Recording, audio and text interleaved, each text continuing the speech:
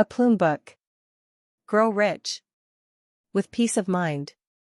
Napoleon Hill was born into poverty in 1883, and achieved great success as an attorney and journalist. He was an advisor to Andrew Carnegie and Franklin Roosevelt. With Carnegie's help, he formulated a philosophy of success, drawing on the thoughts and experiences of a multitude of rags-to-riches tycoons.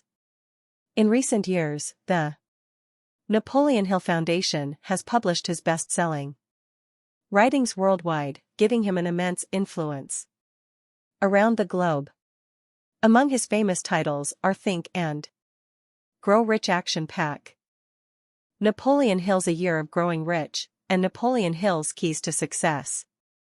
Grow rich. With peace of mind. Napoleon Hill. Preface. Napoleon Hill as a youth was no different from most young people today. He associated success with money in his early career. He wanted to be important, with a display of opulence.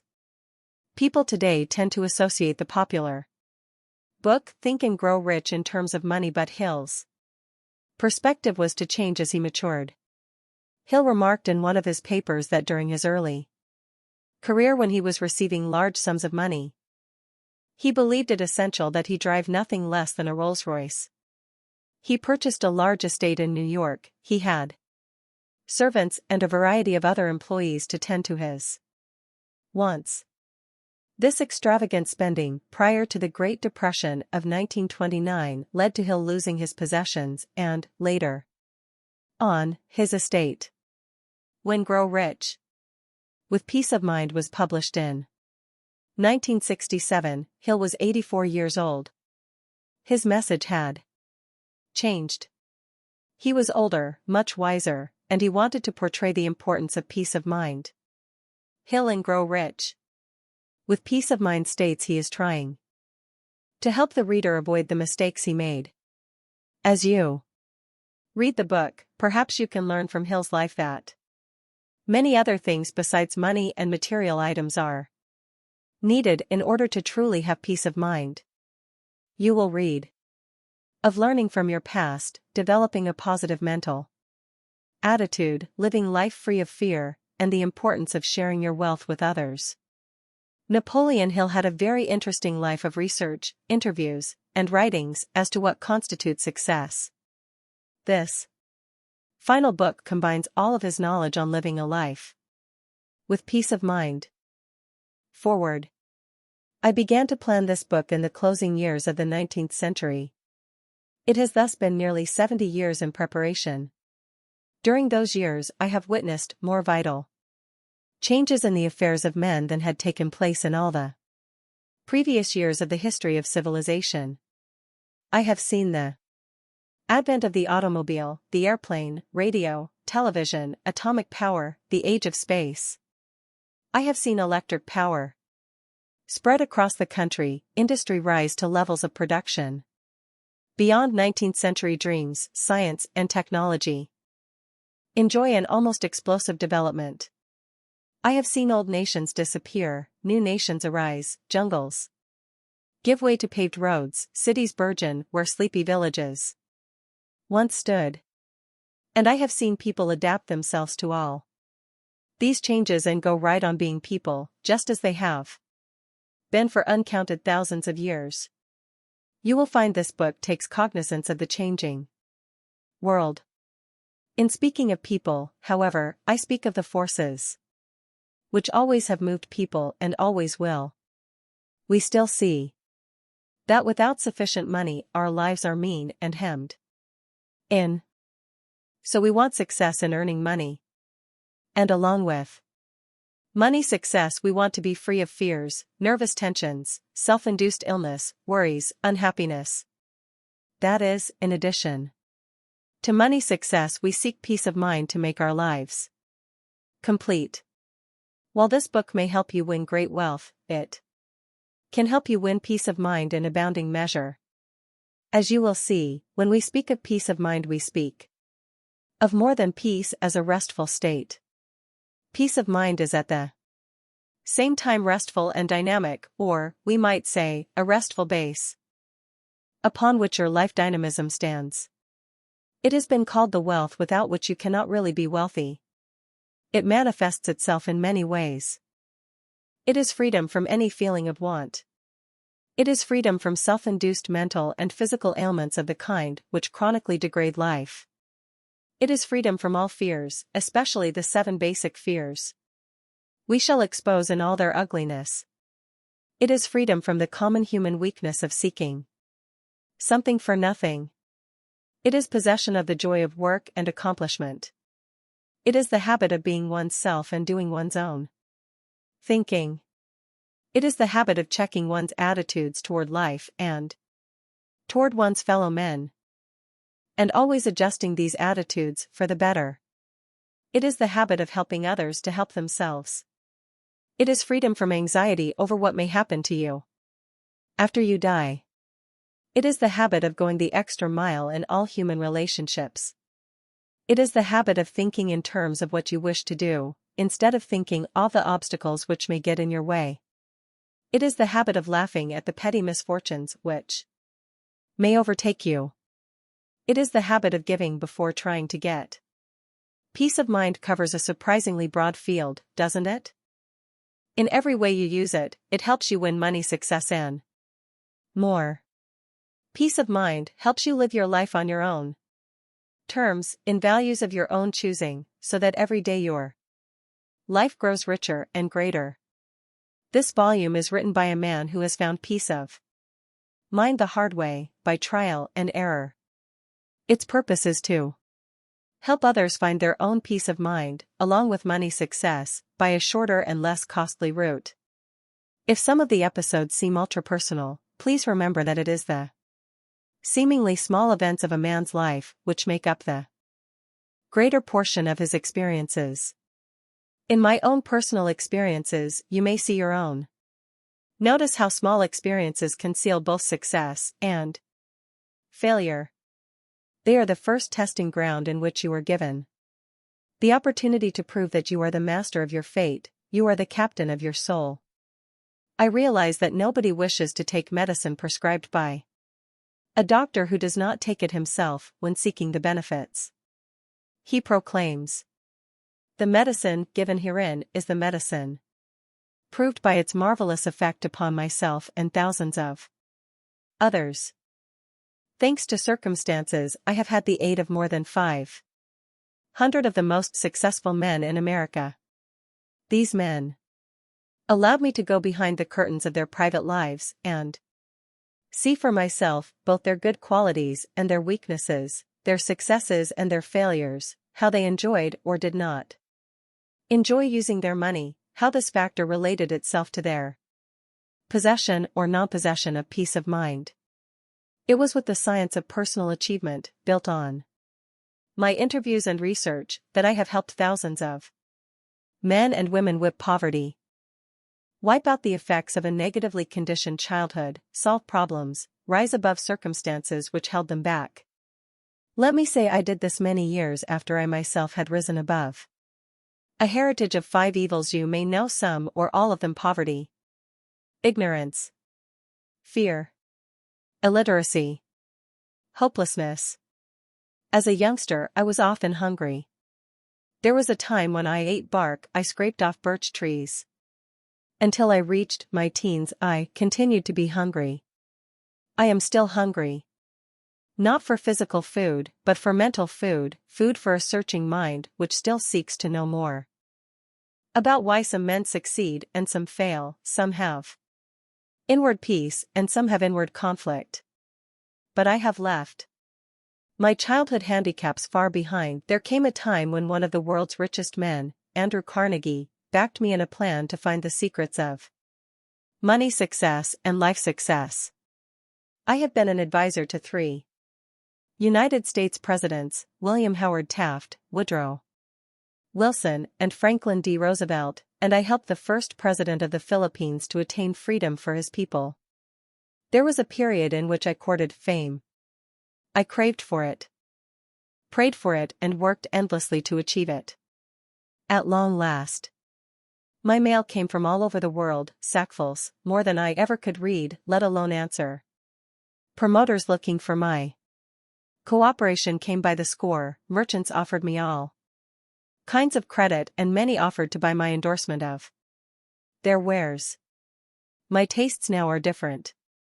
It was when I found that if I wanted any sleep I could not have a telephone registered in my name that I began to appreciate peace of mind.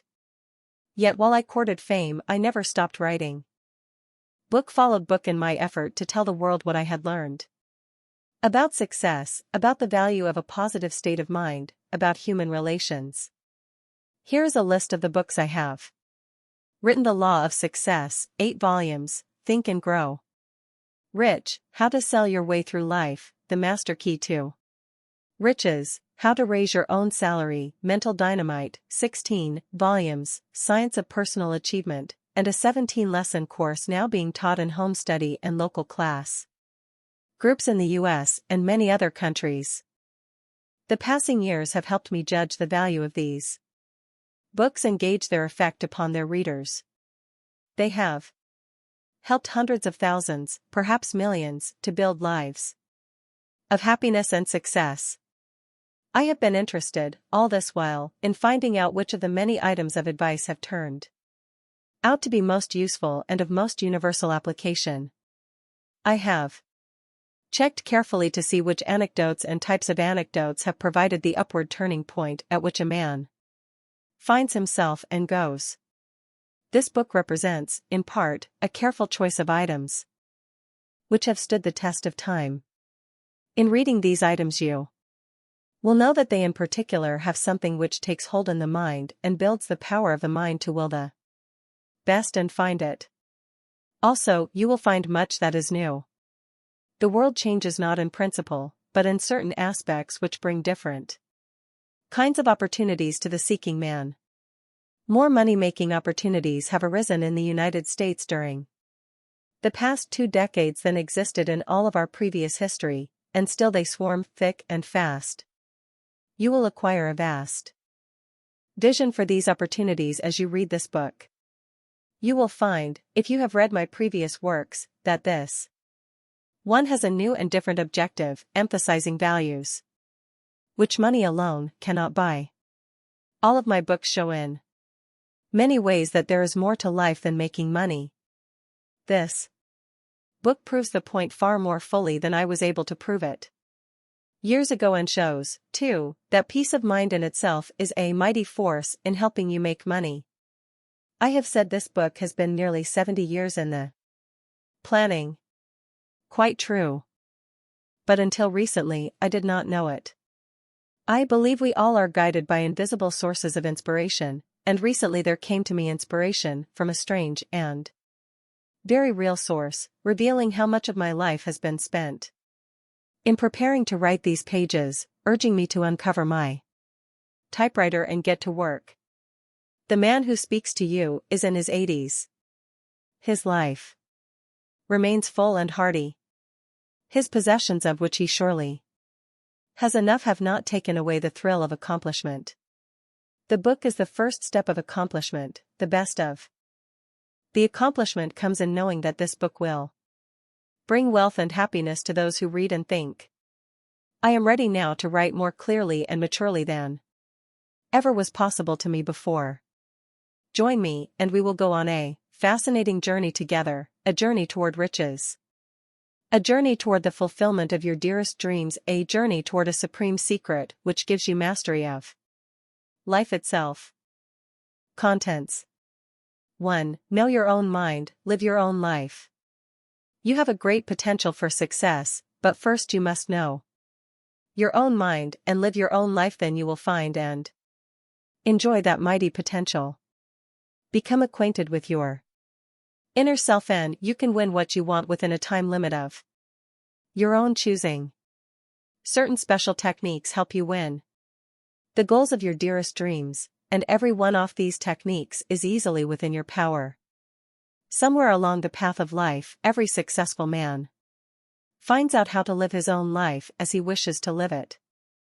The younger you are when you discover this mighty power, the more likely you are to live successfully and happily. Yet, even in later years, many make the great change from letting others make them what they are, to making sure that they make their lives to their own liking. The Creator gave man the prerogative of power over his own mind. It must have been the Creator's purpose to encourage man to live his own life, think his own thoughts, find his own goals, and achieve them. Simply by exercising this profound prerogative you can bring abundance into your life. And with it know the greatest wealth of all, peace of mind, without which there can be no real happiness. You live in a world filled with outside influences which impinge upon you. You are influenced by other people's acts and wishes, by law and custom, by your duties and your responsibilities. Everything you do has some effect upon others, as do their actions upon you. And yet you must find out how to live your own life, use your own mind, go on toward the dream you wish to make real and solid. Know thyself, said the ancient Greek philosophers. And this remains key advice for the man who would be in all ways wealthy. Without knowing yourself and being yourself, you cannot truly use the one great secret which gives you power to mold your future and make life carry you the way you want to go. Let us then take off on our trip to Happy Valley. Do not think of me as a backseat driver. Rather, you are at the wheel and I merely call your attention to a trustworthy road map whereon the main highway is marked beyond question. On your journey to riches and peace of mind, the road grows smoother and straighter as you travel. Never believe you don't have what it takes. Probably you are reading under an electric light. You know that Thomas A. Edison gave the first practical electric light to the world. But did you know that Edison was thrown out of school in the early grades after his teacher decided he had an addled mind and could not take schooling? This then was the impact of another person's opinion upon Thomas Edison to let him know with the voice of authority that he didn't have what it takes to absorb even a primary education. Where would he have been if he had allowed this directive to take charge of his thinking? Fortunately for him and fortunately for the world, Edison decided to live his own life. Through early adversity, Edison discovered something he might never have learned through formal schooling.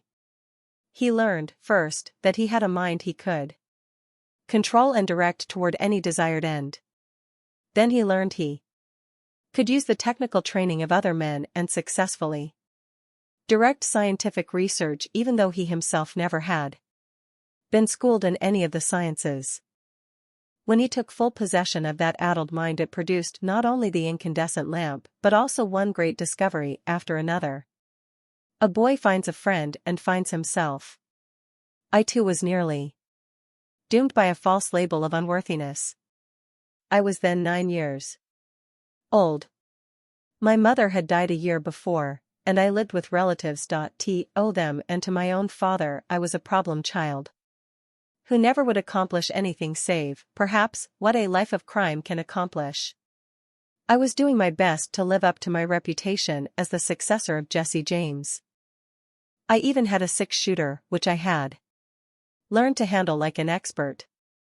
Then a certain woman came upon the scene and she changed my life. That woman was my stepmother. Long before she arrived, I had been thoroughly conditioned by my relatives to hate her. I found this very easy to do. She arrived, and my father brought her to our house where the relatives had gathered to meet her. He introduced her all around. At length he found me, where I stood in a comber doing my very best to look tough. And here, said my father, is your stepson, Napoleon. Beyond doubt the meanest boy in Wise County. We don't expect much good from him. I wouldn't be surprised if he starts throwing rocks at you by tomorrow morning. At that moment, I believe my life hung in the balance. It was a wise and wonderful woman who placed her hand under my stubborn chin and raised my head so that she could look me squarely in the eyes. She said only a few words, but they lifted me onto an entirely new level. Turning to my father, my stepmother said, "You are wrong about this boy. He is not the meanest boy in Wise County or anywhere else. He is a very alert and intelligent boy, and all he needs is some worthy objective toward which to direct his very good mind." That was the first time in my life that anyone had said anything good about me. I straightened up, threw out my chest, and grinned. Then and there I sensed that that woman who had come to take my mother's place, as my relatives referred to her, was one of those rare people who can help others find the best that is in them. That was the end of my six-shooter days. Increasingly finding myself as I grew older, I discovered my talent for writing. My stepmother helped me master the typewriter. With the aid of the typewriter, I became a writer for newspapers. Through that experience, I qualified to interview successful men, and thus I came to sit down with Andrew Carnegie. Out of that interview, which ran on through the better part of 3 days and nights, came my commitment to search out the secret of successful achievement, not merely as a matter of words, but as a pattern of definite action in the lives of men who have achieved great wealth. Out of this grew the organization of the science of personal achievement, which has reverberated around the world, bringing prosperity and peace of mind to millions of men and women. Great artists also live their own lives, or they could not be great. One of the great opera stars of all time, Madame Schumann Heink, as a young girl, went to a music teacher to have her voice tested. He listened a few minutes, then said brusquely, "That's enough. Go back to your sewing machine. You may become a first-class seamstress. A singer, no. Remember." That was the voice of authority speaking. The girl could have been forgiven for deciding then and there that she would never sing again. Yet she had and kept possession of her own mind. She became all the more determined that she would learn to sing, and to sing well. This she did, and the world became richer. So it has been with many another case in which great personal talent might have been lost forever if the possessor of that talent had not felt it, even when the experts said it was not there. Adversity? It's a tonic, not a stumbling block. Every adversity carries the seed of an equal or greater benefit.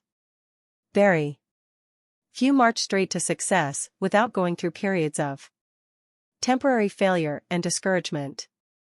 Yet when you are in possession of your inner self, there is no such thing as a knockout blow. You may be knocked down, but you can bounce right back. You may detour on rough roads, but you always can find your way back to the paved highway. You may think this applies only to simple matters. Think, then, of the infinitely complex matter of winning the independence of a colonial territory, and not only that, but of focusing the many scattered influences which make sure you become the country's first president. In 1910, I became the personal counselor of Manuel L. Quezon. I not only counseled him politically, but, perhaps more importantly, I taught him the science of personal achievement, which then was quite new. Senor Quezon was the first president of the Philippine Islands when they gained their freedom. In 1910, however, that time was far in the future. The goal of freeing his people possessed Quezon's mind, and he saw himself as the first president of the new nation. I assured him he could realize both ambitions, yet we knew that such great events do not come to pass overnight. There is a well-recognized power in setting up a definite goal. Few, however, realize the power of setting a realistic time limit in which one intends to attain that goal. After having counseled Senor Quezon for some years, I induced him to set a definite time limit for freeing the Philippines and becoming the new nation's leader. I also prepared an affirmation which he repeated to himself daily. It closed with a statement of this nature: I will allow no person's opinion, no influence to enter my mind which does not harmonize with my purpose. Both the time limit and the affirmation were of great help to Cason in knowing his own mind and keeping his own direction in the face of the enormous difficulties which beset him. 24 years and 6 months from the day Cason began to use the science of personal achievement, he became the first president of the Free Philippine Islands. Coincidence? Coincidence despite a world war which intervened and many other factors which were not foreseeable. I do not think it was a coincidence, for I have seen this principle of personal achievement work for so many people in so many different situations that coincidence must be ruled out. We shall touch upon the principle again. Right now I shall tell you about just one man, presently doing business in Chicago, who has used it with notable success. Clement Stone was in high school when he discovered his own goals, his own direction in which the powers of his own mind would take him. Soon he was selling insurance at such a rate that he made more money than his teachers. Today, his fortune is estimated at more than $160 million, and it is increasing rapidly. In 1939, however, he faced disaster. At that time he was the head of an agency representing a big casualty company, which sold a special accident and health policy. One day the parent company pulled the string and terminated his contract with 2 weeks' notice. Mr. Stone did not have large reserves. It was imperative to keep that contract going. He spent 45 minutes in refreshing his contact with his inner self, then he decided that within those critical 2 weeks he would persuade the casualty company it was against their own best interest to terminate his contract. The company had very cogent reasons for ending the contract. Nevertheless, they did change their minds as he wished them to, and Stone kept on marching toward his fortune. He then decided that by 1956 he would own his own big health and accident insurance company. By 1956 he did. He decided that by 1956 he would have $10 million of his own. He did. I heard recently that Mr. Stone has set up a lifetime goal of $600 million. I do not know his deadline date, but I have no doubt that on or before that date he will have the stated sum, and further, that he will use a good part of it as he always has used his money to benefit mankind.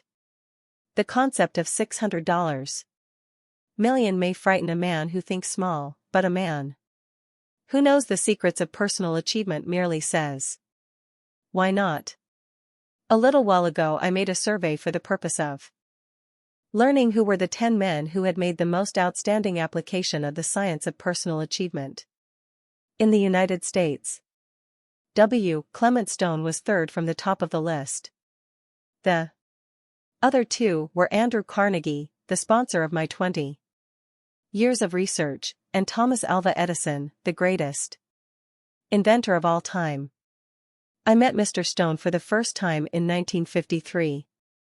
It was then that I began to unravel the dramatic story of his rise to fame and fortune, starting in business for himself with only $100 in cash and a copy of my most popular book, Think and Grow Rich. I was so intrigued by the effective application Stone had made of my success philosophy that I accepted his offer to help him take the science of personal achievement to his entire insurance personnel.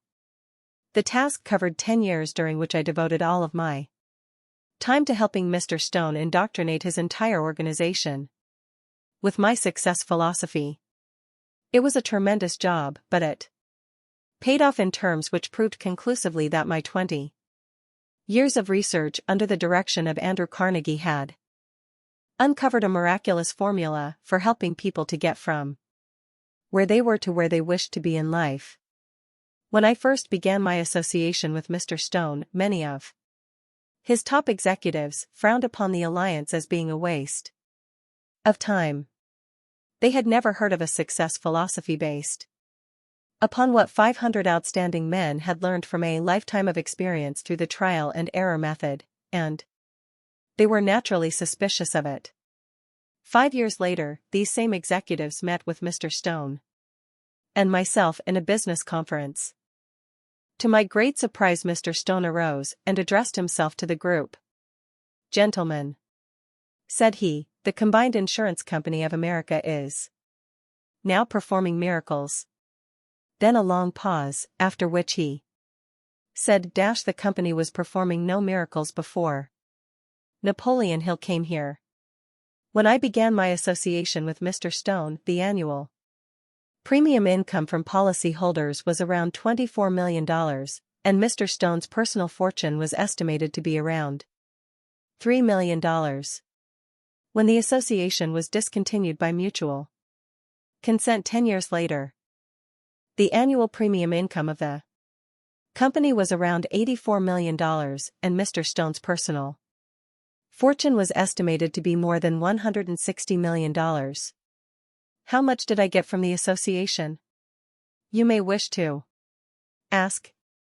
The cash I received was negligible in comparison with that which Mr. Stone received, but I was not working for monetary reward. I was after something far greater than that which could have been gained by any amount of money, for I had proved during those 10 years of association with Mr. Stone that the science of personal achievement could perform miracles for those who embraced it and made intelligent application of it.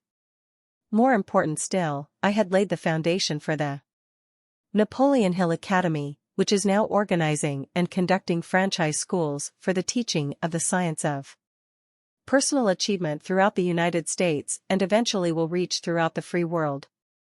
The far-flung significance of these schools may be brought into understandable focus by the fact that the science of personal achievement has turned out to be a perfect antidote for communism, something I had not anticipated when I began the organization of the philosophy in 1908.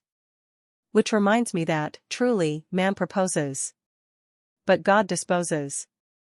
It may well be that the science of personal achievement will become a strong factor in neutralizing the cancerous evil known as communism, which now threatens the liberty of all mankind.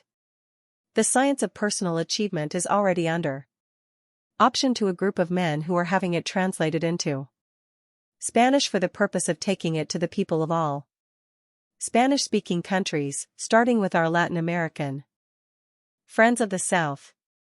I plan eventually to have the philosophy translated into all the major languages of the world. So, who is wise enough to say what I got from my 10 years of association with W. Clement Stone, or wise enough to understand the hand of fate which brought the two of us together? The dramatic story of Arnold Reed. Arnold Reed is another insurance executive whose life story and its relation to the science of personal achievement parallels that of W. Clement Stone. In many respects his story, as it related to the success philosophy, is more dramatic than the Stone story. Mr. Reed was a top-ranking life insurance salesman, with a record of sales production seldom equaled by anyone in this field. Mr. Reed's sales started at around $1 million annually and pyramided upward far beyond this amount. He was associated with an insurance company headed by a man whom he regarded as his personal friend. Unfortunately, or was it? Arnold had not read carefully the fine print of his contract with the company, for he learned later that it contained a clause which deprived him of his renewal premium commissions, the one factor in the insurance salesman's work which gives him his greatest incentive to do a good job. This discovery shocked Arnold so severely that he went home and went to bed, refusing to eat or to communicate with his friends. Doctors were called in to diagnose his ailment, but not one of them could find anything wrong with him physically. It was not his body that was sick, it was his soul, for the Shock he had experienced through the perfidy of his friend had cut the line of communication between him and the source of inspiration which had made him a great life insurance salesman, that source which alone can make men truly great. Slowly but surely Arnold Reed was dying. His ailment was one that no doctor could cure. The doctors who had attended him knew this and frankly admitted they could offer no hope. Then a miracle happened. A friend of Arnold's, who had long been a student of my success philosophy, visited Arnold and presented him with Think and Grow Rich. Here is a book, he told Arnold, which has worked wonders for me, and I want you to read it. Arnold took the book, threw it on the bed beside him and turned away without comment. Hours later, he picked up the book, opened it and, lo, something in it caught his eye and he read it through. Then he read it again, and on the third time around he felt the surge of a power which he readily recognized as one which could bring him out of the dungeon of despair into which he had fallen.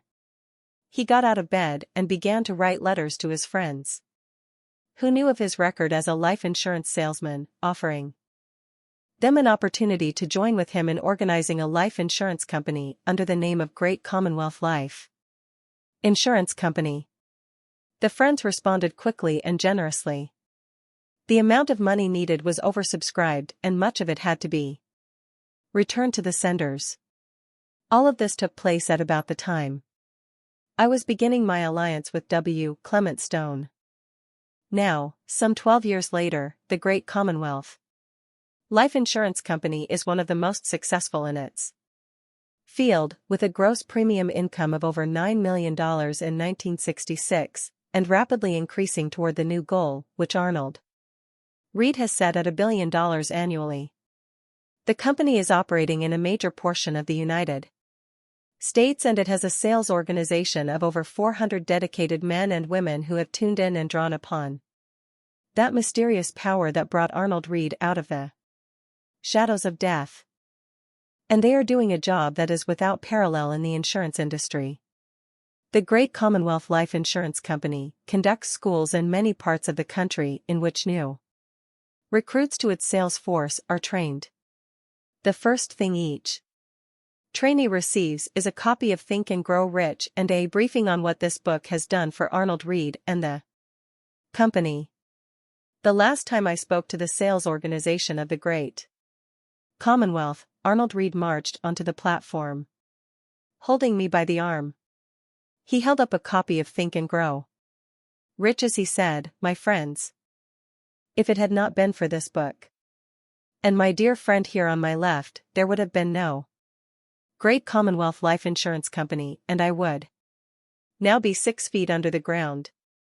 It was the shortest and the most dramatic introduction I had ever experienced, and it filled me so deeply with emotion that I could hardly begin my speech. Arnold Reed is a truly great leader of men, as evidenced by the phenomenal record he has established with Great Commonwealth.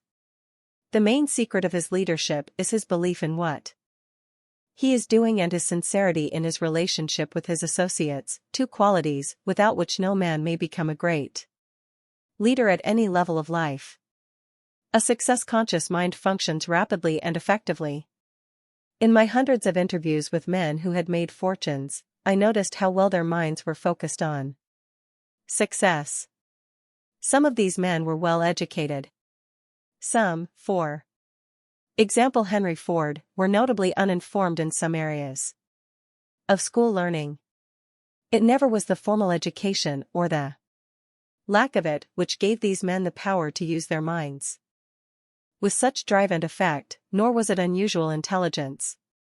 What was it, then, which impelled their minds to seize upon great goals, then winnow all the circumstances of life and make use of what could help them achieve their ambitions? It was success consciousness. First you must know your own mind, then you find success consciousness. When Henry Ford mastered the art of making a good, inexpensive automobile, he still went on using his success consciousness.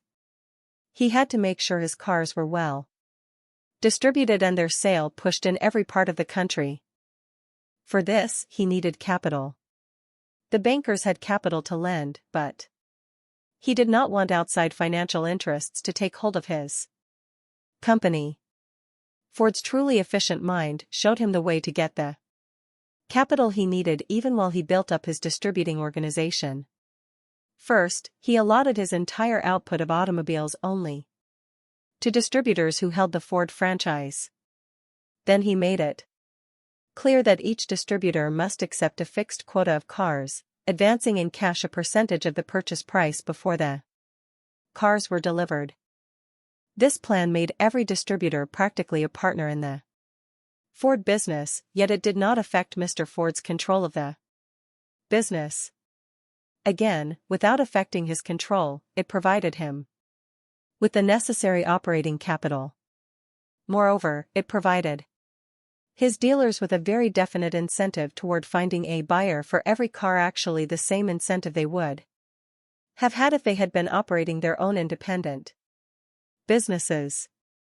I have heard it said that this plan worked a hardship on some of the Ford distributors.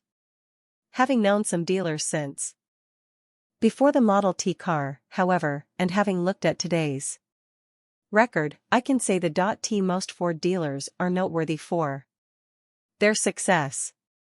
Two bicycle mechanics, Orville and Wilbur Wright, gave the world its first successful airplane. What kept their minds clicking, caused them first to build the world's first wind tunnel, caused them to find a secret of wingtip control which nobody else had thought of? What caused them to surmount limitations of material and of power which still make that first flight look impossible? First, they took control of their own minds and their own lives, then they were guided by the success consciousness which always follows. Is today's world different? Only in some details. Take such a device as a memory core, a tiny magnetic gadget which operates by the thousands in many modem computers. The Wright brothers did not know of such things, nor did Henry Ford or Andrew Carnegie or Thomas Edison. A young man named Merlin Michelson, in 1955, looked at the rapidly dawning computer age and saw what every age offers: a need and a way to fill it. He started to manufacture memory cores in his basement. His first investment in tools and supplies came to $7.21. His first employees were friends and neighboring housewives who pitched in. Today, not yet 40, Mr. Michelson still makes memory cores. He is president and 75% owner of a $16 million company, and the company stock he holds is worth about $47 million. Can success consciousness be instilled into a mind already filled with a record of failure? When you come to know your own mind and live your own life, you can wipe out a record of failure just as surely as you can erase the message on a tape recorder, leaving a wonderfully receptive tape or mind to receive new and better impressions. Some people have been able to do this for themselves. Others need help. I well remember a man I helped to find himself. As you will see, I got him started, and once he knew where he was going, he did the rest. This was a dead broke man just out of the army. I believe he used the army as a refuge, but eventually he was back in civilian clothes, looking for a job. The mere mention of hard time seemed to be enough to flatten him. He was shabby. He was hungry. He was willing to settle for crumbs if only he could get them. He came to see me about finding work. At the outset, he announced, "All I want is a place to sleep and enough to eat." A place to sleep and enough to eat in a world that throbs with riches. Something prompted me to ask, why settle for a meal ticket? How would you like to become a millionaire? He looked at me with glassy eyes, swaying. Please don't joke with me. I assure you I'm serious. Every man has some kind of assets, and every man can turn his assets into $1 million. Or many millions if he uses them correctly. He sighed. What do you mean by assets? I have a nickel in my pocket. Bring your mind around to the positive side, I said, and you have the most important asset you'll ever have. We'll work on that. Now let's take inventory of your skills. Sit down, we'll talk better. What did you do in the army? He had been a cook. Before going into the army he had been a fuller brush salesman. He was a good cook, I discovered. But obviously he had not been a good salesman. Still, he knew something about selling, and in talking to him, I discovered he still wanted to sell. At the outset, however, he had no belief he ever could become a good salesman. The memory of past failures inhibited him, and I had to help him break those self-inflicted mental blocks and see, not what he had been, but what he could be. We talked for some time, and meanwhile my own mind was busily at work. My mind was not weakened by hunger and hopelessness. There had been a time when my mind had known as much despair as did his, but now I was filled with success consciousness. Questing about, my uninhibited mind remembered that special new kinds of cookware were now being developed. A new kind of cookware of great benefit to the housewife, a man who could think about cooking and even demonstrate, a man who could be made into a good salesman, and there we had the winning combination. Suppose you represented a company that makes a new kind of aluminum cookware, I said. This cookware offers many advantages. It should be seen in action, then it will practically sell itself. Any housewife, for a small consideration, say, some free pots or pans for her own use, should be glad to invite her neighbors in for a home-cooked dinner. You cook that dinner with the special cookware, and after dinner, you take orders for complete, matched sets. If 20 ladies are present, I'm sure you could induce half of them to purchase. Some of these would be eager to run similar dinner parties in their own homes. The business would become self-perpetuating. Sounds okay, my young soldier friend replied. But where am I going to sleep meanwhile? And where am I going to eat? And where am I going to get a few clean shirts and a new suit? Not to mention the question of where I am going to get some money or credit to get started on? Such questions are typical of a mind which does not yet know itself, and so sums up all the obstacles rather than looking directly at the goal. Get yourself into the right frame of mind, I said, and you will either find what you need or find a way to do without and still achieve your goal. When your mind can truly picture a desired goal and feel success consciousness driving it toward that goal, you can win that goal. Let us put aside all other matters and investigate your state of mind. Actually, the young man was very close to having the desired positive state of mind. I waited till I was sure he had it, however. Then I said he was a good risk, and I gave him the use of our guest room and his meals.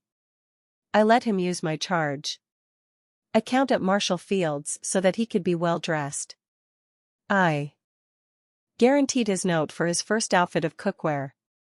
During his first week, he cleared nearly $100 in profit. The second week he doubled that amount. In a little while he began to train other men and women whom he managed. Most of all, he instilled in them the success consciousness which now had full hold of his mind, and as they prospered, so did he. At the end of 4 years, the young man who had been so hungry and broken-spirited, so very far from being a millionaire, was worth more than $4 million. Moreover, his newly keen and efficient mind had perfected a home demonstration selling plan which now nets millions of dollars annually to a large corps of salespeople. When the bells of heaven ring with joy, when a man finds his own mind and fills it with successful consciousness, or When another man helps him do so, I fancy that the bells of heaven ring with joy. Here is one more soul who is broken. The chains forged by his fearful imagination. Now you can see why I chose to begin this book by revealing what it means to take possession of your own mind, live your own life. Find your real self that has no limitations. When you do this, you have an asset worth whatever values you choose to make it worth. Think again of what is involved in creating an independent nation. Think of ancient India with its teeming millions, under British rule, for generation after generation. Think of the Mahatma Gandhi, a man who had no money, controlled no army, did not own a house, did not even own a pair of pants. Yet he had an asset which was greater than all the might of the British Empire, the capacity to take possession of his own mind and direct it toward purposes of his own choosing. He chose to free India, and he lived to see the achievement of his purpose. Thanks to the influence of Mahatma Gandhi, my science of personal achievement now has many millions of followers in India. Whether your goal is money, the well-being of others, or a combination of these as well, it may be know that there is nothing beyond the power of a mind that knows itself and believes in its own capabilities. The spiritual defenses within the castle of your mind. I have purposely used the word defenses in order to call your attention to its varying meanings. A mind that is on the defensive is not an open mind. It is more likely to be a frightened mind, full of excuses and evasions, and hardly capable of lifting its possessor's eyes to the far horizons of accomplishment. Speaking of spiritual defenses, then, I speak of nothing that is negative, rather I speak of certain areas within which one may withdraw and thus become more completely oneself. Every successful person I have known has surrounded himself with these spiritual defenses in one way or another. I adopted the system and have found it invaluable. Here is how it works. Consider your mind to be laid out in the pattern of some medieval castles. At the center there is a tower, or keep, which is impregnable as it can be made. Going outward from the keep you would come to a wall not so formidable, and again going outward you would come to another wall which serves as the first line of defense. A person approaching the castle first would have to pass the outer wall. This wall of spiritual defense in your mind need not be very high.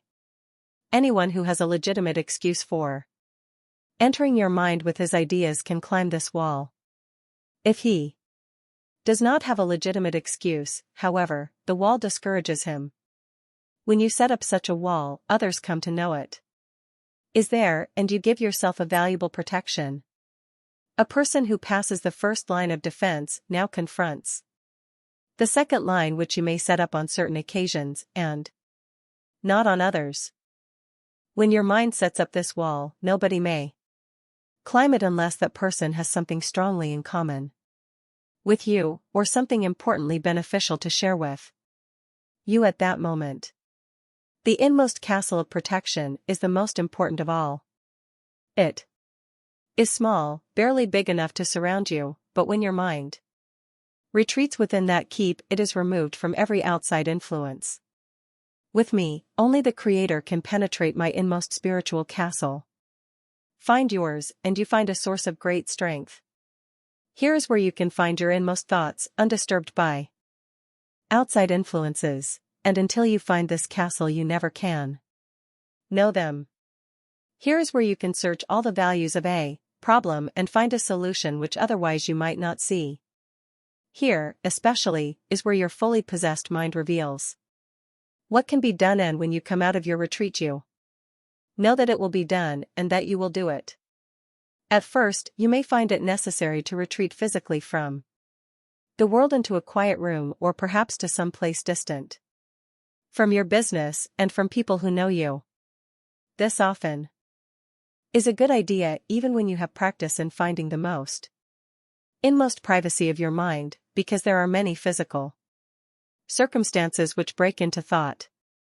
When you have several times retreated to your thick-walled keep, however, you will find you can enter it for a few seconds, even in the midst of others who are talking all around you. I have seen many successful men do this, and thus illustrate some of the power to which they owe their success. It is a great renewer of the spirit, a kind of recharge of ability and self-confidence and abiding faith. All that I have to say in this book is keyed to one supreme secret. This secret has been strongly sketched in throughout this chapter. You have seen it, and already it is beginning to penetrate your subconscious mind, which never forgets. Checking on Chapter 1. Never believe you don't have what it takes. A man who succeeds in life must know where he is going, must fully possess his own mind and believe with full faith that this is it. Knowing this, he can shunt aside any outside influences which may attempt to discourage him. Even the voice of authority, speaking to a child, cannot prevail against a mind that knows itself. Even a child who is a potential criminal can be directed toward an honest and successful life when you show him his own vast potential for making good. Adversity? It's a tonic, not a stumbling block. Life often brings hardship and discouragement, but a mind that knows itself becomes filled with success consciousness that never is lost. You can help yourself by setting up a time limit within which you will achieve great goals. Even an unforeseeable world war did not prove a great enough obstacle to prevail against this mighty personal achievement technique. A success-conscious mind functions rapidly and effectively. Once you fill your mind with your self-directed success consciousness, you achieve a level of mind efficiency which does not depend on formal education. Seeing your preferred goal ahead of you, you are magnificently able to find ways to get what you want. For a pioneer of the automobile age or a pioneer in the construction of modern computer parts, the principle which makes your mind work rapidly and effectively is always the same. Can success consciousness be instilled into another's mind? Even the most discouraged and beaten man can have all his success potential revived when another mind, full of success consciousness, evokes the same great power in his belief in success, not in obstacles to success, can spread from one mind to another until millions share the same great goal. The spiritual defenses within the castle of your mind. Within your own mind, you can set up 3 spiritual walls, which are stronger than stone. Within these walls, your mind can know itself and be itself and still absorb all the good, constructive influences you wish to bring in. You will be proof against unwanted negative influences, time wasting, and the like. Within your innermost wall, you will always have the means to renew your spirit, recharge your confidence and faith. 2. Close the doors on your past. Whenever you meet a misfortune, put it into your past. Keep your mind upon future achievement, and you will find that mistakes of the past often work to fill the future with good fortune. Your wealth and your peace of mind are strongly connected with each other. Even at the lowest level jobs, your success waits within your own mind. Add value to your work and you set in motion the forces that make the concepts of your mind turn into the realities of living. When I was still a poor youth in Wise County, Virginia, I invested 25 cents in a raffle ticket. The prize was a horse and I won.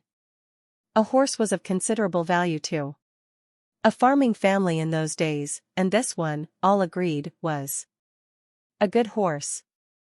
Filled with pride, I led him horn.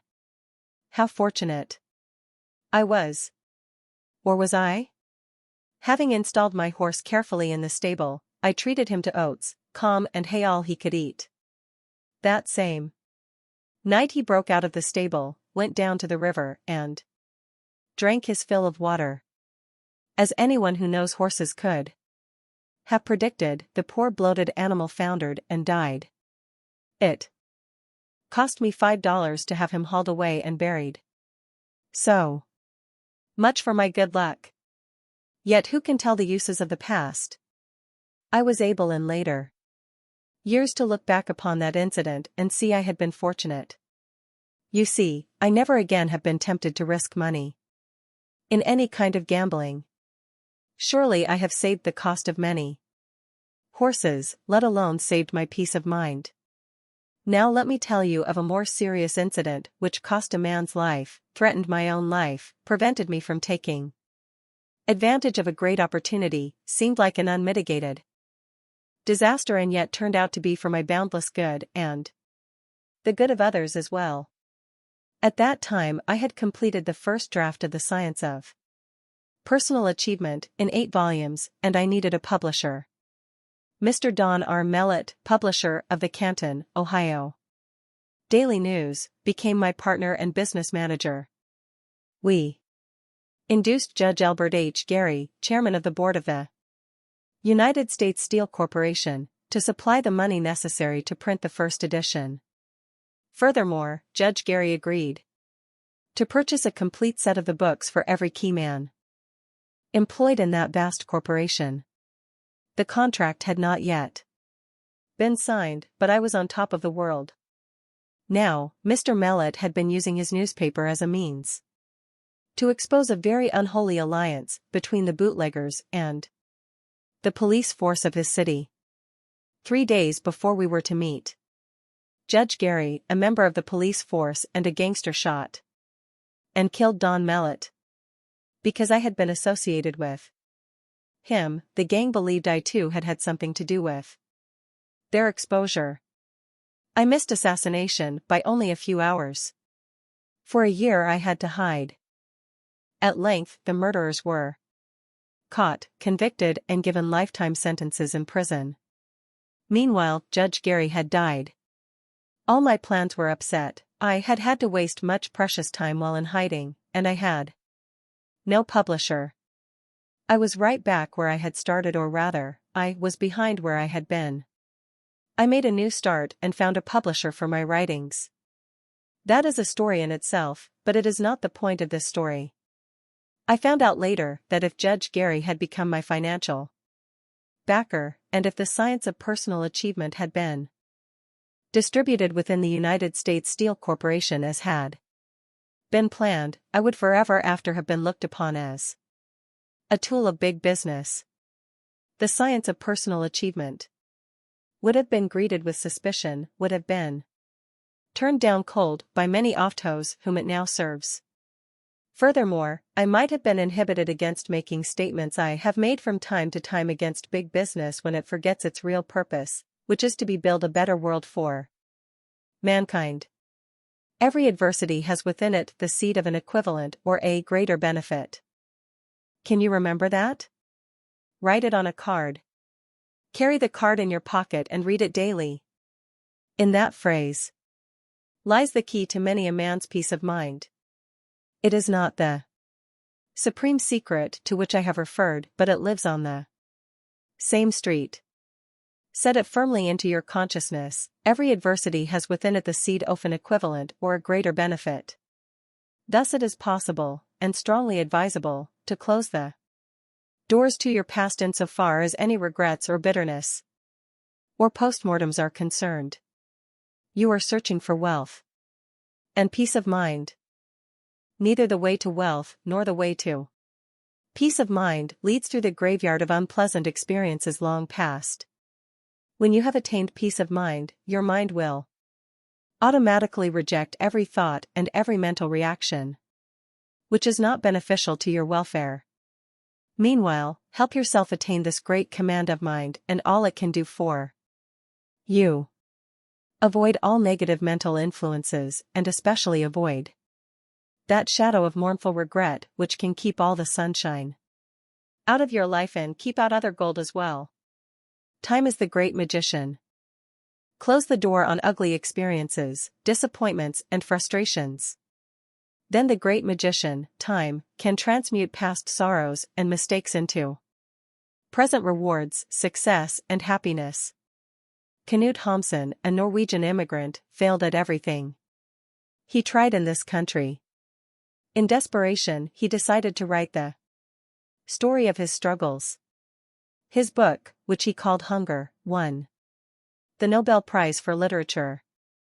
Hamsun's terrible experiences at length had made him a rich and famous man.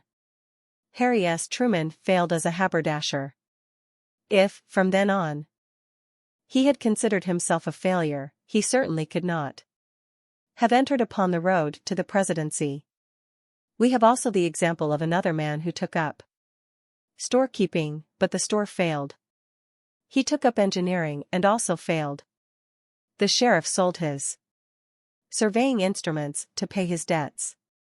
He joined a group of soldiers in an Indian war and had the rank of captain. His record as a soldier was so poor that he was reduced to the rank of private and sent home. He was passionately in love and engaged to be married. The girl died and left him in a terrible state of shock. He took up law. He won few cases.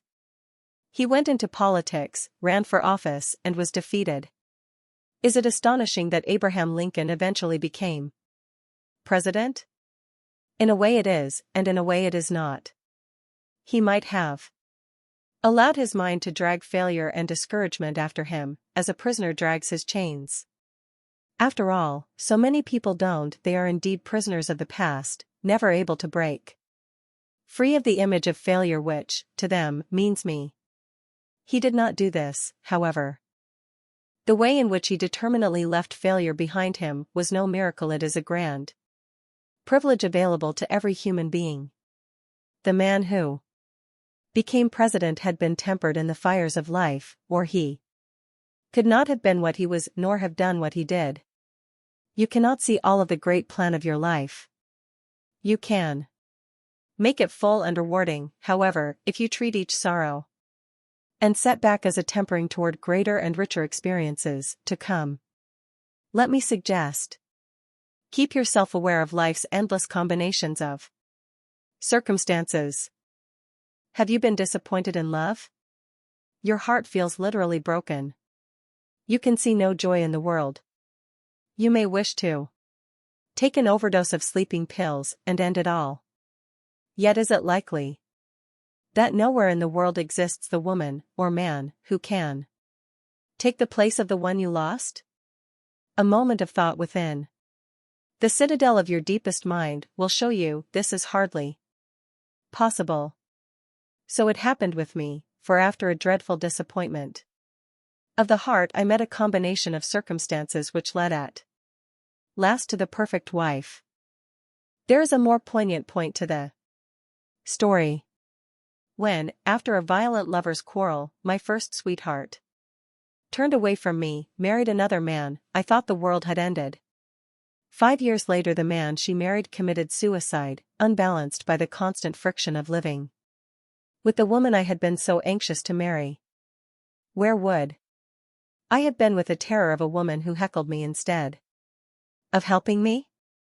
Every adversity has within it the seed of an equivalent or greater benefit. Remember that even a condition which the world calls handicap, you can call benefit and make it truly so. I have mentioned that Thomas A. Edison had little formal schooling. W. Clement Stone, the highly successful insurance man, was a high school dropout. So many men have succeeded despite the lack of book learning that, without in the least downgrading education, we may say the lack of it need not be a handicap. It depends on the man. But what of Edison's deafness? Surely a very marginal ability to hear is a handicap. But again it depends on the man. Edison as a boy had been a candy butcher on trains. Once a man lifted him and his entire load of candy onto a train by his ears, and that was the beginning of the end of his hearing. He could have dwelt all his life on this cruel and damaging experience. Like many another, he could have put his major energies into bewailing his fate, but he didn't. When I visited him, he was dependent upon a hearing aid, a primitive thing by today's standards. When I was sure we understood each other's minds, I asked him if he had not found his deafness a great handicap. He replied, "To the contrary. Deafness has been a great help to me. It has saved me from having to listen to a lot of worthless chatter, and it has taught me to hear from within." Anyone who wants peace of mind should remember those last 3 words. By transmuting his affliction into a benefit, Mr. Edison learned how to tune in on all the subtle power which waits within every mind. He felt, too, that he heard, from within, the voice of an infinite intelligence and received guidance from an infallible source. Every adversity has within it the seed of an equivalent or greater benefit. When you speak of failure, you attract failure. When you speak of success, you attract success. I once made a survey of more than 30,000 men and women to ascertain their staying qualities in the face of failure and defeat.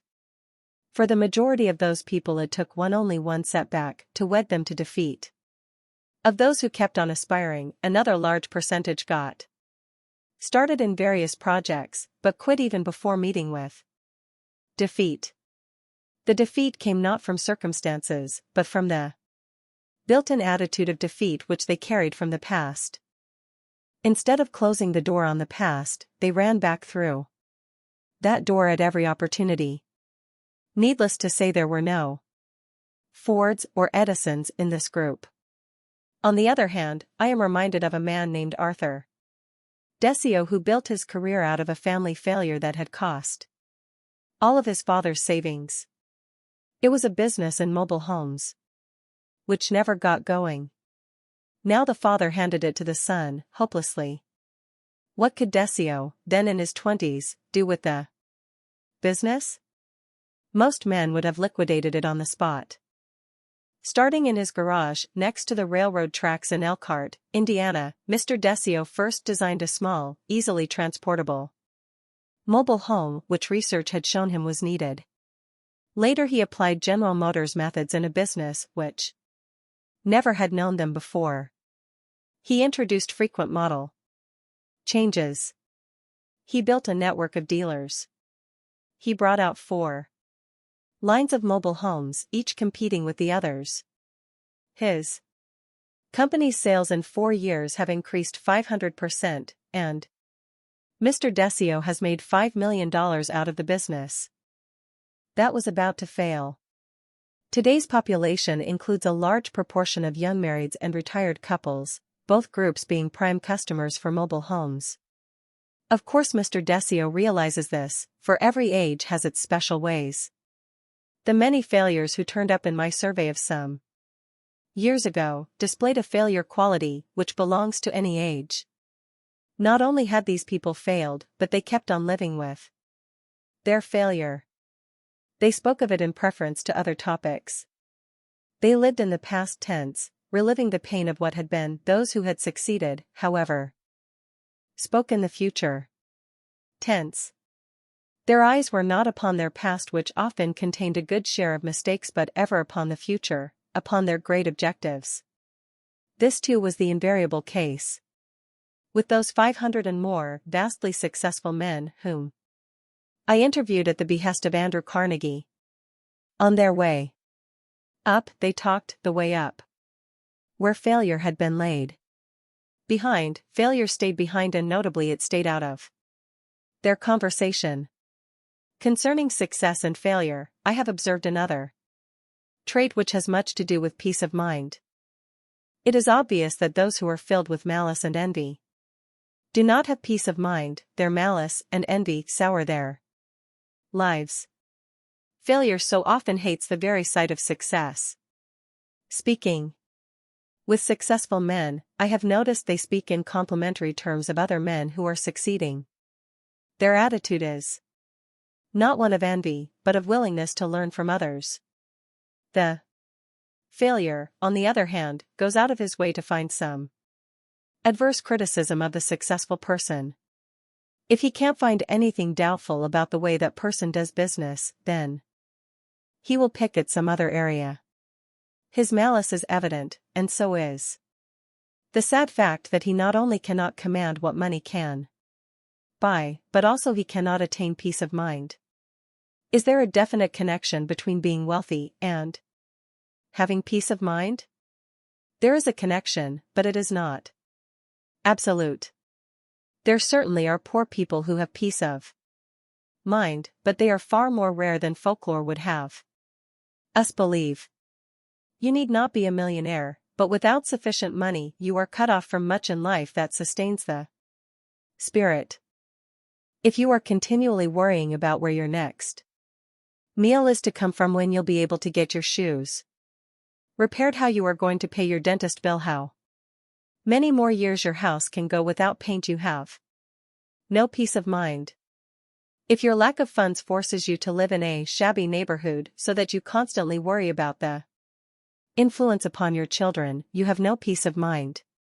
If you cannot occasionally buy and cherish something that is beautiful, if you cannot afford a vacation you really enjoy, if you cannot partake of a motion picture or a stage show which you know is very much worthwhile, your mind does not have the chance to satisfy itself.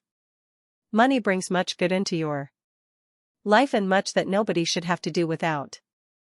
It is no surprise that there are many rich people who enjoy peace of mind. But there are many who do not. If main purpose of a fortune is to make its possessor worry about keeping his fortune, peace of mind goes out the window. One of the failures which have illuminated my knowledge and strengthened my soul came when I was quite wealthy. I simply became poor, quite poor. The circumstances are revealing. Perhaps as a compensation for the dirt poor days of my youth, I became enamored of big houses, big cars, lush acreage, and similar symbols of wealth. Perhaps I was merely in line with my times, which seemed to demand that when a man had money, he had to display it. Today's millionaires are much less ostentatious. At any rate, my books were selling well, I had made a name. As a trainer of salesmen, other enterprises prospered, and so it seemed imperative that I must drive a Rolls-Royce. Soon I had a pair of Rolls-Royces. Soon after this, I cradled my cars in a big garage on a large estate in the Catskill Mountains, north of New York City. I saw that estate as a monument to my achievements. The estate called for servants, for a maintenance staff, for foremen over the maintenance men. It called for lavish dinner parties, the expense of which would have made John D. Rockefeller groan. Once I gave out a general invitation to a barbecue dinner, expecting that perhaps 100 people would show up. Over 3,000 attended. The highway was tied up with a traffic jam for 2 miles each way, and the traffic patrolman never did forgive me. The clubhouse on the estate could sleep 40 guests in comfort and was seldom without a full load. Once the overflow swept into my private quarters. I arrived home hoping for some peace of mind and found a stranger asleep in my bed. Moreover, he had appropriated the only pair of pajamas I had available. Let us draw the curtain on the Hill estate. It went for a song shortly after the crash of '29. When I got over the initial shock, how relieved I felt. How peaceful, how newly powerful was the mind which had been overlaid with worry. 3 of my friends, whose combined assets were less than the amount I lost when I lost my estate, did not have faith in the great principle that every adversity has within it the seed of an equivalent benefit. One jumped off a high building on Wall Street, one fired a bullet into his brain, and the third man was hauled out of the Hudson River 6 weeks after he had jumped in. I made money again. Of course I did. The principles of the science of achievement saw to that. My lost estate had not lost with it my knowledge that any goal set up by a human mind can be achieved by that mind's possessor. Ever since, I have lived comfortably but without show. What good is money when it becomes a millstone? Make sure your work and your money benefit someone besides yourself. One of the positive results that came after I had firmly closed the door on my experiences in the Catskill Mountains was this: I found time in which to write more books. These books have benefited me, and they have benefited mankind, and so they have benefited me with more than money. When Andrew Carnegie decided to use his great wealth to found free libraries, he greatly increased his peace of mind. Henry Ford was pretty tough about giving away his money. When at length he learned it was possible to find people who deserved it and would use it well, I am sure he felt the same quiet satisfaction. There is another important principle which ensures that as your wealth grows, so will your peace of mind. Do not hurt any other person in order that you may succeed. I am thankful I learned this early in life. When a man discovers himself and with it the ways in which he can earn big money, now and then he will see a way to put some extra weight on his side of the scales. Like the butcher's hand which is weighed along with the hamburger, it wouldn't be noticed. I could have added to my wealth by dishonest means on many an occasion, but I would have lost my peace of mind. Among the men I interviewed after I accepted my commission from Andrew Carnegie were several who were little better than pirates of the business world. In most cases I did not know this at the time. Later events often showed how much they had given up when, in effect, they stole from others or ruthlessly ruined others in order to aggrandize themselves. Some went to prison. Some stayed out of prison on legal technicalities, but who has peace of mind when no honest man will look him in the face? Today is the day of the large service corporation, often with a tremendous office staff. A man in a factory is likely to be judged by the kind of work he puts out, but a man in an office can push himself upward with various tricks of personality, tricks of paperwork, tricks of getting the other fellow to assume responsibility for mistakes, and so forth. To step up the ladder by stepping on another man's face is to make a mockery of the money you earn. There is no peace of mind in this, and often there is no health, no ability to be happy, no harmony at home. You can be left with the ability to buy what money can buy, and a degree of unhappiness rather more acute than a beggar's. I have spoken to several men in my classes who confessed they had cut many comers of honesty and business morality. Now they wished to make a new start, but was it possible? When they attained the only true wealth, honestly earned wealth, would they not still be made miserable by the tensions of guilt? I assured them they would not if only they closed the door on the past. Let them consider dishonesty a mistake, even a disaster, but a past disaster. This is an important point with many ramifications. Not necessarily dishonesty, but also any other negative state of mind held in the past can be left in the past just as one leaves physical circumstances. I showed these men that now they were finding a new self. The past could not matter.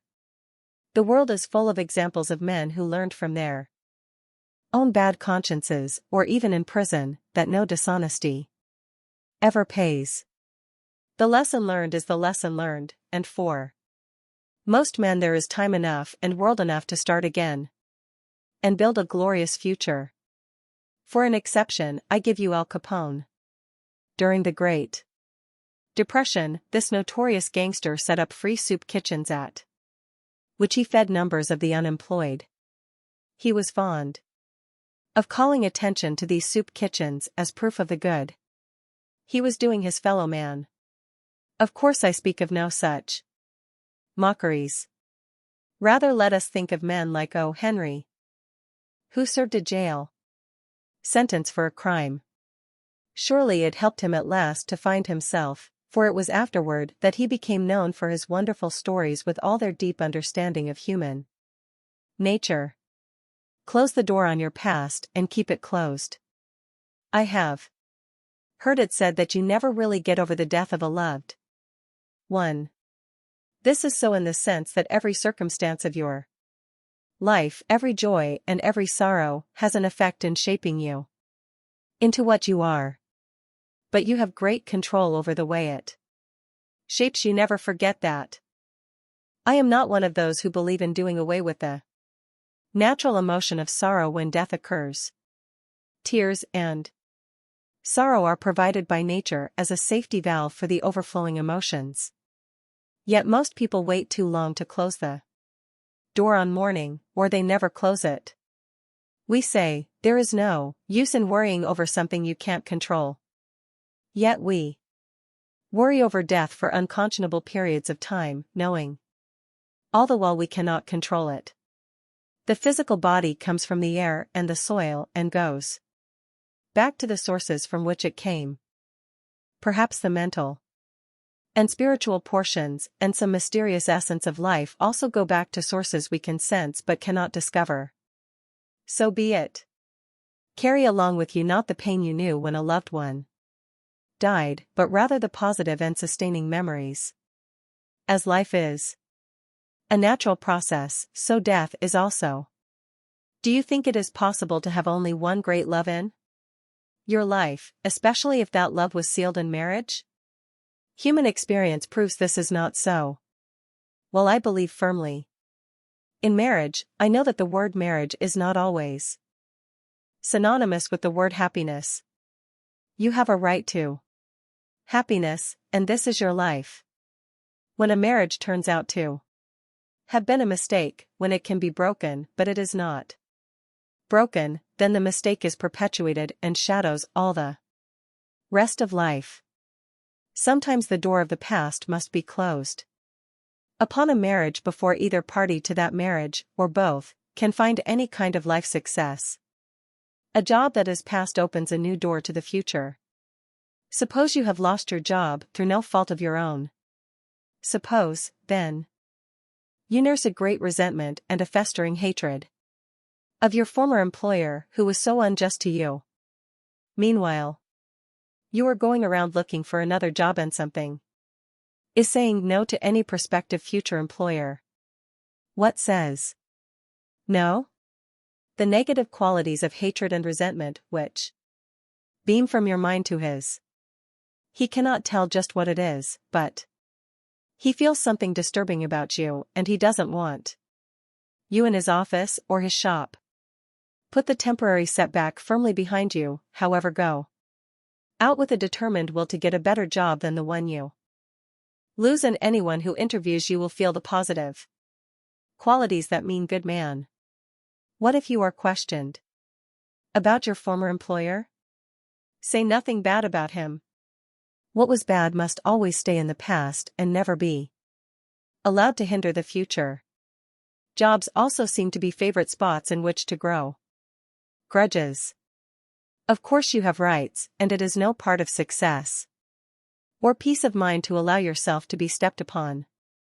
Many little scratches in human relations, however, are nothing but that, just little scratches, and need not be reacted to as though they were deep wounds. How big are you?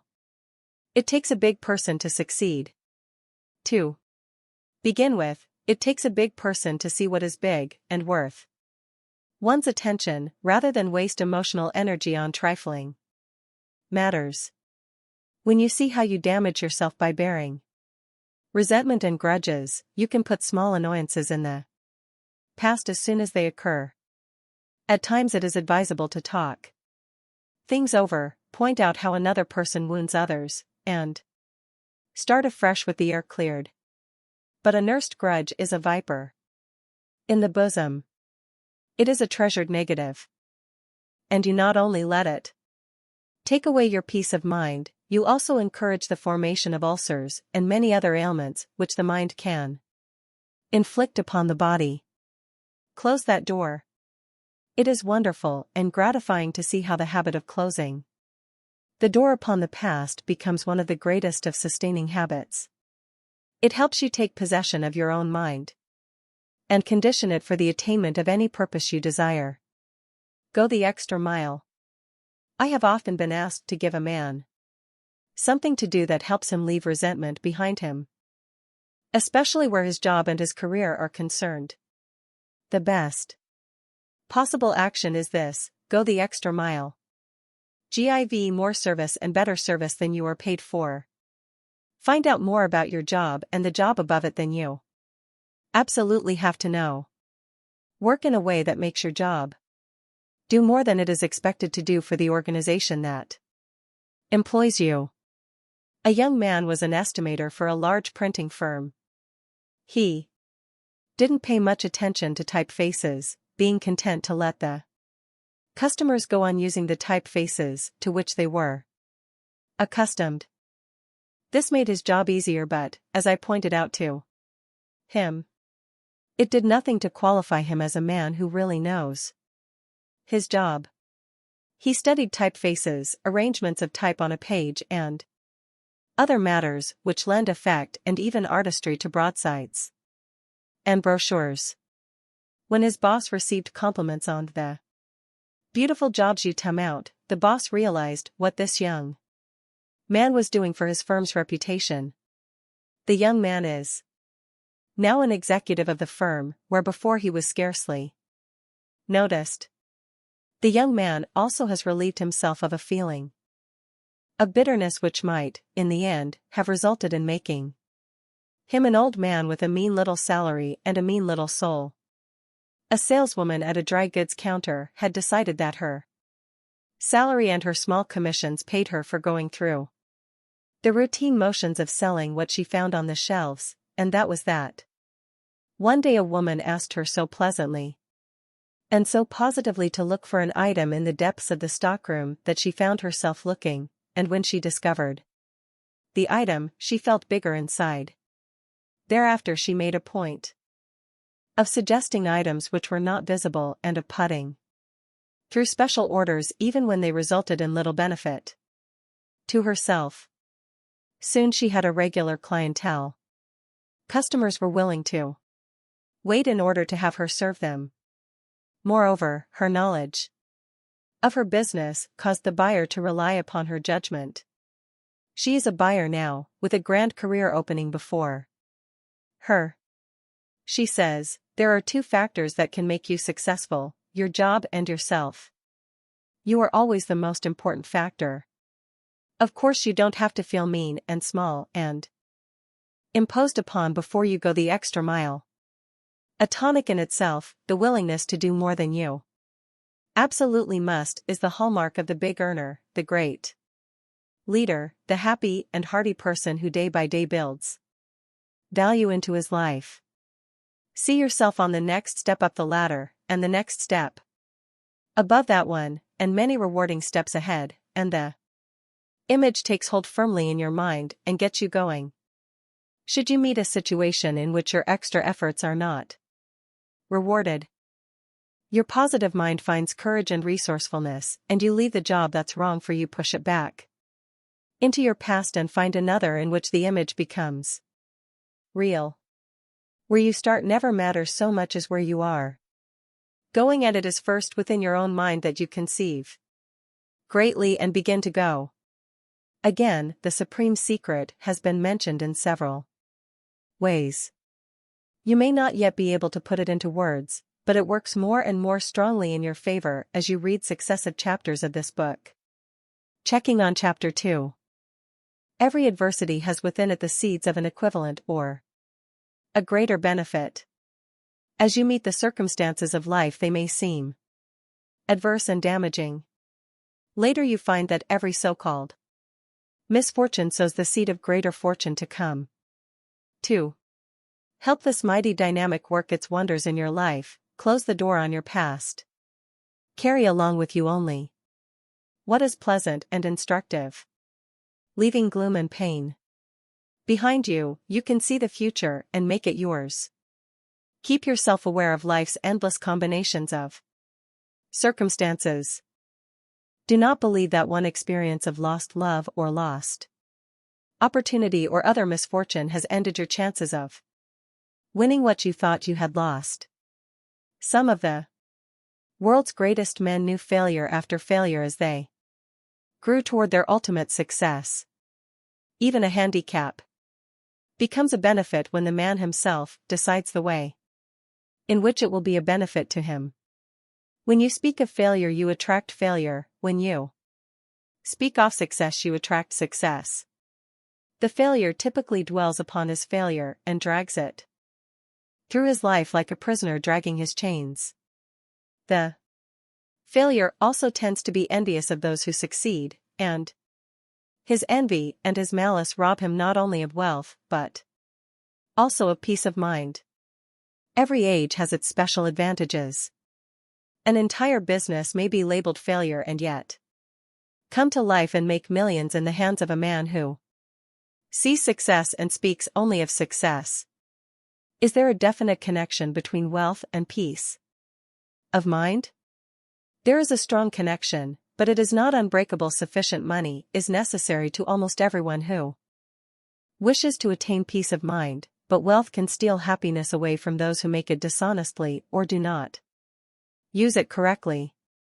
Use your work and your wealth to help others. Above all, make sure that as you climb the ladder of success, you do not step upon anyone else. Cutting the corners of dishonesty sets up a feeling of guilt which can destroy happiness. Even so, one who has erred can put his error firmly in the past, close the door, and go on to great accomplishment. Go the extra mile. In work situations especially, grudges and a feeling of resentment play havoc with the mind's ability to conceive and achieve. Going the extra mile has a tonic effect in relieving the mind of built-in obstacles. Add to your work more than you are paid for. Always qualify yourself for the next step upward and the steps beyond. People who succeed are not people who hold grudges or who withhold their best work, but those who in every act and thought pave their way toward greater things. The basic mental attitude that brings wealth and peace of mind. A life off wealth enjoyed by a mind at peace comes most often to men who maintain a positive mental attitude. With definiteness of purpose, you add great positive power to your own mental attitude, and you can use definite motives to sustain the actions which propel you toward your goal. At the same time, you can set up spiritual guardians to keep your attitudes at a high yes level, avoid conflicts off motive, tune in on other positive minds. The computers which are beginning to manage our world are complicated devices. Most of them, however, have a very simple basic principle. They say yes or no. They either open a kind of electrical gate or they keep it closed, and by multiplying this process they can assimilate and select all kinds of information. The mind of man is far more wonderful than any machine. Within it, however, there seems to be a kind of yes-no valve at the focal point of thinking. It is as though your awareness of a circumstance of life sent to your brain by your sight, hearing, and other senses presents itself at the yes-no point to be processed. A person who maintains a positive attitude will find every possible yes in that circumstance and make it part of his life. A person who maintains a negative mental attitude will lean toward the no side, miss much that is good, live with much that is painful and damaging. Nothing but a mental attitude? Nothing but a mental attitude, but it is right there that your success or your failure, your peace of mind or your nervous tension, your tendency toward good health or your tendency toward illness begins. Fortunately, it is possible for anyone to make the change from negativism to positivism, and thus basically condition his brain to bring all that is good in life. Moreover, there are certain control levers which the Creator makes available to us, and it is easy to see how successful people use these levers, once you know what they are. I shall give you some here and some in other chapters so as to reinforce your memory. Now and then you will find repetition of names, facts, and methods in this books, always with a view toward helping you remember. Control your mental attitude with definiteness of purpose. Emerson said, "The world makes way for a man who knows where he is going." Think what it means to know where you are going. Automatically you rid yourself of all kinds of fears and doubts, which may have crept into the making up your mind process. Your purpose is definite and presto, all the limitless forces of your mind focus upon that purpose and no other. Knowing your purpose, you cannot be led astray by circumstances or words which have nothing to do with your purpose. Where, before, a day's work may have contained a good deal of wasted motion, now your efforts are lined up so that each mental or physical motion helps every other motion. You can see the connection with building wealth, for work done well is a basic wealth builder. Now see the connection with peace of mind. A man who works wholeheartedly at his job is not concerned with such matters as finding fault with others, disturbing his conscience by cutting comers in his work, watching the clock and so forth.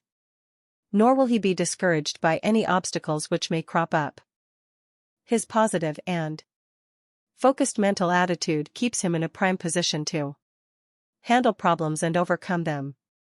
Is this a secret of genius? I have mentioned that many eminently successful men do not possess any greater intelligence than most other men possess.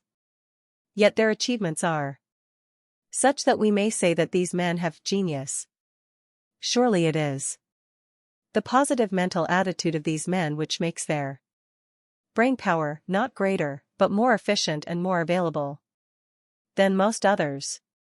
When I spoke to such men as Henry Ford, Andrew Carnegie, and Thomas A. Edison, I spoke with minds free of any fear or doubt that they could do anything they wished to do. I know that Andrew Carnegie was well aware of the need for a positive mental attitude before he undertook to back me. In my success, he really put me on the spot as to my mental attitude. Looking at me shrewdly across his desk, that canny Scot said, "We've talked a long time and I have shown you the greatest opportunity a young man ever had to become famous, rich and useful.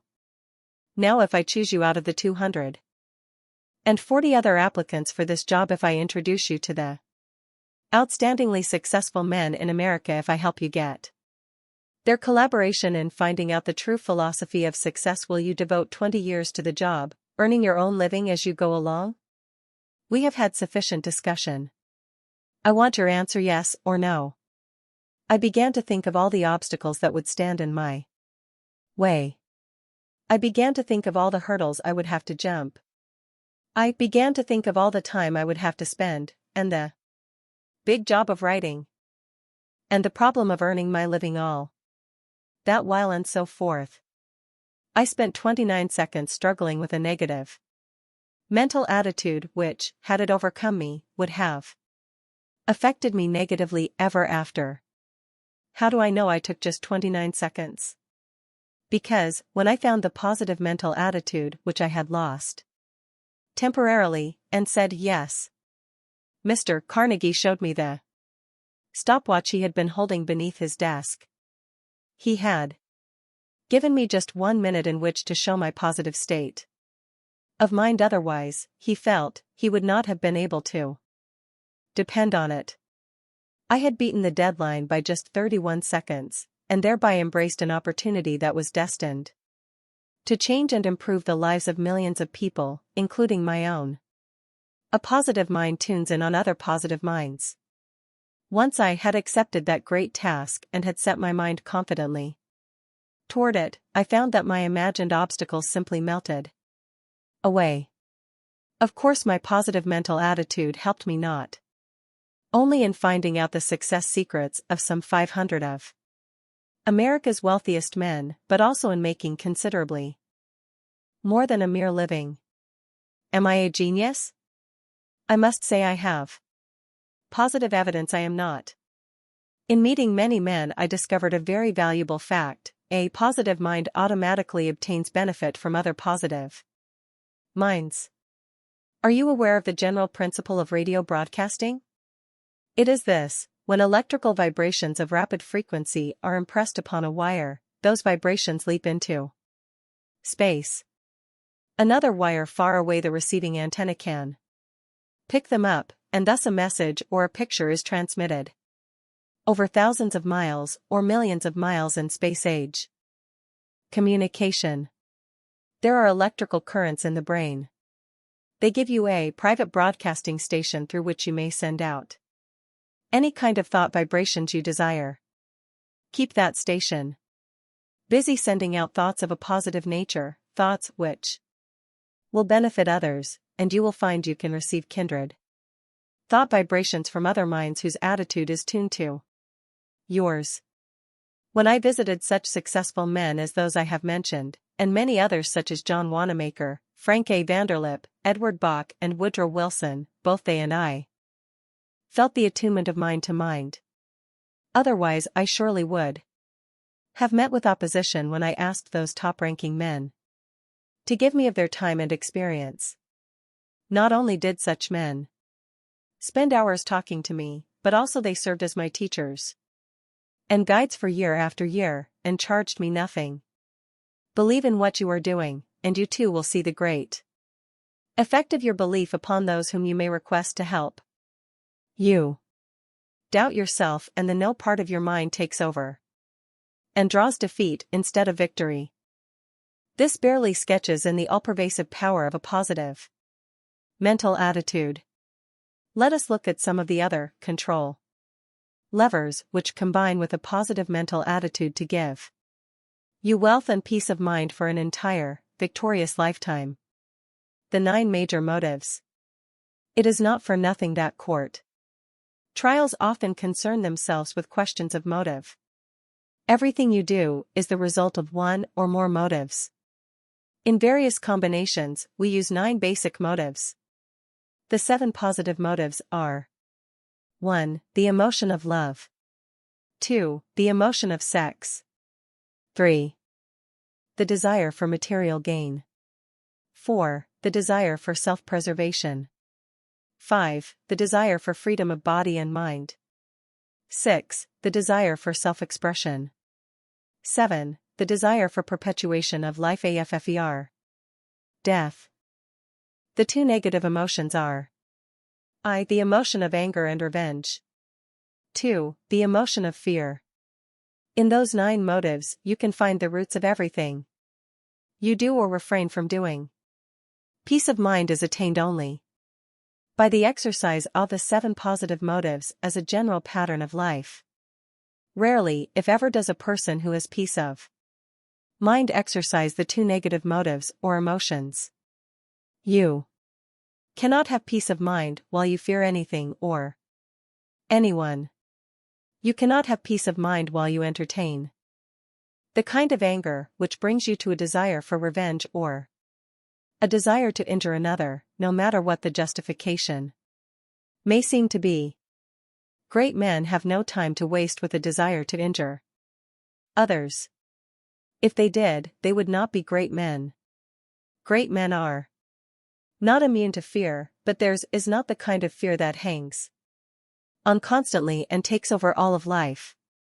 Look to small, mean men to see lifelong patterns of fear and anger. Their minds are so filled with these negative influences that they cannot find the power to shape the circumstances they desire.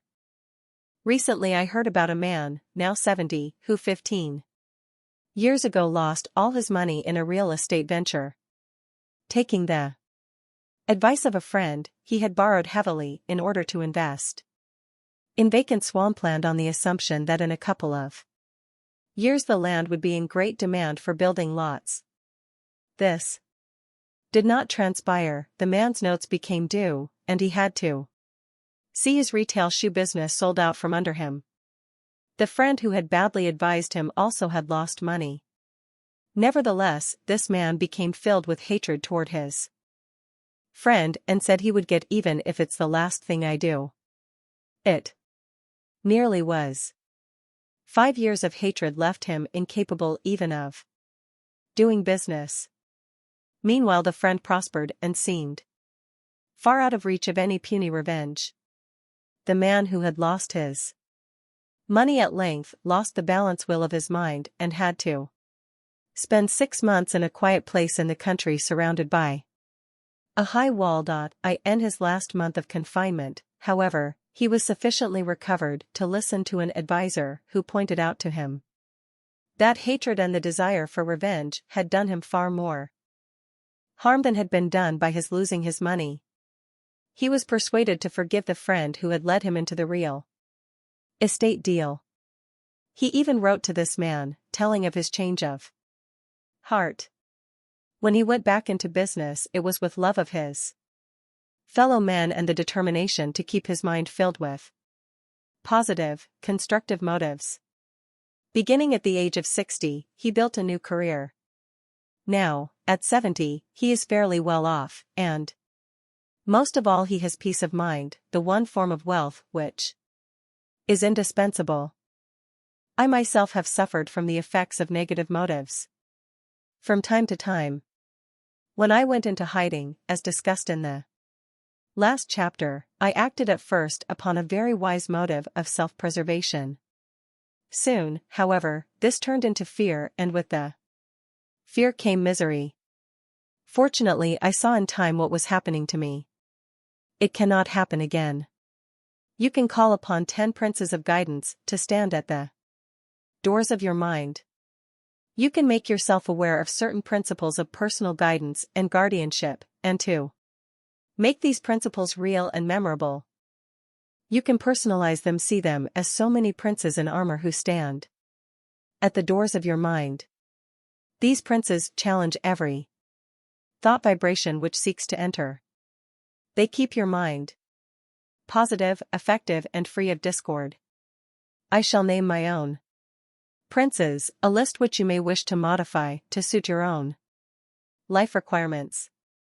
The Prince of Peace of Mind. He stands at the very outer door and asks all callers if they come in peace to share my peace. If not, they are turned away. The Prince of Hope and Faith. He admits only those influences which keep my mind alerted with belief in my mission in life. The Prince of Love and Romance. He brings into my mind only those influences which keep love eternally fresh in my heart. The Prince of Sound Physical Health. He knows the kind of mental influences which can destroy health, and admits only those states of mind which help the body maintain its vigor. The Prince of Financial Security. When I desire him to stand on guard, he admits no thoughts save those which bring me worthy financial benefit. The Prince of Overall Wisdom. He is charged with passing certain thoughts into my store of knowledge when he sees they will benefit me or help me benefit others. The Prince of Patience. He keeps away all impulses to rush, to tackle jobs half prepared, to be in any way impatient with the power of time. The Prince of Norm Hill. Norm Hill is a very personal word I have created for my own use. Combining certain names, it means to me what it cannot mean to any other. Just so, create your own name for your own very personal prince. This prince stands guard along with all the others. The others from time to time may be relieved of duty. For instance, one hardly may wish continually to keep out all thoughts except those which have to do with financial security. Your special personal prince is always there, representing all the special personal influences in your life. Norm Hill is my ambassador at large, who performs services not assigned to the other members of my invisible family of guides. When you have made yourself well aware of your core of spiritual princes, they serve to rally all your forces to solve any problem or to set up special lines of defense. Sometimes I find myself talking to someone whose antagonistic attitude begins to invade my peace of mind. Very well, I send a special alert to the Prince of Peace of Mind. Immediately, he takes charge of the ramparts with doubled strength, and I am calm and in control of my own mind. Once more. Or, let us say, I feel some physical ache or pain. I call upon the Prince of Sound Physical Health to look into the cause, and I get good results. I believe I have received benefits of healing, which are beyond the power of ordinary medical science to explain. My princes of guidance receive a certain compensation for their services. Their pay is my eternal gratitude. Daily I express this gratitude, first to each of the princes individually, then to all of them in their mighty group. You will find this expression of gratitude of great help in keeping your mind alerted to its own powers. I know that if I ever neglect it, I feel a neglect on the part of my princes. When, once again, I make myself aware every day that I have great spiritual forces at my command, there they are once more, as strong as ever. Don't let the motive of material gain conflict with the motive of freedom. Freedom of body is easy to see and understand, but freedom of mind is a subtle matter. Fear and anger put the mind behind bars. Guilt wraps the mind in chains. To add a bit of levity to a serious matter, once there was a man who was encouraged to know himself. Immediately, he handcuffed himself to his bed, so he would not get up and rifle his own pockets during the night. All too often the motive of material gain excellent in itself conflicts with the excellent motive of freedom of body and mind, because in gaining what is material we give up freedom of mind, we load the mind with guilt and fear, because we do not act honestly. In addition, one who makes his money through taking dishonest advantage of his fellow men has cheated himself of the genuine joy which comes with honest success. When you obey the rules of a game and win, you have done something for your soul. When you cheat and win, you only call it winning, but you have really lost instead.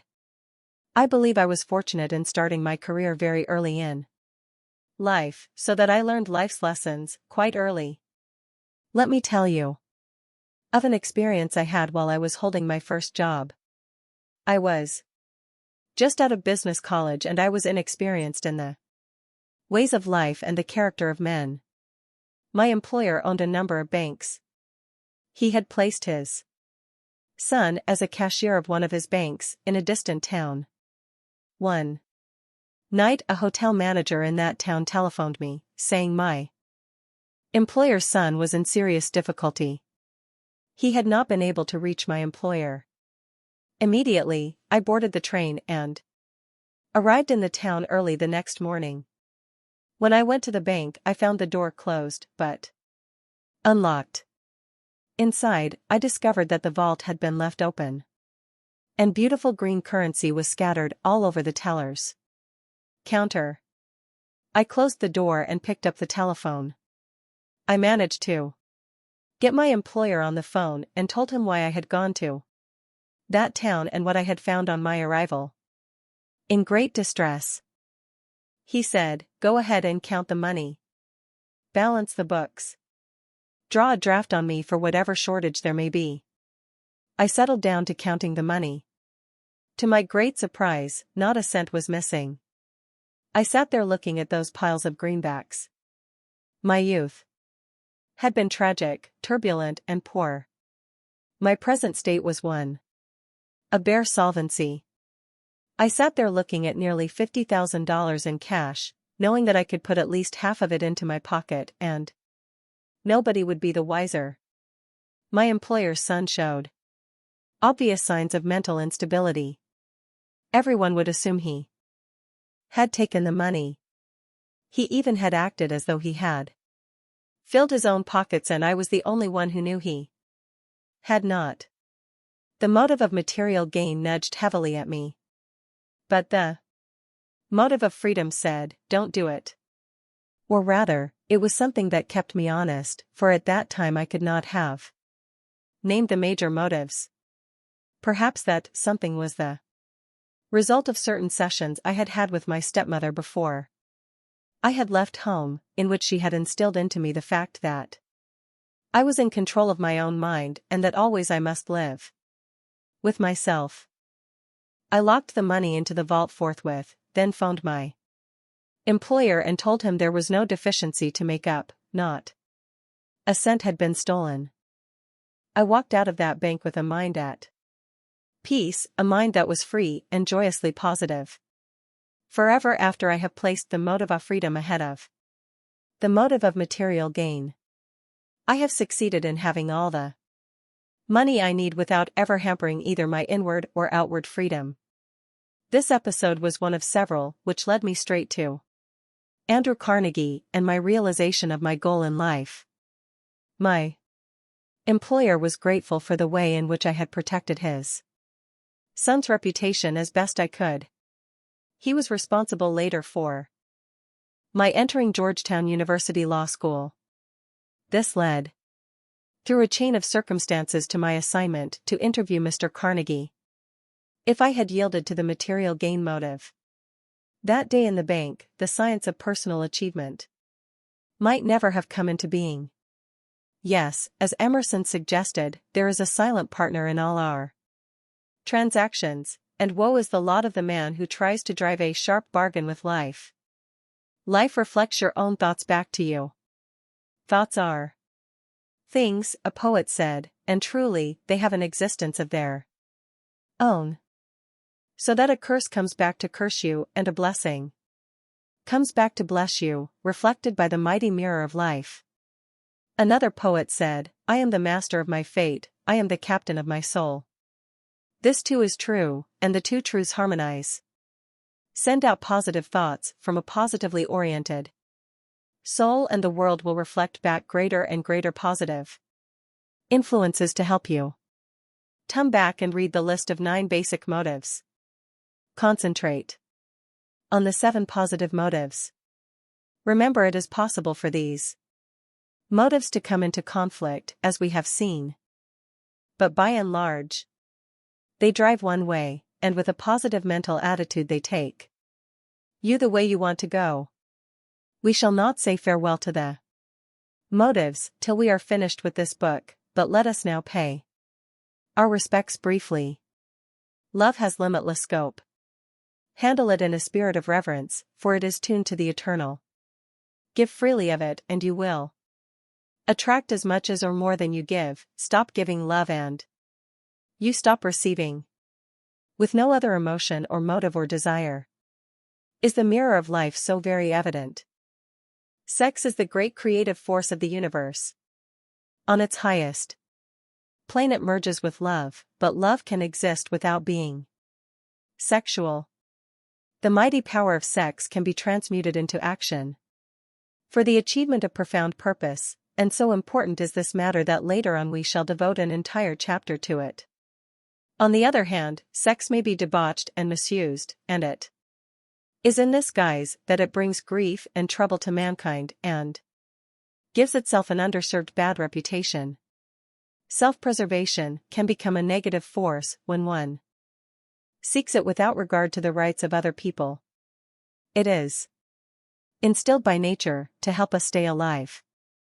Even so, the human being assumes the prerogative of rising above it. When a ship is sinking, it is women and children first, and there are many parallel instances which call forth a nobility in human nature. Self-expression is part of finding one's self. It is part of one's freedom to be one's self. Thus it is positive, constructive, and infinitely valuable. Only make sure that your own means of self-expression do not demean or damage others. Perpetuation of life after death belongs among the earliest beliefs and motives of mankind. It should be bounded by common sense and a true understanding of one's relationship to that change known as death. When wrapped in superstition and fear, this motive leads only to wretchedness. It can turn life into a preparation for death and hamper an entire civilization. The surest way of finding peace of mind The surest way of finding peace of mind is that which helps the greatest number of others to find it. Let this be your guide to your use of the great motivating forces, then you will know you are using them correctly, not corrupting them. Is there peace of mind in prayer? There can be. There should be. But note how many people go to prayer only in the hour of a misfortune, when the motive of fear dominates their minds. The approach must be negative in that case, and so, in terms of peace of mind, the results must be negative as well. Prayers which bring peace of mind proceed from a mind which gives forth a confident message, even though that mind may be afflicted with problems and sorrow. Prayers which free great forces to solve problems are born in minds which know that the problems can be solved once the forces are found and have perfect confidence in the existence of those forces. Along with many others, I see evidence of an intelligence beyond man's.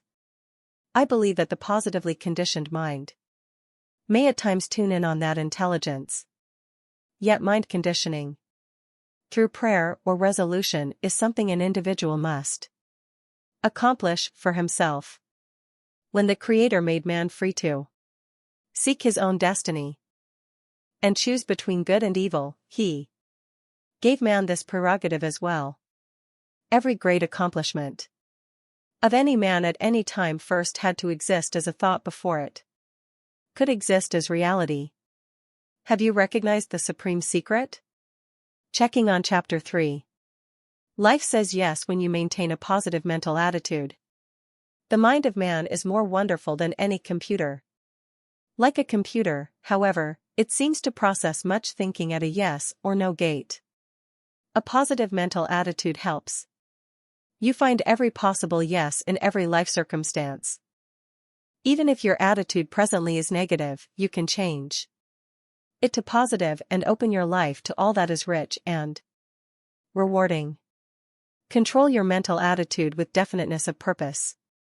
Famous and successful men never show any doubt as to their ability to do what they wish to do. Anyone at any stage of his life can win the benefits of this mind-transforming method. Focus your mind upon a single purpose and you seem to achieve genius powers, because your mind works far more efficiently. Now you find ways to handle problems that used to stump you, and to set obstacles aside. A positive mind tunes in on other positive minds. Through this mental broadcasting, you exchange priceless information and guidance. Control the mere motives that control your life. 7 positive motives and 2 negative motives stand behind everything you do. Small men allow the 2 negative emotions, anger and fear, to rob them of peace of mind and prevent their minds from conceiving and achieving greatly. Big men use the 7 positive motives to build the kind of lives they want. You can form princes of guidance to stand at the doors of your mind and prevent negative influences from entering. When it make use of such spiritual princes, they are always ready to take care of any emergency situation, such as a threat to health, as well as your day-to-day needs. You can prevent your motives from conflicting with each other. The desire for material gain may conflict with the desire for freedom, but freedom of mind and body is the more important. The emotion of love is yours as long as you give love to others. Sex is a creative force which should not be debauched or misused. The belief in a life after death must be freed from superstition and fear. Self-expression and self-preservation are great human rights, which benefit you when they do not harm others. All the positive motives will guide you, and the negative motives, if they touch you, will not harm you if you remember. The surest way of finding peace of mind is the way which helps the greatest number of others to find it. 4. When you are free of fear, you are free to live. Free yourself of fear, and you free yourself of a man-made devil. 7 major fears reinforce each other: the fear of Poverty, the fear of criticism, the fear of ill health, the fear o' floss off love, the fear o' floss of liberty, the fear o' old age, the fear of death. Separate your self-made fears from the fears which are necessary for self-preservation. Make way for self-confident faith in yourself, the indispensable ingredient of a life worth living. When you fear something, that thing is more likely to find you and harm you. When you look a threat in the eye and know you are going to overcome it, that is when great powers come to your aid. Fear, the most powerful of negative motives, is like prayer in reverse. Instead of appealing to the constructive forces which surround us, it appeals to the forces of destruction. It becomes a god in itself, demanding endless painful sacrifices. People rarely will admit that lives of bitter privation may be founded on nothing more than constant fear, and yet you can see it happen all around you. The first fear I shall mention is a terribly magnetic fear. The more of it you have, the more you are likely to attract. 1. The fear of poverty. Now and again I have had occasion to meet people I knew in my own poverty-stricken youth. Of late I have been meeting their now-grown children. When I have known both parent and child, I often can trace the persistence of a kind of family fondness for poverty. Fearing poverty with good reason, as it ground them down, hating it and protesting it. Such families have nevertheless allowed their negative emotions to dull their wits and cancel their courage. In the greatest nation in the world, a nation that fairly throbs with opportunity, they settle down to live in want. Some member of the family may make some gesture toward lifting himself out of his rut, but it always turns out to be a feeble gesture that lacks follow-through. Perhaps it sells his conscience to have this gesture to point to for the rest of his life. Worse yet, whole families are brought up in the belief that God intended them to be poor. Surely it must be the final twist of fear which equates the idea of God with the idea of persecution. To be poor and not to like being poor is a good step toward becoming rich. But put aside your fear of poverty. See it rather as merely that point from which you take off.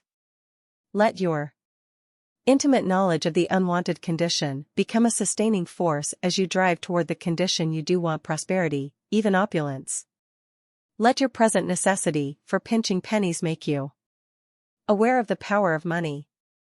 Let your lack of capital make you aware of the many ways you can make use of other people's money merely by paying them a fair fee for their money's hire. Know that much education is free, that self-education in some fields can be better than school education, that vast stores of information may be used free, that industry and trade stand with open arms to receive the willing worker. Know that our economy is so vast and various that any special talent can find the place where it is needed, and our economy is filled with unmet needs which you can meet. I forbear from giving you a list of the many well-known men who began their lives in poverty. We have met many of them and shall meet others. Cast out fear of poverty and drive ahead. 2. The fear of criticism. Your mind has limitless power to make a dream come true provided you allow your mind to work unhampered. Few fears hamper a mind so quickly as the fear of criticism. It can stop you before you get started. And yet it is nothing but the influence of another mind or other minds, a negative influence which often is only imagined. A person who is filled with fear of criticism often will not put forth his ideas lest he be rebuffed, and so he loses his great gifts of imagination and self-reliance. We may examine the careers of men who achieved mighty breakthroughs in their fields, and we may marvel at the way in which they found their abilities and put them to effective use. At the same time, we may see many of the obstacles they had to overcome. Rarely, however, do we know of the adverse criticism many such men faced. Had they feared this criticism and let it take root in their minds, all their ability to conceive and achieve might have been crippled. Indeed, they never might have felt it, for their minds would not have been free minds. That drive ahead, the automobile, of course, would not work.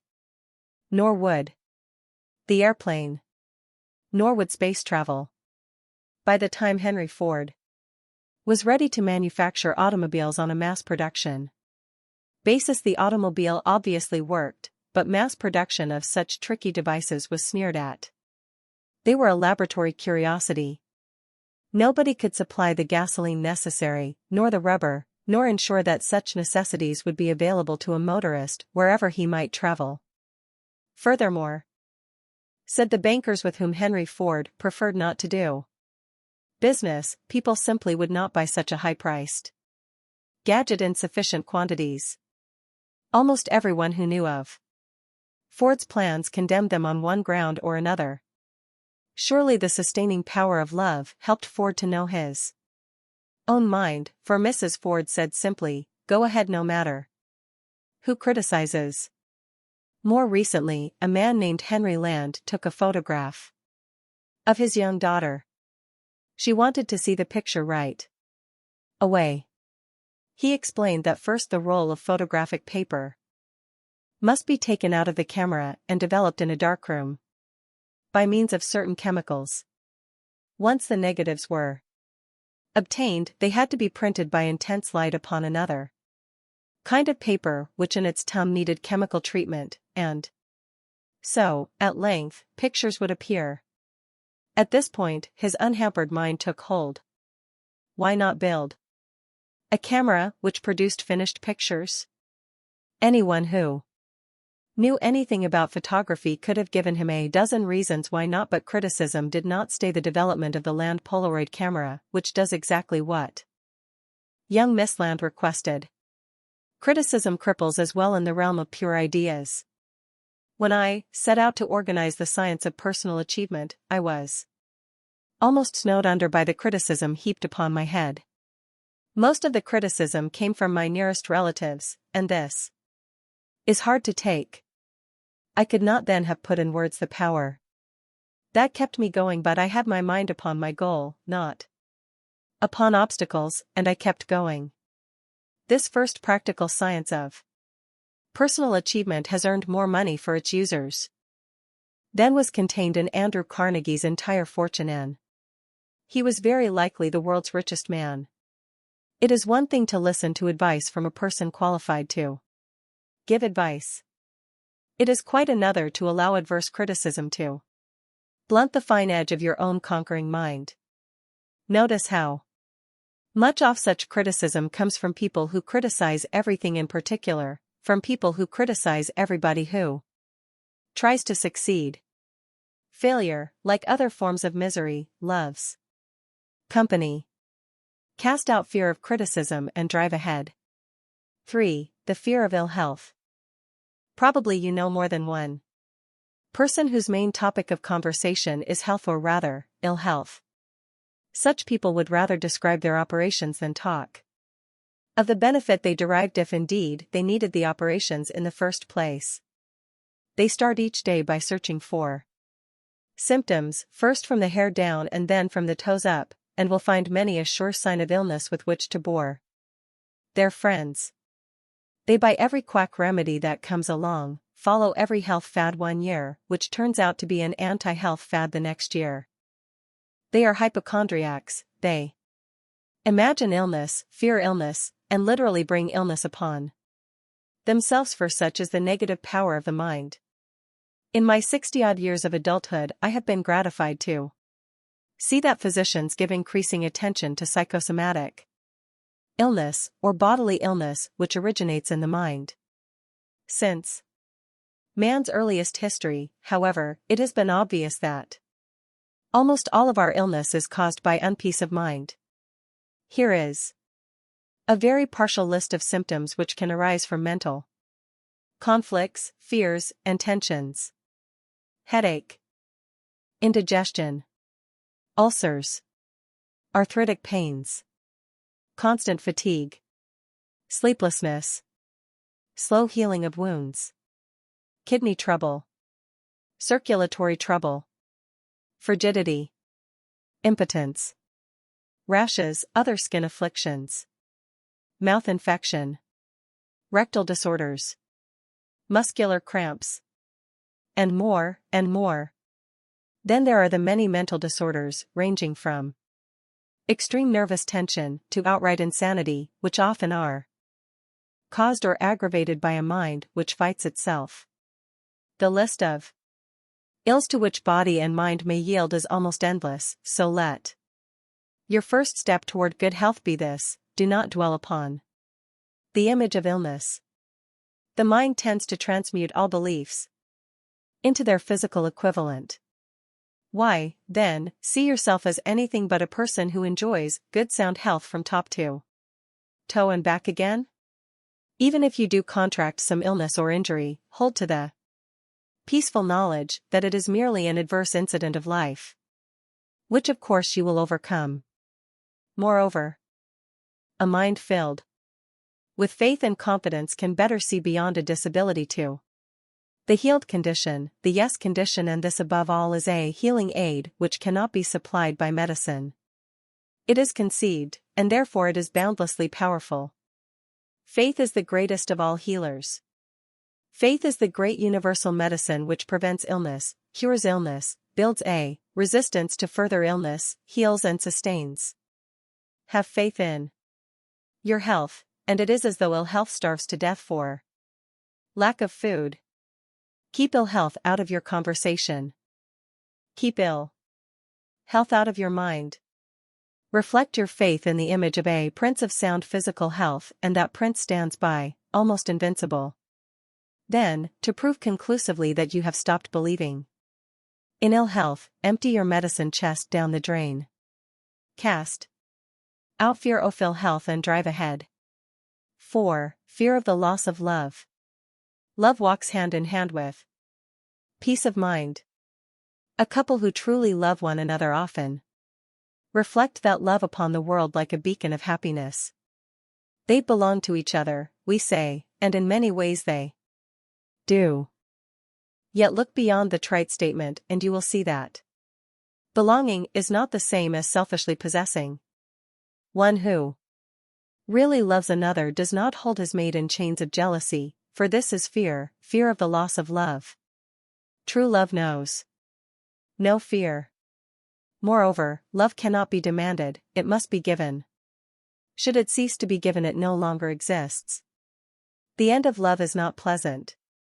No adverse circumstance is pleasant when it occurs. Yet to fear it in advance, as so many do, is as damaging as to imagine one's self dead in advance of dying. A particular person's love may be lost, but love itself never is lost. The capacity for love beats with the heart. It seeks another, and love for one person always can be transmuted into love for another. Know that there is another. Know too that love also transmutes itself into great achievement and great service. Charles Dickens' first love almost ended in tragedy when he found it was not reciprocated. He transmuted his love into his writing, and his most popular book, David Copperfield, arose from a heart which seemed to be broken. Love generously. Love fully. Love faithfully. Love is a great power for good when you get it, but love can destroy you when it gets you. Do you think 1 a.m. cynical in talking thus of the most sublime of all emotions? No, 1 a.m. following the purpose of this book and showing you the lessons of life itself. Any fear holds you back and hurts you. Cast out fear, O floss of love, and drive ahead. 5. Fear of the loss of liberty. One read recently about a man who had served a term in prison and had been released. He had difficulty in finding a job, for he was honest enough to say he was an ex-convict. He was for a time unable to come home to his family, for they mistrusted him. Within himself, however, he knew he was a changed man, and with quiet persistence, he has won back a place in the world of honest people. He expressed his thankfulness at having regained the privileges of working for a living, of planning a career, of having a family and a home. But all these blessings have their foundation in a greater blessing, he said. I have my liberty. Millions have learned what happens when an entire nation loses its liberty. The necessities of life may all be present, and many of the luxuries, but without the liberty to speak one's mind and live one's own life, all the rest seems a mockery. 1. Recall a group of men and women who crossed the ocean in a tiny, unseaworthy boat and nearly drowned several times in order to win their way to our land of liberty. This sailing craft began its voyage with 2 masts, and at one port of call they sold 1 mast in order to buy provisions, yet still they struggled onward to find liberty. And I know of many who have given up so much liberty of body and mind that they might as well be in prison or living under a dictator. Also, I know many others who so constantly fear the loss of liberty that the fear itself becomes a fetter on their souls, as is the case with fear of any kind. When I speak of freedom of mind and body, I speak of a basic, personal freedom. It is not a physically absolute freedom. If each of us were absolutely free to do whatever he wanted to do, we would have chaos instead of civilization. Peace of mind includes going along with the laws and customs of our times and our society. It also includes a balanced view toward any temporary loss of freedom. A little while ago, I suffered a temporary loss of liberty to get about as I wish. A light case of influenza sneaked past my prints of sound physical health and sent me to bed for 3 days. I could have fretted about the appointments I had to cancel, but if I had, my mind would have lost its liberty. Instead, I devoted the time to peacefully and restfully outlining this book. It had been a task which I had been getting around to for a long time.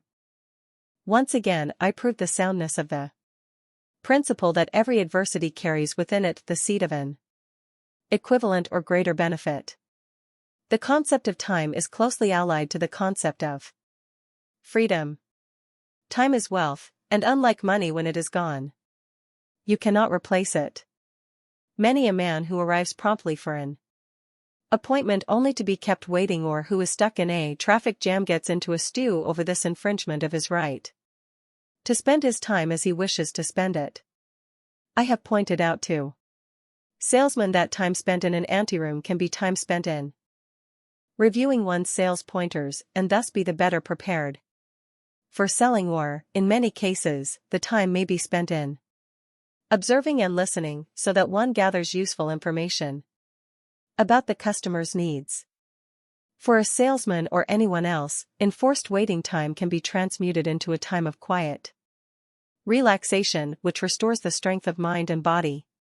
Even a driver in a traffic jam can keep his mind peaceful and thoughtful, and it is often on such occasions, while one is alert but not heavily concentrating, that the subconscious mind feeds back the answers to questions and problems which may have lain within it a long time. Peace of mind is a many-splendored thing. Now connect it with the statement you read a moment ago: time is wealth, and unlike money, when it is gone, you cannot replace it. Peace of mind is so beneficial to your entire well-being, however, that it is almost certain to extend your life and to help you keep active and productive far into your later years, so that lost time can in a sense be replaced, and at a most valuable period. Liberty includes peace of mind. Peace of mind is a basic liberty. We have too many slaves to the clock, too many slaves to the bank book, too many slaves to convention and to self-consciousness. Before you say I am free, see if you answer yes to these questions. When circumstances require me to use my time in a way I did not plan to use it, do I, in that time, know my own mind and use it beneficially? Have I set up my work schedule so that I need not live in fear of work overwhelming me and stealing my hours of rest?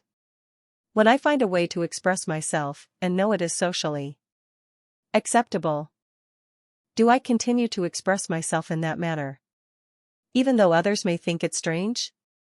Have I freed myself of any family or regional or cultural custom which has hampered my career or my personal life? Am I willing to question the ways in which other people do things, and never make an absolute guide out of that's the way it is done? Do I realize I am not working for money, but for that which money can buy? If you honestly answer yes to all these questions, you are essentially a free person and you do not fear the loss of freedom. You know that freedom cannot be taken away from the soul. Notice the last question especially. When I became aware of the drives which enable men to make great fortunes, I also became aware that some rich men do not have peace of mind. An appreciation of money is a far cry from the worship of money, which in the end destroys happiness. Remember, this book shows you how to grow rich and have peace of mind. Liberty extends in many directions. Those who fear slavery are the ones who have made themselves slaves, for they have conditioned themselves to it and they know how defenseless they have become.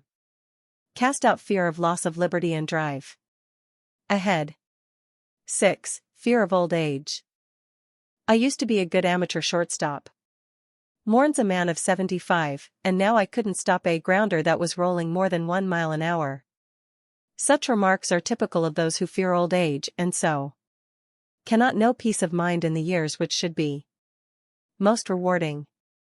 Old age is a handicap, yes, but only in connection with certain types of physical motion. Nature never takes away anything without replacing it with something of equal potential value. When nature takes away youth, she replaces it with wisdom. It is impossible for a young person to possess the accumulated wisdom and experience of a person of ripe age. Think that over before you say old age is a drawback.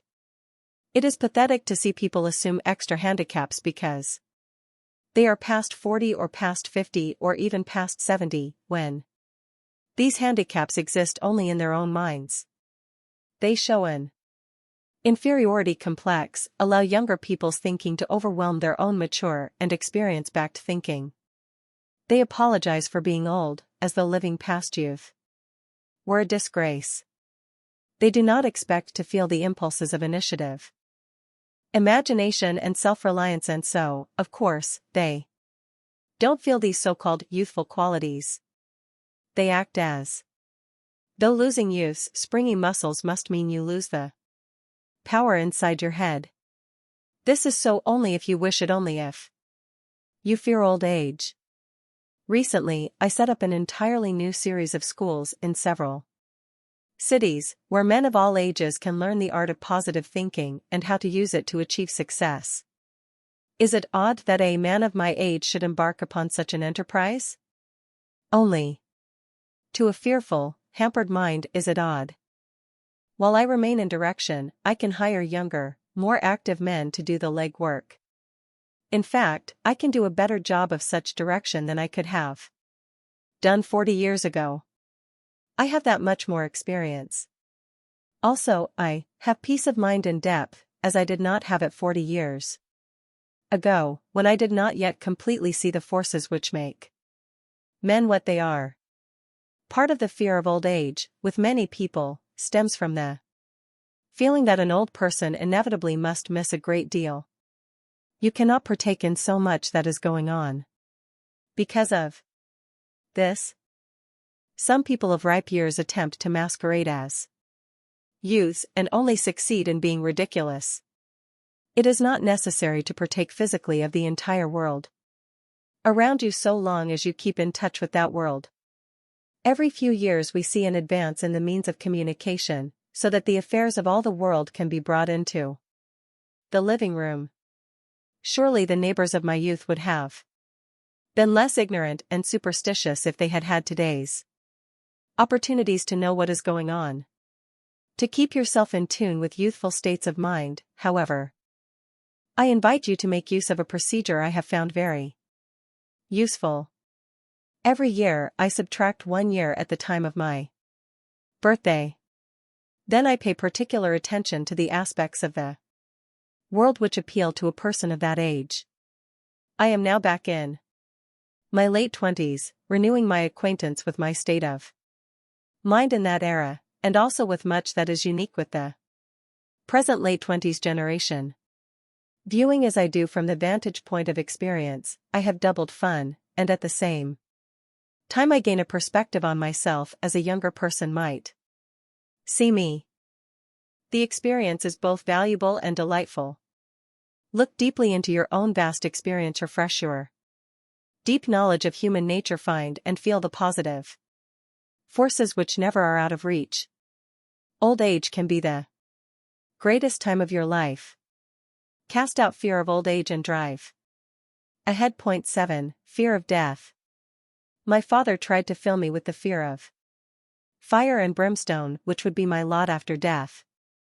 In fact, he tried to beat the fear into me.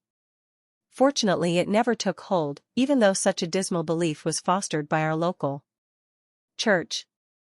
If you have to rise above your religion in order to rid yourself of the fear of death, then rise above. Nobody has the right to tell you that his way is the way to enjoy yourself after you die. You need only to look down the street where another group of people is being assured that another way is the only way. Again, you may believe, as I do, that nothing you do in your lifetime has any effect upon what the life spirit may experience or where it may go after death, and it is still a belief, no more. It is, however, a belief which helps you considerably in living a good, useful, hearty, happy life right now, and enjoying every bit of it. As for your being honest and helpful with your fellow men, so that they too may enjoy living, this is part of your peace of mind, part of your success in living. During my entire life I never have sought anyone's opinion about anything unless I had reason to believe that another person knew more about a subject than I did. I have found many opinions about what happens after death, but I never have found anyone who knew anything about the subject. Shall I fear death, then, merely because it is unknown? No, I shall remind myself that there are 2 types of circumstances. Type 1 is the kind of circumstance which one may control, modify, or avoid. This type is worthy of one's attention. Type 2 consists of circumstances which one cannot control, of which death is the prime example. I shall therefore do what I can to remain in good health and good spirits, avoid obvious threats to life, and in other ways make logical use of the motive of self-preservation. But as for giving a second thought to death itself, why worry about the uncontrollable? You wish to provide that your money or property goes to your loved ones after you die? Very well, this is controllable. We do not delude ourselves into thinking we will not die. Yet, having mastered the philosophy which accepts death as inevitable and which makes no false attempt to see what lies beyond the veil we cannot penetrate, you will fear nothing. Your mind will tum from death to life, from no to yes, from guesses to realities. Cast out the fear of death and drive ahead. Man was made to live in full possession of himself. Whoever created man gave this wonderful new creature a possession not shared by any other creature, the possession of his own mind. Along with this, the unknown creator provided that man be capable of fear, because justified fear is a part of self-preservation. One who meets a tiger on a jungle trail and has no weapon in his hand is well advised to be fearful and to take immediate measures toward his self-preservation. Likewise, do we exercise caution in any circumstance of inherent danger. The motorist, one hopes, drives with attention to the rules of safety. The child is taught to look both ways before he crosses the street. Self-made fears, however, are another story. Apparently man's mind must also be capable of entertaining self-made fear, or else it could not have its great breadth of creativeness. Yet both through the study of psychology and through common-sense observation we see that self-made fears are unhealthful and damaging. Being in full possession of your own mind, you can free yourself of this kind of fear. When you relate yourself properly to life, you have no need for such fears and no occasion in which to suffer them. I repeat, if you have to rise above your religion in order to rid yourself of fear, go ahead and rise above it. Along with this, if you have to become bigger than your local folkways to rid yourself of fear, go ahead and rise above them. If you have to rid yourself of certain people's company in order to rise above your fears, go ahead and rid yourself of such company, knowing the world is full of people who are better employers or better customers or better friends for you. You would take drastic steps to get rid of any poison that found its way into your food. So let it be with fear, the mind poison. Fear is the tool of a man-made devil. Self-confident faith in oneself is both the man-made weapon which defeats this devil and the man-made tool which builds a triumphant life. And it is more than that. It is a link to the irresistible forces of the universe which stand behind a man who does not believe in failure and defeat as being anything but temporary experiences. Again, the supreme secret has beckoned to you. When at last I give it to you beyond question, you will not be surprised. Checking on Chapter 4. Fear is like prayer in reverse. With positive prayer, we appeal to positive and helpful forces beyond ourselves. With fear we appeal to negative, destructive forces. Anything you fear is much more likely to harm you than it would be if you did not fear it. This is notably true of the fear of poverty, which cancels the courage necessary to leave poverty behind you, no matter how many generations of your family may have been poor. Your mind has limitless power to make a desire come true. To make a beneficial desire come true, your mind must work unhampered. Fear of criticism can cripple even a highly intelligent mind. Many successful men had to overcome obstacles of which we know, but also had to overcome criticism of the damaging wishes which, alas, come true. The most prevalent is a wish we generally would deny, having the wish for ill health, which is founded on the fear of ill health. A long list of ailments arise from a fearful mind which fights itself. Faith is the greatest health sustainer and the greatest healer. Only fear can rob you of love and liberty. True love is not possessive love. The capacity for love remains even when love is denied, and fear should not hamper the expression of your love as transferred to another person. For love cannot be demanded, it must be given. Liberty, too, lives within the heart despite outward circumstances. Loss of liberty as well may be incurred within the heart even when outward circumstances indicate one is free. Freedom is a many-splendored thing, and you should search your life to find where you may have lost it and substituted the slavery of fear instead. The years past youth can be the best years of your life. Nature always provides a compensation for anything she takes away. Giving up the intense physical drive of youth, we acquire wisdom and experience which only age can bring. Modern devices help us keep in touch with the world. Reducing 1 year from your age on each birthday gives you perspective both on youth and age. The fact of death need not be denied, but nobody knows what lies beyond death's impenetrable curtain, so there is nothing to fear from a circumstance we cannot control. No matter how old you are, you can keep yourself so busy living that the fear of death finds no place in your mind. 5. Will you master money, or will it master you? Anything that robs you of peace of mind robs you of life's greatest wealth. You may lose peace of mind by pursuing money too anxiously, or by trying to acquire more money than you can spend wisely. Money you earn through constructive work is the money most likely to benefit you. It is a mistake to deprive young people of the need to know life through work. Anyone can save, and the effort you make towards saving a percentage of your income gives you a true knowledge of the value of money. Saving also prepares you to handle many opportunities which otherwise might slip by.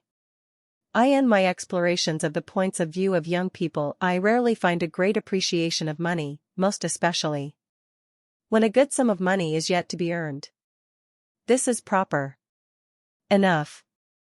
A lack of money makes the business of living so difficult it is very likely to destroy peace of mind.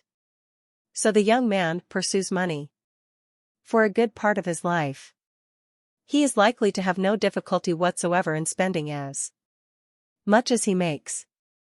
If he has a family, they help him spend it. A successful man, however, is not very old before he begins to accumulate some money beyond his immediate needs and his household bank account. This money is likely to go into investments, real estate, and the like. Be he a truly positive-minded man, he will soon own considerable amounts of both property and money.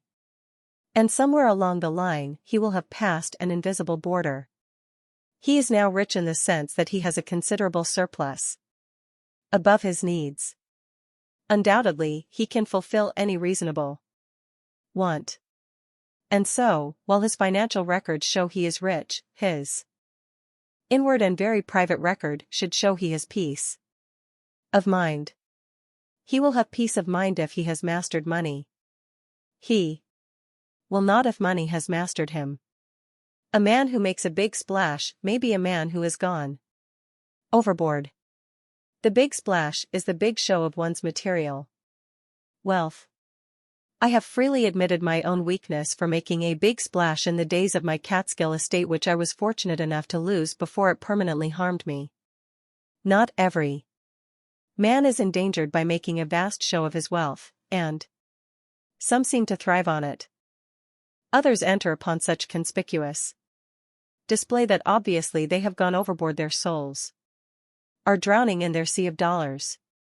Some years ago, a man who had earned several $1,000,000 suddenly went bankrupt. When the lawyers searched his assets, they found a large warehouse filled with valuable antique furniture, magnificent paintings, and the like.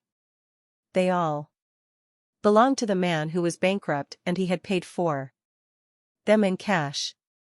But had he ever enjoyed them? Most of those precious items never had been unpacked. He liked to talk about his treasures, however, and make himself sound like a veritable Croesus.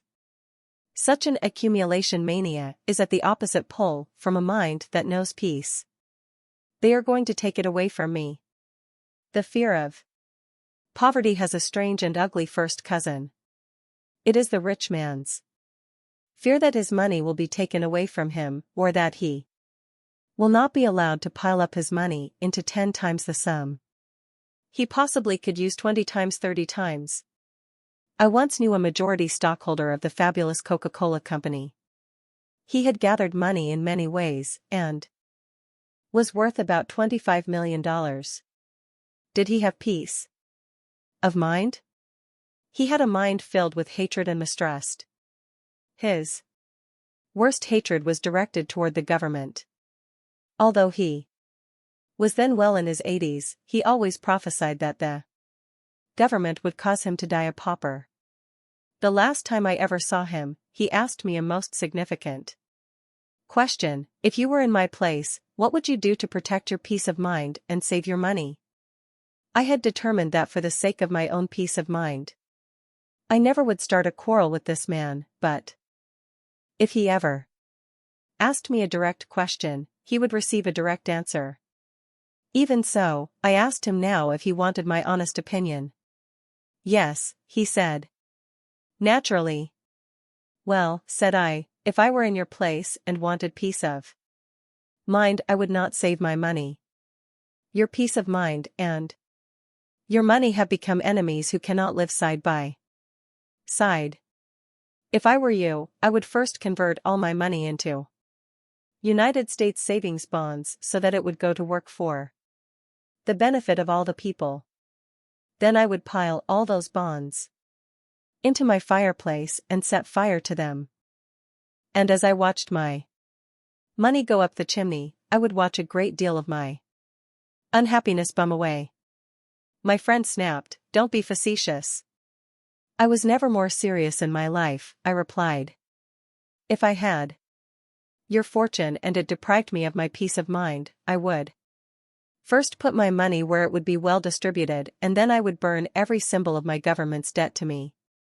Then I would go to bed and sleep like a child and wake up feeling peaceful and free." I did not expect this man to follow my advice. To the day he died, he lived in fear and bitterness, and I believe that the illness and debility which dogged him long before he died was rooted in his love not of mankind, but of money. There are very few people for whom advice to burn their money would be good advice. The principle is what holds for every one of us. Nothing, absolutely nothing, is as precious as your peace of mind. Few young people see this. Some people see it as they gain more experience. Many never see it. Remember, you can be rich with peace of mind, but if money or anything else gets in the way of your peace of mind, choose peace of mind and let the other go. Notice I made no attempt to evaluate my friend's complaint against the government. His complaint may in some ways have been justified. It was his attitude I drove at, an attitude of fear and distrust, while he was at least 25 times a millionaire and could have done so much toward making himself and others happy. How much money does a man need? Andrew Carnegie certainly had a firm hold on methods for making money. In his later years, his earnest wish was to give this know-how to the average man. Mr. Carnegie was one of the first of the enlightened industrialists who saw how important it is for a nation to spread its wealth. He saw that millions can be rich in the sense of having plenty. He also saw that, in the nature of things, the man who has millions always will be an exception. He saw that a goal of millions, of even a million, is not the right goal for the majority of men. For many, such a goal sets up strains which deny peace of mind. They may give up too much that is necessary for men of their personality, and so end with nothing. He admonished me again and again to make this clear, and I have done my best to do so. How much money, then, does a man need?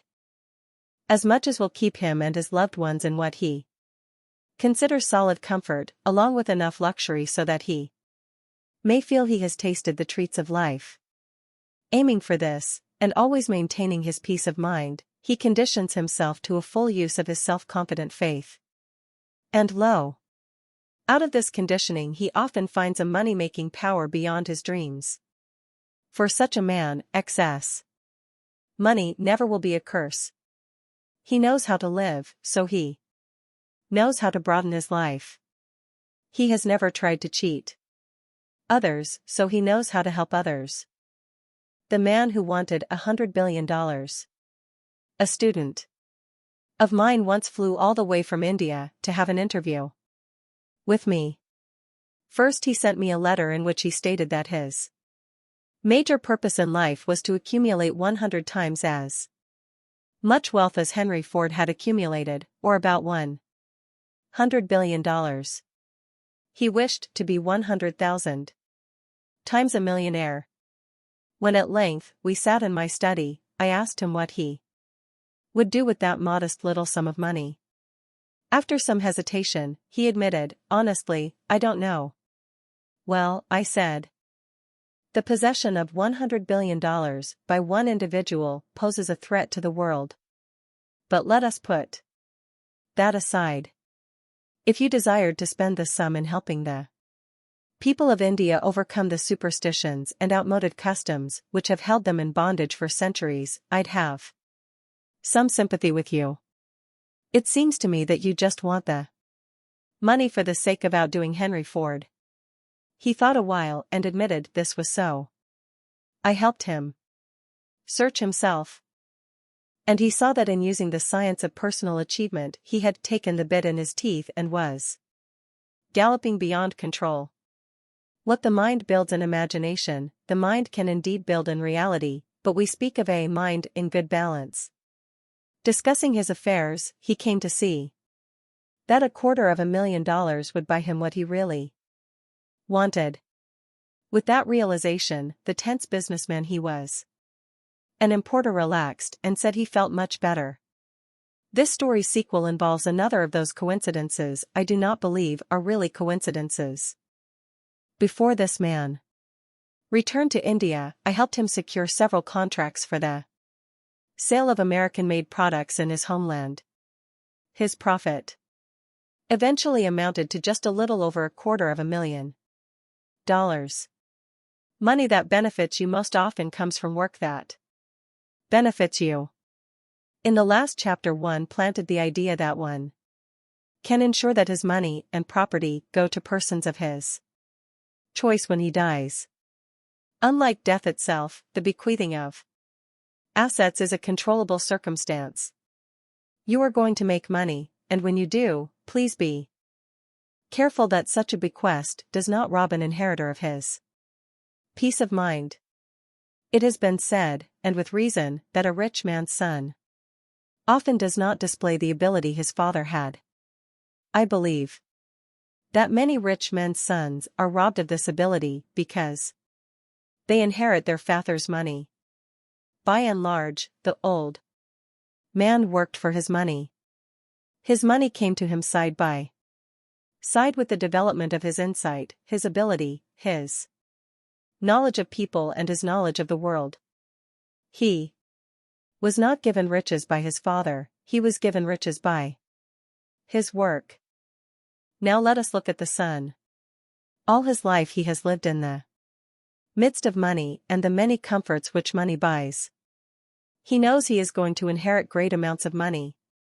Assuming that he does have the inherent willingness to work hard, what happens to that willingness? In many cases it is replaced by a willingness to get something for nothing, and thus he never learns one of the basic lessons of life.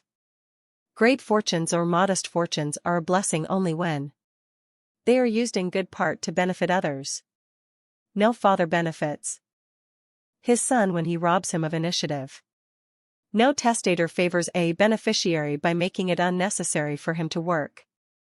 You may wish to shield your inheritors from the meanness of poverty. Well and good. Beyond that, do not shield them from life with a wall of money. Let them have the priceless opportunity of building better lives with their own life-taught wisdom and their own constructive work. In my youth I worked as a secretary to a wealthy lawyer who had 2 sons somewhat older than myself. These youths attended the University of Virginia. It became my duty to make up for each of them a monthly check for $100 as spending money. In those days $100 would buy 3 or 4 times what it will today. How I envied those boys. When I had been in business college, learning how to earn my own living, I had often gone hungry because I literally did not have a cent in my pocket. I vividly recall standing in front of a store and longing for some apples, which were priced 6 for a dime. At length I went in and sold the storekeeper on the idea of trusting me for the dime until I got through school and began to earn money. Such were my memories as I made out those magnificent monthly checks. By and by my employer's sons came home with their diplomas. They also came home conditioned to easy living and with little idea of what work is all about. Were they inherently as capable as their father? We shall never know. One of them Was put into a good job in a bank his father owned, and another. Was made manager of one of his father's coal mines. 10 years later, they had completely wrecked their father's fortune and his health as well. I no longer envy anyone, for envy is no part of peace of mind. As I look back, I am grateful that I had to undergo such experiences as negotiating a 10-cent long-term credit. And I am grateful that, when I began to earn money, my earning power became part of my self-fulfillment. I am even glad that when I made mistakes and lost money, I had no rich father to see me through, for I found a mighty teacher in adversity. My book Think and Grow Rich has been read by, perhaps, 7 million men and women. In the 20 years since it was published, I have been able to talk to some of these people, and I see that some have used the book to help them become truly rich. But some have used it to help them become rich in money only. LT is time to set down once more the 12 great riches of life. 1. A positive mental attitude. 2. Sound physical health. 3. Harmony in human relationships. 4. Freedom from all forms of fear. 5. The hope of future achievement. 6. The capacity for faith. 7. A willingness to share one's blessings. 8. A labor of love as an occupation. 9. An open mind on all subjects. 10. Self-discipline in all circumstances. 11. The capacity to understand others. 12. Sufficient money. These are the riches which can and should go along with peace of mind. Notice I have set money in the last place, and this despite my insisting that it is very difficult to have peace of mind without sufficient money. I set it there because you yourself will automatically give emphasis to money now and then, therefore I must remind you to de-emphasize it and remember this: money will buy a great deal, but it will not buy peace of mind. It only will help you find peace of mind. But neither money nor anything else can help you find peace of mind unless you begin the journey from within yourself. Basic steps in building your income.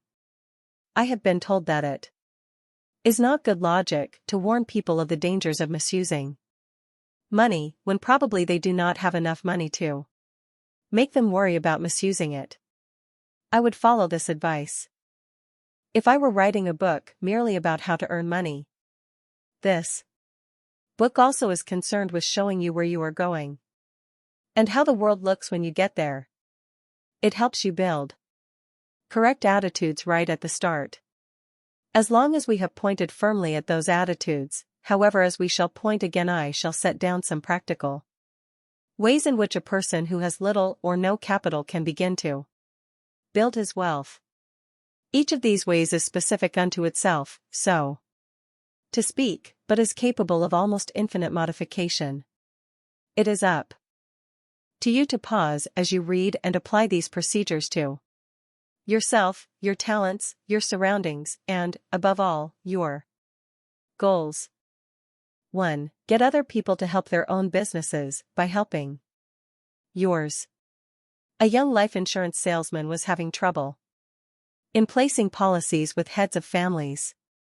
Using this adversity as a springboard, he wondered why he could not sell insurance to the very same men, not in their role as heads of families, but in their role as businessmen. After all, money taken out of the family budget is money gone, but a business expense offers an opportunity of bringing back the expended sum many times over. He began with a leading restaurant owner in his town. He pointed out to this man that he might very well advertise that the food he served was so wholesome and sustaining that people who ate in his restaurant were likely to live longer. The restaurateur said this was indeed so, and he intended to make sure it always was so. Good, said the insurance man, and explained the rest of the plan. The restaurateur was to offer to Insure the life of each regular customer for $1,000. Details were worked out and the offer made the restaurant's business boom. Needless to say, it helped the young insurance man. He extended the idea to a group of filling stations, to a large grocery, and to others.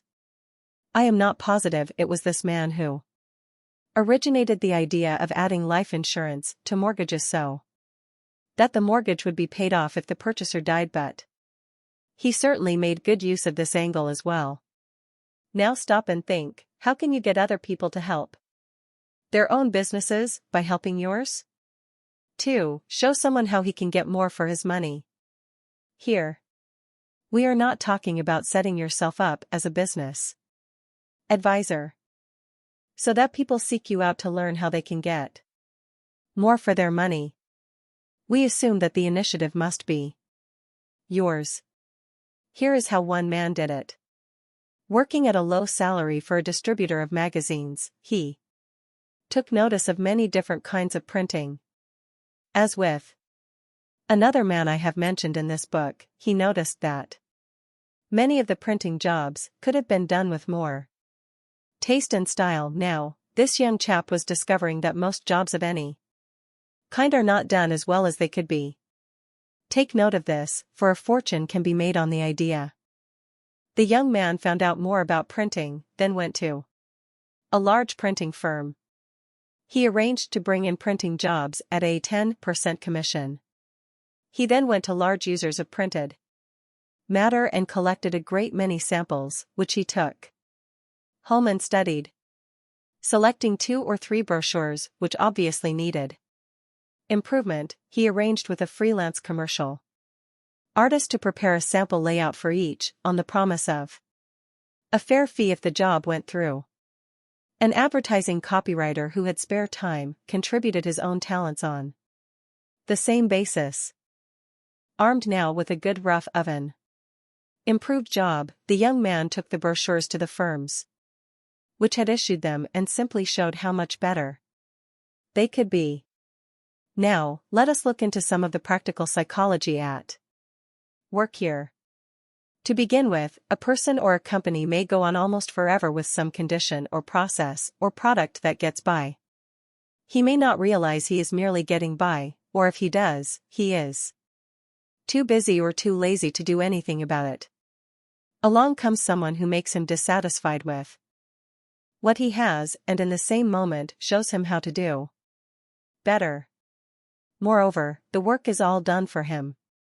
Why not take advantage of it?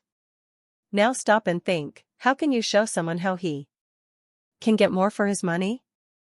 Extend that, how can you help someone get more for his money in such a way that he will thereafter depend on you to show him again and again? 3. Bring producer and consumer together. The farmer used to have a tough time bringing his goods to market. Imagine an isolated farm in hilly country, on a road that was mostly mud, and with horse and wagon the only means of transportation. Still, the farmer had to bring his produce to town, and so he did by hook or by crook. Everything in our economy intermeshes with everything else. As the automobile came in, roads had to be improved, and they were. Now the farmer could carry his goods 5 to 10 times the distance he used to, and still get home the same night. Soon someone found he could set up marketing centers between towns, and draw on the increasing car traffic for customers, while the farmers were very glad to be a continued source of supply. Farmers used to depend on peddlers who came by perhaps twice a year, sometimes on foot with huge packs on their backs. Unrolling his pack on the kitchen table, the peddler would provide the farmer's wife with needles and the like, the farmer with tobacco and fish hooks, and above all, with news. How hungry people used to be for news! The peddlers invariably had more money than the farmers, for they performed the valuable function of bringing producer and consumer together. When the farmer wanted to sell or buy a horse, he often was assisted by a broker who helped both parties reach an agreement on price, then sealed the bargain by making them shake hands. The broker, too, generally made more money than the farmers because he brought producer and consumer together. Recently, I read of complaints by shoppers in the Soviet Union. It seems they spend endless hours standing online in front of separate, specialized food stores. Eventually, they may adopt the American idea of bringing many producers and many consumers together in convenient supermarkets. Fortunes have been made in this revolution in merchandising, especially as supermarkets and their sprawling parking lots have moved into the suburbs and even far out into the country. Fringe benefits have come to many property owners who saw how to ride along with the trend. A woman lived alone on 20 poor acres which had mostly been taken over by scrub pine. At last, she decided to sell the old homestead. Neighbors told her, sighing, that she would never get much for it. A local real estate man made her a pitiable offer. This woman, however, was one of those elderly, in years, people who never had seen any reason why her mind should not remain alert. She told herself that her farm must be good for something. She decided to spend 30 days in an intensive investigation of what rundown farms are good for. Before the end of that 30 days she had found she could sell it as a base for a riding stable, complete with pasture and pleasant riding trails, for twice what the real estate man had offered. But also she had studied several supermarkets in the area and had concluded that her farm would make a good supermarket site.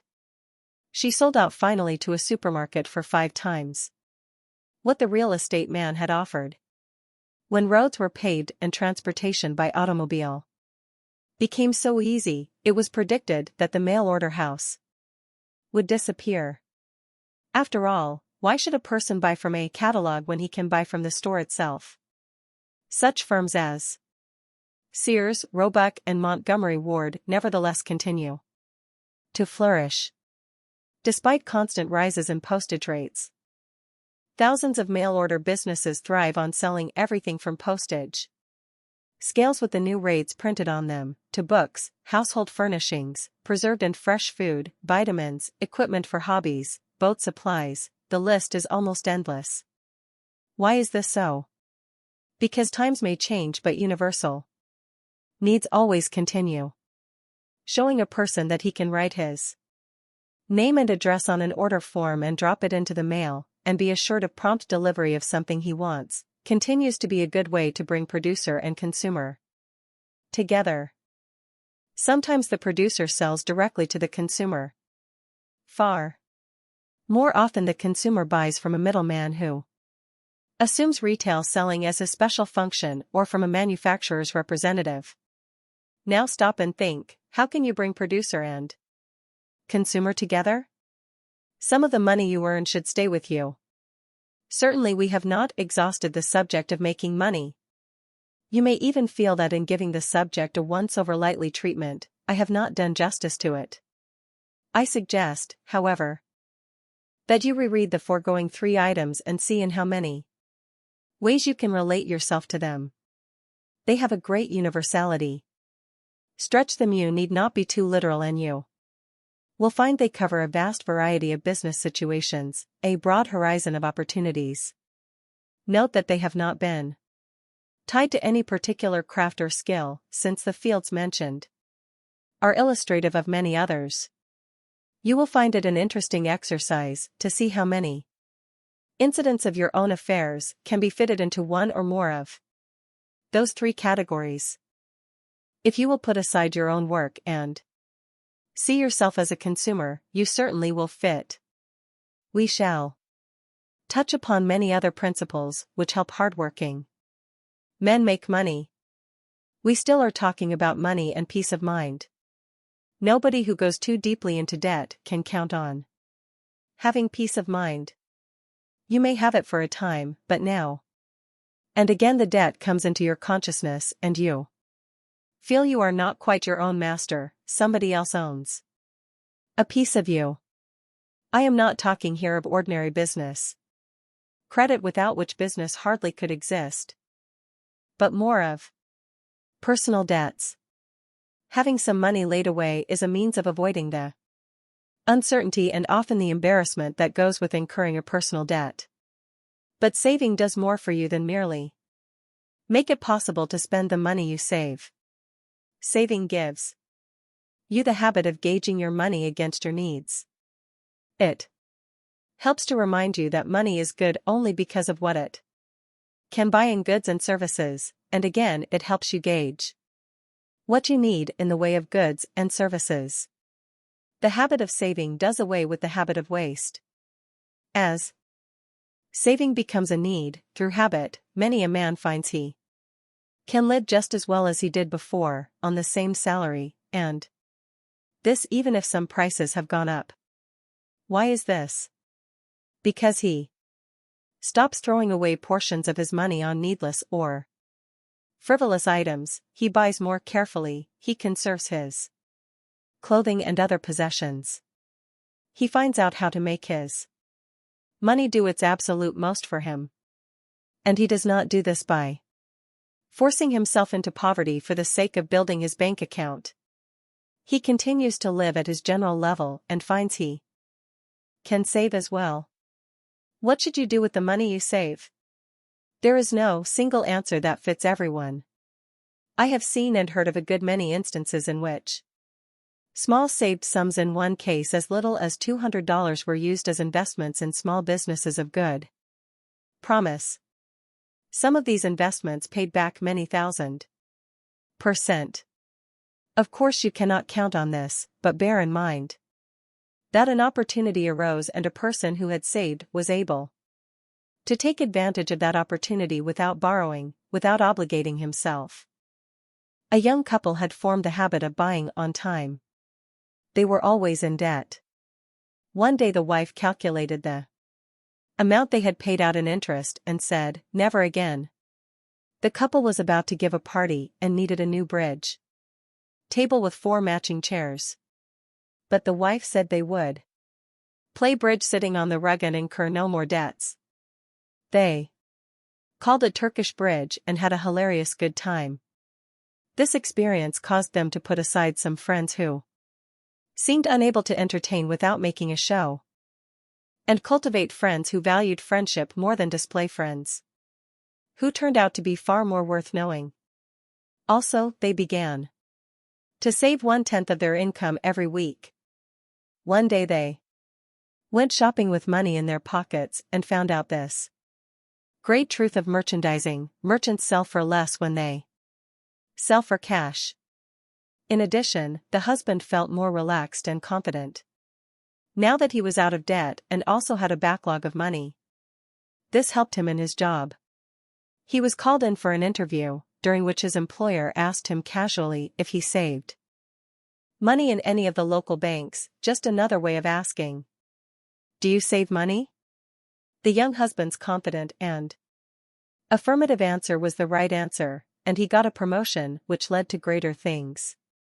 Saving is an index of character, for it has much to do with a man's sense of purpose and his ability to manage his affairs. I once helped a man start saving even though he said it was absolutely impossible for him to do. First, we set up a goal. It was the purchase of a handsome sport jacket. A sensible purchase in that he could wear it in his business as well as during leisure hours. The price, which would not buy an equivalent jacket these days, was $24.95. Then I made this fellow set down every cent he spent for 2 weeks. We went over the list together. The conversation went something like this: "Can you give up 2 packs of cigarettes a week?" "Yes." "Instead of spending 15 cents a day on a shoe shine, will you spend $1 on shoe shining equipment and shine your own shoes? And get a better shine for perhaps 2 cents? "Yes." "Will you spend no more than $1 on your lunch?" "No, I eat with people who like to eat heartily," and I told him about a lunch I had had with Henry Ford. I ordered a lobster salad for $3. The billionaire ordered a sandwich and his total bill was 85 cents. Mr. Ford was not an eccentric about economizing. He was just a big enough and peaceful enough man to feel he could eat what he wished. The man who could not save now said with determination, "I'll keep my lunch check down to $1. Yes. Well. By saying yes 3 times you've saved yourself at least $10 a week. $10 a week.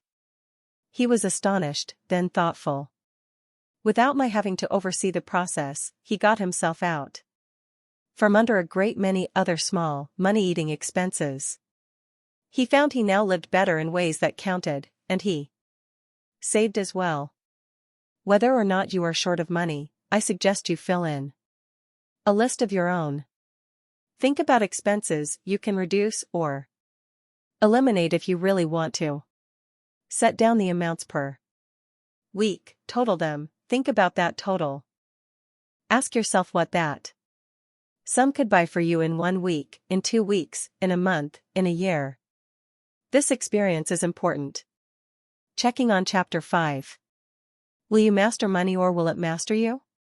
Once you earn a considerable surplus above your needs, you should enjoy both riches and peace of mind. You will have peace of mind if you have mastered money, but not if it has mastered you. Too many men use money merely for conspicuous consumption. Too many, having millions, live in fear of losing them. If money or anything else gets in the way of your peace of mind, take peace of mind and let the other go. Money that benefits you comes most often from work that benefits you. A man needs enough for comfort and for a good share of the world's luxuries. Aiming at these and retaining his confident faith in himself, instead of straining for many times more than he can spend, he often earns much more than he expected. No father benefits his son when he rounds him with money and prevents him from learning life's great lessons through honest work. Keep your mind on only 12 of the great riches of life. And know that your journey toward riches must begin within yourself. Basic steps in building your income. One way to build income is to show others how they can help you succeed by advancing their own success. Another way is to show someone how he can get more for his money. Another is to bring producer and consumer together, which can be done in many ways. Always, some of the money you earn should stay with you. Debts can rob you of peace of mind. Saving is a habit which gives you many benefits besides money in the bank. How to start yourself in the saving habit. Almost anyone who is short of money can stop the drain of small, unnecessary spending. Doing this, you often find better and more interesting ways to enjoy life. You can live as well as before because you augment your ability to handle money. The ability to save is a good index of character, and employers know it.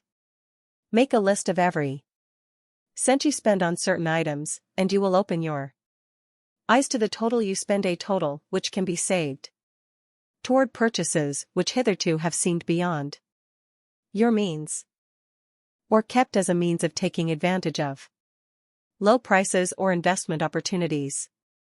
6. The blessed art of sharing your riches.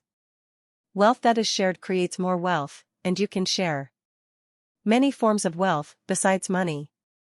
Today's millionaires themselves point out that anyone can become a millionaire because today's wealth is so widespread and gives rise to so many opportunities. When you share in your own home, you create a basic harmony which adds to your success and peace of mind in everything you do.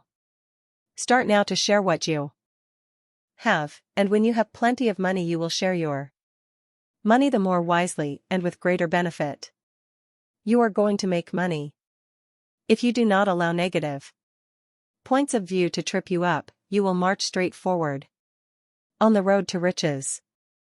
Yes, you are going to make money in solid sums, money that comes to you through your own worthy efforts, money you spend for your own worthy desires, money you spend in helping others. Will you build your character while you build your fortune? This, as by now you know, is not exactly another matter.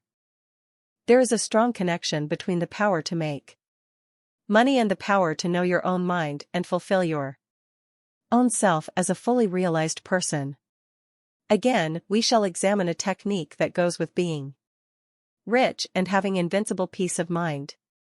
So far as sharing money is concerned, you may see this technique as belonging to your future. So far as sharing other forms of wealth is concerned, this technique is yours right now. Use it and make it part of you. Life proceeds according to the great law of compensation. The more you give of what you have, the more comes back to you, and it comes back greatly multiplied. He gave away 90% of his working hours.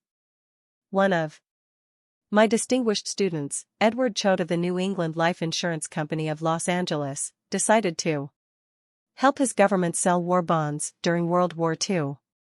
He devoted 80% of his time to this effort, for which he received no direct compensation. In addition, he gave 10% of his time to counseling and training other life insurance men, his direct competitors. For this, he neither asked nor received compensation. He used the remaining 10% of his time to sell life insurance on his own account. One might think that a man who gave away 90% of his working hours would ruin his business. Let us see. A life insurance man is considered to do pretty well if he writes $1 million worth of insurance in a year. During the first 3 months of one war year, Edward Choate wrote more than $1,500,000 worth. Most of this was written in his own office, on the lives of men who sought him out and asked him to accept their applications. They were men who remembered him in connection with the services he rendered while he was giving away 90% of his time. In giving of his time, Mr. Choate never hinted that he wanted anything in return. Yet such is the law of compensation that a return is inevitable. You may wish to look at it this way: every time you share your blessings with another, you become his creditor. Eventually, the debt is paid. Somehow, debts have to be paid. They gave away a philosophy, and it returned many-fold. One of the most valuable gifts you can give any man is the gift of direction. Show him how to gather his forces and focus them the way he wants to go, and literally you do more for him than if you handed him $1 million. Andrew Carnegie gave away multiple millions for the purpose of founding free libraries, hoping thus to disseminate knowledge of all kinds and lift the entire knowledge level of a nation. Above and beyond this, he made available the science of personal achievement, in which I have played my own part. One of the greatest rewards of my life has been to see my book Think and Grow Rich given away as a means of spreading the philosophy. Mr. Choate is one of those who have given away hundreds of copies.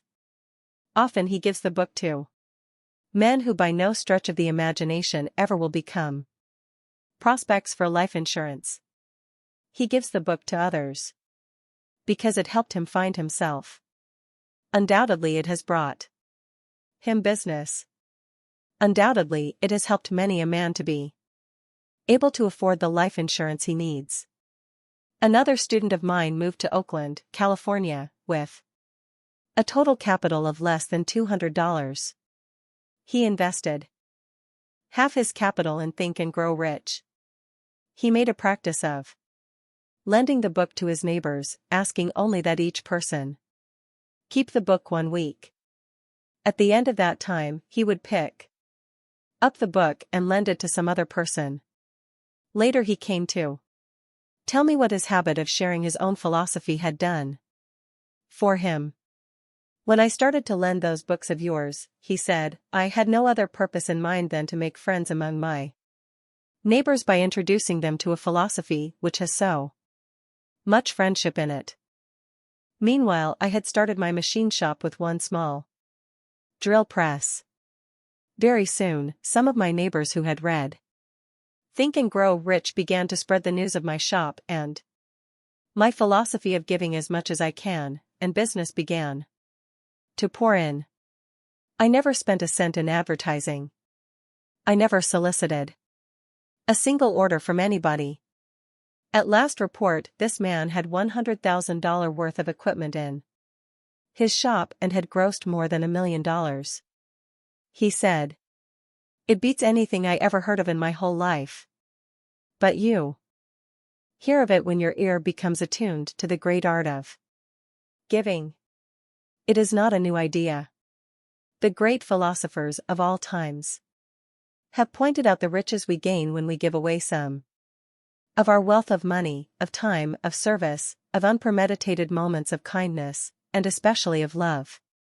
Giving to those who help themselves. Any man noted for his millions receives endless requests for money. He knows that most of these appeals come from people who will not use the money for necessities, let alone in any manner which helps them in their careers. He cannot hope to screen all such requests. Often it is far simpler for him to give large sums to a charity or to endow a foundation. Those who have worked for their money know that the virtue of money consists in its use, not in its quantity. This is equally true whether the amount be a dime or $1 million. Henry Ford once was approached by Miss Martha Berry of the Martha Berry School in Georgia. Miss Berry asked for an endowment for her school, but Mr. Ford refused the request. "Well," she countered, "will you give us a sack of peanuts?" Mr.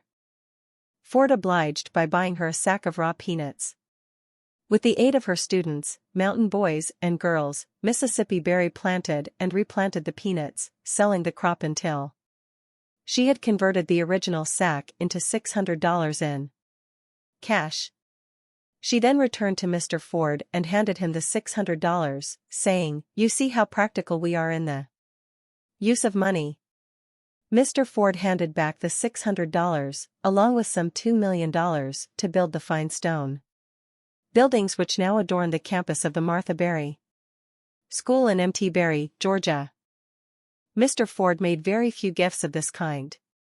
Experience had taught him that all too often gifts to schools are handled by impractical people who know very little about sound business or farming methods. As long as Martha Berry lived, the Ford private car appeared on the railroad siding near her school once a year, while Mr. and Mrs. Ford paid a visit. A present-day multimillionaire, Henry Crown, who arrived in this country as a poor immigrant from Lithuania, is now a leading figure in the vast General Dynamics Corporation. Mr. Crown has put a great deal of money into a plan which teaches aspiring young people how to handle capital. He has set up a fund of $8,000 at a good many colleges, and this money is invested each year by the senior economics class. When the class makes a profit, its members share the surplus, and the fund is passed on intact to the next class. Wealth creates wealth. A large sum of money in the hands of one man generally does not create as much wealth as does money which circulates, provided that those who handle its circulation are interested in creating wealth. A man's happiness and peace of mind depend on his sharing all kinds of wealth. Business relations cannot properly be described as a relationship of love between buyer and seller, yet when the idea of service to one's fellow men comes into the relationship, much that is profitable to both parties also enters in. "A little bit of myself," said Henry Ford, "goes into every automobile that rolls off our assembly lines, and I think of every automobile we sell, not in terms of the profit it yields us, but in terms of the useful service it may render the purchaser." Thomas A. Edison said, "I never perfected an invention that I did not think about in terms of the service it might give others." The idea that a business should give its customers more than a product for a price is not new, and history proves it creates both good businesses and good customers. Good relations between an industrial employer and his employees, however, are not very old as history goes.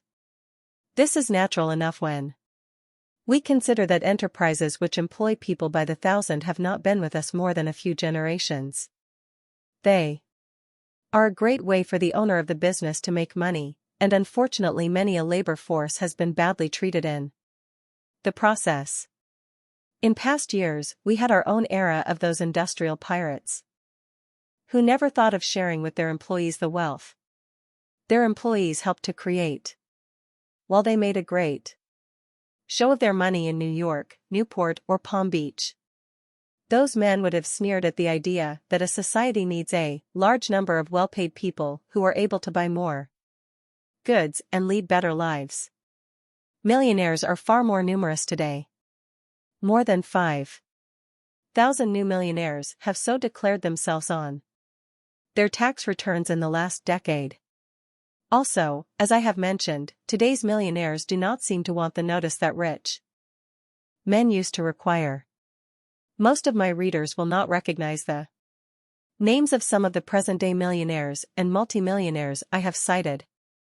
Nor do today's moneyed men seem anxious to form a definite class to which the poor may not aspire. I quote Arthur Decio, who made so much money in building and selling mobile homes. "It's easier to get ahead than it was 15 or 40 years ago. Look at the population growth and the tremendous rise in personal income. This country is just loaded with opportunities." So it is. And many of the opportunities would not exist if wealth were not better distributed than it used to be. Employers have seen the value to themselves, to their people, and to society of taking workers into partnership with industry. A capitalist society proves over and over that it is the best way to create maximum, widespread wealth. A victory for the science of personal achievement. The R.G. Letourneau Company is a large employer. Some years ago, I received a phone call from a former student who had become one of its executives. "Please come to see us immediately," he said. "We have a difficulty which only you can handle." When I arrived at the Letourneau plant, I learned that communistic influences had entered in the guise of a labor union.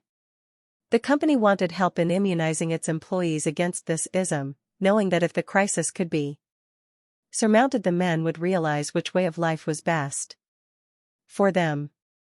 They asked me my fee. "Perhaps there will be no fee," I replied.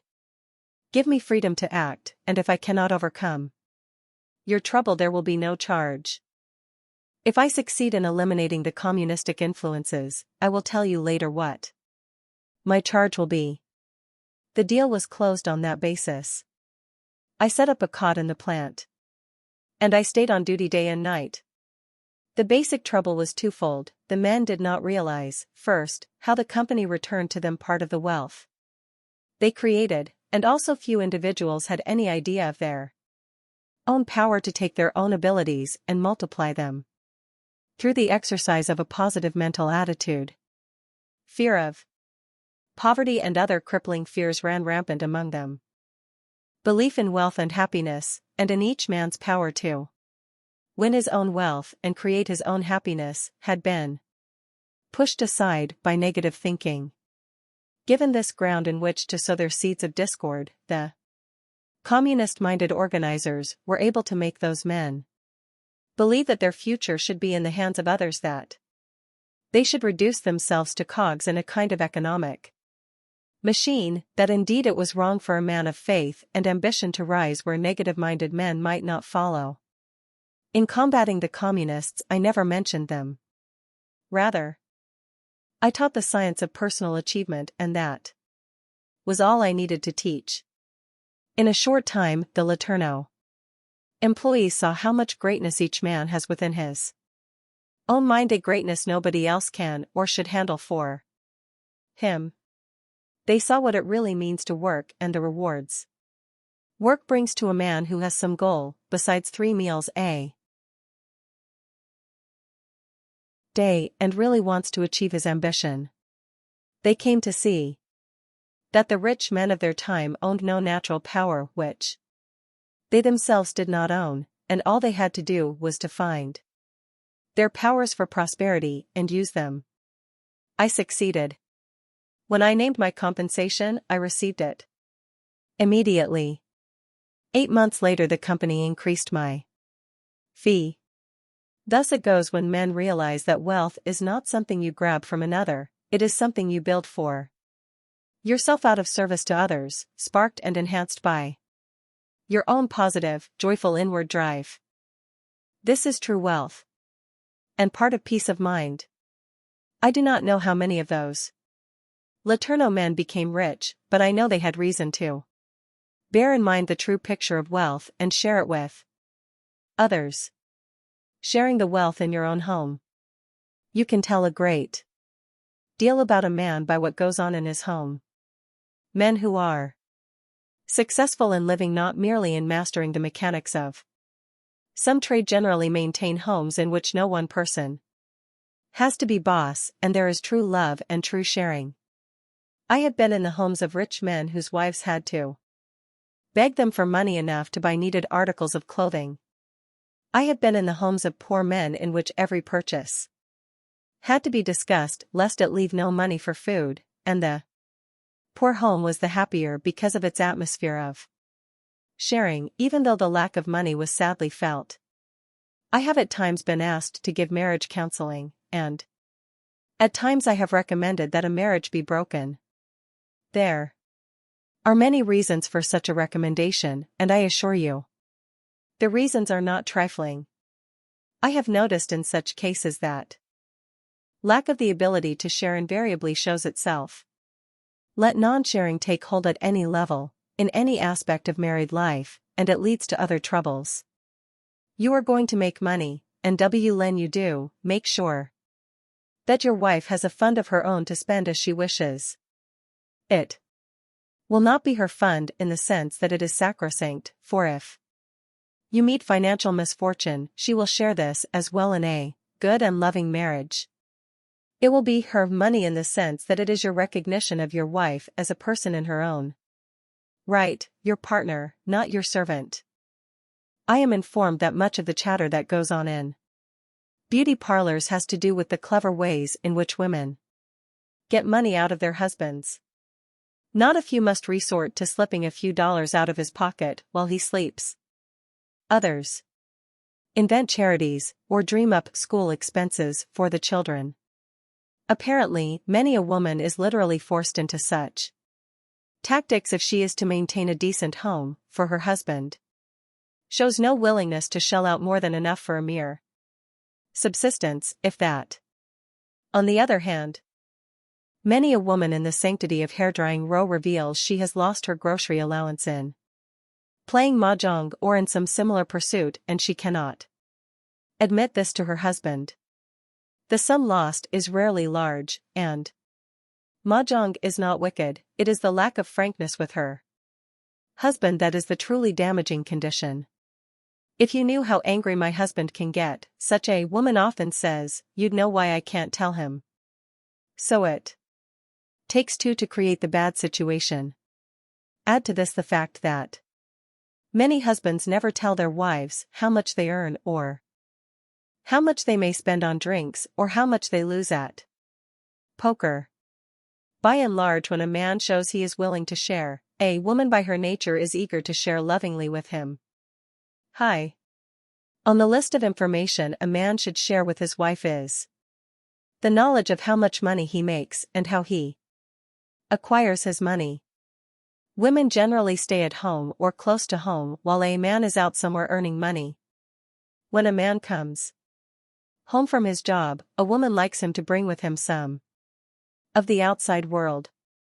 It is a smart man who sees to it that his Wife gets a blow-by-blow description of all he does, and where he spends his time, without her having to ask for this information. There are sexual overtones in this, for a wife may work up jealousy for no reason, especially if a man has a job which does not keep him constantly at a desk or a bench within sight of others. Share and you have a marriage, avoid sharing and you might as well be living alone. Think back upon the 9 basic motives we discussed in a previous chapter. To refresh your memory, they are 7 positive motives. 1. The emotion of love. 2. The emotion of sex. 3. The desire for material gain. 4. The desire for self-preservation. 5. The desire for freedom of body and mind. 6. The desire for self-expression. 7. The desire for perpetuation of life after death. 2 negative motives. 1. The emotion of anger and revenge. 2. The emotion of fear. It has been said that the first 3 basic motives, love, sex, and money, practically rule the world. I would not say this statement is entirely true, but there is a great deal of truth in it. A man who has not truly shared all of his life with the woman of his choice cannot know the magic of sex and love in their most sublime combination. But when a man lives with these motives, he often connects them like a mighty dynamo to the third. He makes more and more money so that he may share more and more of life's abundance with his wife. No part of your existence can be lived separately from all the other parts. When you are successful in one area, it helps you to be successful in all other areas. Most especially when you have peace of mind at home, you can count on having peace of mind everywhere. I'll tell a little story about, or perhaps on myself. There was a time in my life when changing a flat tire upset me completely. Now, if a flat occurs on one of my long drives across the wide open parts of our country, I change the tire and am not in the least upset. In former years I had more muscle, but in former years, I did not drive with the woman of my choice beside me, as I do today. Everyone has something to share and gains by sharing it. When a stranger stops you in the street and asks directions, you share your knowledge when you tell him. You do not have to be rich in money in order to do this. If you are really rich in human kindness, you will give the stranger a very careful explanation, and perhaps walk to the next corner with him and point out the way. The poorest of us has much to share. In some ways a poor man has as much to share as does a rich man. Certainly it is so with love and with kindness. I shall suggest 3 general ways of sharing which are available to almost anybody. You may not make use of the particular instances used as examples, but the list will serve to open your mind to the many possibilities of sharing more than money. I share your special skills or knowledge. Many of us possess some special skill or knowledge which helps us earn money. We are used to selling our skill. Now look for a way to give that skill without thought of gain. A much-needed clubhouse for boys was built in the slum section of a large city. The basic construction costs were provided by a large foundation, but the clubhouse never would have gotten started were it not for those who gave their skills. A lawyer volunteered his services in drawing up the incorporation papers and other necessary documents. A carpenter installed locker room partitions. A painter gave his own services and also supervised a volunteer crew which painted the entire interior in cheerful colors. A mason installed a concrete ramp at one entrance so that physically handicapped boys could make their way in.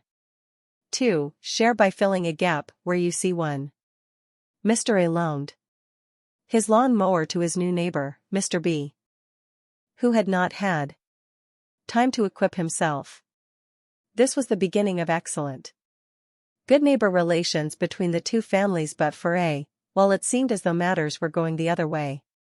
After Mr. B had trimmed his lawn, he returned the lawn mower with a big chip in one blade. Noticing this, Mr. A remarked diplomatically that Mr. B must have had some rocks hidden in his grass, which chipped the blade. The new neighbor said gruffly that the blade had been chipped when he had been offered the use of the lawn mower, and walked away. Since the chip was fresh and shiny, this hardly could have been so. Mr. A said nothing more, however. He limited his contacts with his new neighbor to mere nods if he met him in the street. One day, Mr. B came around with a brand new lawn mower and handed it to Mr. A. "I want you to have this," Mr. B said. "You see, I knew I'd broken that blade, but I couldn't afford to have it fixed right then. I guess I should have said so, but, well, I didn't. Now things have turned out all right, and I want to do more than merely have the blade fixed." Thus is many a non-money debt returned with interest. Far more valuable than the lawn mower itself, however, was the atmosphere of cordiality which the two families found from then on. 3. Share recognition and appreciation. Notice how often you are recognized as being in a certain role, for example, the role of a customer, and so you are treated in a certain way. Now turn around the situation and recognize the other person. You will find it is a limitless form of sharing. For example, you may stop your car at a filling station on a hot day. The attendant rushes up, mopping his brow, anxious to give you prompt service. You recognize him as a person who has his own problems, and you say, "Take it easy. It's too hot to hurry." He will remember you the next time you drive in. Say you are an employer or a foreman. One of your men does exceptionally good work. Many an employer or foreman would observe that the man is paid to do a good job, so what? A wiser supervisor will make a point of telling a worker that his good performance has been noticed. When a person does a good job, he is favorably disposed toward anyone who gives him recognition. Furthermore, he will try thereafter to keep his work up to a high standard. You will offer many a kindness, you will perform many a free service, and in many cases you will see no return. Bear in mind there is always a return within yourself, for when you give of yourself, you make yourself bigger. And remember the law of compensation, which always works in your favor when you arrange it so. We shall look more deeply into the wonders of compensation later on. Look for ways to share your wealth. Never ask, what wealth? In sharing, you will find you are wealthier than you think. Share more than money, and when you have plenty of money you will be more closely attuned to human needs, and your money will give added benefit to those who share it. The supreme secret is like a half-hidden treasure you may pass 100 times a day without noticing. Yet you see it from the corner of your eye. Checking on Chapter 6. The more you give, the more comes back to you. Even a man who gave away 90% of his working time became richer thereby. When you share your blessings with another, you become his creditor, and eventually the debt is paid. You also can share direction in the form of a philosophy which leads to peace of mind and great wealth. Giving to those who help themselves is a highly constructive kind of giving. Wealth creates wealth. When a buying and selling relationship contains the idea of service to one's fellow men, both sides benefit. Many early industrial employers took all they could from their employees and returned as little as possible. Today, wealth is more widespread, and this helps create more opportunities. A millionaire no longer attempts to make a great display of wealth. There are increasing numbers of millionaires, and rich men no longer see themselves as a class apart. As you create your own wealth, you can create your own happiness. Many people who work for others do not realize the extent to which they share the wealth they create, nor how they can create endless wealth in their own lives through the power of a positive mental attitude. Rich men have no natural powers denied to poor men. Every man carries his greatness within his own mind, and it is he himself, and not an outside power, who is the only one who can bring forth his greatness. Sharing the wealth in your own home. Men who are successful in living generally maintain love and sharing in their own homes. When couples do not share, other troubles arise. When a man shows he is willing to share, a woman is eager to share with him. 3 basic motives, love, sex, and money, are said practically to rule the world, and this can be seen in many cases. No part of your life can be lived separately from the other parts. Everyone has something to share. You can share knowledge, you can share love and kindness, no matter how poor you may be. Almost anyone can share in 3 areas which offer themselves over and over. You can share your special skills or knowledge. You can share by filling a gap when you see one. You can share recognition and appreciation of others and the work they do. 7. How to develop your own healthy ego. All your ability and personality show themselves in your ego. For many a man, the ego works always at full power, and for some it needs restraining. For most, it is as well to find and use some ego-boosting device. Your own ego booster may be connected with the way you dress, the way you express yourself, your surroundings, some object which has symbolic value, or in some other way which has a special, individual meaning. The ego can be attuned to mysterious forces beyond one's self. Through your ego, you can be guided toward an expression of yourself which reflects in your increased prosperity. I have spoken before and shall speak again on the need for knowing your own mind and going in your own direction. Now let us look at the ego, that invaluable mind spark plug, which my dictionary defines as the self-assertive tendency of man. People who have peace of mind also have healthy egos. Now, to some the term healthy ego brings to mind the picture of a loud, backslapping type of person. This may be so, but it is not necessarily so. Your ego, as you reflect it to the world, has been built for many years out of childhood influences, later influences, and a great many other factors. Your ego is as individual as your fingerprints, and what is healthy to you will not be healthy for another man. Often ego seems to have a bit of vanity in it, but it is far stronger and far more subtle than ordinary human vanity. Think of your ego as an invisible part of yourself which makes you strong and resourceful, or puts obstacles in your way according to the sort of influence you feed it. Even the greatest of minds now and then find themselves with a rundown ego. Truly great men feel this, and quickly restore their egos.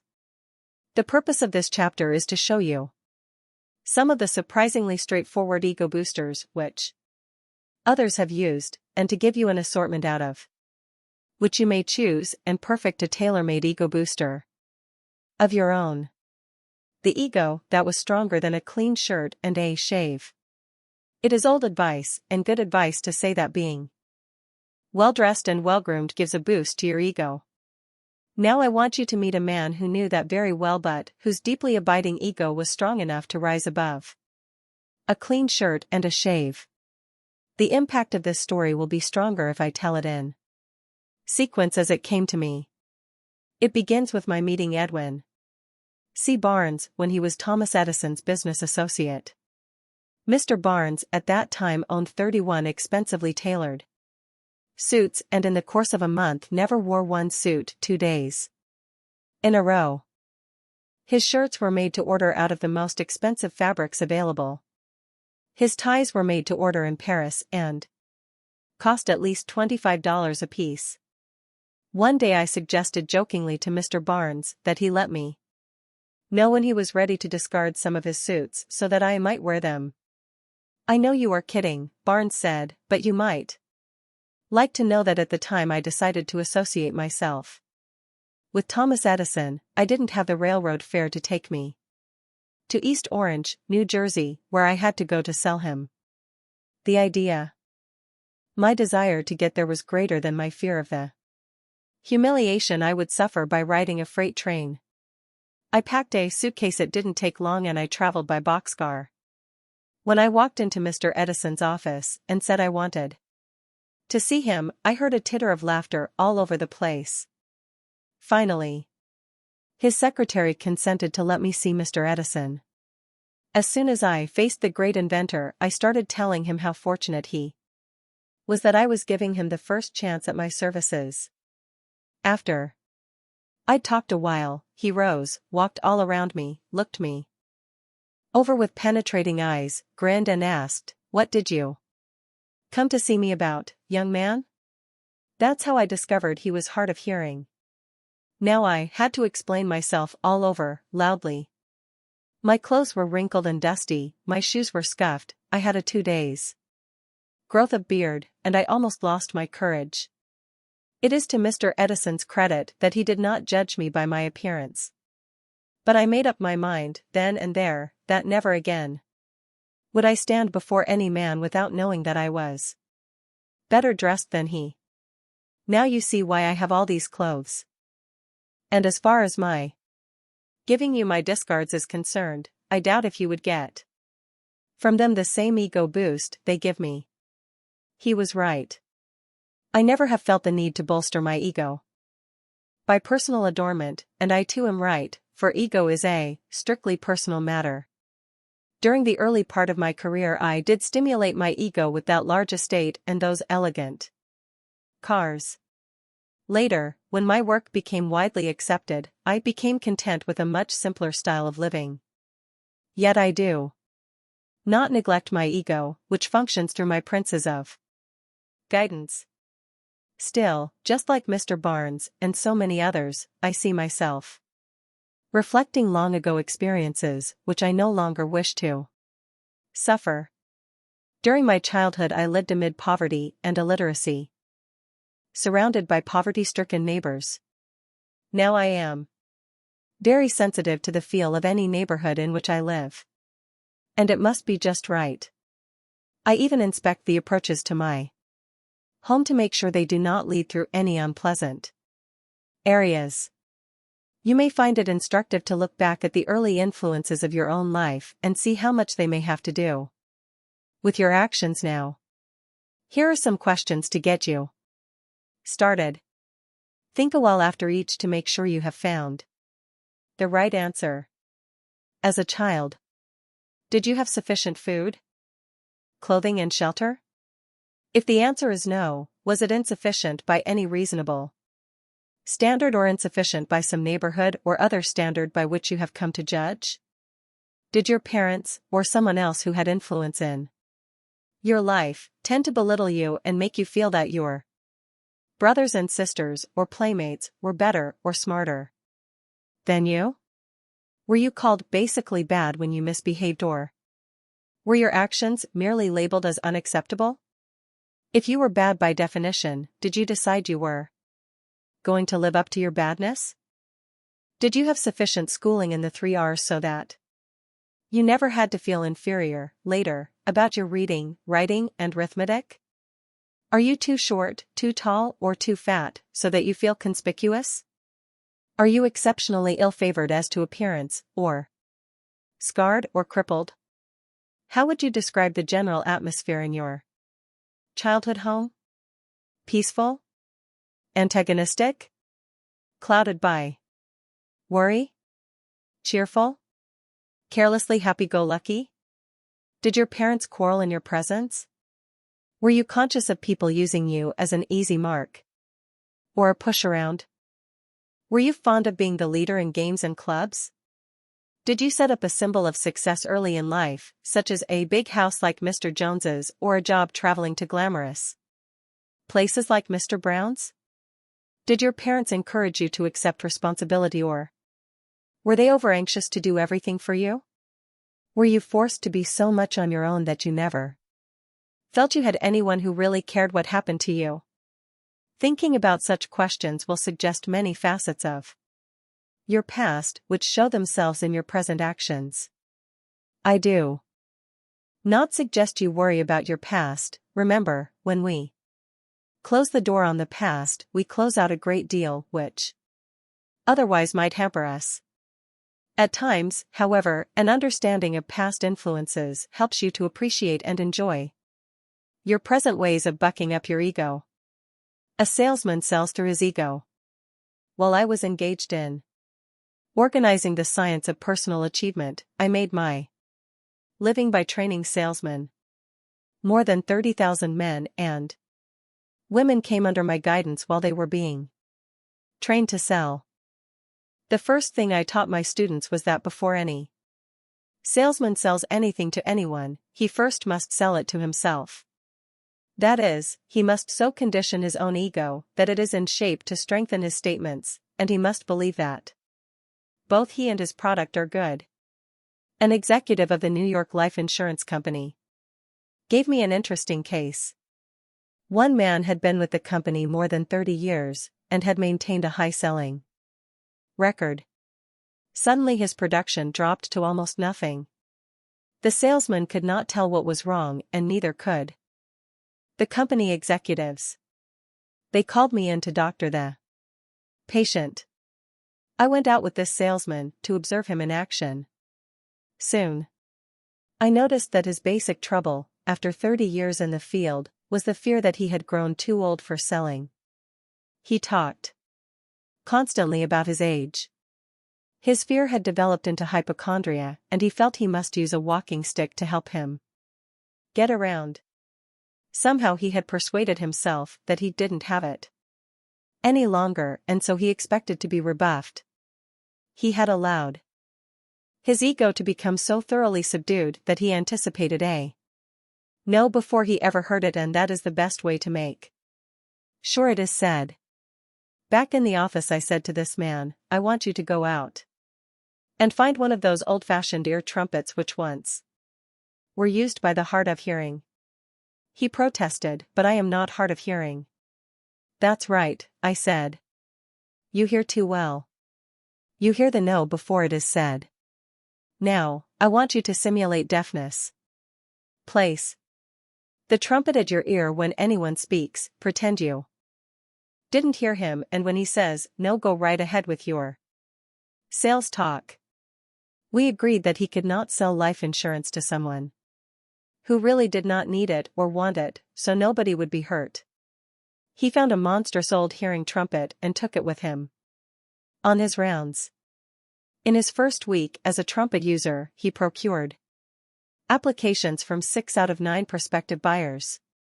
The next week, he came back with 8 applications out of 12 interviews, an almost unheard of record. His ego restored to the yes habit. He put away the trumpet and had no trouble thereafter. Although my own hearing is fine, I seem often to come into contact with hearing troubles. My son, Blair, was born without ears. How I helped nature give him sufficient hearing is another story. I am thinking now of the time when we sent him to public school wearing his hair long enough to hide the absence of ears. The other children made fun of his long hair, which was damaging to his ego. We promptly had his hair cut short, but first I sold Blair the idea that his affliction would be a great benefit to him when people understood about it. And that is exactly what happened, for people now were kind to him. He soon lost all self-consciousness about being different from people who have ears. Perhaps I was inspired by Thomas A. Edison's determination to make an asset out of his deafness rather than a liability. I never saw him wear an expression of annoyance or disappointment. Rather, his expression clearly said, my ego is under my control and it does my bidding without fear or limitation. Your ego and your opulence. As with the ear trumpet, I have on many occasions been able to prescribe exactly the right ego builder for a particular person. It requires knowing the person, of course, and when you wish to prescribe for yourself, you will see the importance of that ancient, great advice, know thyself. Now and again a man will stop working before he should, and find himself at loose ends. This was the case with a former student of mine named Ray Cunliffe. He had owned a Cadillac agency in Chicago, which he sold at a handsome profit.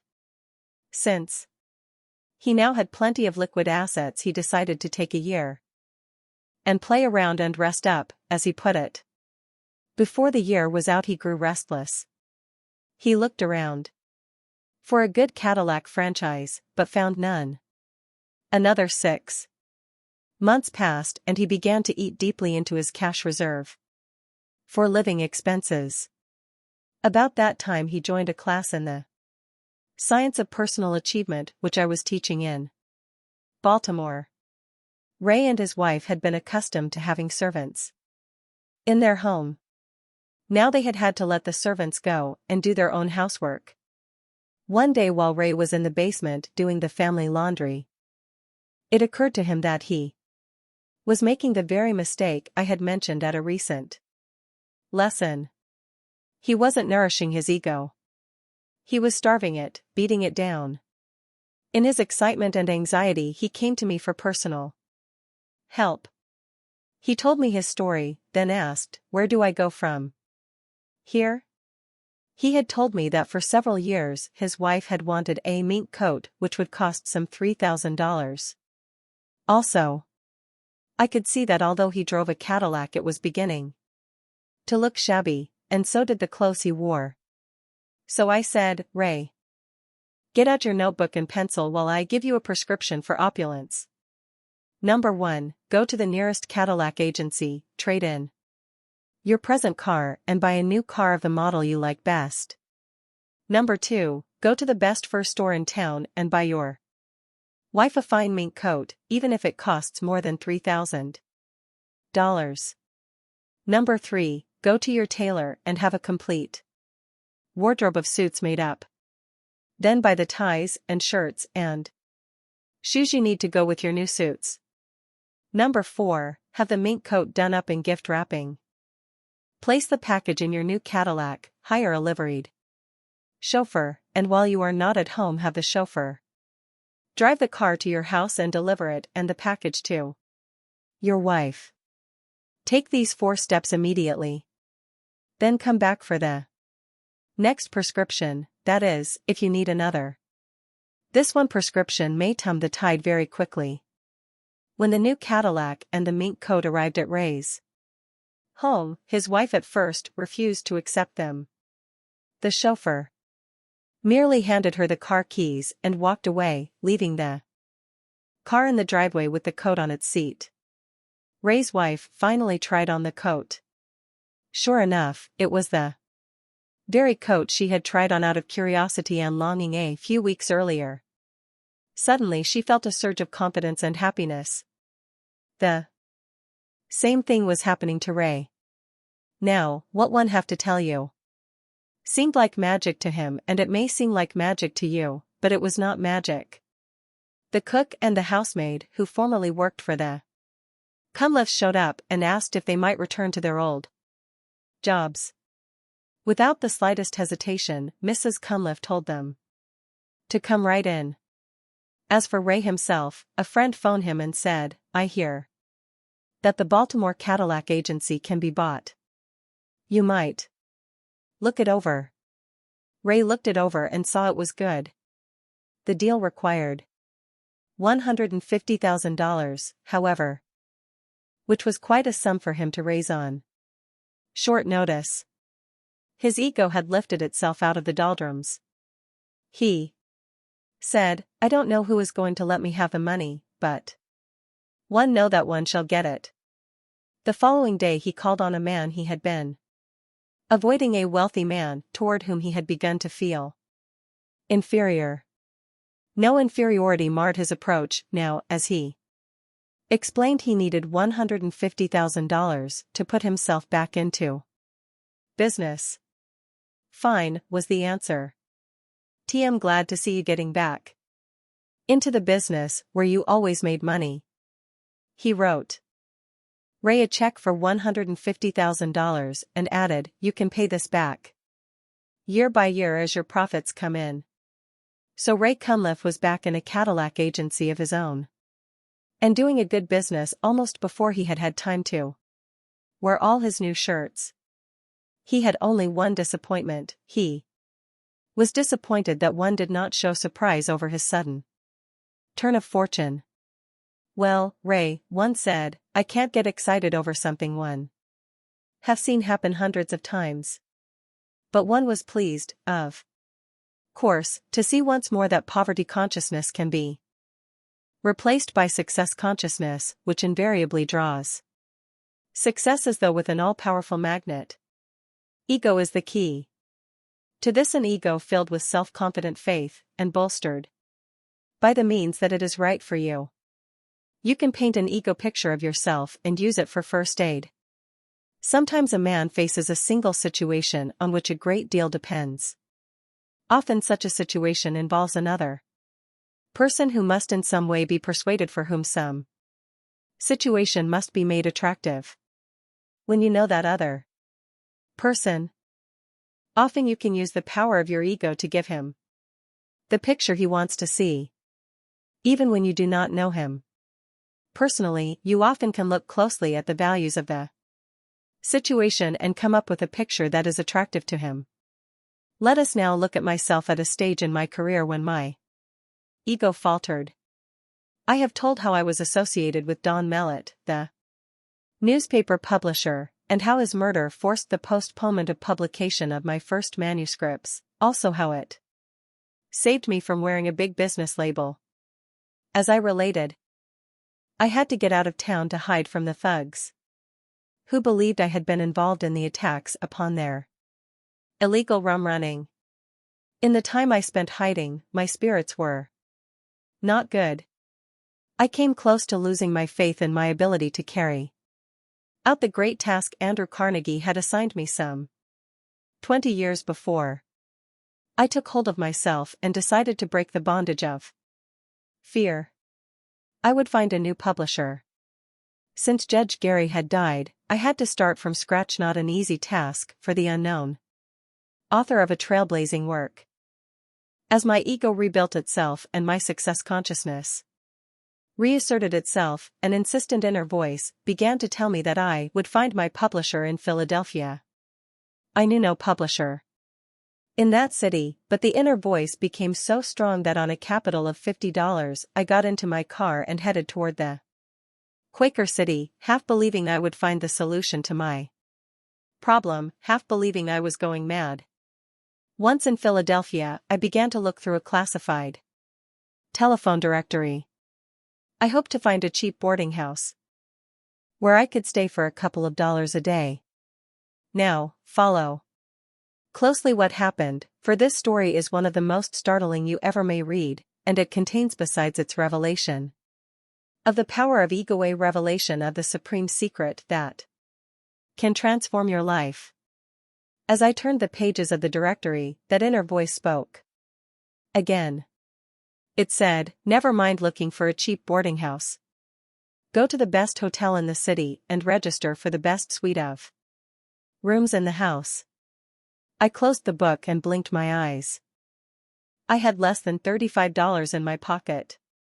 But the command was so irresistible that I picked up my luggage, marched to the best hotel in town, and took a suite which cost $25 a day. The moment I signed the register, I knew I had done the right thing. My ego and my faith swelled within me. I could not then have put the supreme secret into words, but I know it took hold of me. A quarter was a good tip for a bellhop in those days, but I tossed the boy $1. No sooner had I seated myself in one of the luxurious chairs than the inner voice spoke once more. You were restrained from registering in a cheap rooming house, because such an environment would have placed you at a great disadvantage in dealing with a publisher. Right now, you need an ego booster, and you are getting it from this finely Appointed suite of rooms. Now your mind can conceive on a positive plane that brings success. Ready? Call into your consciousness the name of every person you know who has the financial means to publish your works. When the right name appears, you will recognize it. Get in touch with that person and tell him what you desire. Without a shred of doubt, in perfect faith, I began to review the names of men who would be able to finance the world's first practical science of personal achievement. After 3 hours of this, my mind went blank. Then a name popped into my mind with such compelling effect that I knew this was the man I wanted. He was Albert Lewis Pelton of Meriden, Connecticut. All I knew about Mr. Pelton was that he had published a book called Power of Will, and that he had advertised this book in my Golden Rule magazine several years previously. Immediately I wrote to Mr. Pelton by special delivery. I informed him that I was about to confer upon him the honor of publishing the science of personal achievement. 2 days later, I received a telegram saying Mr. Pelton was on his way to Philadelphia to see me. I shall never forget the expression on his face when he was ushered into my suite, nor the words he uttered. Well, an author who can live in a suite of rooms like this must be the real McCoy. The manuscript was about the size of an old-fashioned family Bible. It contained 1,800 pages, and weighed about 7 pounds. I handed it to Mr. Pelton, and he sat down and turned through the pages. After about 20 minutes, he closed the book and laid it on the table. He said, "I will publish this philosophy and pay you the regular author's royalty." We sent for a typewriter and he typed the contract. At one point he said, "I suppose you'd like an advance on your royalties?" "I'll make out a check right now," I replied nonchalantly, holding fast to the image my ego had built. "Oh, make it any amount you care to." $500? Okay. Some months later, the first published set of my work, The Law of Success in 8 volumes, was presented to me. Those had been successful months in many ways, for I had regained the power of a positive point of view. I hope sincerely that those who read this story will not have to win their own positive points of view the long way around, as I did. Had I been guided by some unseen power? I believe some outside force was guiding me. I believe that a mind attuned to currents of faith is attuned beyond its own physical dimension.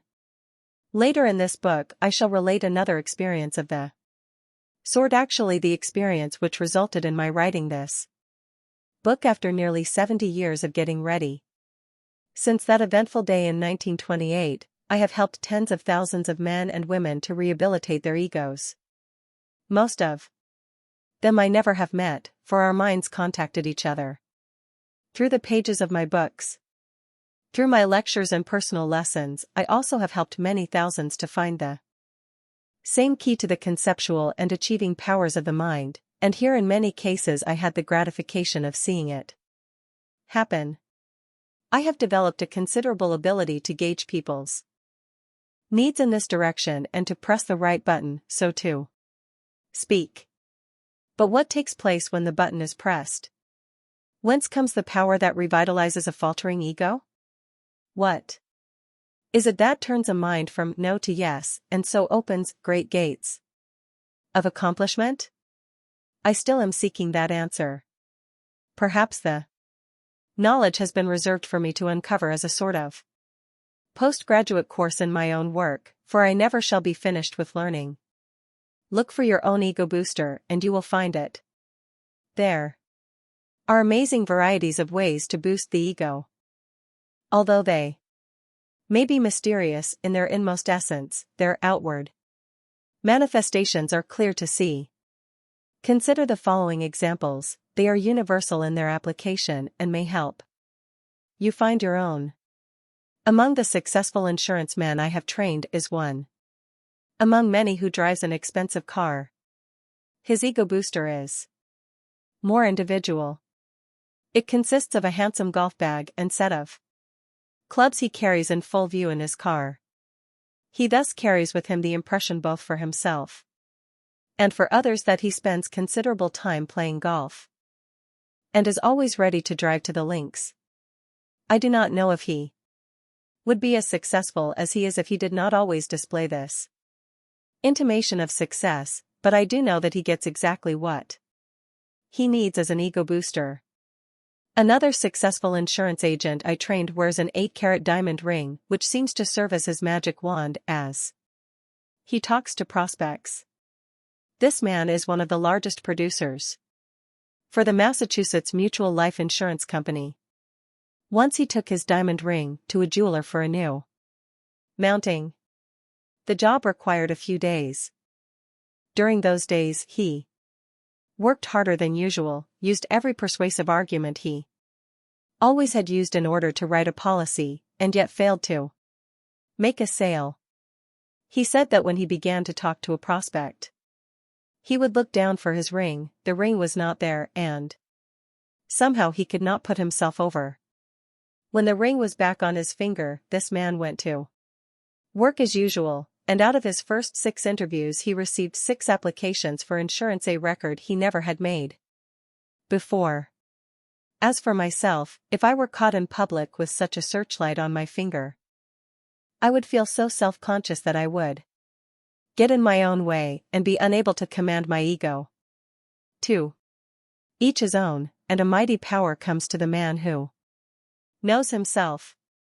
When a man comes to himself, discovers his ego, and takes possession of it, the fact is revealed to the whole world. It is reflected in the tone of his voice, in his facial expression, in the lift of his motions, in the clarity of his thought, in the definiteness of his purpose, in a positive mental attitude that brings out in others the desire to believe in and work with this man. Friend, when you become commander-in-chief of that very core of your mind, your ego, you are master of all you survey. You never will want, because you will unhesitatingly find the way to plenty. You never will fear, because your mind will not contain fear. You will be free, gloriously free, living a life that pays you in your own terms. Some few there are who need reins upon their egos. They are so rare, however, that we need not write any part of this book for them. A healthy ego is a means of health and peace of mind beyond comparison. Look, then, for the one right method or object or condition which helps you to fulfill yourself in the self-assertive tendency of man. Study the ways of any successful, happy people you know. Chances are that they possess and use the supreme secret. Checking on Chapter 7. What it means to have a healthy ego. Your ego is the mind power which helps you project yourself and your desires. It can make you strong and resourceful, or put obstacles in your way, according to the sort of influence you feed it. We are familiar with the ego-boosting power of being well-dressed. But a strong ego can rise above any limitation. When a man can afford to assert his ego in the ways he prefers, these ways often reflect long ago influences. A salesman sells through his ego. A good salesman knows that he is good and his product is good, and this confidence rarely falters. Sometimes a salesman's success hinges upon some ego-sustaining factor, or some outside circumstance may so affect his ego that he slides from a yes attitude into a no attitude. A salesman may even assume his hearing is poor in order that he may filter the no's out of his dialogue with a prospect. With a salesman or with anyone else, a real physical handicap can be a lifelong drawback or lifelong stimulus depending upon the power of the ego. Your ego and your opulence. When the ego is strong, it attracts success. When the ego falters, it can be restored by making sure that every appearance and self-image is in its favor. A man who is used to living well, but has lowered his standard of living, can restore his prosperity by first restoring the feeling of prosperity that comes with appropriate possessions and actions. Even when an appearance of prosperity is assumed for a short time, it can prove the turning point. Because that is what the ego needed. The ego may thus be guided by mysterious, all-pervasive powers. Look for your ego booster and you will find it. Ego is a highly individual matter. Observe the ways in which others boost their egos, and you may be helped to find your own ways. Sometimes it is in the means of expressing ourselves that we best sustain our own egos, as in writing instead of speaking. Or vice versa. When you find your own best way to boost your ego, you have found a great treasure. 8. How to transmute sex. Emotion into achievement power. It is within every man's ability to transmute some of his sex emotion into a dynamic drive which brings success. This ability grows with your willingness to use it. Young men often make the mistake of seeing only the physical side of sex, so that they are in their 40s or beyond before they begin to use transmuted sex energy to add value to everything they do. There is no interference with the physical side of sex, which in itself becomes a life-transforming power. Now and then a book catches fire and the author of that book has the satisfaction of knowing he has added something permanent to the knowledge of man. So it has been with my book, Think and Grow Rich. Although it is only one of several books built around the science of personal achievement, probably more copies have been sold than of all my other books combined. I have asked a number of people why they think and Grow Rich has sold so briskly for almost 30 years, and why it seems to be off to a fresh start in a slightly revised edition. These people tell me the book is somehow more inspirational than the others, and I think I know the reason why. Wrote it twice. The first time was in 1933, while I was on the staff of President Franklin D. Roosevelt, merely as a means of keeping busy while I waited for the crippling atmosphere of fear to pass. As I recall, I just sat down and wrote while I was serving the president without making any effort to condition my mind so that personal magnetism would be projected into the book. It was some years later that I decided to publish the book. When I reread the manuscript, I saw it lacked something. The answer to what it lacked actually was inherent in one of the chapters, a chapter on sex transmutation, of which this present chapter is a summing up and a carrying forward. I had written a book full of information but lacking in transmuted sex emotion. Now I rewrote it from start to finish, and the effect has been electrifying. Anything you do can be electrifying and positive and profitable when it is infused with sex emotion. Lest there be any confusion, let me state emphatically what you may be doing need have no connection whatsoever with the physical manifestations of sex. Nor does language have anything to do with it. The something I injected into Think and Grow Rich during its rewrite has carried over into all foreign language editions of the book. It is just as inspirational in Brazil, for instance, where it appears in Portuguese, as it is in English. What is sex transmutation? Let us first look at sex itself. Nature has provided that the vegetable and animal kingdoms know sex activity only in certain seasons. Man, however, knows sex activity in every season. Perhaps that is why sex makes so much trouble for so many people. They may keep themselves willfully ignorant of sex, because they are afraid of it. They may debauch the sex instinct, because they want to show they are not afraid of it, or because they simply let it run away with them.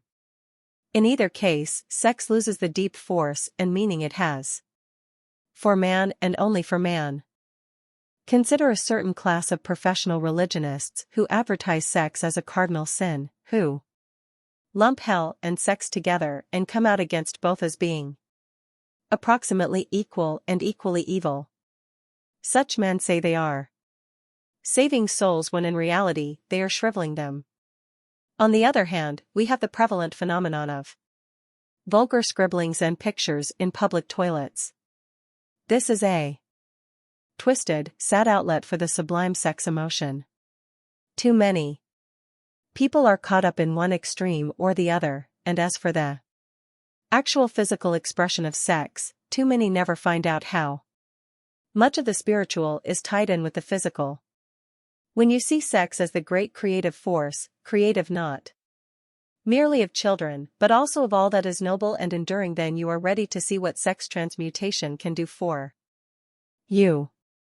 It is a focusing of sex energy into other channels where it adds immeasurably to one's power of achievement.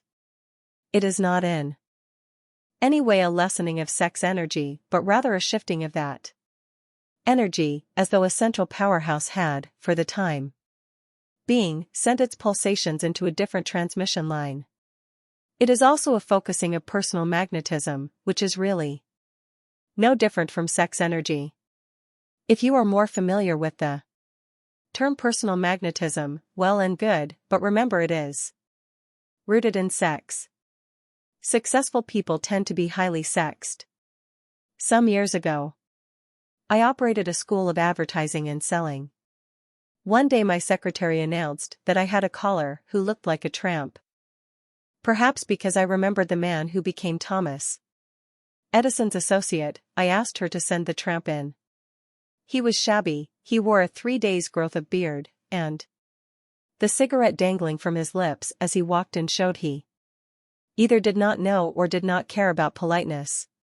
He was selling advertising space in the World Almanac, a medium I never had used because I did not think it was suitable for my business. Despite the fact that this unkempt man gave me a bad first impression, despite the fact that he scattered cigarette ashes on my carpet, he left my office with an advertising order for more than $800. This man certainly had psychological troubles, but above and beyond them, he had a tremendous personal magnetism. I heard it in his voice, so I listened to him. I felt it in the aura of his personality. For the first time, I really gave deep consideration to the World Almanac's advantages, which proved out fairly well. But if that man who automatically used the principle of sex transmutation had straightened himself out in other ways, he might have owned the World Almanac instead of merely being one of its spacemen. I now watch for the phenomenon of sex transmutation in everyone I meet and have thought back upon others I have known. It is obvious that those who win the greatest success in all occupations and in all walks of life have high sex capacities, which they transmute at will. They may not know they are doing it, but that is what they do. There is an obvious connection with ego. And as with ego, a person may have to search for the best way in which to express himself through sex transmutation. When I was a member of the Chicago Rotary Club, one of our guest speakers was the late Dr. Frank Crane. Here was a man who had fine things to say, yet he had no gift off speaking. Even his appearance was against him. He bored everybody present, including myself. After our meeting, I walked down the street with Dr. Crane, and we spoke frankly about the cold reception his talk had received. I gave him great credit for his message, which was unusually good, but unfortunately it had been spoiled by his delivery, and he knew it. He told me he was the pastor of a small church and barely made a living. He asked me what advice I might have to give him. I had been thinking. I told him he had a capacity for profound thought which he could put across in a popular, easily understandable way. Rather than do this by voice, however, he should do it in writing. If he worked up a newspaper column of sermonettes and syndicated it, he would reach thousands of people where now he reached only a small flock, and undoubtedly would increase his income as well. That sounds like a splendid idea, he said thoughtfully. We shook hands and parted. After a time, I began to see his daily column of sermonettes Some years later he learned I was his neighbor at a New York hotel and he invited me to drop in. He had just completed his annual tax report, and with a broad smile he handed it to me. His net taxable income after all deductions amounted to something more than $75,000 for that year. The late Billy Sunday expressed his undoubted sex magnetism in the way which was natural for him through the spoken word. To tremendous audiences, he chased the devil up one side of the country and down the other, swaying crowds as few other preachers ever have done. He was so successful that his religious campaigns became big-time business ventures, which were managed by Ivy Lee, a well-known public relations man. Some said that Billy Sunday's success was due to his high spiritual qualities. Those closest to him believed his power came from his highly sexed nature, plus his ability to transmute sex emotion into sermons which were so fiery that even the devil could not withstand them. Watch for this something extra and you will see it. In every generation there are only half a dozen men who are universally recognized as great violinists. Some hundreds play the violin very well, but beyond them stand the few who have that something extra. It is the more successful transmutation of sex emotion. Of course the same applies to pianists and to other musicians.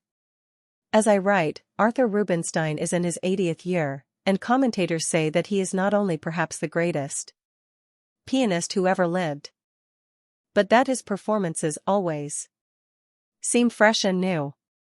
Rubinstein is also a great lover of life, a participator rather than an observer, and all this points to a deeply sexual nature and a transmutation of its wonderful emotion. It is the same with political leaders, with lawyers, with athletes, with craftsmen. I discovered that a highly sexed bricklayer could lay nearly twice as many bricks in a day as a man who lacked that intensity, and lay each brick with the greatest skill, provided he had learned the art of keeping his mind on his work. Looking back into history, we can see that many outstanding men in many different fields were known to have a considerable sexual drive. History alone may not tell you this, but a study of biography will. I shall set down a few names which may start you thinking: George Washington, Benjamin Franklin, William Shakespeare, Abraham Lincoln, Ralph Waldo Emerson, Robert Burns, Thomas Jefferson, Andrew Jackson, Enrico Caruso. Note that these men were not the victims of their sexual drive, they were its beneficiaries. They transmuted sexual energy into the energy of their individual accomplishments. You are not likely to find a single man in the history of civilization who achieved outstanding success that did not arise from his sexual nature. This applies to soldiers, statesmen, great thinkers, great explorers, and other men of action, painters, all kinds of men, and not necessarily men of virtue. The sexual drive does not exist of itself, but as a part of the entire personality. Without it, however, much ability remains undiscovered. I also have seen many instances in which sexual energy appeared to be the igniting spark, so to speak, of the sixth sense. This great creative faculty lifts brain action far above its ordinary limitations. It is the psychological receiving antenna of those inspirations we call hunches. Surely it accounts for the still, small voice which now and then gives priceless guidance to the perceptive mind.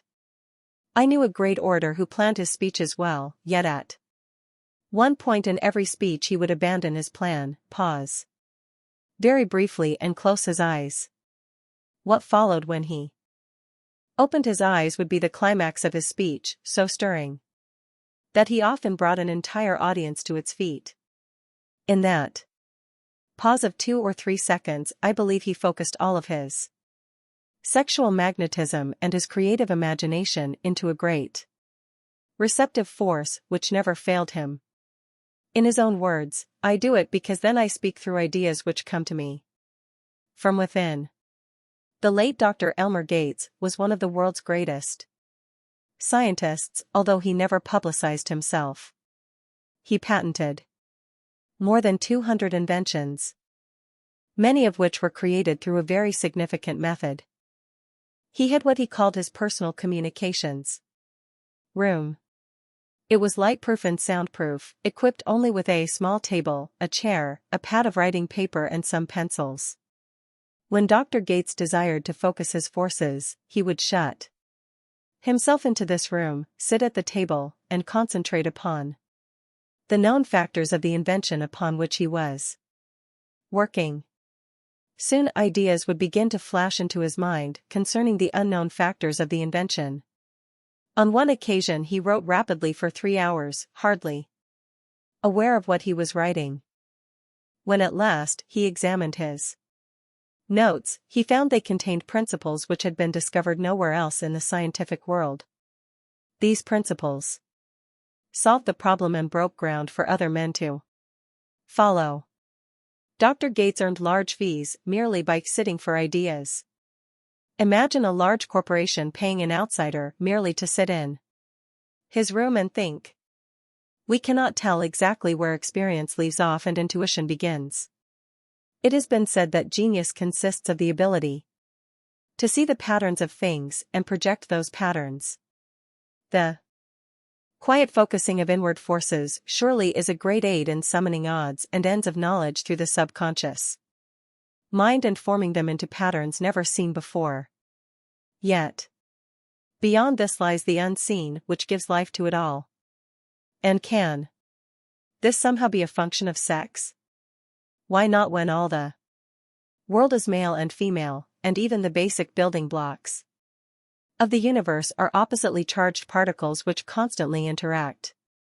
In essence, sex transmutation is the ability to switch a desire for physical contact to a similar desire for expression in art, literature, science, selling, or anything else.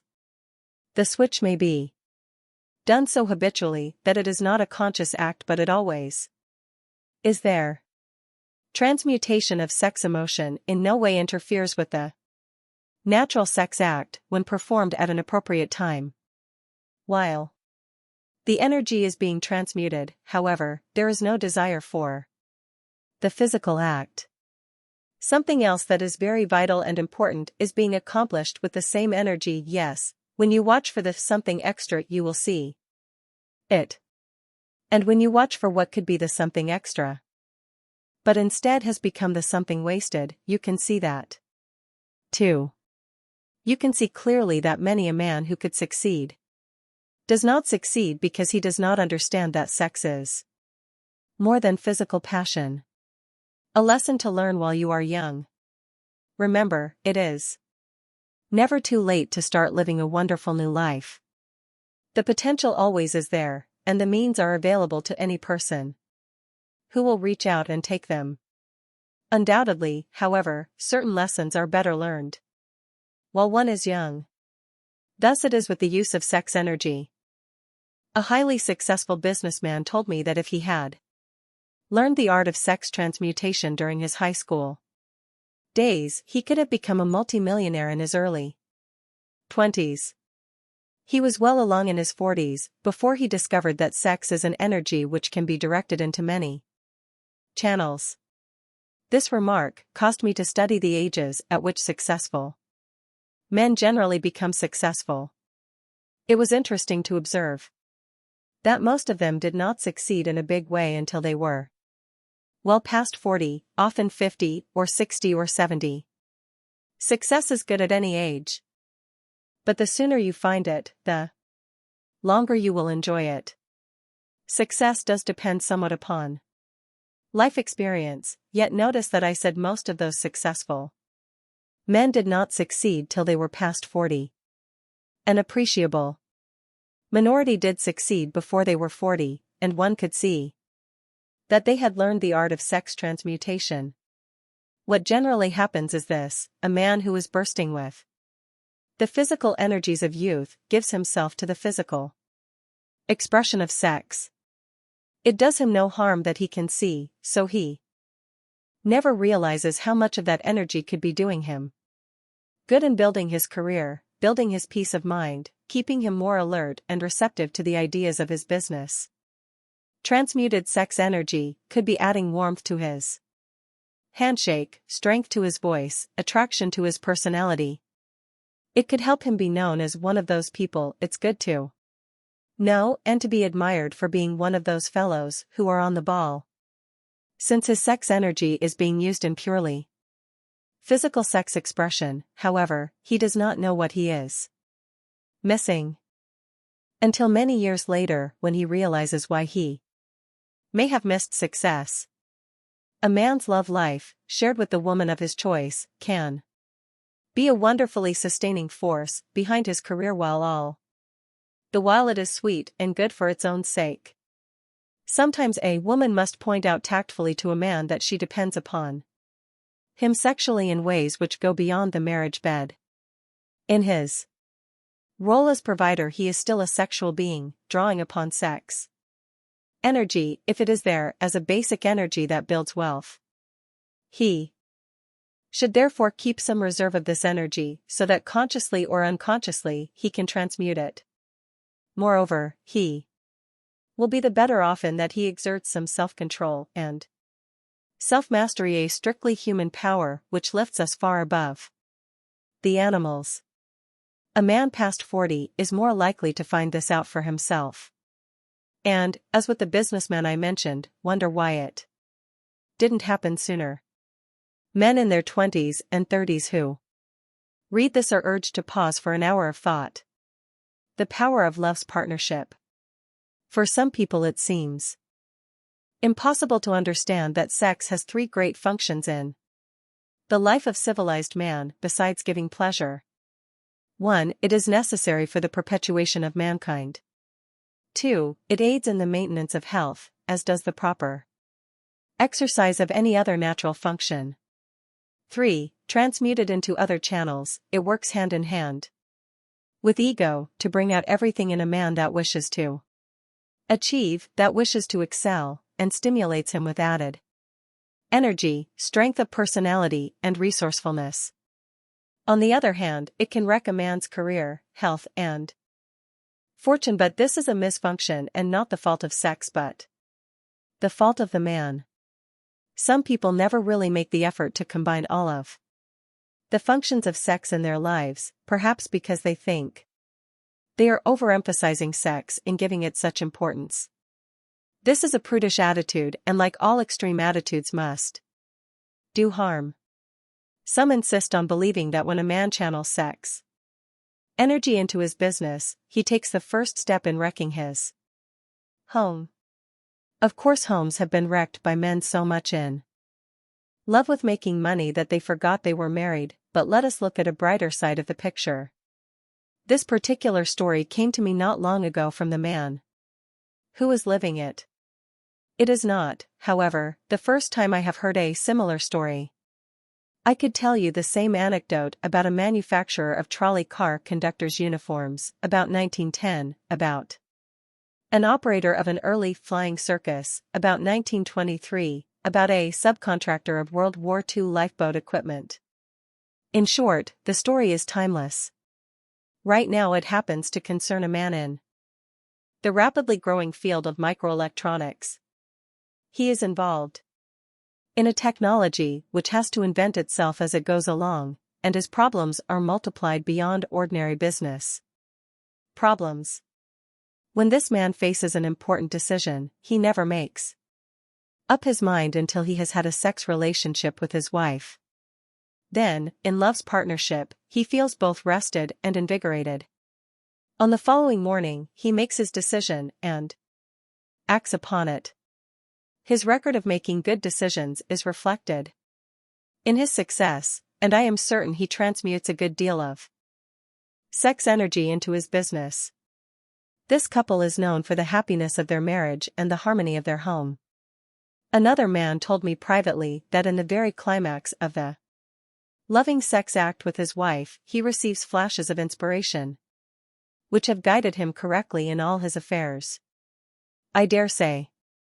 This is unusual, yet it serves to show that sex does not exist in a separate compartment of our lives, but permeates our entire existence. The women who make a man's world. It has been said, behind every man stands a woman. This statement is not 100% true, but when you find an instance in which it is not true, you are well advised to ask, why not? You will occasionally meet some rip-roaring character who says he is man enough to do without the influence of women, but the chances are he is not able to get along with women or with men either. Or he may have such deep inner doubts of his own manhood that he overcompensates for his lack. Man's greatest drive comes from his desire to please and protect women. The hunter of prehistoric days who brought back 2 bears to the cave when his neighboring caveman brought only one, surely looked forward not merely to eating the extra bear, but also to the pride he would take in showing it to his woman. Today's hunter brings home the means to buy comforts and luxuries far beyond what is needed merely to maintain life. And if he is honest, he will tell you proudly that he does it for his woman. That strange and great man, Abraham Lincoln, was not happy with his wife. She was not the woman he had intended to marry. That woman, and Rutledge, died before she could marry him, and her death was one of the many misfortunes which molded his greatness. The power of the young frontier girl has extended from her grave into all of our subsequent history. I am pleased when a man who has made a great deal of money, or wields a great deal of power, or both, expresses his homage to his wife. Often she is a quiet little person, yet you know the influence she has had upon that man, and you know they always have been and always will be partners. You see success, you see the symbols of sex, a man and a woman, and you know that this life has been lived completely. Your mind has many powers, and when you find the supreme secret, you will know you have found the key to every mind power you possess. Checking on Chapter 8. Transmuted sex emotion can electrify your life. The same book can be written twice and gain a great force, because the second time it was written with transmuted sex energy. Unlike the animals, man knows sex activity in every season, and this may be one reason why sex is so often misunderstood.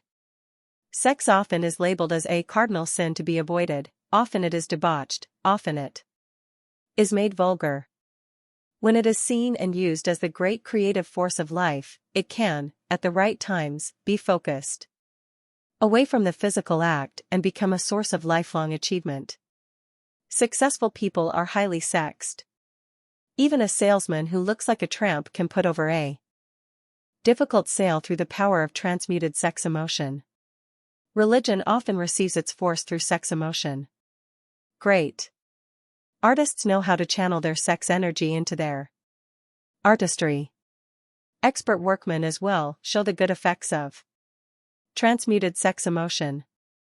Looking into history, we can see that many men made their mark upon the world by transmuting sex energy into the energy of their individual accomplishments. Sex energy and the sixth sense. Because it is strongly allied to the ego, sex energy can lift brain action far above its ordinary limitations. A great orator used his sex energy to give him climactic ideas with which to sway his audiences. A great scientist used the same dynamic force to solve the problems of invention. In essence, sex transmutation is the ability to switch a desire for physical contact to a similar desire for expression in some other field. This transmutation in no way interferes with the natural sex act. A lesson to learn while you are young. Most men do not become really successful till they are past the age of 40. Their success often is delayed because in their earlier years they placed too much value upon the physical expression of sex and never realized how much it could add to their money-making power. Sometimes a woman must point out to her husband that sex energy has significance beyond the marriage bed. In a well-rounded life that knows the partnership of love, the physical act of sex becomes both a source of happiness and a source of strength that builds a career. 9. To succeed in life, succeed in being yourself. Only the man who has found his true self can know himself, find his own best talents, and achieve his own high success.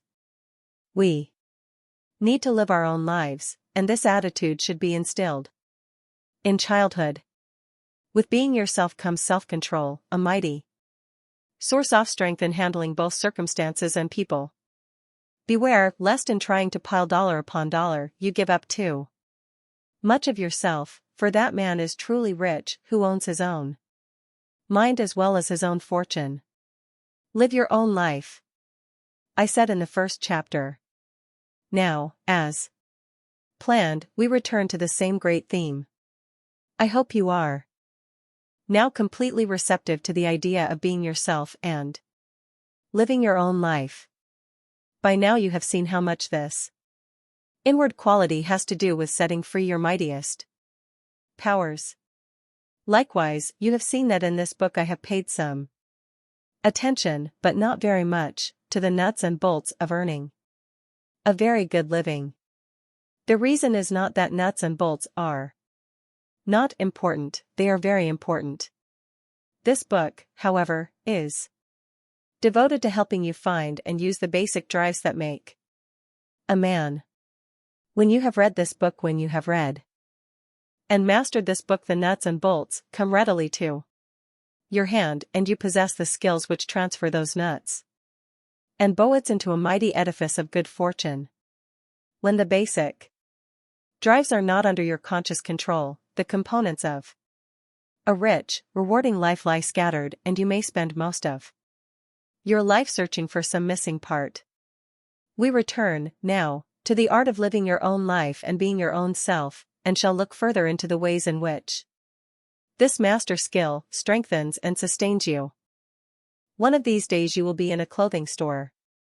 If some salesman tells you, this is what everyone is wearing this season, don't be persuaded. Be yourself. Select colors, fabrics, and styles which suit you. Tell the salesman that you prefer something that everyone is not wearing. Either walk out of that store without having made a purchase, or buy with regard to your own tastes only. One of these days you will be in a restaurant. Waiters often receive word from the proprietor or from the cook to push some item. Perhaps because it brings a high profit, perhaps because there is too much of it at hand.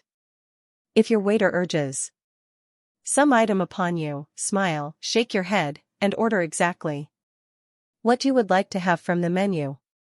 You may greatly admire some person for a particular skill or talent he shows. Wishing to exercise a similar skill, you may decide you are going to be that person.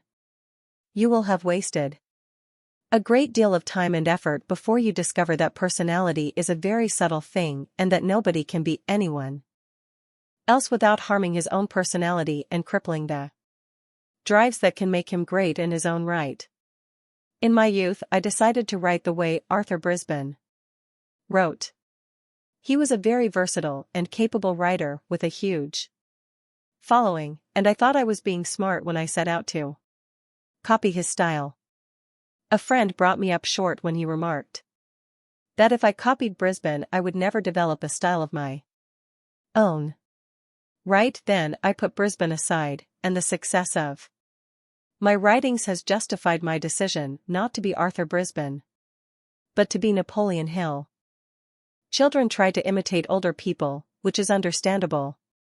I see many a grown-up child trying to keep up with the Joneses financially, or trying to keep up the social pace that the Smiths set, with disastrous results. Until you are willing to be your own self, at your own level, you cannot know yourself, nor Know what your mind can accomplish. Let nobody bribe you away from being yourself. You are going to make money, and as soon as you do, others are going to see you have what it takes. Fine, but this is the point at which many a man loses himself.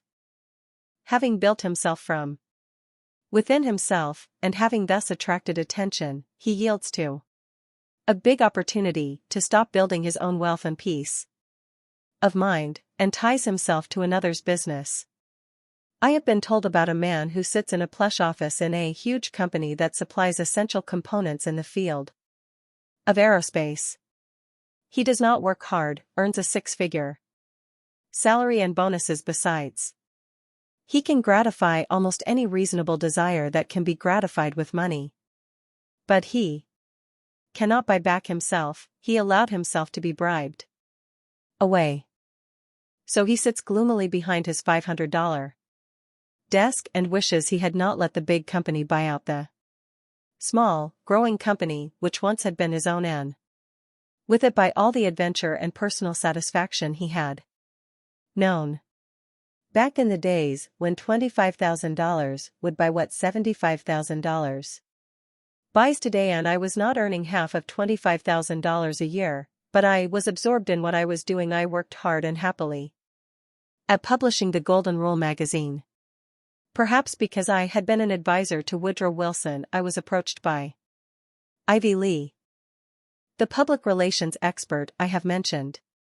He wanted me to join his staff and become a ghostwriter for one of his clients, the Rockefeller interests. For a moment I was tempted. I listened to his terms, $25,000 a year on a 5-year contract, and of course I was to knock Golden Rule magazine in the head. The moment passed and I was myself again. I replied, "Nothing doing, Mr. Lee." If the salary had been $1 million a year, my answer would have been the same. Later, of my own free will, I gave up my association with Golden Rule magazine.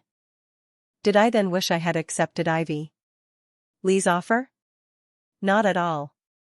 My name and my career remained my own. I retained and still retain the right to travel under my own name in any direction I wish to go, assuming full responsibility for my mistakes, taking full credit for my successes. People told me at the time that I had made a great mistake in turning down that handsome offer, and even urged me to get in touch with Mr. Lee and see if the offer still was open. If indeed it had been a mistake, I told myself, I had only to remember that every misfortune carries within it the seed of a greater benefit. And when I look back at what I have accomplished by way of extending the secrets of happiness and life success over a large portion of the world, I see that only in being myself have I succeeded in being successful. Today, right now, start doing all you can toward being yourself. As you enter a clothing store, or a restaurant, or any other establishment in which you will be served in exchange for your money, decide firmly and quietly that you are going to be yourself. In your talks with others, in your own personal dealings, in whatever you may do that is shared with others or affects others, be yourself. I mention other people because it is most often in our relations with others that we neglect to be ourselves, and you can be completely yourself and appreciated for what you are, while you still respect the rights of others. In the foreword, I listed a number of blessings which are associated with peace of mind. I pointed out that peace of mind is the peaceful base upon which we erect a good deal of life dynamic. Now, somewhat overlapping the same list and somewhat extending it, I am going to set down 43 items which pertain to being yourself. Few people will recognize themselves completely in this list, but if you will take a pencil and check each item that you sincerely believe applies to you, it will be most revealing. 1. The man who consistently is himself maintains his poise under all circumstances, whether the circumstances are favorable or unfavorable. 2. He has control of his emotions at all times. 3. he has perfect self-reliance and self-confidence in everything he undertakes. 4. He does not allow himself to be hurried into any careless action. Increasingly, as he succeeds, he controls his own working hours and the conditions under which he works. 6. He never gripes or complains about anything or anyone. 7. He never slanders or condemns anyone. 8. He never talks about himself unless it is necessary, and then never in a spirit of boasting. 9. He is open-minded on all subjects, with all people. 10. He does not fear anything or anyone. 11. He moves about his affairs with quiet definiteness of purpose. 12. Before expressing an opinion he makes sure he has the facts, and he is not afraid to say "I do not know." 13. He has no racial or religious prejudices. 14. He eats moderately and avoids every other form of excess. 15. Without pretending to be an expert on all subjects, on all subjects he thinks for himself. 16. He is a dependable citizen who cannot be influenced by any ism which may be detrimental to his country or its economy. 17. He gives nobody any reason to be his enemy, but you cannot help it if someone dislikes you because of your success. 18. He is at peace with himself and with all mankind. 19. He cannot ever be poor or miserable, for, come what may, in his heart he remains happy and prosperous. 20. All the members of his family love him and thrill to the sound of his footsteps when he comes home. 21. He expresses his gratitude daily for all of his blessings, and shares his blessings with all who have a right to claim a share. 22. He seeks no revenge for any wrongs or injustices done to him. 23. When he speaks of others he makes every effort to avoid mentioning their faults, no matter how much their faults may have affected him. 24. He looks into the future by studying the past, and recognizes that history has a way of repeating itself, that eternal truths do not change with the times. 25. He maintains a positive mental attitude. 26. He is slow to accuse, quick to forgive. 27. When others make honest mistakes, he makes allowances for them. 28. He will not profit in any transaction if it harms anyone else. 29. He keeps himself free from the bondage of debt. 30. Having acquired all the wealth he can use beneficially, he does not strain after more, yet he knows with full assurance he can earn more if it should be advisable. 31. He converts all adversities and defeats into assets. 32. Facing defeat, he knows all defeat is temporary. 33. He has a major objective in life and keeps himself busy attaining it. 34. If he has been turned aside from his objective, he analyzes the experience and profits thereby. 35. His life is what he wishes it to be, and he always expected it to be exactly that. 36. As he successively pictures success within his mind and then attains it, he lets his deeds, not his words, display his success to others. 37. He is well liked by a great many different kinds of people of all races and creeds. 38. He is a living example of what a man may be in the United States of America when he takes possession of his own mind and is willing to live and let live. 39.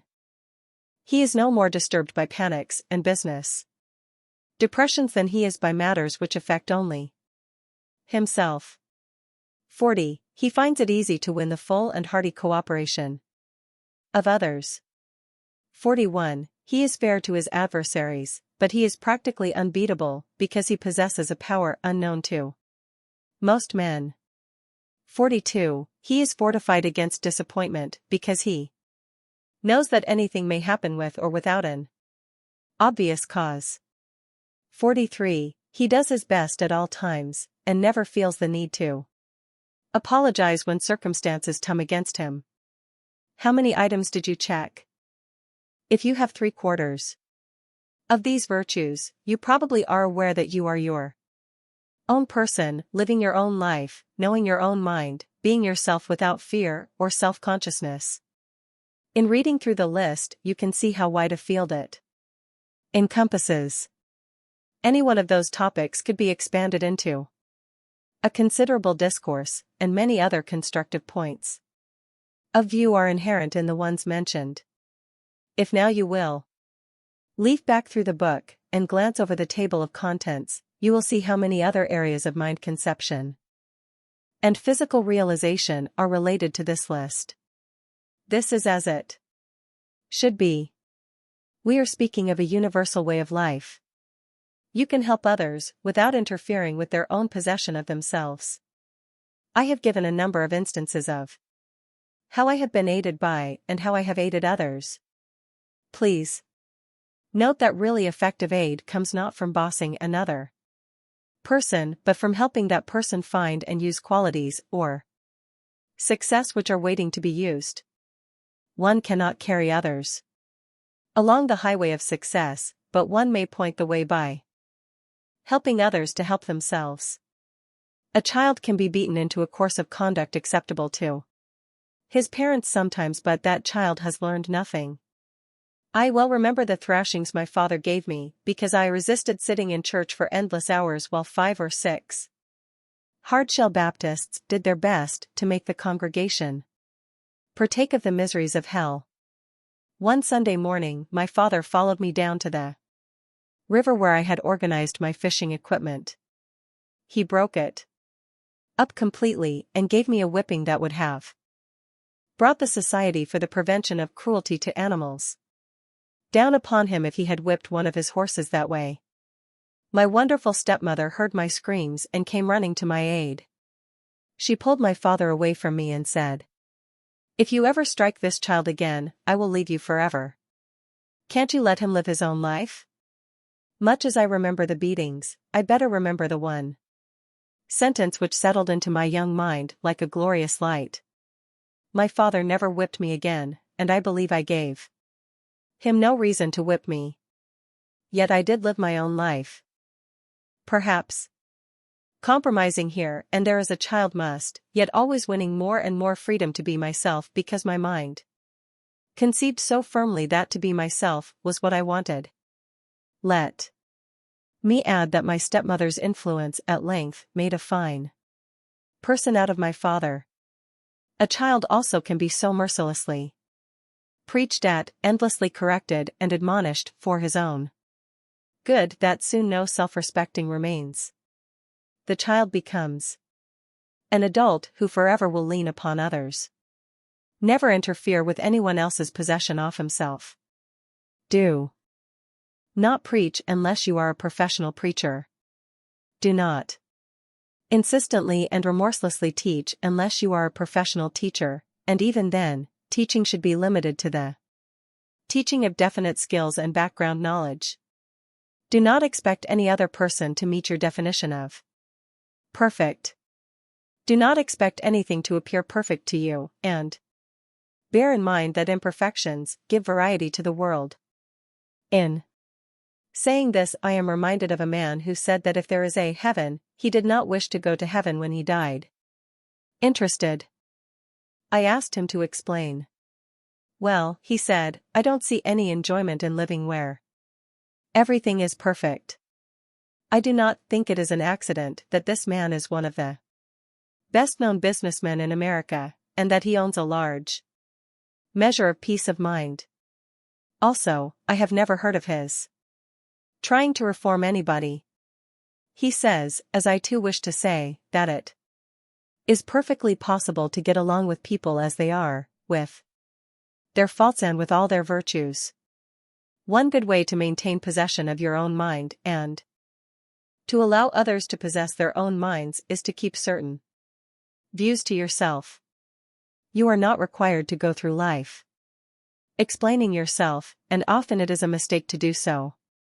This applies particularly to controversial subjects such as religion. and politics. Exposing your views in these matters is almost bound to cause unnecessary conflict. No one knows how I stand on either religion or politics.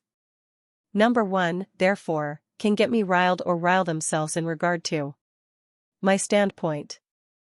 Many busybodies have tried to pry into my mind to see what they will discover in those areas. Once a woman wrote to me, "How come I see no mention of Jesus in any of your writings?" To which I replied, "Madam, if you will read any of my books in the spirit in which I wrote them, you will find Jesus on every page between the lines, however, not in the words that are printed. Self-control gives you strength. To be yourself, practice self-control. Few people have difficulty in controlling their physical actions. But they may never stop to realize that physical actions begin in the mind. A man whose mind conceives only a small, frightened view of life will act just like a man whose mind conceives only a small, frightened view of life. A person who has self-control has strength, I repeat, strength denied to many another. Above all, he has the strength to see situations clearly, judge them for what they really are, greatly increase the percentage of life situations he swings toward his own good and the good of others. Please look back at the list of 43 items earlier in this chapter. Number 22 says that a person who is his own master never seeks revenge on anyone. Let us take this as a very good example. Revenge can be spuriously sweet, but it is a sweet poison to the personality, and no more will merge with peace of mind than oil will merge with water. Who is in a better position to revenge himself on a person who has hurt him, but seeks an appointment to public office, than the President of the United States? Very well, let us look at one of our presidents first, some 5 years before he attained that high office. When I mention he was then a lawyer in Springfield, Illinois, you will have no trouble in identifying Abraham Lincoln. One of our earliest big industrial companies was in legal difficulty, and Lincoln was appointed by the court to work with 2 other lawyers on the case. But these 2 lawyers were famous big city men. They snubbed the gawky country lawyer. When he painstakingly prepared papers on the case, they would not even read them. Worse yet, they would not even sit at the same table with him. This was a public humiliation, and it must have hurt bitterly. 5 years passed. The lean, sad-faced man was elected president. Soon it was time for him to choose his cabinet, including a Secretary of War. One man stood out as the best choice for this ominously important post, Edward M. Stanton. And Lincoln remembered Stanton as one of the lawyers who had treated him so badly in his Springfield days. Yet he appointed Stanton his Secretary of War. Is there any question that Lincoln was his own master for his own good, for the good of all? Many men date their discovery of self-control from some one dramatic experience. I know that is so in my case. I have mentioned that I learned peace of mind the hard way, by trial and error, and this experience is a good example. I had an office in an old building. One day the janitor and I had a misunderstanding. After that the janitor decided to show his contempt of me. Many times when I stayed late at work, he switched off all the lights in the building and left me in the dark. I was then still capable of boiling with suppressed rage, and this I did increasingly. One Sunday I entered my office to prepare an address I had to deliver the following evening. No sooner had I seated myself at my desk than the lights went out. I leaped up and ran recklessly to the basement. There I found the janitor stoking the furnace and whistling merrily. All my pent-up wrath burst loose, and I damned him with adjectives that were hotter than the furnace. When I ran out of words he straightened up, grinned, and remarked, "Why, you're a little excited today, ain't you?" He had maintained his poise. I, a student of advanced psychology, an exponent of the philosophy of the Golden Rule, a student of the works of Shakespeare, Emerson, Socrates, and the Bible. I stood there before a man who was scarcely literate and knew he was the better man. I went back slowly to my office. I sat and thought, and after a while I knew I must apologize to that man. No, I said, I could not, and I would not. Yet in time I rose, knowing that I must find peace with him and peace in my own heart. When I got to the basement, the janitor had gone into his little apartment. I tapped gently at his door. He opened it, and in a calm, kindly voice asked me what I wanted. I said I wished to apologize for the wrong I had done him in cursing him. His simple smile spread all over his face. Nobody heard you outside these four walls, he said. I ain't goin' to tell about it, and I reckon you ain't goin' to tell about it, so let's forget the whole thing. We shook hands. There was no more friction between us. And no more spite work. And something within my mind took hold of itself. I resolved that never again would I lose my self-control, never again would I lose sight of the self which existed as a mind conception and which henceforth never would falter. Once I had made that resolution, my pen began to take on greater power. My spoken words were received with full attention. I began to make friends with ease, and I was far better able to show others how to find themselves and be themselves, and use self-knowledge to win a fortune. Did I make a perfect change? Not quite. I had been aware for some time of a series of bitter attacks against me which came from a certain journalist. For 4 or 5 years I ignored these attacks, but they became so outrageous that I decided to lay aside my policy of peace and hit back. I sat at my typewriter and began to write. I wrote at length, and filled pages with bitter invective. The more I wrote, the more angry I became. At length I wrote my last line, and then a strange feeling came over me. It was not a feeling of rage against the man who had tried to discredit me, but a feeling of sympathy and forgiveness. I never mailed that letter. What had happened? As I see it, my furiously tapping fingers had transferred my repressed emotions of hatred and resentment onto paper, and I was rid of those emotions. In a way, I had psychoanalyzed myself, and had cleaned the dark sub-basement of my subconscious mind. The experience gave me 2 benefits. The first and greatest was the realization that, any time rage took hold of me, I could write it out of my system. It is a great method, and you might try it. Some get the same effect with a long, fast walk. Others indulge in violent athletic activity and then feel their self-control return. Others take out their bad temper on their wives, but of course this is harmful to both parties. My second benefit came from filing away some of my writings in anger and looking at them years later, when I had gained greater understanding. Try this too, and you will find it a very interesting process, for as you know yourself, you will increasingly know a better self. I am glad to say I have not needed any such release of rage for a good many years, for rage no longer can evade my guardian princes. Your mind is your only master. You had nothing to do with your coming into this world. You may have little or nothing to do with your leaving it. But you have almost everything to do with your life while you possess that life. You can be the master of your fate, the captain of your soul, by the simple process of taking possession of your own mind and using it to guide your own life without meddling in the lives of others. Notice the connection between mastering yourself and not attempting to master others. A major reason for unhappiness is the tendency to meddle with the lives of others while we take too little time in trying to perfect our own. Nobody else can do the job of taking possession of your mind, nor should you permit anyone else to try. Your mind is your master, yet your mind can be such a kindly master that it responds to your needs and desires and finds ways to make them come true when they are definite.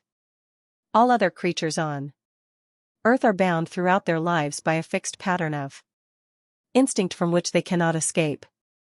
You are bound only by the pattern you set up in your own mind. You are limited by nothing else. Be patient in your search for peace of mind. If peace of mind were a quality which could be attained in one easy lesson, I would be glad to show the way in a short letter rather than by writing a book. This book, which approaches the subjects of riches and peace of mind from so many angles, is built on a grand plan which may be compared to the farmer's plan in plowing his fields, sowing his seeds, tending his crop and waiting for his harvest. Remember the farmer and be confident and patient. And, like the farmer, use thought and action in ways which have proved their power to bring a desired result. If you meet with adversity, see it as a valuable lesson. During the days of my youth, I used to flinch from adversity.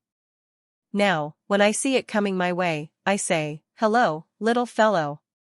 I do not know what lesson you have come to teach me, but whatever it is I shall learn it well so you will not have to return a second time." After I had learned to live my own life, I observed that adversities became fewer and fewer, weaker and weaker, until at long last they ceased to appear. Living your own life may take some house cleaning. By the time we reach adulthood, most of us have acquired a good deal of clutter in our lives. As you begin to know yourself and know the image of the life you want to build, you will recognize this clutter. Throw it out.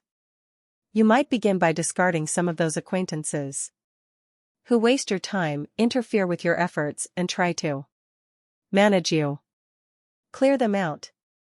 You need not turn them into enemies, but when you want to be yourself, you will find ways to avoid any person who tries to deny you the inalienable right of being yourself. There is also the self-made clutter, which results from not having a clear idea of how you wish to use each day. Make up a time budget. Allot your time in favor of the musts which apply to anyone who wants to live his own life profitably and pleasantly. 8 hours a day is a good allotment for sleep and for rest. 8 hours a day is a good allotment for work at your business or profession, but as your pattern of life success grows stronger, probably your hours of work will grow less. The remaining 8 hours are particularly precious. You should divide them into various periods, each of which will be devoted to something you wish to do, not something you have to do. What do you wish to do? Stop now and think. Make a list, such as play, social life, reading, writing, playing a musical instrument, extending your knowledge in some field that has nothing to do with your making a living, tending your garden, building gadgets in your home workshop, hiking, boating, just sitting and watching the clouds or the stars. I repeat, those remaining 8 hours are particularly precious. They are your free time in which you may live your own life precisely as you wish to live it. You may find this takes some courage. You may have acquired an exaggerated sense of duty toward others, often a pretty description for plain meddling. You may too well remember being told in childhood such nonsense as "the devil finds work for idle hands."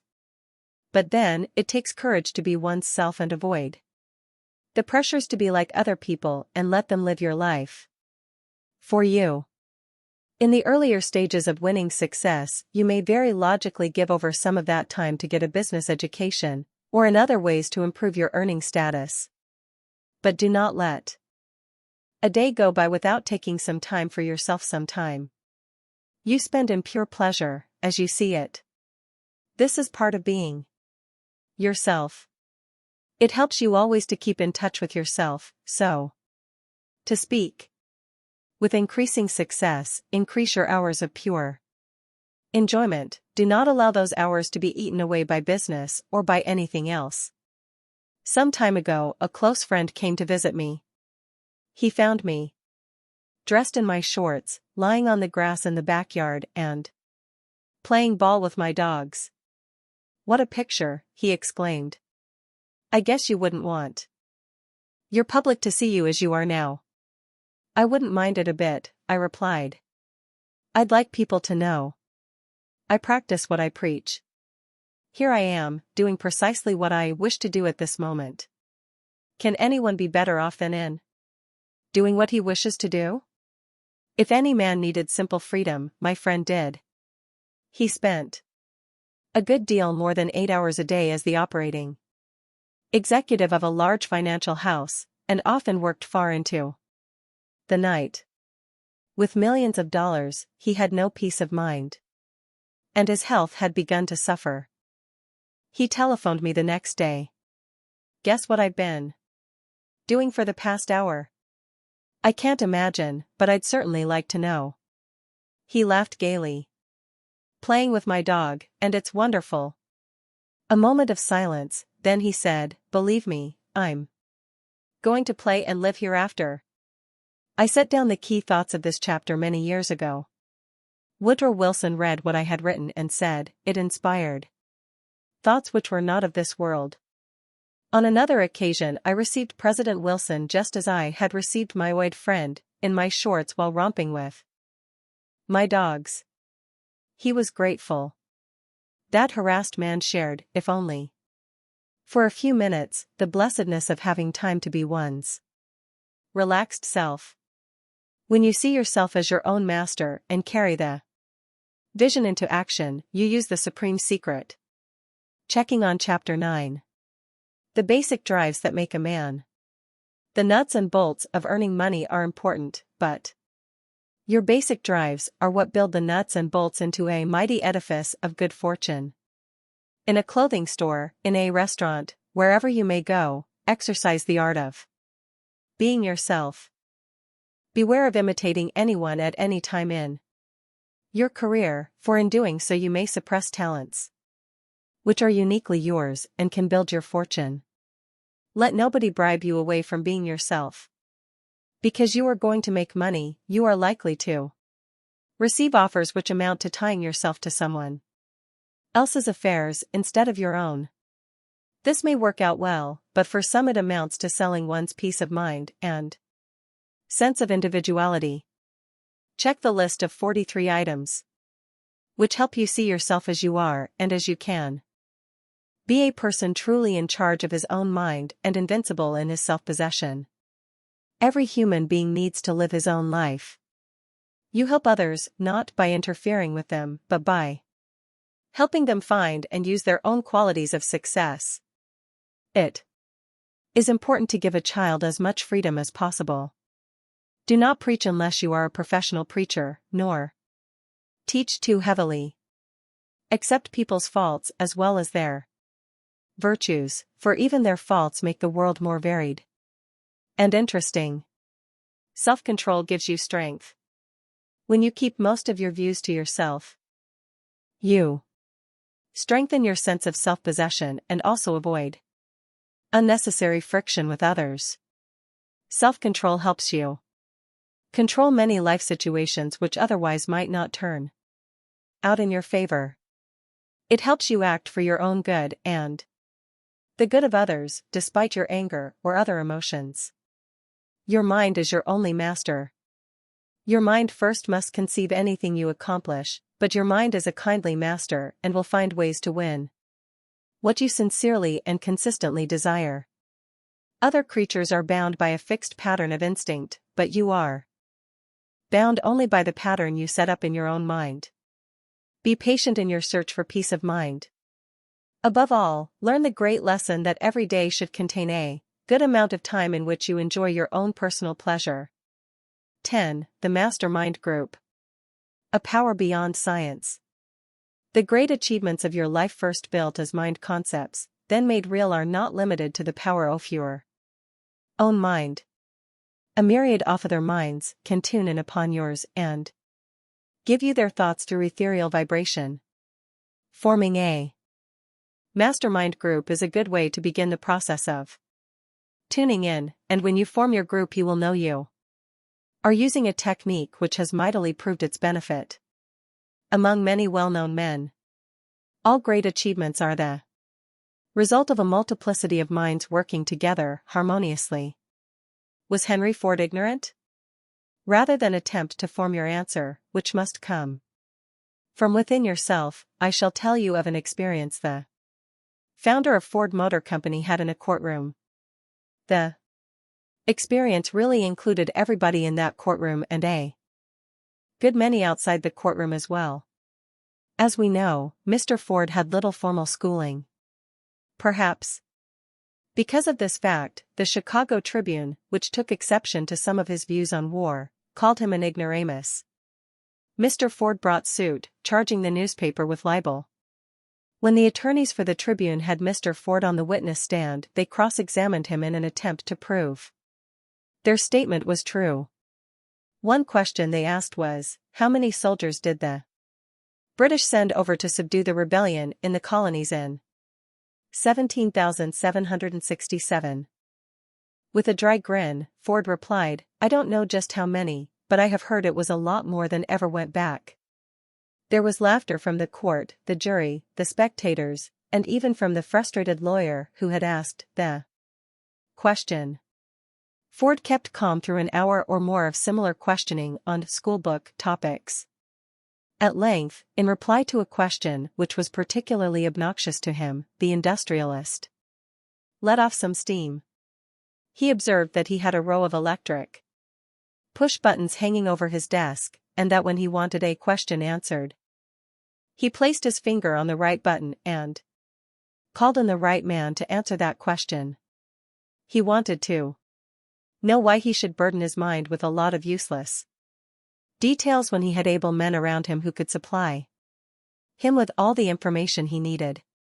This trial occurred many years ago, and I dare say that only a minority of my readers recall how it came out. If you do not know, exercise your own power to develop information by going to the library and finding out. I will say, however, that Mr. Ford's remarks resounded through that silenced courtroom, through the nation and around the world.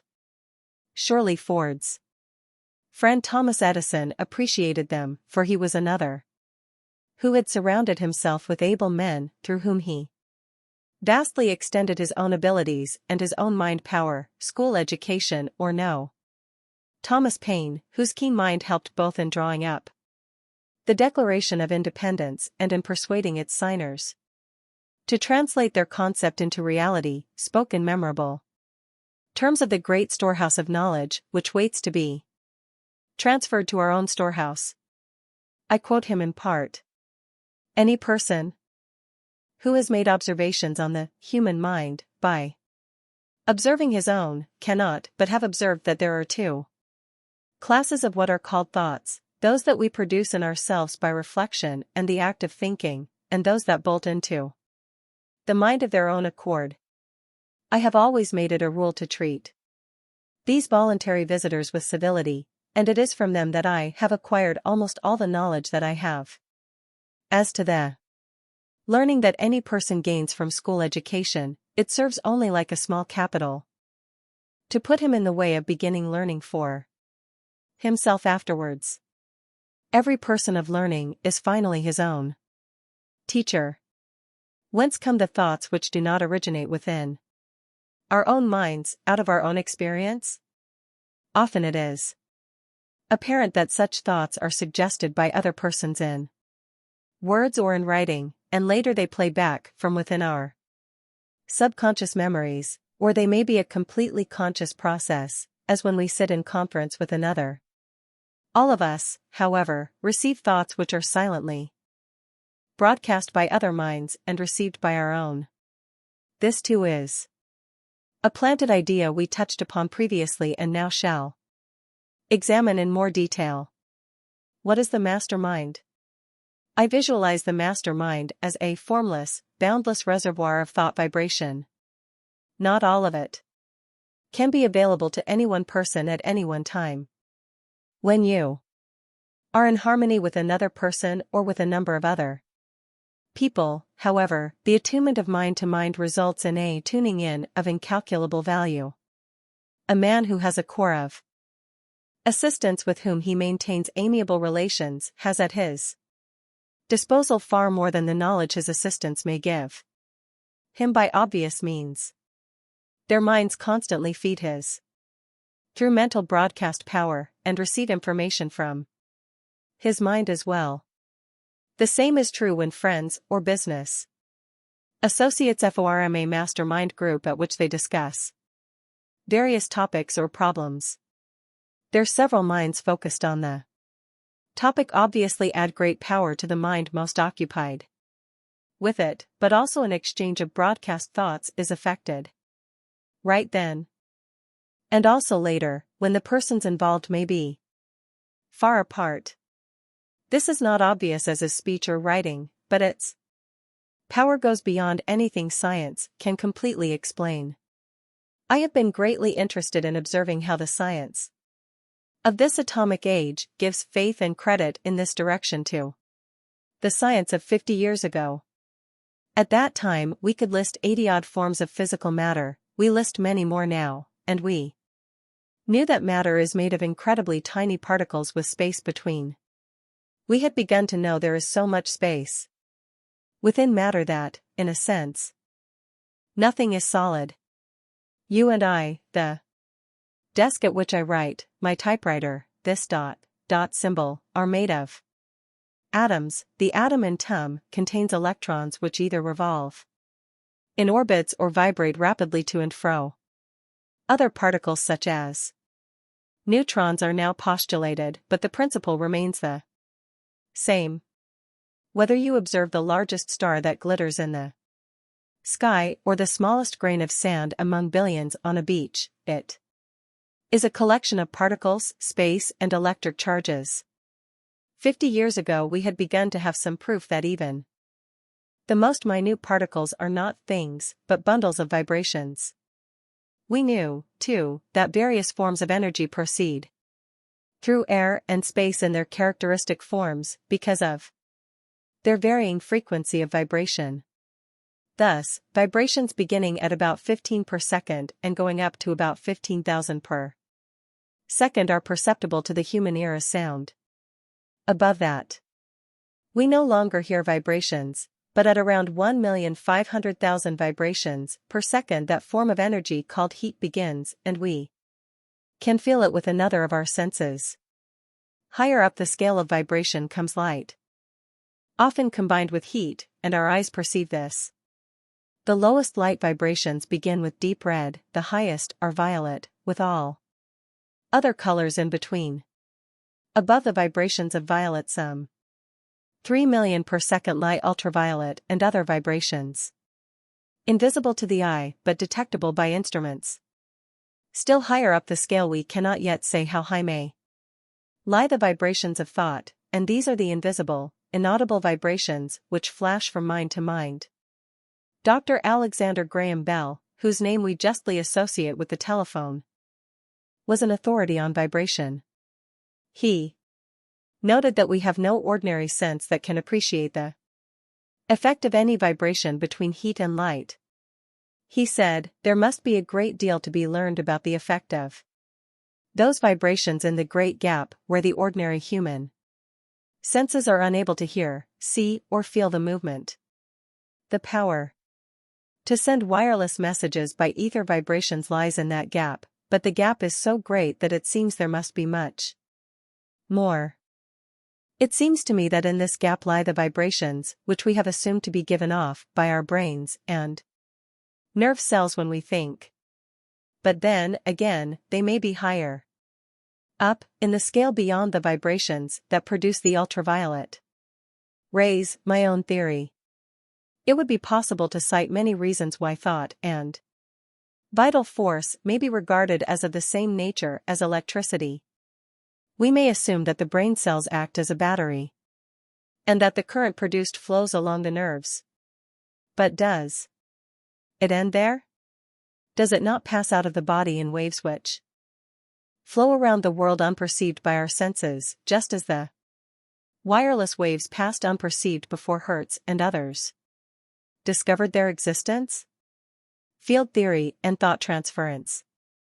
Einstein showed mathematically that vast fields of force pervade the universe.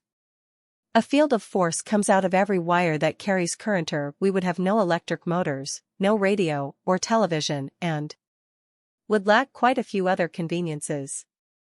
Why should not a field of force emanate from the electricity which constantly passes to and fro along the conducting nerves and cells of the body? Why should they not go around the world, into space, on forever? Now our world is both threatened and uplifted by the physical realization of Einstein's great mind concept of nearly 60 years ago, E equals mc squared. This formula governs the conversion of mass into energy, and accounts for the enormous energy put to use in atomic power plants and the atomic bomb. In using atomic power, we prove once and for all, for everyone to see, that mass is energy. Since energy is vibration, everything undoubtedly is vibration. You and I now know we are vibration beyond the shadow of a doubt. Tune your radio to the known vibration rate of any radio station as indicated on the tuning dial, and you sensitize your radio to that particular vibration. The radio then changes it into vibrations you can hear.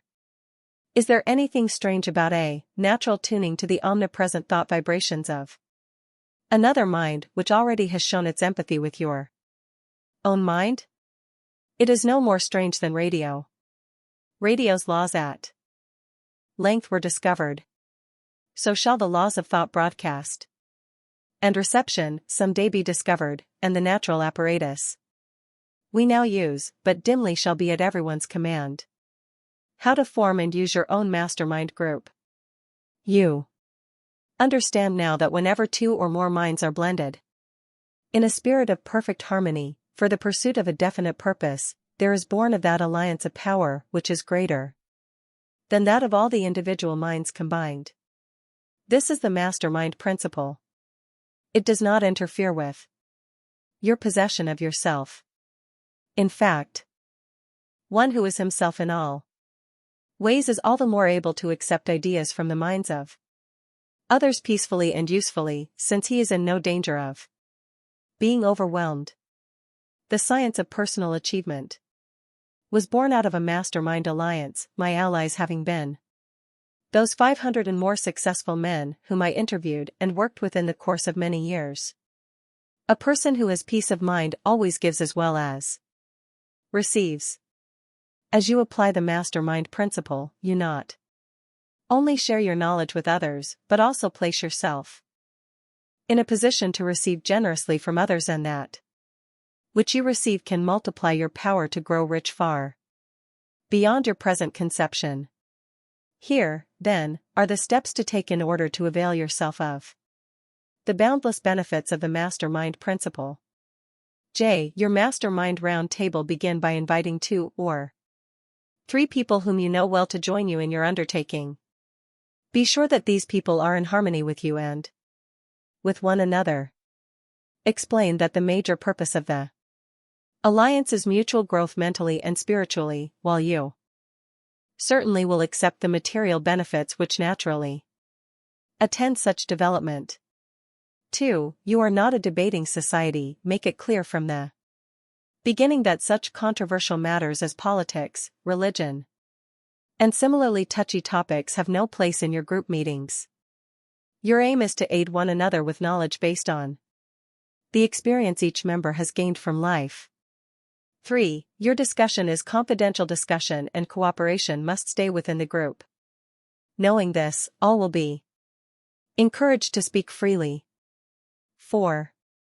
The group will be allowed to grow from time to time. The group may be enlarged by additional members. It should not be allowed to grow so large as to become unwieldy. Any new member must be subject to a unanimous vote of acceptance. 5. Provide for a trial election, with the exception of the Original members of the mastermind group. Members may be elected for 1 month or for some other convenient period. You should be perfectly frank about the necessity of making sure that any new member is in harmony with the others, and that if you ask him to leave the group, it is no reflection upon his personal worth. 6. Agree on general principles of life success. Bear in mind that if any one of your roundtable members does not believe, for instance, that he should give completely of his knowledge and experience, he will create disharmony, and you may get nowhere. I suggest that you all agree on the principles set forth in this book and the lists covering the qualities of peace of mind, forward, and self-possession. Chapter 9. Also sit down together with the summing up list at the end of the book. 7. Rotate your chairman and your board of directors. Each person should serve in turn as the chairman. He should see that all members take part in the discussion, that questions are asked freely and personal experiences freely described.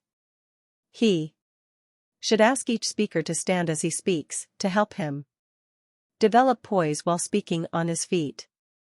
He should enforce any time limit agreed upon, so as to prevent the more verbose members from consuming more than their share of the time. Rotation of the chairman will automatically result in the rotation of members of the board who listen to the speaker, who thus wins a variety of minds to serve him. Point 8. When a group consists of fellow workers. When a master mind group consists of the employees of a single business, it should contain members of management as well as members of the rank and file. This plan has been followed with a great development of friendly cooperation, benefit to the business as well as benefit to the individuals concerned. 9. Adopt a major purpose in addition to the individual purposes and problems which will be aired. The group as a whole should adopt some major purpose or project to be carried on jointly by all its members for the benefit of people who are not in the group. One such project was that of conducting a personal problem clinic once a week, at which the public was invited to bring in personal problems for consideration by the group, sitting as a personal problem court. When a project is completed, another should be chosen. Further instructions on your mastermind alliance. Since part of this book's purpose is to spare you from learning by trial and error, I shall set down some lessons already learned that way by myself and others. I suggest that you do not reveal the private purposes of your mastermind alliance to those outside the group. Remember the many who are wedded to failure and who channel their efforts not toward success but toward trying to tear down others. Such persons will scoff at the mastermind principle. Their scoffing need not annoy you, but it may, and at any rate, you need nobody's opinion but your own so far as forming your group is concerned. When you sit down with your mastermind group, make sure you leave all negative points of view behind. Your meetings should be your greatest signal to find and hold a positive mental attitude. Moreover, as leader of your mastermind group, it is your duty to show your own enthusiasm and allow others to share this valuable emotion. Don't worry about the mechanics of sharing your enthusiasm, for there is no other emotion that is so catching. Take care to see that every member of the group receives something out of every meeting.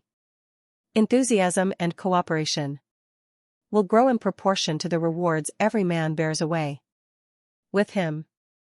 A mastermind group is not a place in which to bring competitors together.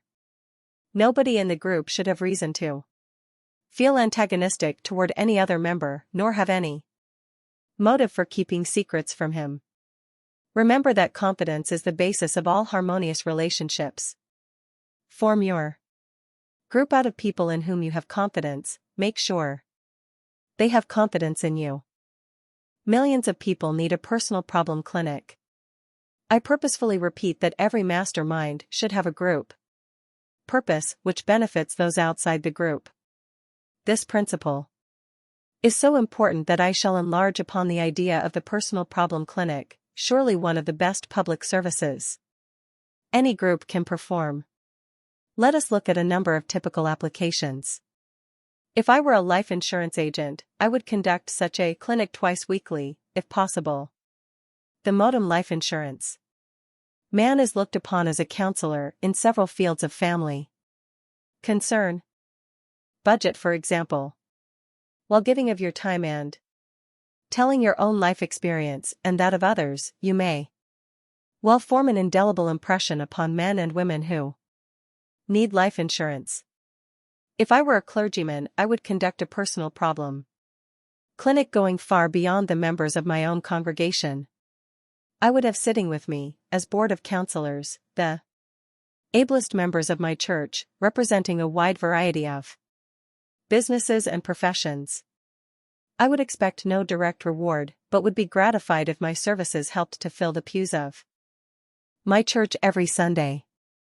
If I were a schoolteacher, I would recognize that parents who are led to a harmonious solution of their problems are better parents, better able to help their children. I would conduct a clinic in the hopes that both generations would benefit, and that the benefit would be reflected in the ability of my pupils to retain what I teach and grow into better citizens. If I were a physician, dentist, osteopath, chiropractor, or naturopath, I would conduct a clinic for the benefit of my patients, and I would invite them to bring their friends and neighbors with them. Knowing that much illness originates in the mind, I would take this opportunity to heal where I could, and in other cases, to speed the processes of healing.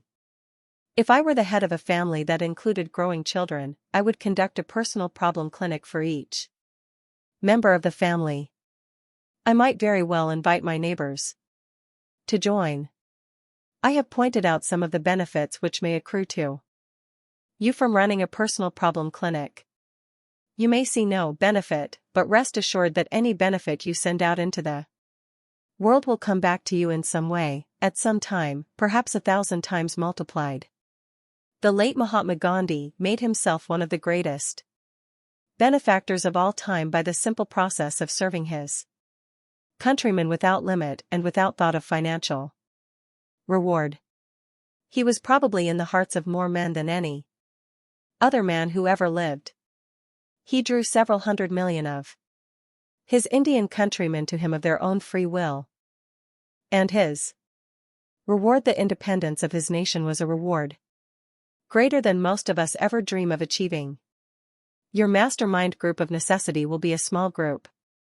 Yet when you extend it out into the world through a personal problem clinic, through adopting the sponsorship of a boys' club or some other welfare agency or whatever other group project you may choose, your mind will automatically feel the effect of many other minds in harmony with your purpose. Here are illimitable riches. The mastermind principle in politics. In speaking with some men who hold political office, I have been saddened momentarily by what they call their hard-headed attitude.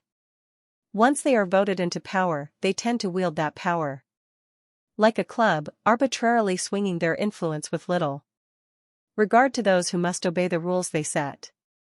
This is not so with the truly great men, but unfortunately, a good many small-minded men achieve public office. If I were the mayor of a town or city, I would set up a people's personal problem clinic in the city hall.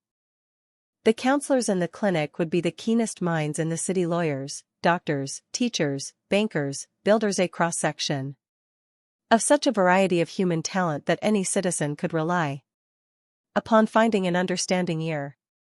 I would hold clinic sessions at some stated hour, at least once a week. As the clinic attracted more and more people, I might find it advisable to organize it into subgroups. I certainly would arrange for private counsel to be available in emergencies between meetings, and to follow up on particular cases if need be. My reward? I believe that any mayor who did this would maintain himself in office for as long as he wished. Yet this is only a secondary reward. The real reward would lie in knowing that I have lifted government to a new, high plane of individuality and humanity. Your mind is strengthened by peace and harmony. Do you expect your life to bring you only harmony and peace? Life indeed would be dull if it did not have its times of conflict, of problems to be solved. We grow as we overcome difficulties. If the solving of problems were not so important a part of the learning process, we would learn few of the lessons of life. When peace and harmony remain as the veritable foundation stones of thought and emotion, however, problems are solved with a strength which truly passeth understanding. Even temporary peace is a great sustaining force. Doctors often recommend a change of climate for certain types of patients. The climate itself may or may not have something to do with the healing process. More important is the change of scene. New faces, new landscapes bring the mind away from its accustomed squirrel cage of worries. Miracle cures have been effected when a patient walked out peacefully among the trees and the hills. As you become better and better acquainted with your own mind, you will find it possible to hold harmony within your mind no matter what goes on around you. Meanwhile, try consciously at some time of the day to attune your mind to peace, not conflict, rest, not striving. After a while, as you sit or walk or lie quietly alone, you may feel as though harmony is flowing into your mind from sources outside. Indeed, this is true, for it is possible for any harmonious mind to tune into yours when you have made your mind receptive. The importance of harmony in your home. Now you can see that when I have spoken of harmony in your home, I have spoken of more than a merely pleasant situation. Harmony, Indiana. The home is a pervasive force which flows continually in and out of the mind, circuits and conditions the mind to keep itself in peace and continued harmony. We live in a home where harmony and affection are the dominating spirits. Everything we do in our home gives us pleasure, including our work, which is a work of love. Now and again, my wife and I take a long walk, or perhaps a drive into the country.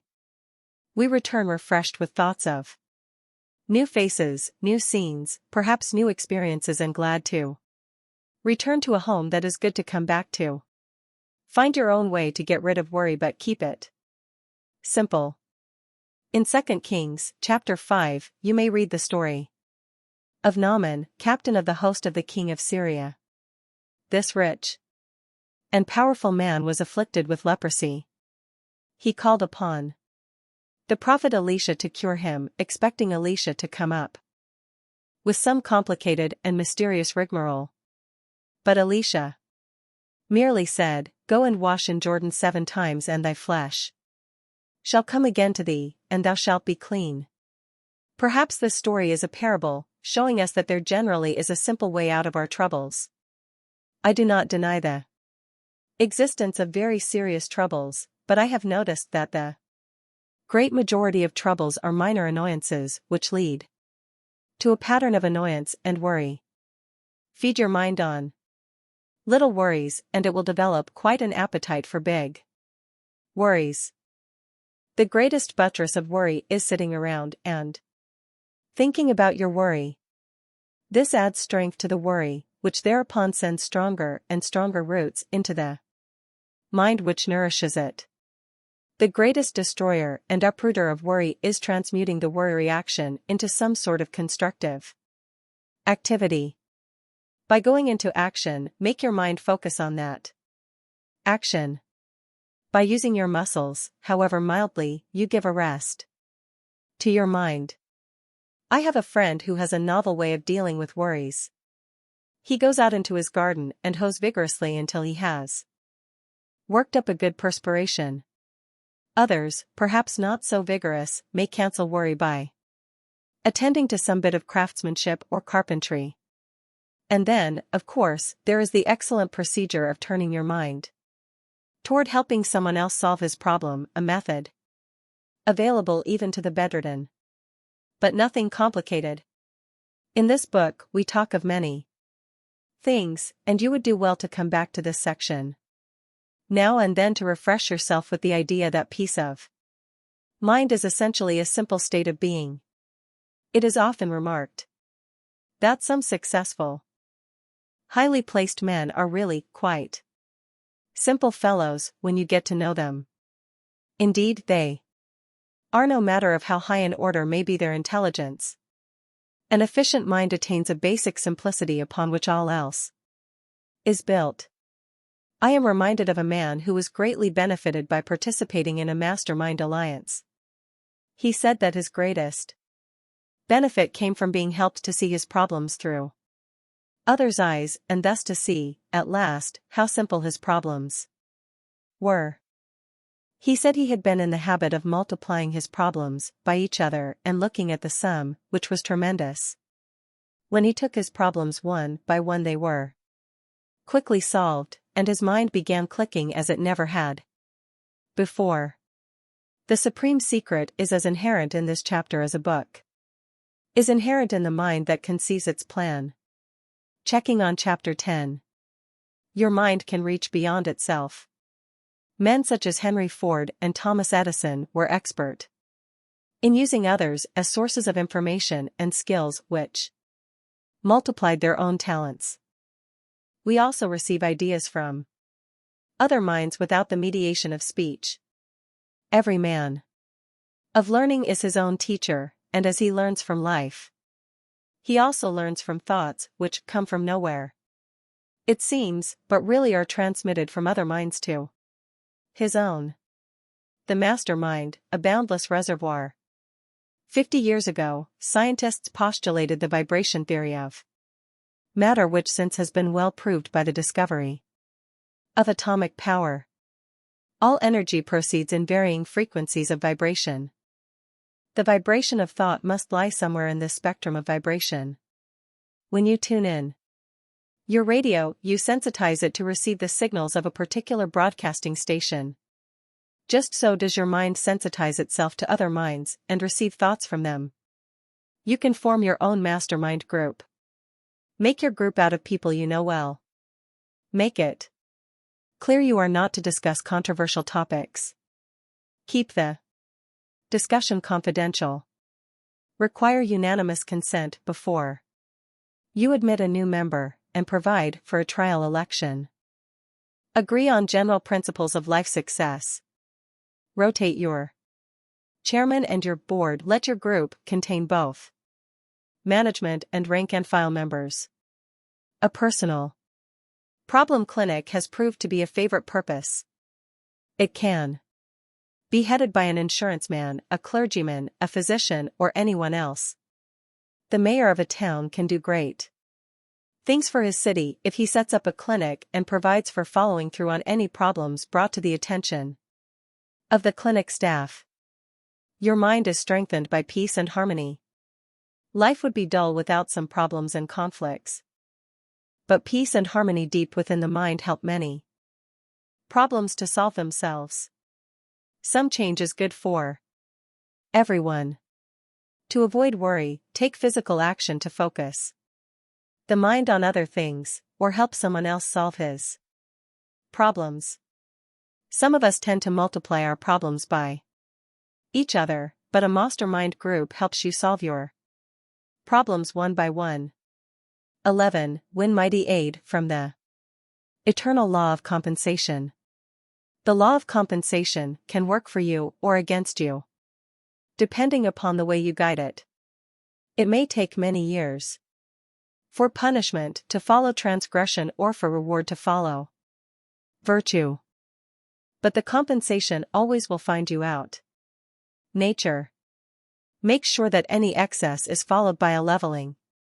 Fear gives way to the law of compensation, and envy and malice also disappear from life when one understands how the law of compensation can lead anyone to great success, because anyone can control the way it works for him.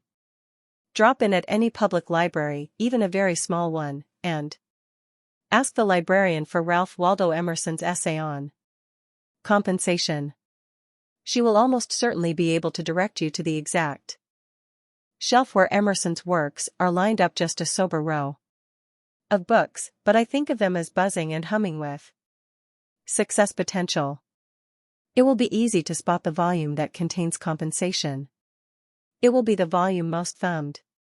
Yet alas, that volume may be missing. Some overeager student has borne it off to help him write his term paper, and has kept it, or some man who wonders why he never got ahead has made it his own, to read over and over. Spare a sigh for those who do not realize the failure potential that is inherent in stealing and do your bit for others by buying the library another copy. Secure a copy for yourself, too. Once you have read Compensation 3 times, you will read it 100 times. You will want it at your bedside. It is a must for people who want to understand themselves, understand the world, and find wonderful peace of mind that will stay with them. The law of compensation in action. Before we finish this chapter, we shall come back to that essay, which is perhaps the most important ever written. Now I want to tell you a story in several parts. I know it is a true story. I lived it. As you know, I have made mistakes and I have yielded at times to the wrong kind of emotions. Had I not learned from my mistakes, I would not consider myself worthy of giving advice, but, very definitely, I have learned from them and built success and peace of mind upon my hard-won knowledge. Well, there was a time, some decades ago, when I had been through a personal crisis, and it got me. This was connected with an adventure which, while it brought me valuable experience, brought me little else. I found it necessary to make a fresh start financially, mentally, and spiritually. Being in the downtown business district of Atlanta, Georgia, I visited my friend and former business associate Mark Wooding. He recently had opened a large cafeteria right in the heart of the business section. Mark told me his business was in serious difficulty. He had not taken into account the fact that downtown Atlanta business houses close early each evening, or at least they did in that era. After that early close of business, the district was as quiet as a graveyard. The result was that he did splendidly at lunchtime, but had very few customers at the dinner hour when he had counted on making a good part of his income. Was there any way of persuading people to have dinner at his cafeteria? He hadn't thought of any. My mind had been filled with my own problems. But I had learned long before that when one cannot find the solution to his own problems, the best thing he can do is to look for someone with a greater problem and help him find its solution. I switched my thoughts to a consideration of my friend's predicament. Looking around, I noted he had a beautiful, large dining room which could seat several hundred people. His equipment was superb. The location was good, on a corner near transportation and parking facilities. People could reach the cafeteria easily, and they would eat well and pleasantly when they got there. How to bring them in? I decided to give away information I had been in the habit of selling. The answer flashed into my mind. I suggested to Mark that I give a lecture course on the science of personal achievement. I would lecture each night, right there in the dining room. The lectures would be free to all who came for dinner and remained for the lectures. We announced this plan through the local newspapers. We sent printed announcements to all the business houses in the district. And the first night we turned away more people than we could seat. There was seldom a night thereafter when we did not have to tum away a large number of people from the completely filled dining room. Mark's dinners became the major source of his income in record time. The cost? Just the cost of the advertising. I had been in the habit of charging for my services as a lecturer, but now I donated my services without charge to a friend who needed a helping hand. That set certain invisible forces going. And that is the first part of the story. The law of compensation begins to work in my behalf. We are not gifted with crystal balls with which to foretell the future. If I had had this power which an all-wise mind wisely has withheld from us, I would have seen that my unselfish giving marked the most important turning point of my life. Even now, in considering the compensation I eventually received for my services, I realize I am still being well paid. Before we go any further, remember this: I cured my own ills by helping a friend cure his. Pause right now and think how you can apply that mighty principle which always pays, and often in far more than money. My lectures on the success philosophy attracted a wide variety of people to Wooding's cafeteria. Among them were several business executives, including an executive of the Georgia Power Company. This man was so impressed by the lectures that he asked me to be the guest speaker at a private meeting of the leading officers of several Southern electric power companies. The law of compensation was humming and buzzing all around me.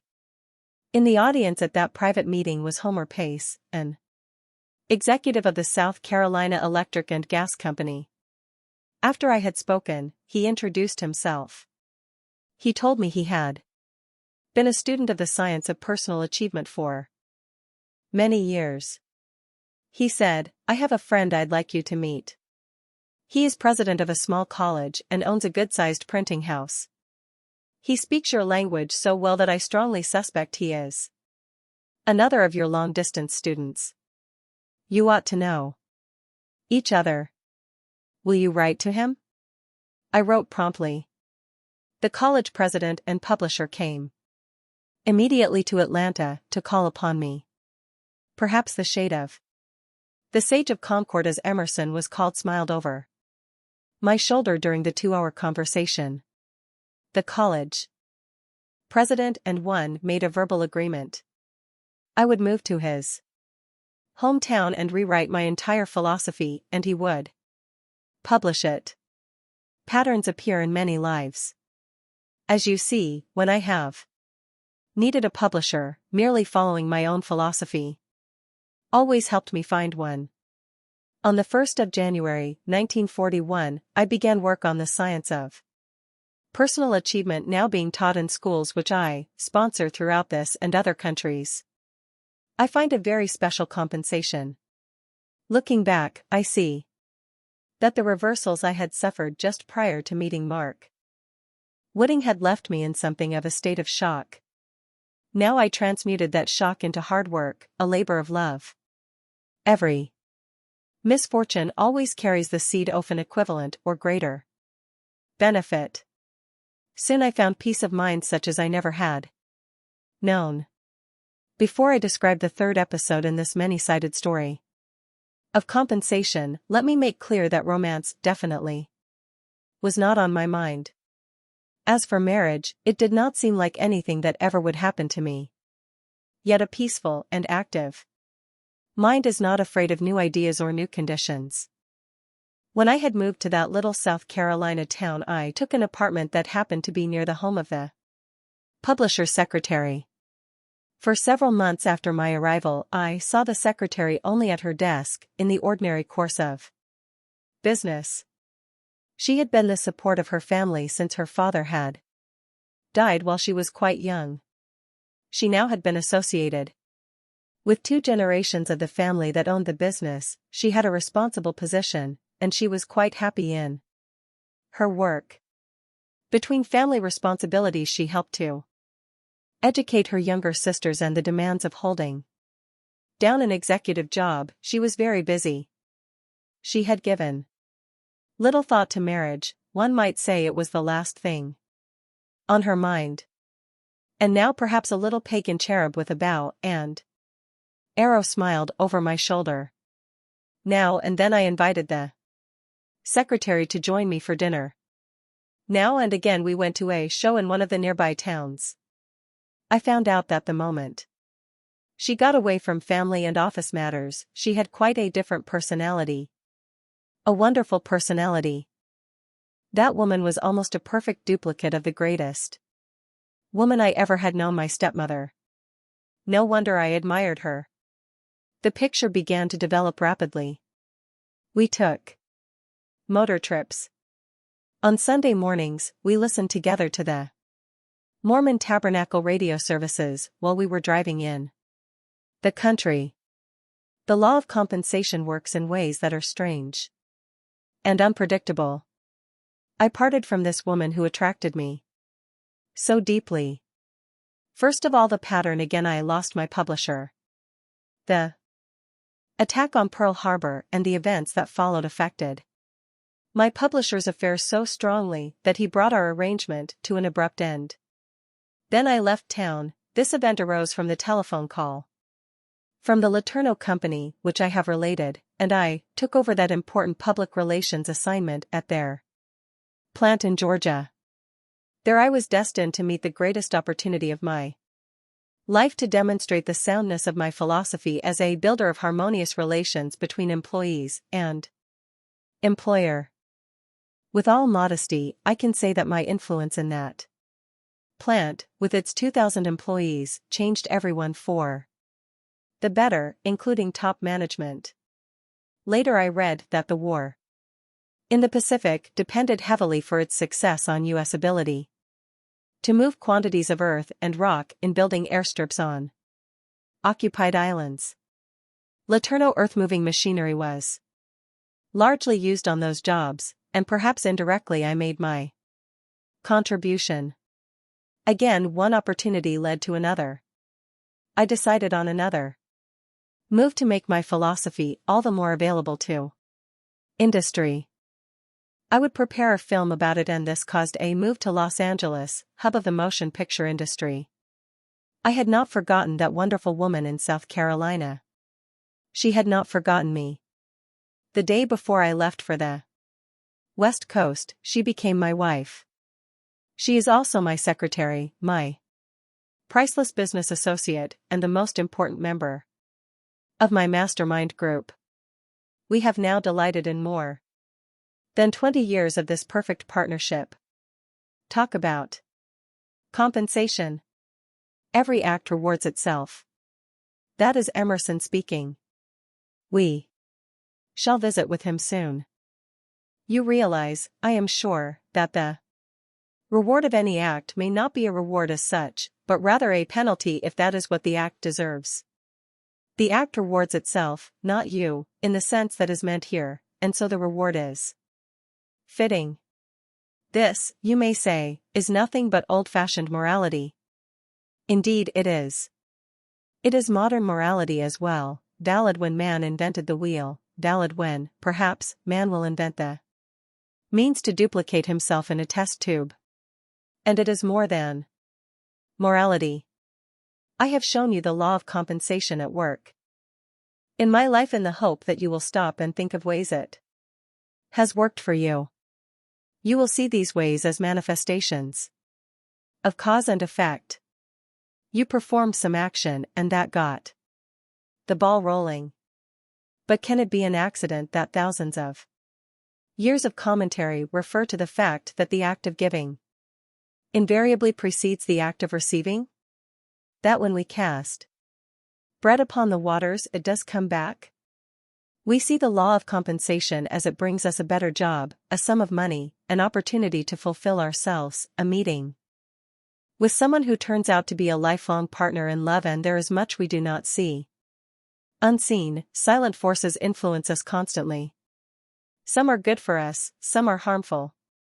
This volume speaks on many pages of the solid, bread and butter aspects of life, but it speaks as well of the unseen and the omnipresent. As I show you how to be rich with peace of mind, I also show you how to choose the friendly, invisible forces rather than the unfriendly, and how to make the favorable forces your allies. Now let us sit down with Mr. Emerson by candlelight in his bookline study. Every act rewards itself, or, in other words, integrates itself in a twofold manner: first, in the thing, or in real nature, and secondly, in the circumstance, or in apparent nature. Men call the circumstance the retribution. The casual retribution is in the thing, and is seen by the soul. The retribution in the circumstance is seen by the understanding, it is inseparable from the thing, but is often spread over a long time, and so does not become distinct until after many years. The specific stripes may fall IOW late after the offense, but they follow because they accompany it. Crime and punishment grow out of one stem. Punishment is a fruit that unsuspected ripens within the flower of the pleasure which concealed it. Cause and effect, means and ends, seed and fruit, cannot be severed, for the effect already blooms in the cause, the end pre-exists in the means, the fruit in the seed. Think back upon the story I have told you in detail, the 4 episodes of success in my life, which began at Woodings in Atlanta.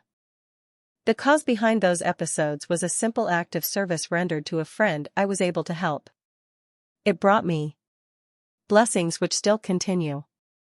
Had I substituted for my act of service some selfish or unworthy act, I would not now enjoy those blessings, but might still suffer under the penalty which the same law of compensation surely would have brought my way. There is a third silent party to all our bargains. Remember that. The Sage of Concord continues. Men suffer all their life long, under the foolish superstition that they can be cheated. But it is as impossible for a man to be cheated by anyone but himself, as for a thing to be, and not to be, at the same time. There is a third silent party to all our bargains. The nature and soul of things takes on itself the guarantee of the fulfillment of every contract, so that honest service cannot come to loss. If you serve an ungrateful master, serve him the more. Put God in your debt. Every stroke shall be repaid. The longer the payment is withholden, the better for you, for compound interest on compound interest is the rate and usage of this exchequer. The third silent party. There is the unseen force which in its timeless way makes sure of the fulfillment of every contract we make with the world.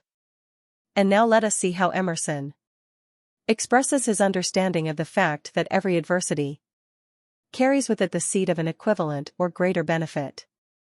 The changes which break up at short intervals the prosperity of men are advertisements of a nature whose law is growth.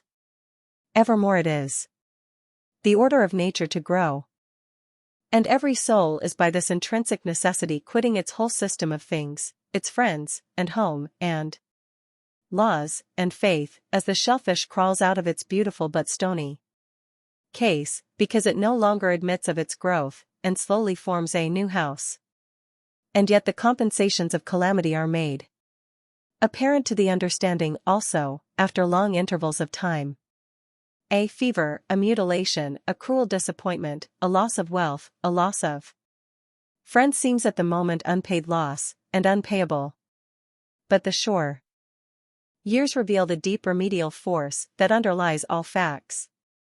The death of a dear friend, wife, brother, lover, which seemed nothing but privation, somewhat later assumes the aspect of a guide or genius, for it commonly operates revolutions in our way of life, terminates an epoch of infancy or of youth which was waiting to be closed, breaks up a wonted occupation, or a household, or style of living, and allows the formation of new ones more friendly to the growth of character.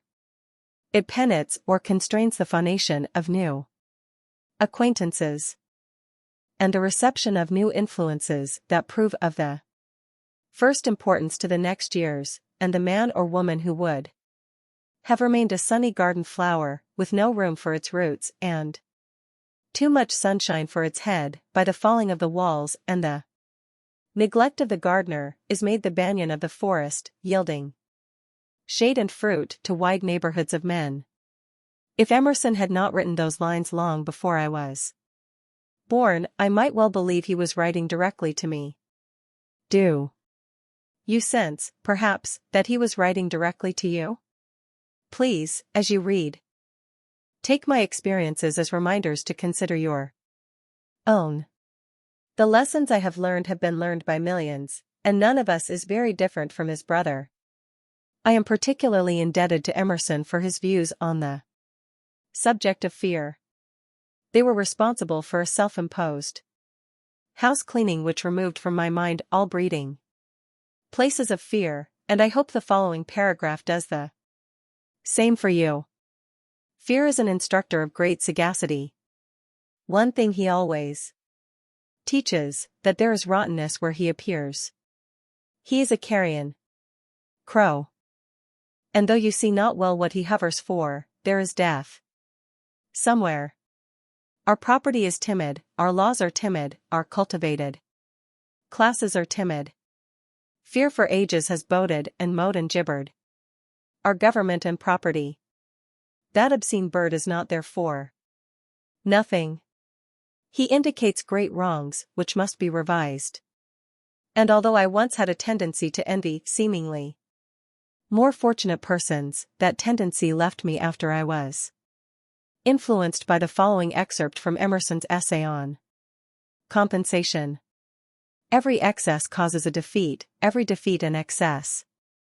Every sweet hath its sour, every evil its good. Every faculty, which is a receiver of pleasure, has an equal penalty put on its abuse. It is to answer for its moderation with its life. For every grain of wit there is a grain of folly. For everything you have missed, you have gained something else, and for everything you gain, you lose something. If riches increase, they are increased that use them.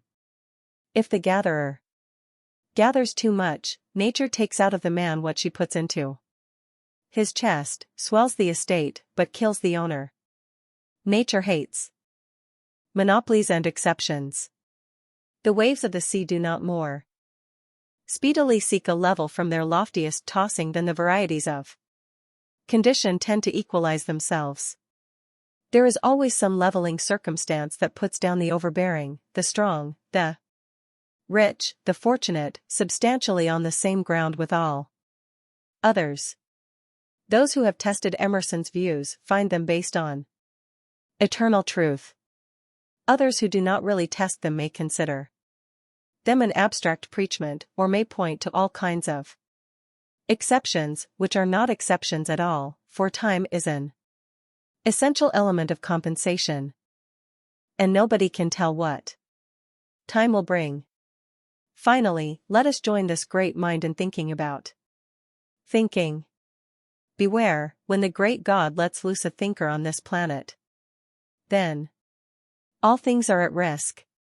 It is as when a conflagration has broken out in a great city, and no man knows what is safe, or where it will end. There is not a piece of science, but its flank may be turned tomorrow. There is not any literary reputation, not the so-called eternal names of fame, that may not be revised and condemned. The very hope of man, the thoughts of his heart, the religion of nations, the manners and morals of mankind, are all at the mercy of a new generalization. Thus the power of mind force to change the world. You may not change the world, but your mind force is ready, willing, and able to cause in your world the changes you need and want, no matter how mighty they may be. Emerson is not alone in celebrating the power of thought to move mountains.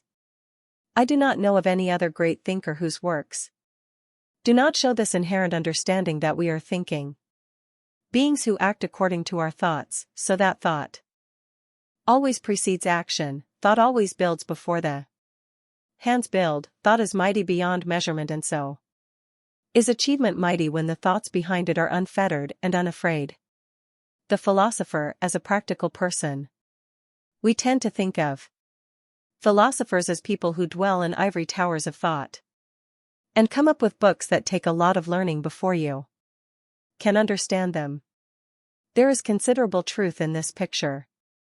Philosophy has come so far since the ancient Greeks first mused upon the world and man that, these days, the philosophers seem to be talking to the philosophers and we ordinary folk are out in the cold. Consider, however, that the basic purpose of philosophy is to search out the why of things. That is why the science of personal achievement is a philosophy rather than a method or a system. In my previous books, as in this one, I give the truly basic answers to the questions. Why do some men succeed in life while others fail? Why do some individuals and couples live in harmony while others live in constant conflict?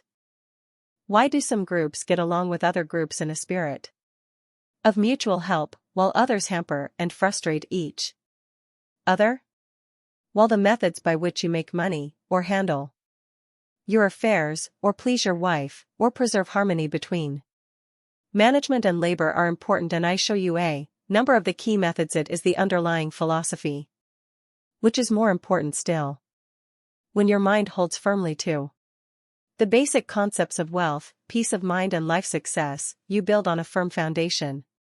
When you try to apply methods merely in themselves, you may find you are trying to build on sand. Thus it pays to be a philosopher in a perfectly practical sense. Faced with a problem or desirous of improving some situation or influencing some other person for your mutual benefit, pause and remember you are a practical philosopher. Thus you focus your mind upon the basic reasons which always have worked and always will, and immediately you are well guided. The philosopher in action. Does the philosopher meet with some disaster or misfortune? He looks for the cause, he seeks the lesson. He armors himself against the event ever happening. Again, likewise, he notices the mistakes other people make. Knowing that human beings are very like one another, he watches for any tendency in himself to make the same mistake and thus almost surely will not make it. The philosopher can foretell the future no more than can others. He knows, however, that history has a way of repeating itself. He takes inventory of the past and often can evoke a very valid idea of the future. The philosopher bears firmly in mind that the way to help others is to help them find their best selves. He does not try to become a reformer and let himself in for endless effort, which is not likely to do much good. Being a philosopher, such a man knows that time is the great leveler. He is patient, and the days and years are his allies, never his adversaries.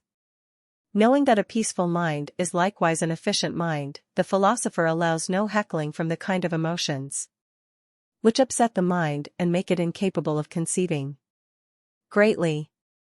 Knowing there is no limit to mind power, the philosopher does not hem in his powers with small, mean thinking, but thinks in those generous and wide-ranging terms upon which achievement is built. The philosopher businessman does not confuse today's profit with a lifetime's peace of mind and life success. He will not, therefore, take unfair advantage of anyone, for every act rewards itself. The philosopher knows that thoughts are things, that every thought he sends forth, be it good or bad, comes back in due time, greatly multiplied, to curse him or to bless him according to its nature. The chains of the past never drag after a philosopher with their mournful clank of looking backward. He knows that success lies ahead, life lies ahead, and only takes from the past whatever may have been a valuable lesson. The true philosopher never slanders another person, and when he feels he must give way to righteous indignation, he does not do this as though it were his way of life. It could be, for a philosopher. He expresses his indignation as though he were writing it on the sand, at the water's edge, and hopes no man passes that way before the tide comes in. Sharing is part of a true philosophy, so the philosopher shares freely, knowing that as he shares his blessings he prepares for new blessings. He knows that sharing plants opportunity for self-benefit which is well-earned and well-deserved, and that is the kind of benefit he wants to come to him. As philosophers, we passed this book in review. Yes, in our role as seekers of the truths behind human nature and human conduct, we have reviewed much of this book to this page. As a philosopher, remind yourself of the usefulness of review. For the human mind learns by repetition and reinforcement until at length the truth is the rule. The very word philosopher is made of two Greek words meaning love and truth. A philosopher is a lover of the truth. I close this chapter with an anecdote about my grandfather. He believed, as I do, that people learn best from experience. There is a bite in this anecdote, but I believe it helped to teach a bit of philosophy to a certain city slicker. The person to whom I refer stood at the side of the country road which I traveled with my grandfather from Powell's River, Virginia, on our way back home with a load of hay. I was very young enough to be impressed with the stranger's sharp clothing and superior manner. He did not ask for a ride but jumped onto the slow-moving wagon and said, "Give us a ride, hayseed." Grandfather made no reply. The horse ambled on and we left some miles of dusty road behind us. When we had reached grandfather's place and turned in toward his barn, the stranger slid off the wagon and said, "Hey, how far is it to Big Stone Gap from here?" "Well," said grandfather consideringly, "if you start walking back the way we came, it is about 20 miles. If you keep on the way we were going, I'd say it's about 25,000. Once more the supreme secret has touched your mind, perhaps to stay, perhaps to return later and stay with you always. Checking on Chapter 11. The Law of Compensation. Emerson's essay on compensation remains one of the most important essays ever written. It is a must for anyone who wants to understand himself and the world in which he lives, and to find peace of mind all his life. Once the author of this book was in serious difficulty, but he still gave his time and services free to a friend, and his compensation from this act has covered many years and still continues. Unseen forces are at work among us, and this book shows you how to choose the friendly forces rather than the unfriendly. Every act rewards itself. The law of compensation in its visible aspects, as for instance when it brings an opportunity following some action, may seem like nothing more than cause and effect. But, as Emerson says, there is a third silent party to all our bargains, and this is the unseen force which balances the books in the end.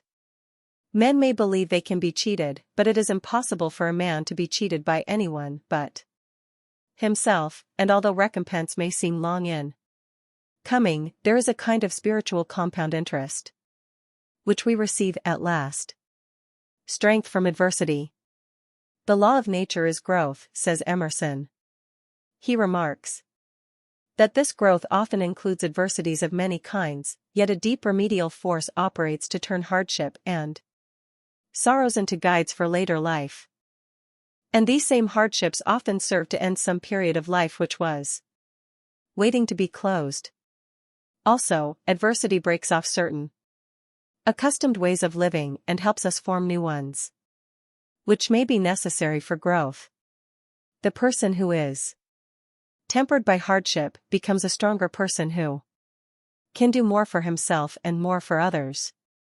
Mind force can change your world. Emerson is not the only philosopher who celebrates the power of the mind and points to the changes a great mind makes in the world. Your own mind can change your world.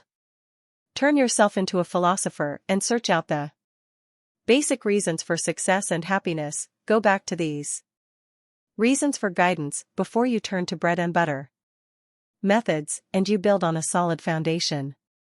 In considering yourself as a philosopher, you can review this book up to this chapter, applying every basic principle you have learned and remembering how each principle is used in action.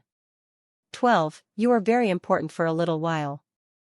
Your success is yours to make or break, but it never can be bigger than mankind. No matter how high you heap your fortune, in the end it counts for nothing. A successful life leaves its own monuments. In the jungle of life, we walk alone in a way beset with dangers, but within our minds, we keep the means to defeat the mind's enemies, build powers of true wealth and abiding happiness. We walk alone, yet there is evidence that we are watched from the world beyond our senses. Even this mysterious world is concerned with guiding us to wealth now, to peace of mind now. He was a youngish man, not yet 30, and he told me he was raking it in on short-term rentals of cars and trucks. He let me know how wise he was to leave the long-term leasing business to others, how wise he was to offer a lot of free mileage and make up the apparent giveaway in other ways, how wise he was in giving people a choice of insurance plans, since they invariably chose the broadest protection, which was the most expensive, but did not have to be advertised as part of his daily rental rate. How wise he was in investing his profits in the stock market at the right time, in short, how wise he was. I almost remarked on all the factors which had combined to help him. The development of the modem car, for instance, which costs so much to buy and maintain that it is worth renting by the day, and the development of good highways, and even the development of the credit card system which helped his business thrive. But no, he took no philosophic view of anything, and if the stock market happened to be going up when he happened to invest, chances were he would take credit for that too. I merely reflected back upon the successful men I have known who made their money in everything from the manufacture of kerosene lamps to the giving of courses in computer programming. Some of them saw where they fitted into the scheme of things, and they were the men I had admired more than the others who saw only their own ability to ride the crest of the timely wave. The ones who had had perspective upon life also tended to be the ones who had peace of mind. They were very big men, some of them. But they knew the world around them was bigger than they, and considerably more important. Andrew Carnegie was well aware of this. At one time he believed that I was beginning to assume a feeling of superiority because of my association with him. He had me write out the following motto: "Don't take yourself too damned seriously unless you wish to be damned by others." This motto did me some good at the time, later faded into my submerged memories. Perhaps it was at such times as when I could be happy with nothing less than 2 Rolls-Royces. Now I see there was nothing wrong with the Rolls-Royces, nor with my Catskill Mountain estate for that matter. It was my attitude that was wrong. I took myself too damned seriously. The splash I made in the world mattered more than my respect for the world which had given me my opportunities. I look back upon that time and upon similar times, and I see I had a peculiarly guilty conscience. I had committed no crimes. In those days, however, if a glance into the rearview mirror of my Rolls-Royce showed a traffic policeman coming up behind, I grew instantly uneasy even if I was driving several miles an hour under the speed limit. As for a policeman's coming to my door, if it ever had happened, I would have quaked in my boots. Whence came the fear? Surely from the tensions I had worked up. Now those tensions are gone, for I know my place in the world and my mind is at peace. Now, when I see a traffic policeman coming up behind my car, I am glad to see him, for I know that his presence evokes careful driving and fewer hazards on the road. And finally, a short time ago, a policeman in uniform did ring my doorbell. It was only after he had gone that I realized I might have felt some apprehension, but I didn't. I was merely curious to know why he had come to my door. He asked me politely if a certain person lived in my house. No, I informed him, that person once had lived in the house, but had moved away when I had purchased the place. He thanked me, and that was that. Ultimately, nothing matters. I have thought for some time about the best way in which to explain the spirit in which one's affairs are important but not all important, this spirit in which one can find great success and great wealth and yet retain proper perspective upon one's self and one's affairs, a perspective which is so necessary for peace of mind. Much of what already has been said in this book is connected with this very important matter. Thus, when one continually gives to his fellow men, he both shows and feels that his personality is not built merely upon his possessions. I know I have given to the world more than I have taken from it, and this is a great source of contentment to me. Again, the ability to relax, play, live some hours of every day exactly according to your own ideas of pleasurable relaxation, this too brings perspective. I hope by now you have found this out for yourself. After some testing, however, I have decided to emphasize the phrase, ultimately, nothing matters. When you are grimly involved in getting, when the world seems to exist only within your own circle of activities, when something you have built or bought begins to shut out the sight of the sun, remember, ultimately, nothing matters. Say it aloud, ultimately, nothing matters. A negative counsel? By no means. Ultimately, nothing matters. Everything matters in its time and in its place, and give everything its due. Yet reserve a small comber of the consciousness for the ultimate, which maintains perspective, which recognizes the ages as well as today. It makes you more peaceful, it makes you more sure of yourself, and it makes you stronger. How I found out. Beyond that curtain which men can penetrate with the aid of their five senses, I have some friends who now and then communicate with me. One night during the First World War, as I was about to retire, I felt a strong urge to come to my typewriter and write something.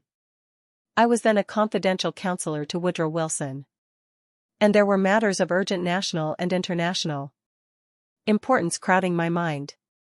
Yet when I had inserted a sheet of paper into the machine and placed my fingers upon its keyboard, only 3 words came into my consciousness. They were so vividly pushed into my mind by unseen forces that my fingers tapped them out in capitals. Ultimately, nothing matters.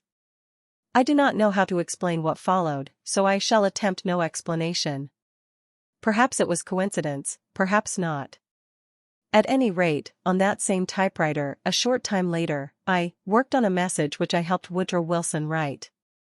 Had the message been made public at the time, it would have changed the entire course of World War I.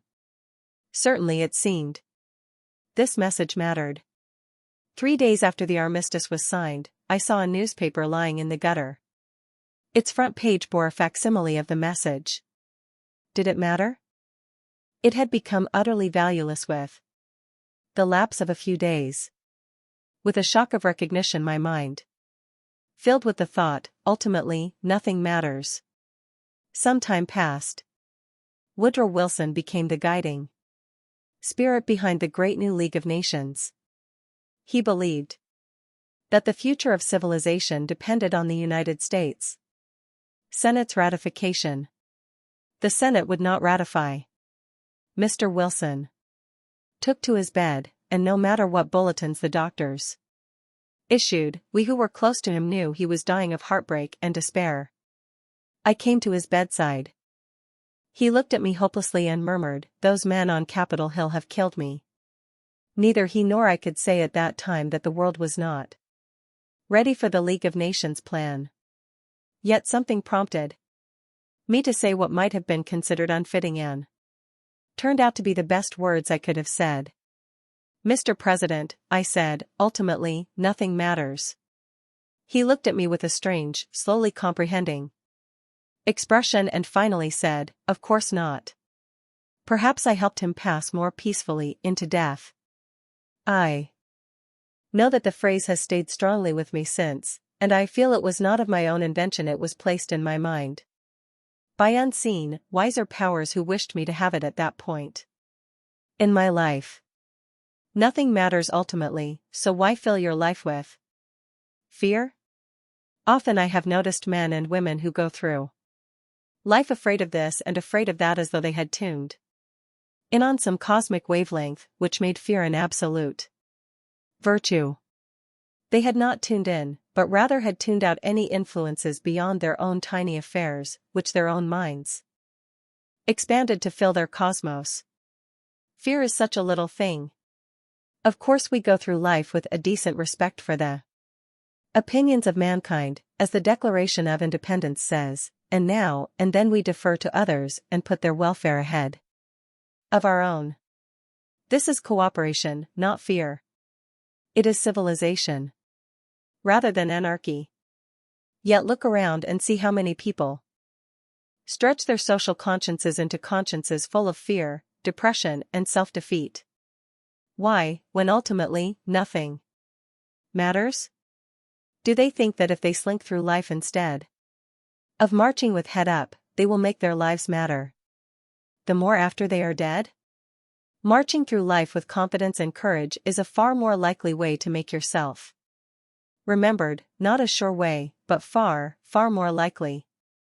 Again, if they are not concerned with the size of their tombstones, nor the flowers placed upon their graves, nor the prayers said in their memory, this is all the more reason for living fearlessly. I once saw a book with the title I Write as I Please. I never was able to read the book, but I hope it lived up to its admirable title. Any man who dares to write as he pleases has gone a great distance toward finding peace of mind and holding it firmly. This too, I learned by trial and error. There was a time when an impressive corps of critics went over every line I wrote before my writings got into print. Then I began to see that I was being made to please the reader by pandering to his established prejudices and beliefs. What good would I do in that case? Now I write as I please and let the chips fall where they may. Perhaps you have noticed this. Do you remember Elbert Hubbard? Sometimes great men come and go through this world without having their true greatness appreciated. Such a one was Elbert Hubbard. Writing as he pleased in a small town in New York State, he made ripples spread around the world. One of his greatest short pieces was a message to Garcia. One of his books, Elbert Hubbard's Scrapbook, used to be found lying open in many a parlor, and you would be well advised to ask a dealer in used books to find a copy for you. He was a man who had learned how to live his own life and own his own mind despite what others might think about him. He told me that this freedom gave him more satisfaction than all the glory the world might have showered upon him if he had written to please others. In his earlier years, publishers looked over his writings and pronounced them too advanced for their time, refused publication. He decided to become his own publisher. He did so well in the publishing business that at one time he employed 800 people. Hubbard was far more than a successful writer and successful publisher. He was one of those rare souls who make life pay off in their own terms, who collect their pay as they go, and never limit it to money, who extract dividends from everything that affects their lives and find a benefit in every experience. He became rich. He had a good deal more money than he needed. Yet unlike some other rich men, every day that he lived he tarried by the wayside of life. It would be a wonderful world if all men made themselves as free, as useful, as happy, and as peaceful as Elbert Hubbard. Neither Hubbard nor Emerson had to be reminded that ultimately nothing matters. Yet they, and others like them, have left behind them a legacy far greater than legacies left by those who believed that everything they did was the most important event in the world. Take your cue from nature. What is the only permanent state of affairs throughout the universe? It is change eternal. Change as nature forever builds, evolves, tears down, rebuilds in an ever onward march towards some destiny unknown to man. The whims of mankind mean nothing to nature. Time means nothing to nature. Of space and of matter she has abundance, and surely it matters not to nature that man now and then finds out a few secrets. There are many more. Nature balances the births and deaths of men so that we perpetuate ourselves and the race goes on. Forever? That is not nature's concern. If she has set up laws which in time will wipe out man, his earth, perhaps his moon as well, perhaps the entire solar system, then that is nature's law, and it is inexorable. If man himself should devastate his planet, nature will handle the charred and lifeless globe with the same forces of gravitation that handled it when it teemed with animals, plants, and humanity. Ultimately, nothing matters in nature. Ponder this, and you will begin to feel the cosmos as it should be felt, neither threatening nor promising. If there is a heaven somewhere out yonder, I say again that you cannot prove or disprove it. The wisest man alive today cannot prove or disprove it. The wisest man who ever lived could not prove or disprove it. You are far, far better off, and so are your fellow men, if you believe with Emerson that compensation, retribution, punishment, reward, the balancing of accounts, and the paying of debts in this world. Hubbard and Rockefeller. When I think of Albert Hubbard, often I think of John D. Rockefeller, SF. They were so different. Once Rockefeller asked me if I would like to change places with him. I told him politely that I would not. That I valued my health and my freedom, neither of which he enjoyed. I doubt if my remarks had anything to do with the obvious change which came over him a good many years before he died. But that change did come, and I see it as a new start in his life. Yes, the man who had billions found something lacking and attempted to make a new start in life. What did he really want? By checking with those who knew him, I firmly believe that he wanted nothing more than what he had missed in his fabulous money-making career: peace of mind. I think that one day he looked at his money and it occurred to him that ultimately, nothing matters. Ivy Lee's association with the Rockefeller interests was part of an effort to present to the world another side of the Rockefeller, SF nature. When the Rockefeller money began to flow into scientific, health, and cultural projects, it signaled a kind of rebirth. Albert Hubbard never needed to change the image he presented to the world and himself. But Rockefeller, SF did, and so did Henry Ford. And so did many another man who seemed to be 100% successful until he found that something was definitely lacking. Nevertheless, it is interesting to note that John D.'s descendants seem to have developed many useful social characteristics which simply were not popular among rich men in John D.'s day. Now I see that a great-grandson is occupied with social work, not merely through his money, but right down there where the poor live with their lack.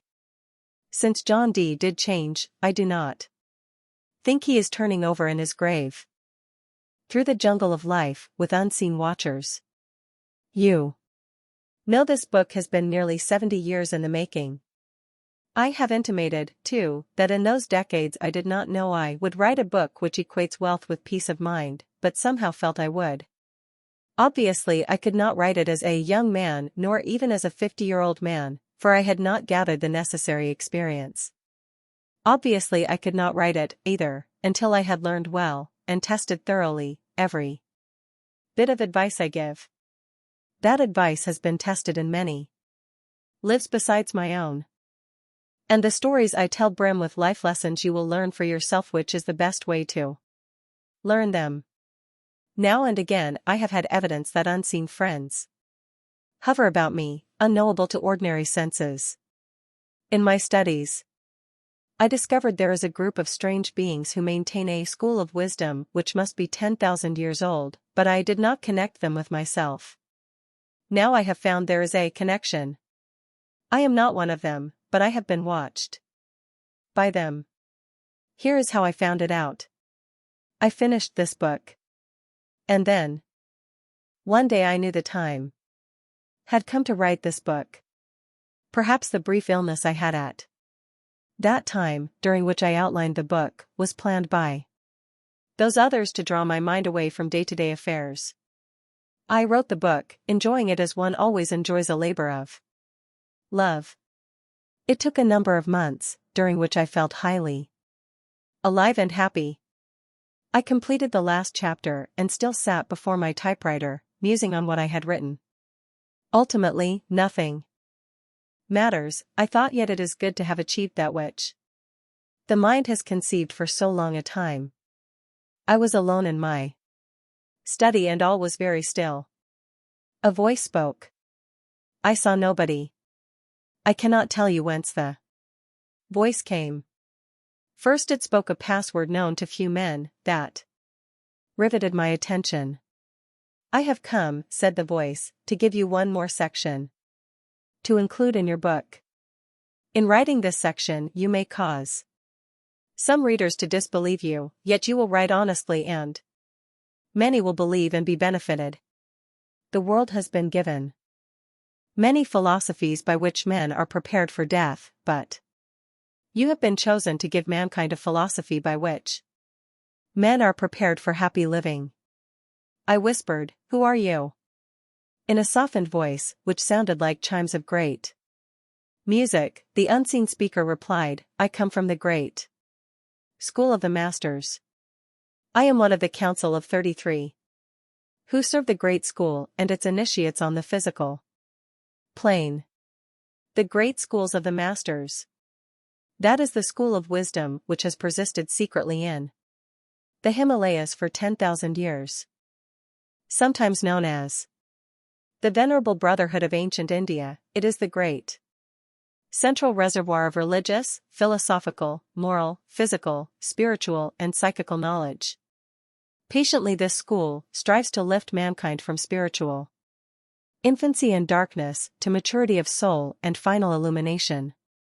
From the remotest days of antiquity, the masters of the great school have communicated with each other by telepathy. Eventually they met and organized themselves into the world's oldest association.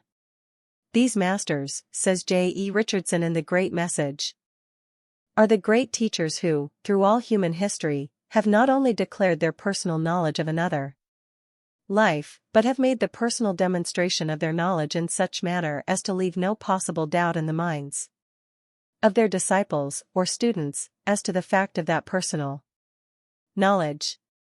The great school of the masters always has exercised its powers for the constructive unfolding of individual human intelligence, in harmony with man's unchallengeable control over his individual powers of thought.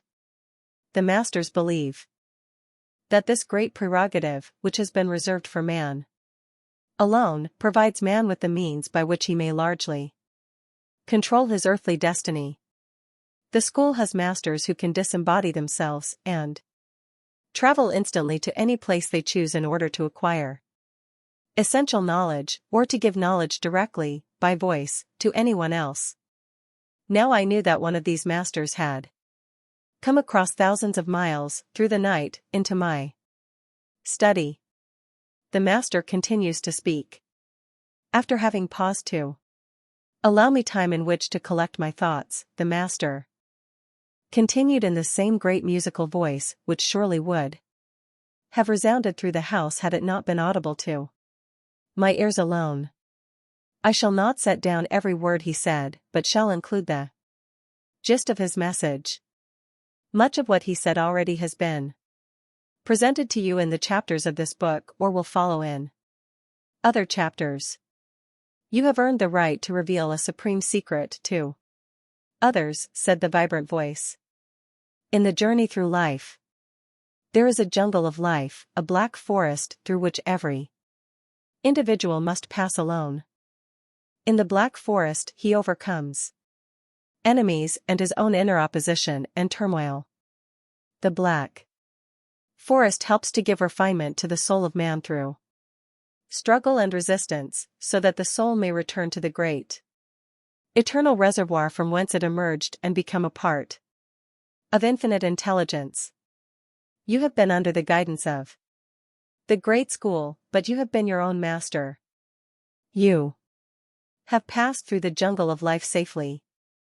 Now you must give to the world a blueprint with which others may traverse that same black forest. And now I shall name the enemies who must be met and conquered in the journey. The foremost is fear. The expression of fear denies man the use of his true power of thought, a power which can enable each individual to acquire all of his physical needs and control his earthly destiny. The next great enemy, said the master, is greed for the possession of material things and for power to control others. For selfish ends. No person who is filled with greed and avarice can pass through the jungle of life and successfully attain and use the supreme secret. For he affronts the Creator when he violates the rights of others. Intolerance is third on the list of enemies. Intolerance is the evil partner of selfishness and ignorance. It closes the mind and shuts out facts. It deprives a person of valuable friendships he will need in his journey through life and repels the cooperation of others. Egotism is the fourth great enemy of man. Self-respect is a most desirable quality, but self-love is self-deceit and causes a man to lose his respect for others. Lust is the fifth enemy. It prevents sex emotion from being properly transmuted and properly directed. It leads to excessive sexual expressions, which dissipate the vital creative forces of mind and body. Anger, the sixth enemy, is a form of temporary insanity. Righteous indignation that is controlled and directed toward the correction of a cause is occasionally necessary, but those who live with rage cannot truly know the supreme secret. Hatred, the seventh enemy, is anger which has been allowed to dwell in the mind until it has hardened like so much cement. It is a mind poison which erroneously twists the individual's thinking. One who harbors hate cannot control and direct his power of thought toward constructive ends, and thus he is denied this one and only outright prerogative with which man has been blessed by the Creator. The master went on while I listened raptly. He spoke of the enemy of jealousy, that mixture of covetousness and fear, and of impatience, which prevents cause from bearing its fruit in effect. He listed deceit, which in the end deceives the deceiver, falsehood, which weaves a noose with which the liar spiritually hangs himself, the related enemy of insincerity, and vanity, which makes men vulgar and forms a repulsive force. In the midst of a great silence, the representative of the great school told me I had been chosen to tell others of all the enemies, including the enemies of cruelty, which attracts all the other enemies like a pack of wolves, and mercilessness, which turns its back upon those in need and makes the soul shrivel. He spoke of injustice, of slander, and of gossip. He pointed out that one may know the supreme secret in words, but cannot use it if he ever attempts to destroy others. He showed me how the black forest closes in for a lifetime upon those who do not vanquish the enemies of undependability, dishonesty, disloyalty, and revenge. In concluding with the names of 4 more enemies against whom I was to warn the world, the master said they were fully as important in their menace as any of the others. They were worry, which reveals that a man is no bigger than that which he allows to worry him; envy, a form of jealousy, which most particularly destroys initiative and self-discipline, hypochondria, which prevents the mind from conceiving the continued good health of its bodily temple and so gives ill health its first foothold, which often is in the mind, and indecision, which grows stronger the more it is indulged until it rides one's back and one can fall and lie lost in the black forest. There are other enemies of man, the master said, but who conquers these 26 will conquer all the others. Know that one who seeks earnestly to conquer these 26 lurking enemies becomes an initiate of the great school. We know him, and he has access to the mind of a master. The means of communication is telepathy. The initiate may at times convey his need for instruction through what is commonly known as prayer. The principle of prayer. The master then told me the principles which lie behind prayer that can bring true help and guidance. You who read the mere printed words should read this section several times until its great meaning is clear to you. Prayer, the master said, is to be based upon a real need for help to accomplish something of constructive value. In true prayer one asks for help only after he has proved, by his own effort, that his own powers are not sufficient to enable him to accomplish his purpose. The person who prays for help should not assume he gives over his own individual freedom of action, but rather should know he is to cooperate with the helping agencies he cannot see. He must know, with confident self-respect, that his first duty is to improve himself and his condition, and that out of this, when it is well done, flows his second duty, which is to help humanity. These are the principles we look for in any prayer. However the prayer may be said or thought, under whatever conditions, these principles come through when they are present and bespeak the suppliant's fitness. The master now gave a word of caution for the initiate who is on his way through the jungle. He told me as I now tell you that now and then open spaces appear in that black forest, and as one walks clear of clinging underbrush he may think he has conquered all of the 26 enemies. This may be a deception on the part of the enemies. A dependable way to keep track of the enemies one has overcome is to list them on a chart, thus: fear, greed, intolerance, egotism, lust, anger, hatred, jealousy, impatience, cruelty, mercilessness, injustice, slander, gossip, undependability, dishonesty, disloyalty, revenge, deceit, falsehood, insincerity, vanity, worry, envy, hypochondria, indecision. The list should be checked at least once a year. Done honestly, and with the insight and self-knowledge one has gained, such a check enables one to search his record and know the names of the defeated enemies. These are crossed off the list. As long as one enemy remains, the person who made the list still wanders in the jungle of life. When every enemy has been accounted for, he has passed through the jungle. What happens at the end of the great journey? The master explained, when the initiate has truly conquered all of the 26 enemies of success, peace, and harmony, he will receive a communication from a master of the great school.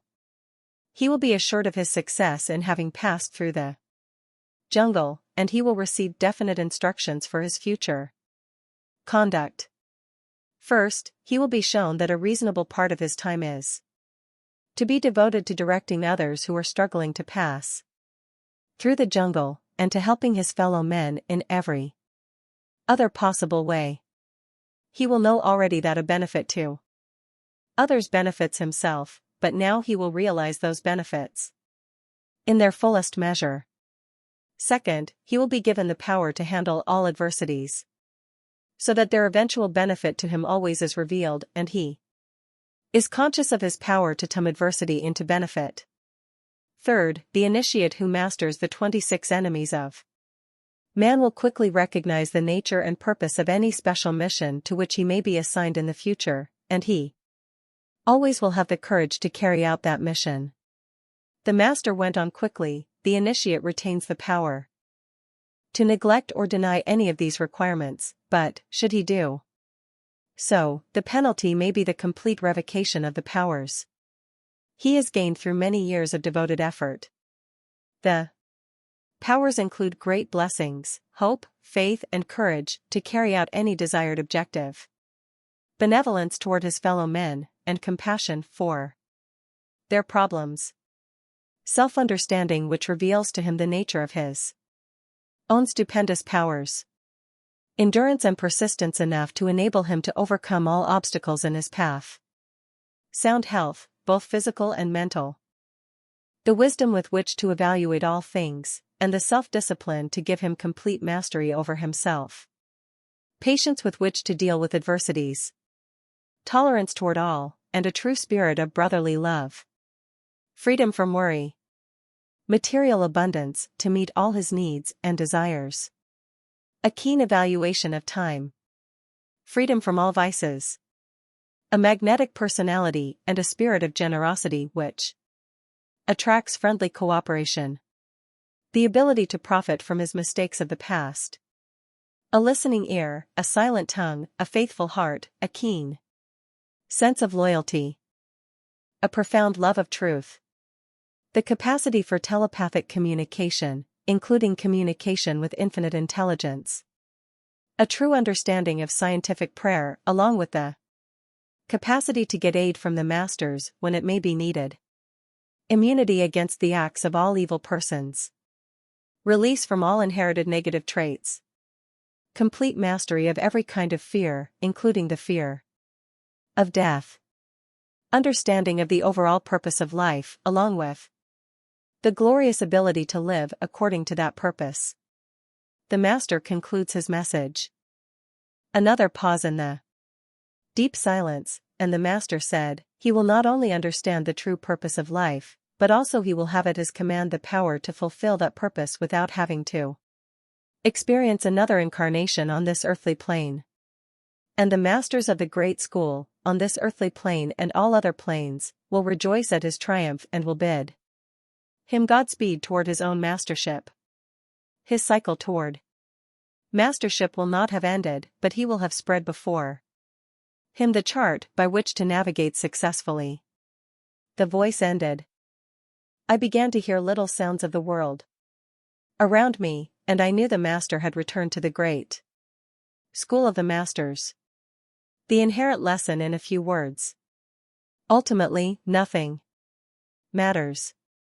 Read once more and see how much of the master's message is concerned with here and now, the time in which we ensure, by ourselves, whether life will reward us or punish us, whether we will win our dreams or die unfulfilled.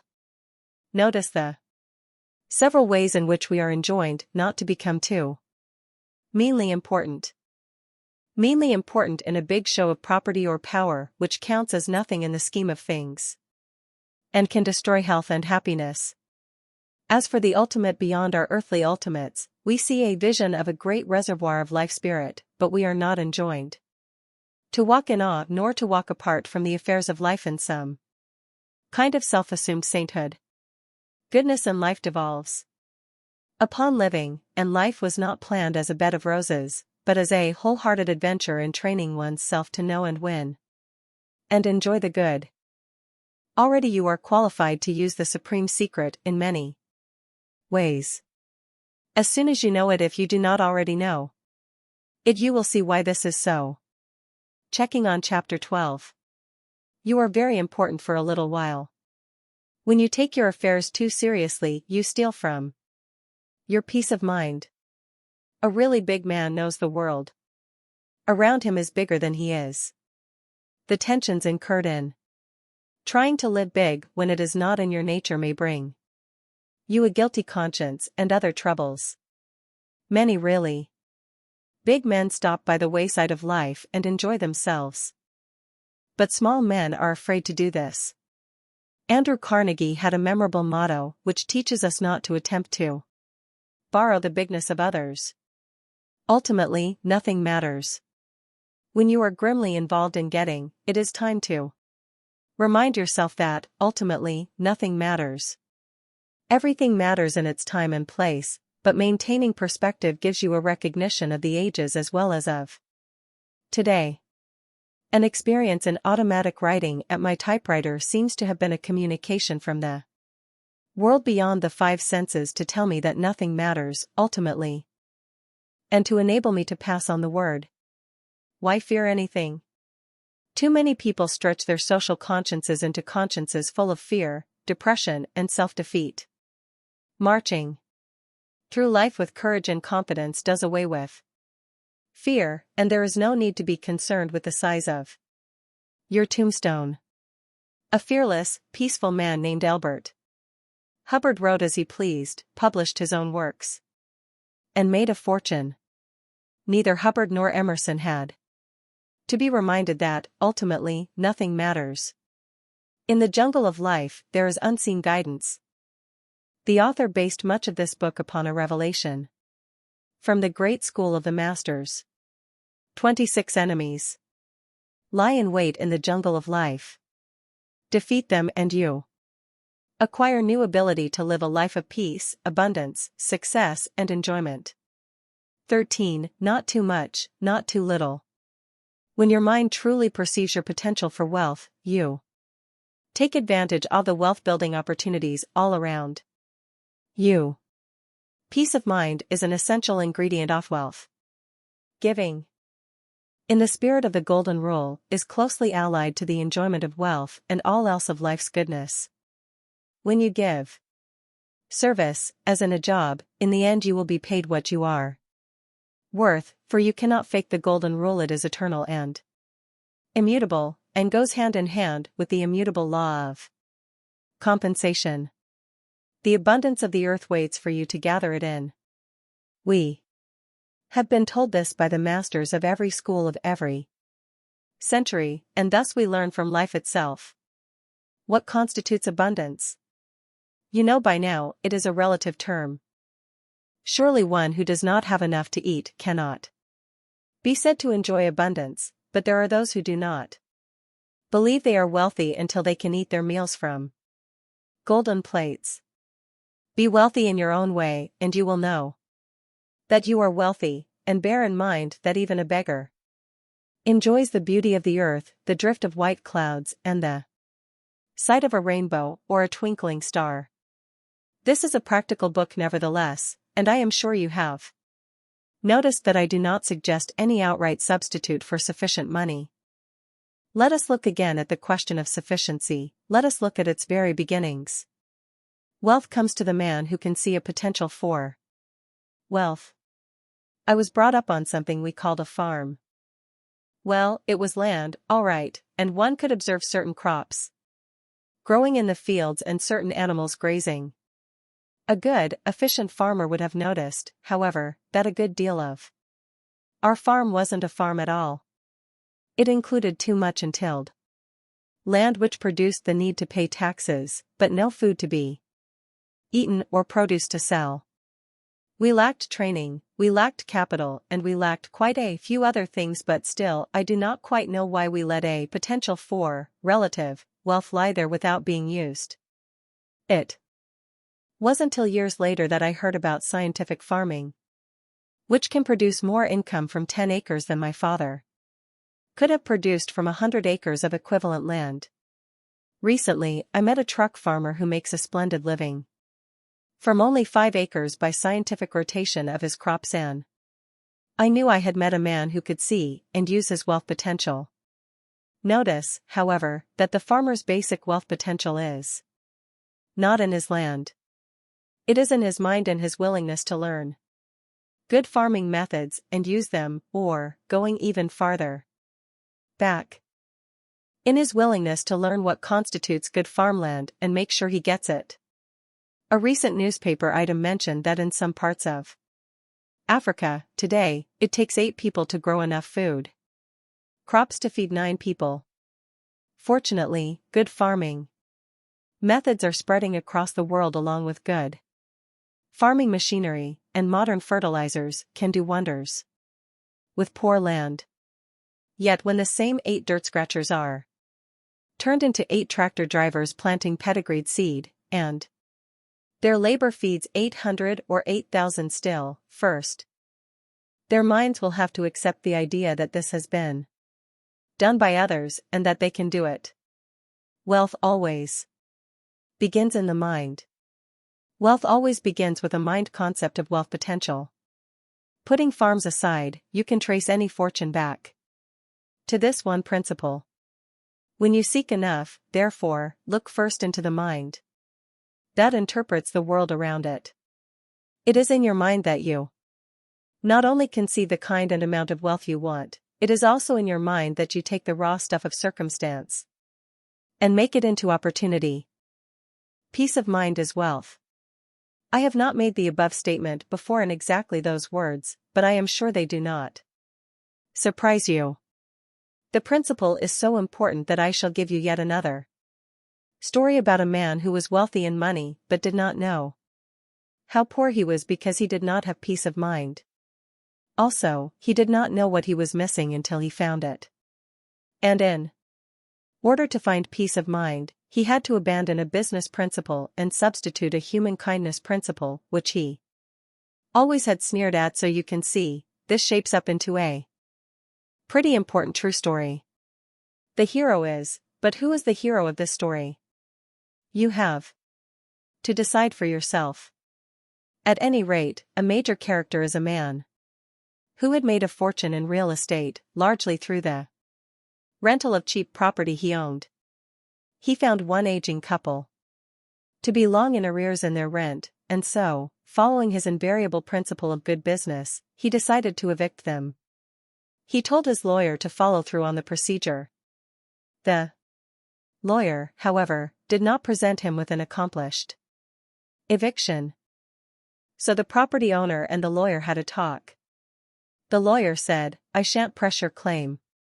You can get someone else to take the case, unless you'd rather withdraw it." The property owner decided he knew what was on the lawyer's mind. "So you think there isn't any money in it?" "Oh, there'd be some little money in it, since I understand you want to sell the house once it's empty. But I don't want the case anyway." The property owner wondered what was going on.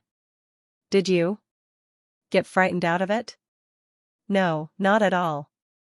"Aha." Then the old coot, who doesn't pay his rent, begged to be let off. "Well, yes." "And you softened?" "He begged you, and you went mushy?" "That's a terrible way to do business." "Why, if he'd tried that on me, I'd have dash." "He didn't beg me to let him off. He didn't say a word to me." "Well, he certainly didn't beg me, so may I respectfully inquire to whom he did address himself?" The lawyer said quietly, "He addressed himself to God Almighty." "So he fell on his knees when you asked for the rent?" "And he dash no. He didn't know one was there. It wasn't for my benefit. You see, I knocked on the door and nobody answered. The door was ajar. One thought the old couple might have left already, so one walked in. The place is pretty bare, and I found myself looking through a half-open door into a bedroom where a white-haired old woman was propped up in bed, on pillows. I was just about to clear my throat, let her know I'd come in, when she said to someone else in the room, "I'm ready now. You go ahead, Pa." A man who was very old came from the other end of the room and knelt beside the bed. I couldn't move or say a word then, for the life of me. And that old man prayed, with his hand in the old woman's hand. First, he reminded God that they still were his submissive children, Ma and he, and no matter what he saw fit to bring upon them, they wouldn't rebel at his will.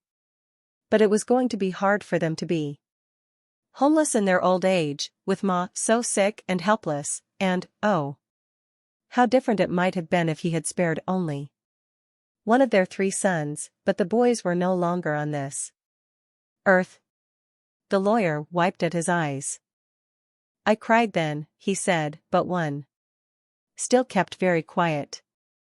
And one listened to him remind the Lord about the safety of those who put their trust in the Lord, and how it wasn't going to be pleasant to go to the almshouse after a life of living together in a home of their own. And yet, he told the Lord, he knew there is such a thing as a just bargain with one's neighbor, and he ended by asking the Lord's blessing on. The lawyer choked up. Not on me, the property owner said hoarsely. Well, he mentioned no name. But he prayed for the Lord's blessing on those who are about to demand their just due. Well, I tiptoed out. And that is the end of that case so far as I am concerned. I'd rather go to the poorhouse myself than evict that old couple. He seized the other man's arm. Look. I'll pay their back rent myself, right now, if you'll let them stay in that house. No, the property owner said. He rose and walked to a window. After a moment he too dabbed at his eyes. I'll let them stay there as long as they wish. He turned and said ruefully. I wish you hadn't listened to that petition not intended for your ears or mine. The lawyer shook his head. No, it was intended that I hear it and tell it to you. Mio id mother used to sing about gods moving in a mysterious way. I've heard that too, the property owner said. He twisted the claim papers in his hands, then tore them up. Well, why don't you go over there in the morning and take this $10 bill and bring them a basket of groceries? I'll match that 10 and bring them a bigger basket. And just tell them the rent has been paid, will you? Yes. Paid in a mysterious way. The 2 men smiled at each other. This real estate owner dates his wealth from the day he broke the pattern of his life, the day he stopped grasping and started giving, the day when he felt the first stirrings of what came to be a wonderful peace of mind. Do not limit what you give, limit what you take. Of course, practically speaking, there is a limit to what one can give of his time and his resources. I have mentioned that your first duty is to help yourself, then help other people, and when this rule is applied correctly, it still works wonders. So when I say, do not limit what you give, I mean there should be no limit on the spirit of your giving. The property owner, for example, had given charity before. But it was charity given as charity, to local causes, which gratefully acknowledged his name, so it was good publicity for him and for his business. One day he gave when the last thing he had counted on was giving, and that made the difference. One day he felt that something bigger than himself was working through his wallet, and that made all the difference in the world. It changed the entire spirit of his life from that day on. I make a speech. The above subhead is about as much news as dog bites man, for I have made a great many speeches. Its significance is this: I made the speech at a small college, and while I was at the college I made a good many notes on some of their activities in the work and study area. When the chairman of the meeting handed me my fee, I handed it back. I thanked him, but said I had gathered enough material for 2 or more articles in my Golden Rule magazine, so I felt more than amply paid. Later, subscriptions to Golden Rule poured in from the neighborhood of that college. The students had decided that since I had done something for them, they would do something for me, so they had gathered those subscriptions. I was paid many times over. And so it goes. What is the Golden Rule really? Do you know that the Golden Rule in one form or another was old already at the time of Jesus? He gave it to us in the form most of us know, but here are a few versions which go further back in history. He sought for others the good he desired for himself. Inscription on an Egyptian tomb about 1600 BC. What you would not want done to yourself, do not do unto others. Confucius. We should behave to the world as we wish the world to behave to us. Aristotle. You can see that the golden rule has been set up for quite a few thousand years as a major rule of conduct among men. Unfortunately, the world remembers the letter of the rule while too often missing the spirit of this universal injunction. Say it this way, and you are more likely to associate it with the kind of conduct that helps both you and others. The golden rule means we should do unto others as we would wish them to do unto us if our positions were reversed. Think about that. It is not quite the golden rule you will find in the Bible. It goes another long step, for it implies you're judging the other fellow's needs in his terms, seeing the world through his eyes. Forgive a bit of levity in the middle of a serious subject, but it can help you remember. There is an old story about a missionary who spread the word among the primitive inhabitants of a South Sea island. Among other things, he taught them his version of the golden rule, which is the general version: do unto others as you would have them do unto you. The chief of the tribe was greatly impressed. One day he knocked at the missionary's door and announced he had brought the missionary a present, 6 extra wives. Apply the lesson seriously and you will see that the real goodness of giving lies in giving the other fellow what he needs. It is this kind of giving which so fully accords with the law of compensation, and which accords with so much plain human experience that shows giving comes before receiving when the giving really fills a need. There is no point in repeating the many examples of such giving I have shown you in this book. If you will check back on a few such examples, you will see the golden rule in action. Also, you will see its connection with another famous saying from the Bible: whatsoever a man soweth that shall he also reap. We should not content ourselves with the merest crumbs from life's table, and we should not attempt to grab too much. The golden rule often seems to act as a great leveler in assuring that this shall be so.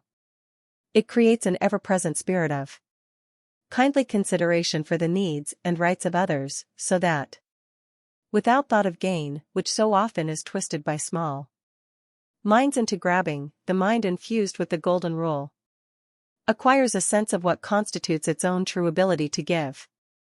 Giving begets receiving. There is a to and fro passage of wealth, which may not reflect itself in a swollen bank account, but does reflect itself in a mind which has known such wealth. In this lies happiness, peace, and health, which a man merely rich in money may never know. A suggestion: look around in your community and find some man who you know lives for the purpose of accumulating money. Find some man, and alas, you can find such men for whom any amount of money is too little and no amount is too much. He will almost certainly be a man who has little conscience about how he acquires his money, for conscience can be a hindrance when your horizon is nothing but a line of empty money bags to be filled. Observe this man. Look for warmth in his soul, you will not find it, unless the subject of discussion is money. Watch for a warm, human welcome in his smile, you will not see it. He smiles like a shark. Notice how little he displays an enjoyment of life. Oh, he may go through various expensive motions of enjoyment, but that is something else again.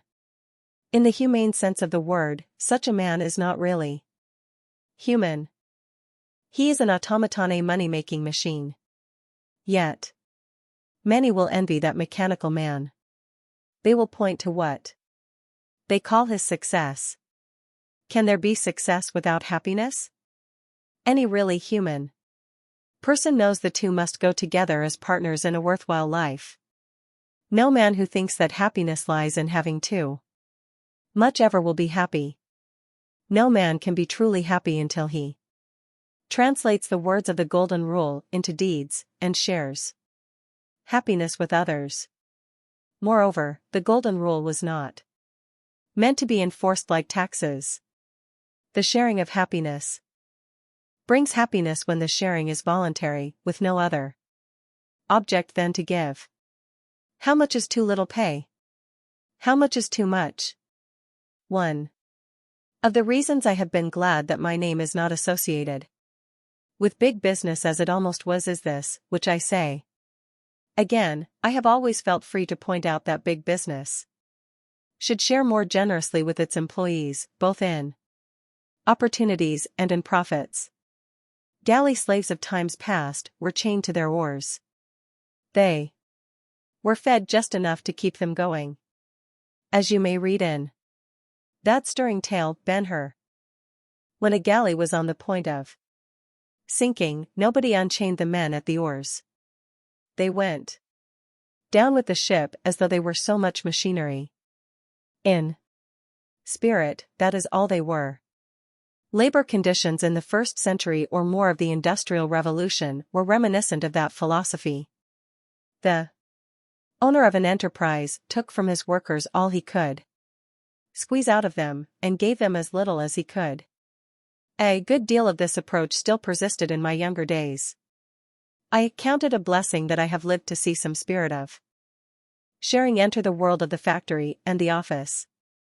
Now we look back in horror at the 12 or 14-hour day worked, at starvation wages, and wonder how we could have been so stupid as not to see how this hurt both man and his society, but that is the way it was.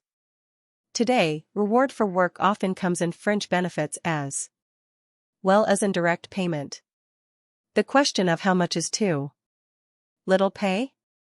How much is too much, still remains, and I dare say always will be with us. It is not to be treated as an absolute, for the value of money keeps changing. By and large, however, one great absolute remains. Within the context of his times, a man's services are worth as much as he gives. Most men of 50 or more years of age can look back upon their pattern of income from jobs and see that this is so. Moreover, we instinctively know this, and we show we know it. I cherish a story told me by Henry Ford which illustrates the point beautifully. During the early days of the business, which is now so big, Mr. Ford advertised for a general sales manager. He weeded out the applications and interviewed some of the more promising prospects. In talking to one man, he finally got down to discussing salary. They did not seem able to fix a sum, so Mr. Ford said, "Suppose you come in and show us what you can do for a month, then we'll pay you all you are worth." "No," said the applicant, "I'm getting more than that where I work now." And, Mr. Ford chuckled, subsequent events proved that. With his slip of the tongue, he spoke the truth. At the end of the first month, we had to fire him. I do not know why Mr. Ford hired the man, but presumably he appeared to have the experience and other qualities needed for the job. Then it turned out that the appearance of giving was all he had to give and the reward was commensurate. You cannot fake the Golden Rule. Does the Golden Rule, then, apply even in cases of hiring and firing? I shall not say. This is invariably the case, but on the long average yes, it does apply. The law of compensation, with which the Golden Rule works hand in hand, applies to every form of compensation. The advisability of not settling for too little and not grabbing for too much also applies. There is no valid rule of life which stands alone. Do not think you ever can fake the Golden Rule. It will avail you nothing to appear to give what someone else wants, while at heart you are covering up a dishonest and selfish nature. Emerson said, "Human character does evermore publish itself. It will not be concealed, it rushes into light." I heard an experienced counselor say that he never feared the effect upon a jury of a lawyer who does not believe in his heart that his client ought to have a verdict. If he does not believe it, his unbelief will appear to the jury, and will become their disbelief. That which we do not believe, we cannot adequately say, though we may repeat the words ever so often. A man passes for what he is worth. What he is engraves itself on his face, on his form, on his fortunes, in letters of light which all men may read but himself.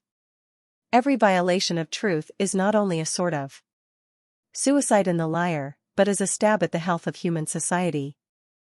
Trust men and they will make it their business to trust you, treat them greatly and they will show themselves great. You now have read the supreme secret in many different ways. You will have no difficulty in accepting it as approved and valued guide to peace of mind and wealth in great measure. Checking on Chapter 13. 189. What constitutes abundance? Many a farmer's land gives him the potential for abundance, but he remains poor because he does not realize that potential. Every man has the potential for abundance within himself, but he may remain poor. Wealth comes when you see your potential for wealth. When you first conceive in your mind how you can turn the raw stuff of circumstance into wealth-building opportunity. Peace of mind is wealth. Peace of mind evades many a man who thinks he is wealthy but is not. When he finds peace of mind, he knows what he has missed and his life is changed from that day on. Peace of mind often comes at last when a man discovers how to give without planning to give, how to give when the need is evident and without thought of gain. There has to be a limit on physical giving, but the spirit of giving knows no limit. What is the golden rule? See the golden rule as a way of helping others as you would wish them to help you if your positions were reversed. This focuses your attention on what the other fellow needs and results in true human consideration. The golden rule acts as a great leveler in assuring that you will have not too little and not too much, but that great wealth will nevertheless pass through your hands. Nobody who lives only to accumulate money can know happiness, and there is no real success unless one is successful in being happy. 14. The magic power of belief. In the power of belief lies the supreme secret. Belief is the key to basic mind power, which turns concepts into realities. Goals can be attained in ways which seem miraculous, yet we use only natural forces available to everyone. Even physical changes in the body can be caused by deeply implanted belief. The key to having quantities of money often lies in a simple process of autosuggestion. Concentrate on precisely what you want, and you will see signposts that point the way. The forces of human evolution now have been brought under human control, and you can control your own evolution as a better, more successful person. Anything the human mind can believe, the human mind can achieve. Please read that again, slowly. Anything the human mind can believe, the human mind can achieve. If you had been presented with that statement at the beginning of this book, you might have found it a bit too much to digest all at once.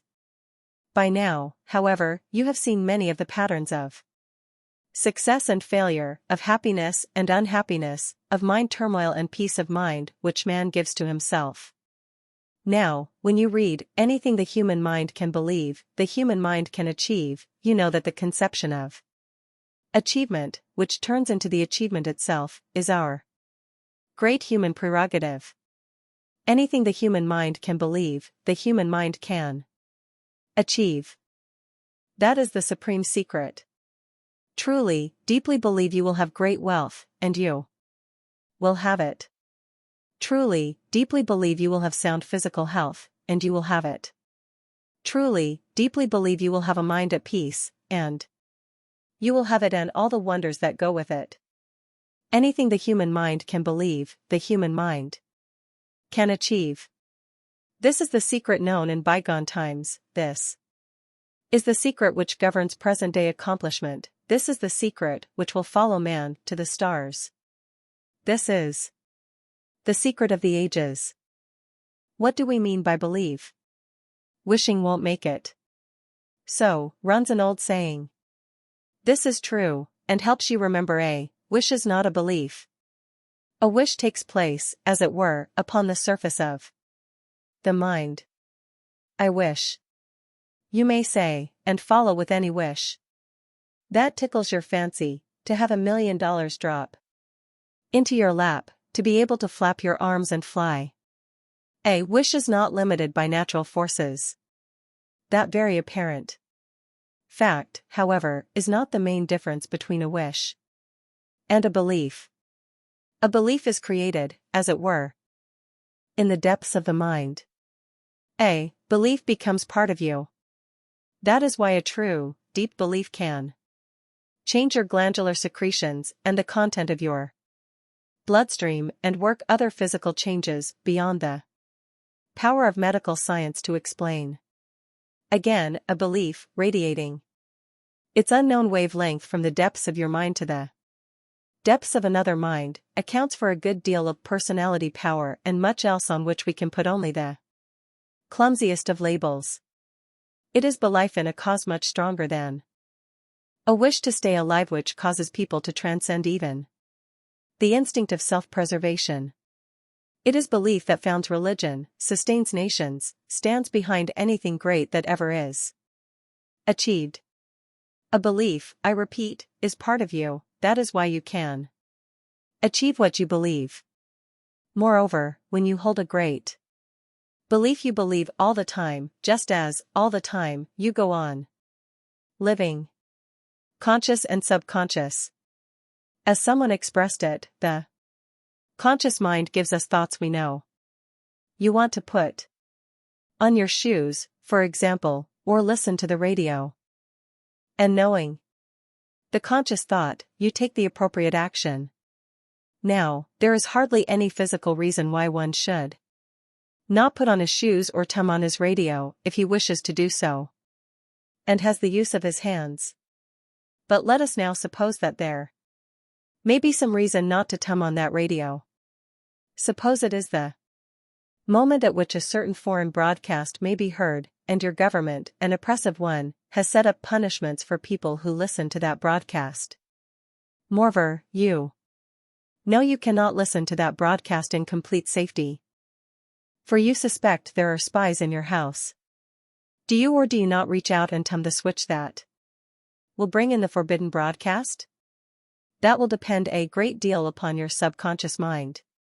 It is not in the conscious mind that we are basically fearful or brave, but down deeper. And so the subconscious will instruct the conscious, unknown to you, and in the conscious will appear the thought known to you. Don't do it, you'll end in prison.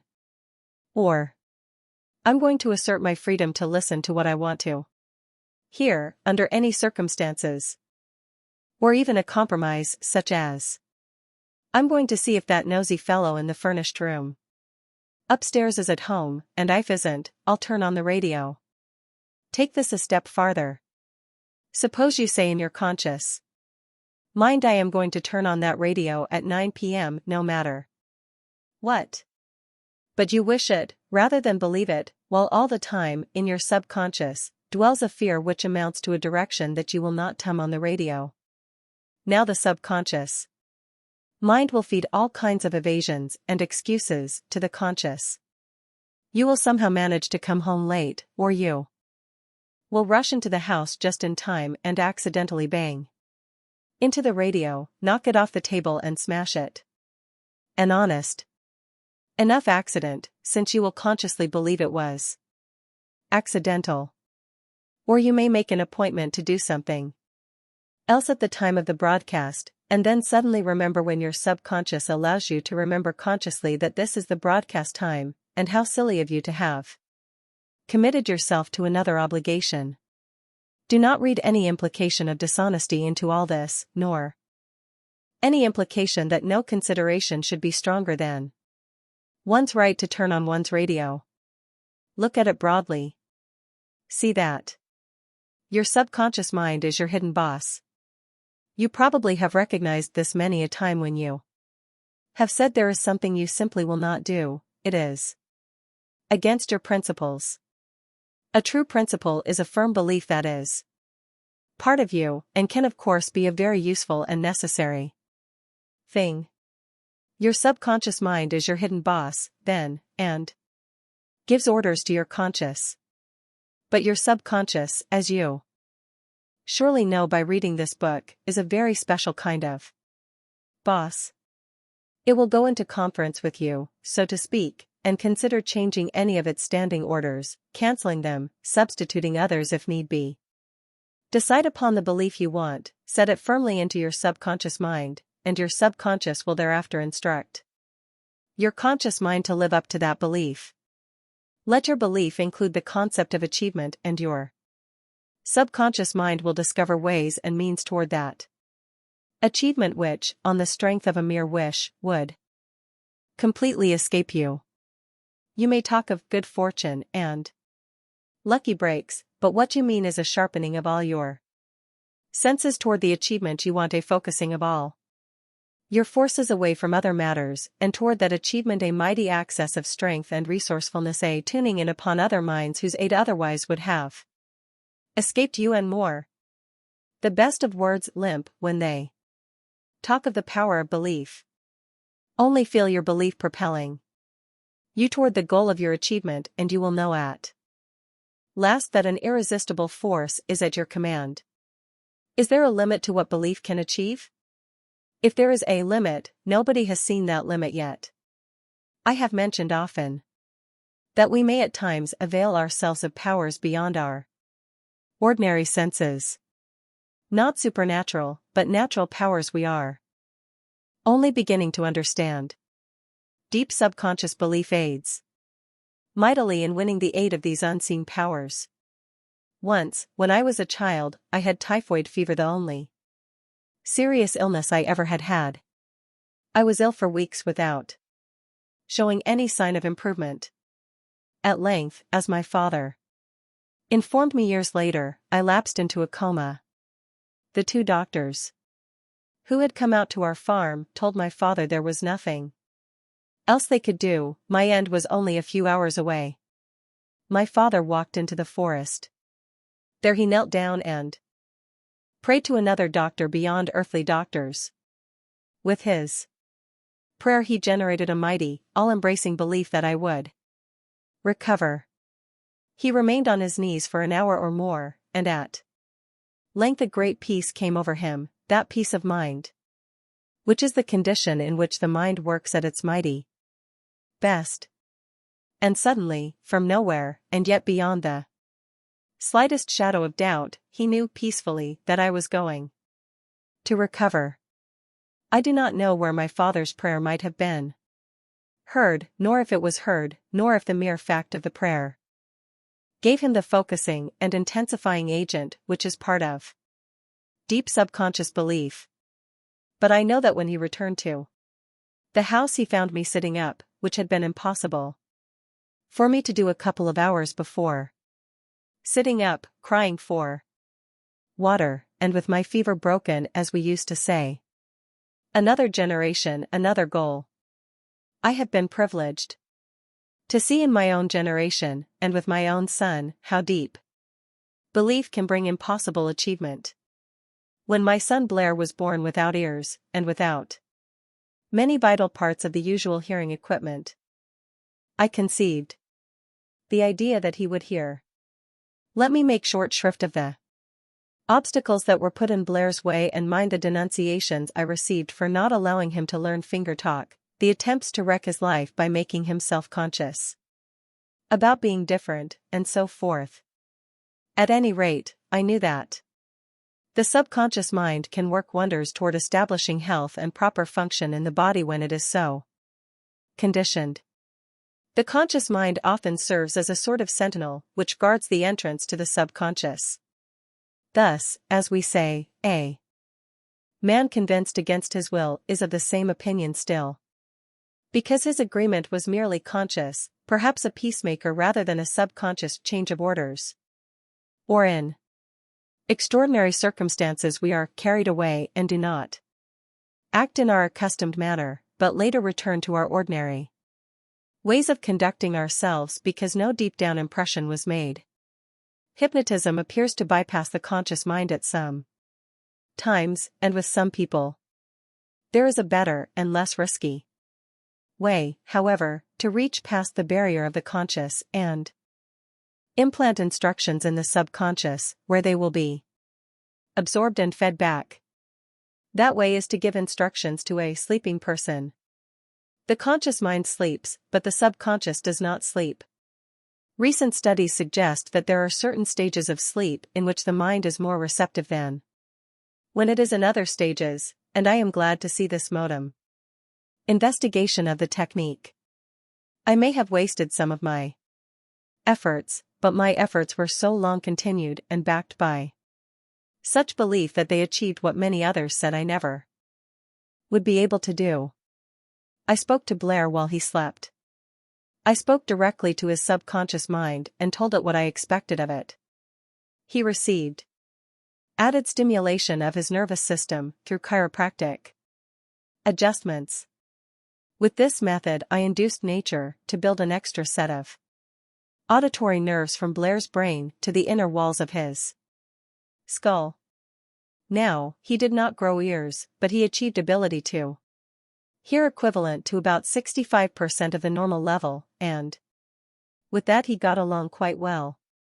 Some may call this a miracle of healing, but I would rather call it a demonstration of the power of natural forces. Just how does Blair hear? Through bone conduction to those new nerves inside his skull. Now we know that some of the marvelous new transistorized hearing aids depend on bone conduction.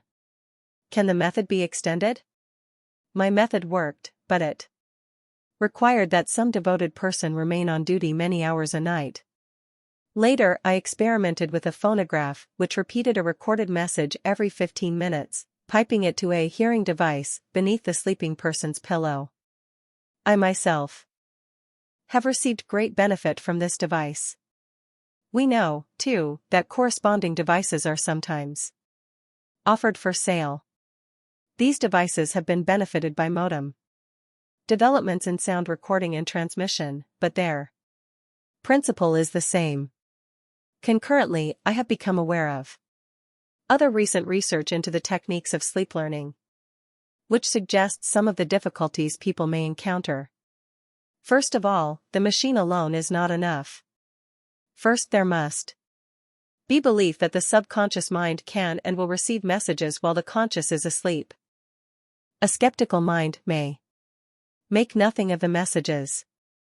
A mind filled with fear and inferiority, or both, will soon decide the gadget is too much trouble to use. Then too, some people have their sleep so disturbed by the mere existence of a machine at their bedside that their conscious minds never really go out of action. Probably they could condition themselves to sleeping, machine or no machine, but I suspect that most such people are more anxious to return the machine within the time limit of its guarantee. Many people also seem to go to lengths to negate any benefit they may obtain through sleep learning. The subconsciously recorded message needs time in which to take root, so to speak, in the myriad cells of the mind.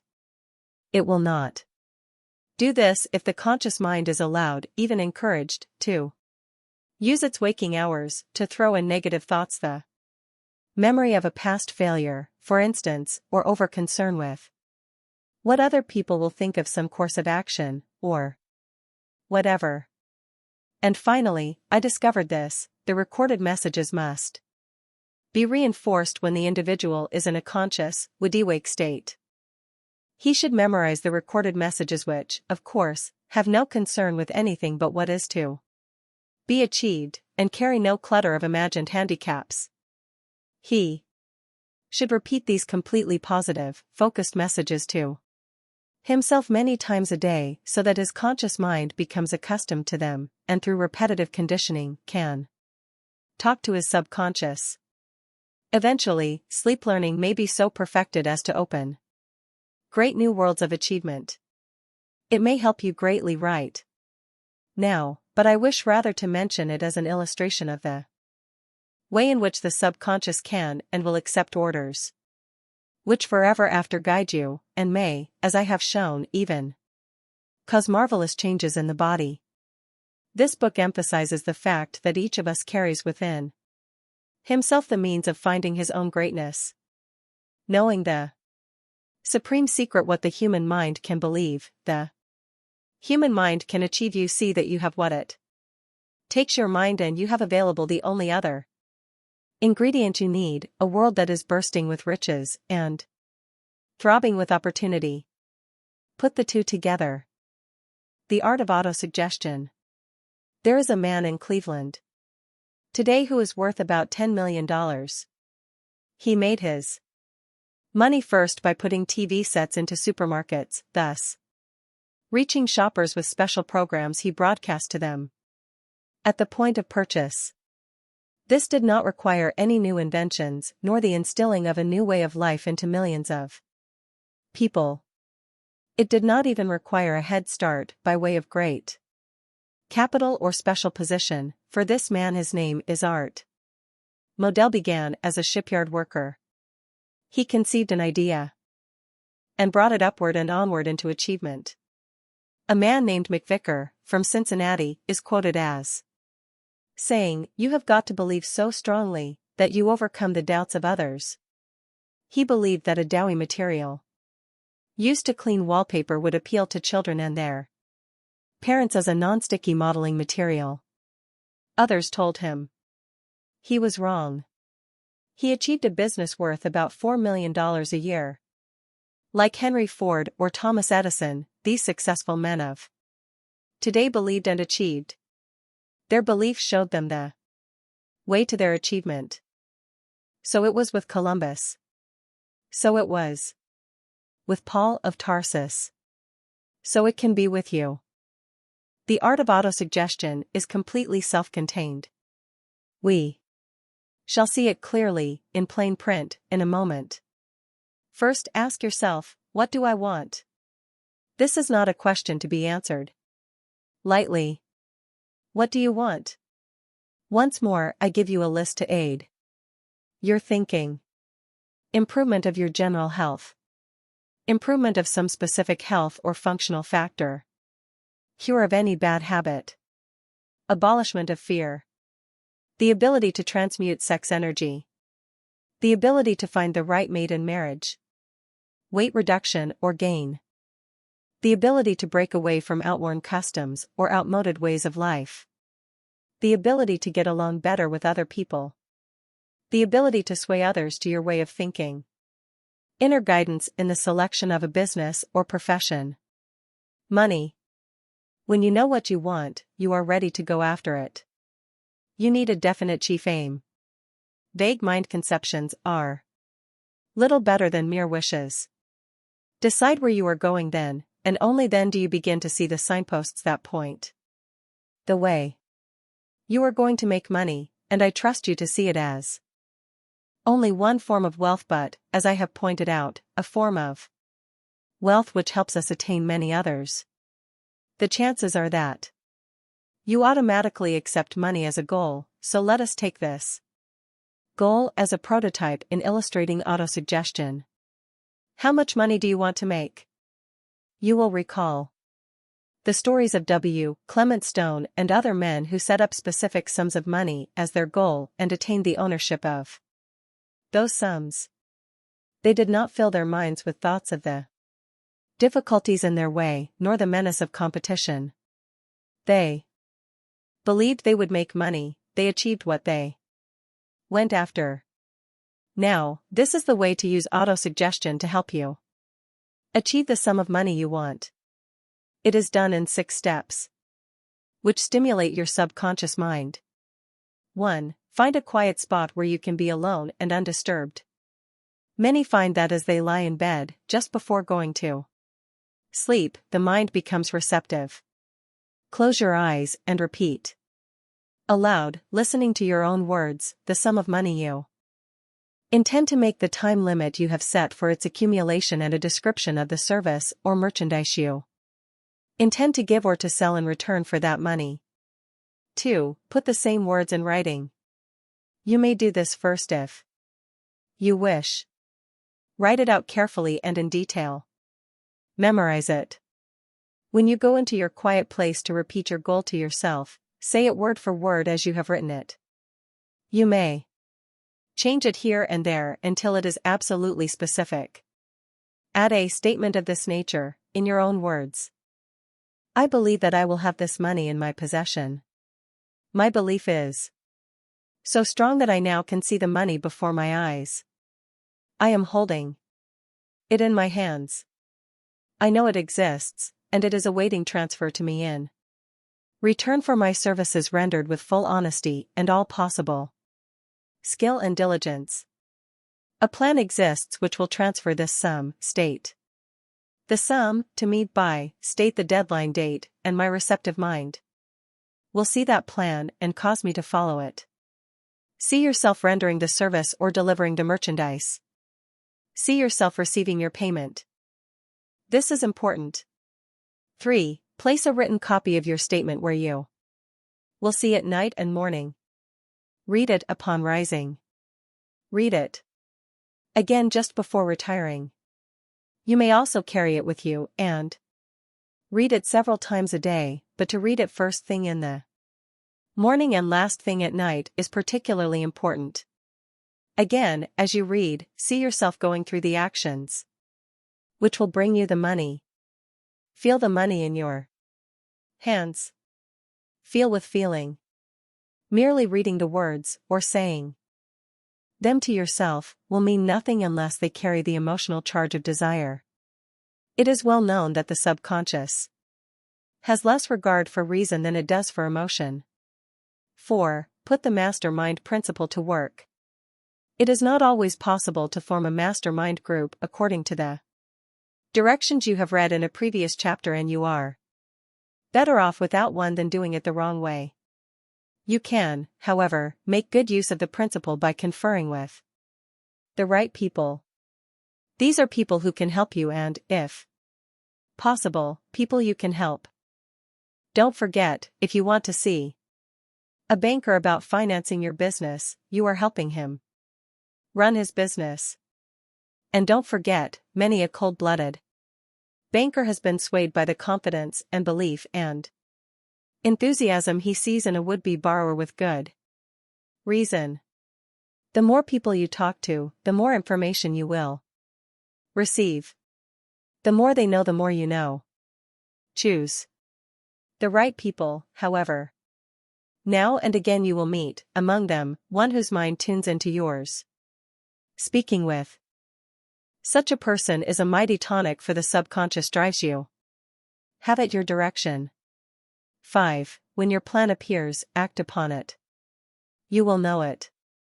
The subconscious is like a fertile garden spot in which any seed will grow, be it the seed of a weed or the seed of your fortune. Through autosuggestion you work wonders in keeping out the weed seeds. When a seed of your fortune falls in the garden of your subconscious, however, it grows in relation to the attention you give it. Do not sit idly waiting for your plan to appear. You may not precisely know, for example, where you are going to set up your business, but until the right place draws your attuned attention, you can be contacting sources of supply, learning more about the business and filling your mind with the process of your achievement in 100 other ways. Remember how publishers came to me when I needed them. 6. Once you have a matured plan which covers every detail, put that plan in writing. Read it over night and morning. Stick to it, but be ready to change it if circumstances point out the advisability of a change. Your mind will not constantly flutter from one alternative to another. Your subconscious will sift the alternatives with a great power to show you what you must do to attain your goal. I could set down faith as a seventh factor of autosuggestion, but faith is all-pervasive. Faith is called, in another of my books, the head chemist of the mind. As faith blends with thought, it becomes the perfect ingredient for true subconscious belief. As faith becomes part of you, it rides along with every message you repeat to yourself. It becomes part of your character, part of your personality. Faith helps you emotionalize your thoughts, bring them beyond the power of reason into another realm of mental being where thoughts become their physical equivalent. Now, with a sense of faith, read the 6 steps of autosuggestion over again. A new look at your mind and your body. The supreme secret is, anything the human mind can believe, the human mind can achieve. It would be as valid to say, anything the mind can believe, the mind can achieve, but I wish to emphasize the power of the human mind. No other living creature can take hold of its mind as we do, sense and explore its powers, find ways to increase those powers to an extent almost beyond imagination. You are used to being human. Take time now and then to realize the uniqueness of your human state. One of the great modern commentators on man and his mind is Dr. Pierre Leconte Dunally. I have a favorite passage from his great book, Human Destiny, which I am fond of showing to people who cannot see how it is possible for the mind to heal the body. I quote this passage now. The human body is constituted of distinct beings, the cells, each endowed with totally different properties.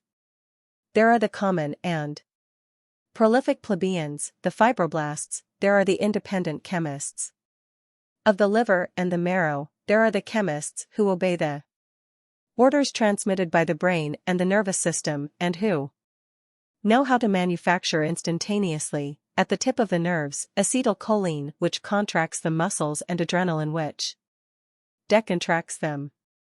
There are the noble cells, the pyramidal cells of the brain, living in proud sterility and never reproducing themselves. There are the nervous cells which transmit orders and reactions. There are those which defend, those that protect, those which heal. From the coordination of the whole emerges the autonomous personality of man. And this brief description barely touches upon the stupendous group of factors available to man in his body and brain, for the organization, projection and use of the power of thought. It is a major indictment against the world's educational systems that most people come into this world, live their span of years and pass on without being made aware of their thought power and the fact that their lives are made or unmade by this thought power.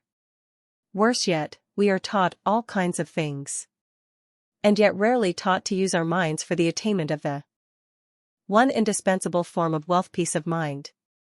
It is a major indictment against the religionists that they seem to have learned so much about how to prepare to live in heaven but have done so little about preparing us to live prosperously, peaceably, and happily here, now. It is a major indictment against our civilization that the vast majority of people keep most of their thought power centered on their fears rather than on conceptions and deep beliefs, which can bring them what they want, not that of which they are afraid. Every man can surpass himself. Dr.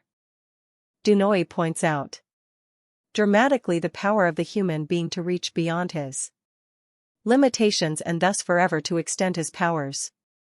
We all have our role to play individually, but we only play it well on condition of always trying to do better, of overreaching ourselves. It is this effort which constitutes our personal participation in evolution, our duty. If we have children, we will have collaborated in a measure modestly, statistically, but unless we develop our personality, we will have left no trace in the true, human evolution. The italics are mine. Obviously, Dr. Dunois recognized the importance of each individual's exercising his privilege of choice and thinking as a means of mental and spiritual growth, for he continues. An intelligent being, said Bergson, carries within him the wherewithal to surpass himself. It is needful for him to know it, and it is essential for him to attempt to realize it. The incomparable gift of brain, with its truly amazing powers of abstraction, has rendered obsolete the slow and sometimes clumsy mechanisms utilized by evolution so far. Thanks to the brain alone, man, in the course of 3 generations only, has conquered the realm of air, while it took hundreds of thousands of years for animals to achieve the same result. Through the process of evolution, thanks to the brain alone, the range of our sensory organs has been increased 1,000,000-fold, far beyond the fondest dreams. We have brought the moon within 30 miles of us. Denali is a modem writer, but see how he already needs to be updated. We see the infinitely small and we see the infinitely remote. We hear the inaudible.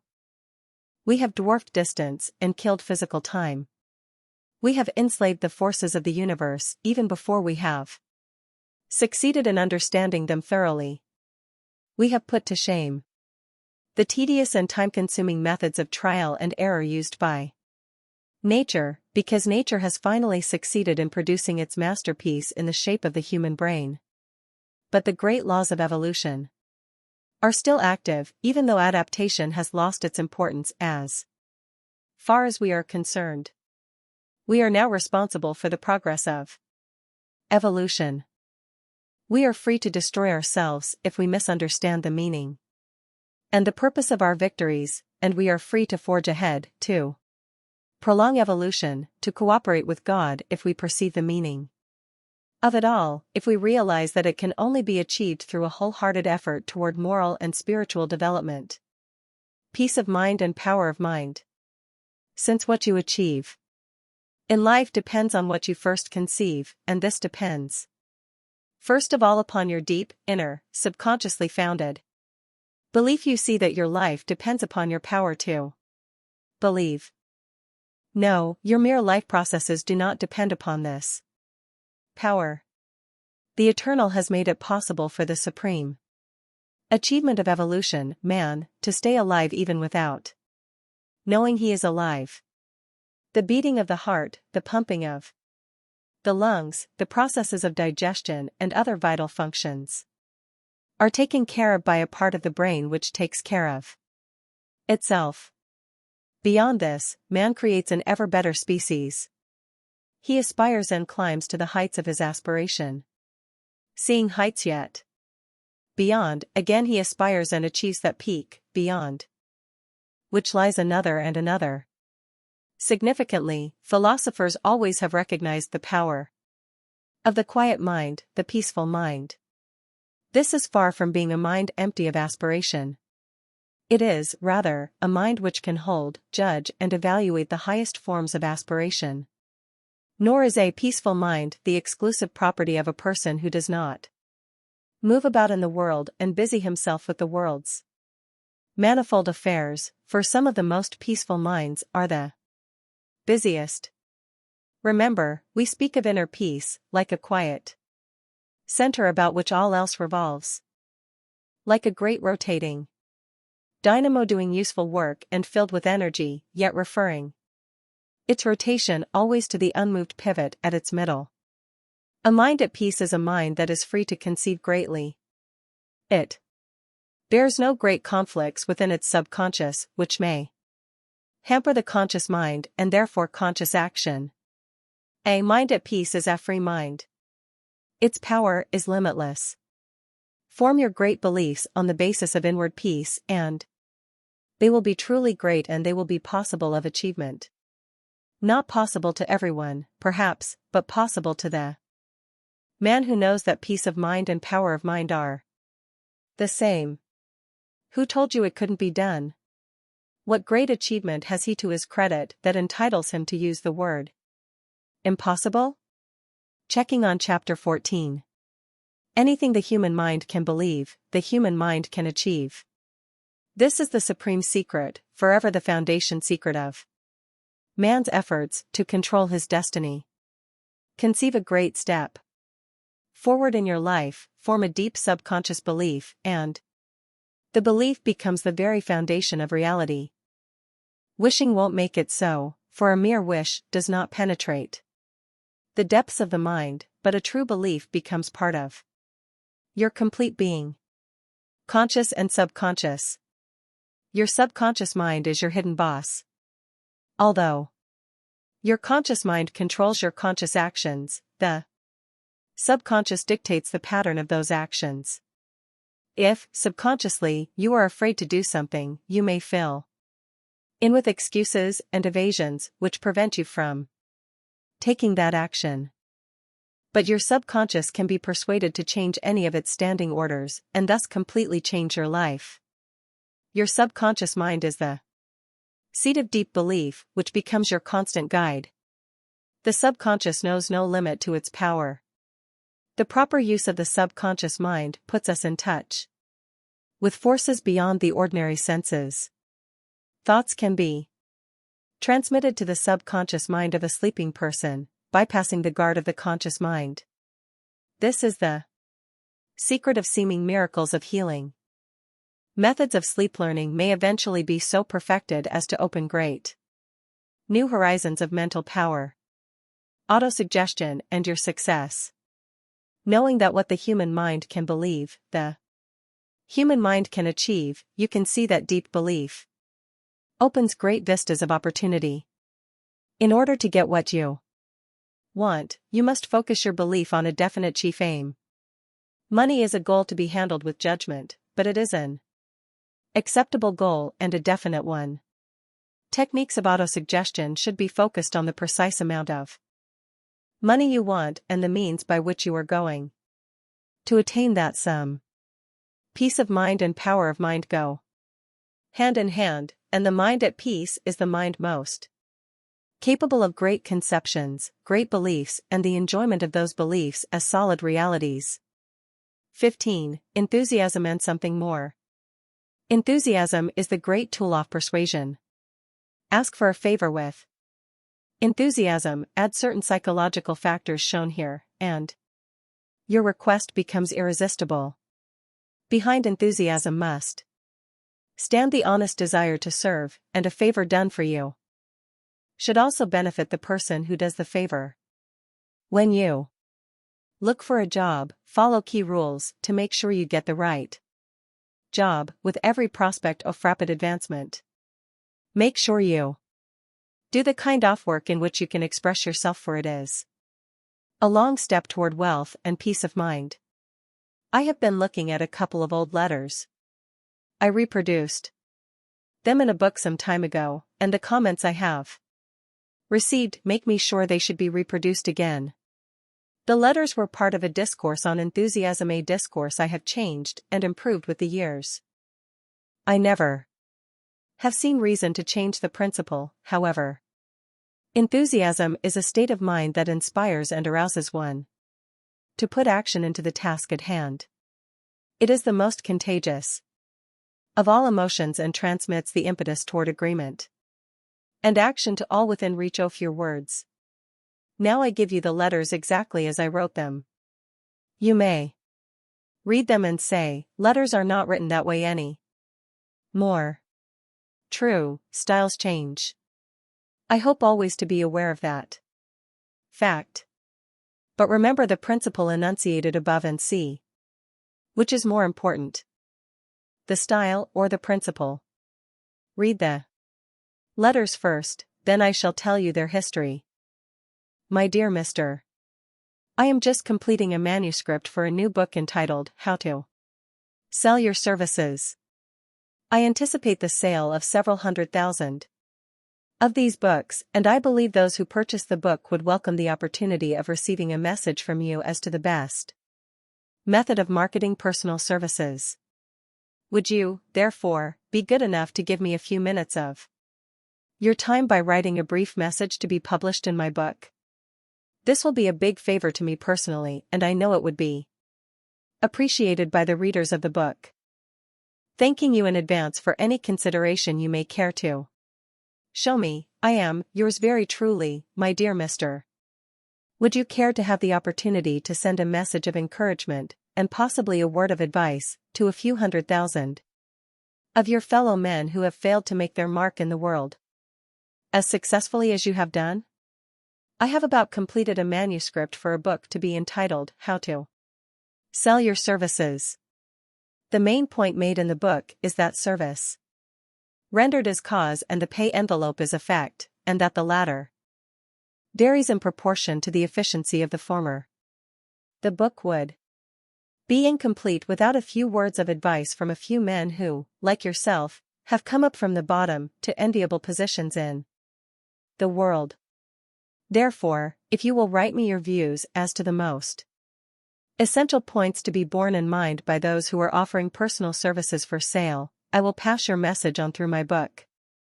This will ensure its getting into hands where it will do a world of good for a class of earnest people who are struggling to find their places in the world's work.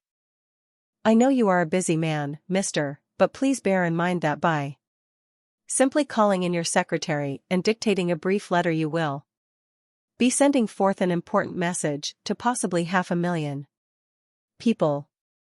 In money, this will not be worth to you the 2-cent stamp that you will place on the letter, but, if estimated from the viewpoint of the good it may do others who are less fortunate than yourself, it may be worth the difference between success and failure to many a worthy person who will read your message, believe in it and be guided by it.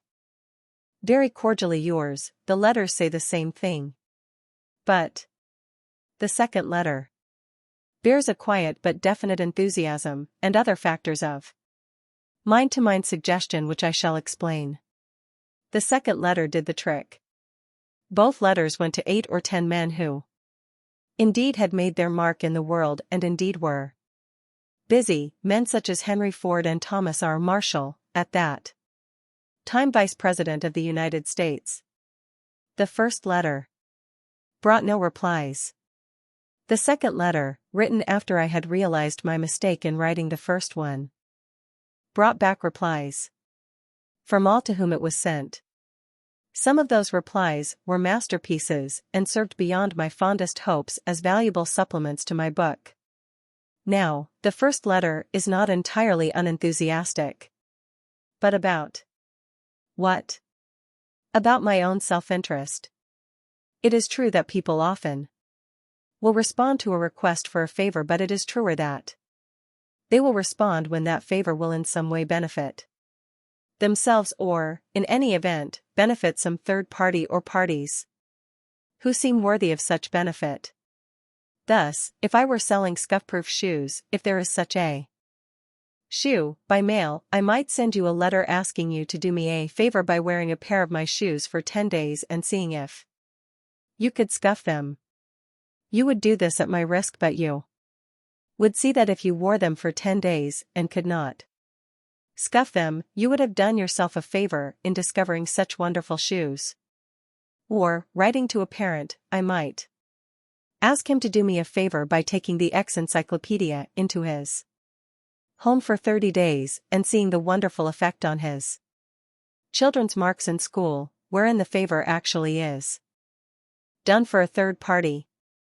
Now look at the closing paragraph of the first letter. What implication lies in thanking you in advance for any consideration you may care to show me? There is a strong undertone to the effect that the writer anticipates refusal. Well, why not refuse? This writer has advanced little reason for a busy man to take the trouble to write a letter. The recipient did read that those who purchased the book would welcome an opportunity, and so forth, but that hardly hits home, and it is buried in the body of the letter. The entire letter reminds me of a salesman who once wanted me to subscribe to the Saturday Evening Post. He held up a copy of the magazine and said, "You wouldn't subscribe to the Post to help me out, would you?" Well, I am the one who wrote the first letter. At least give me credit for having later improved it. Now look at the second letter. Notice that the first paragraph asks a question, and the question can be answered in only one way. The question, moreover, is asked in such a way as to set up an entire viewpoint toward the matter at hand. The reader is now conditioned. The second paragraph carries him along. It mentions me and my affairs briefly, but it is mostly taken up with a statement of fact that will make him nod his head and know I am talking his language. Even if he never has thought in terms of cause and effect, as regards pay envelopes, he will see the point as being clear and helpful. The next paragraph might be said to contain flattery, or it might be said to contain nothing but the truth. The men to whom I wrote had truthfully come up from the bottom to enviable positions in the world. Having acknowledged this, I have taken the reader another step on the psychological journey, which leads straight toward compliance with my request. Then comes the request itself, but couched in terms of service, which the reader can render, because of his qualifications, to a third party who is worthy of his help. The closing paragraph tactfully conceals the suggestion that the reader cannot refuse a request which costs him, in those days, a 2-cent stamp, especially when he compares himself with those less fortunate. The letter hardly could be laid aside without a feeling of guilt in not replying. After all, the recipient has been appealed to in the name of those who will read your message, believe in it, and be guided by it.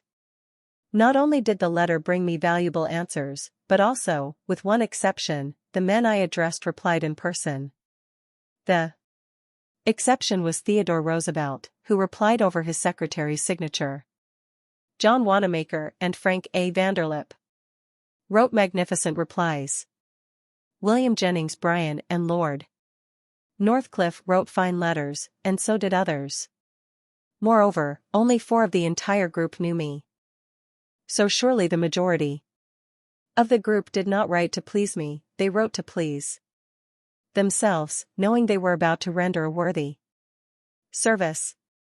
Let me say right here that 10 smaller men might have thrown my letter into their wastebaskets. The really big men I have known were notable for their willingness to render service to others. That may be why they were really big. Selling and autosuggestion. You may not be in the business of selling, but you always sell yourself. You may not believe you have any reason to persuade anybody else of anything, and yet a good deal of your success and happiness depends upon achieving a reasonable acceptance of your ideas by others. Make a little analysis of your affairs, and this will become evident. You may not see any reason to persuade yourself of anything, but it is the very process of self-persuasion which brings on deep subconscious belief and gives you command of life's supreme secret. That is why I began this chapter by talking about enthusiasm. Enthusiasm is the great vehicle of persuasion, whether the persuasion is directed toward another or toward oneself. Enthusiasm often amounts to automatic autosuggestion.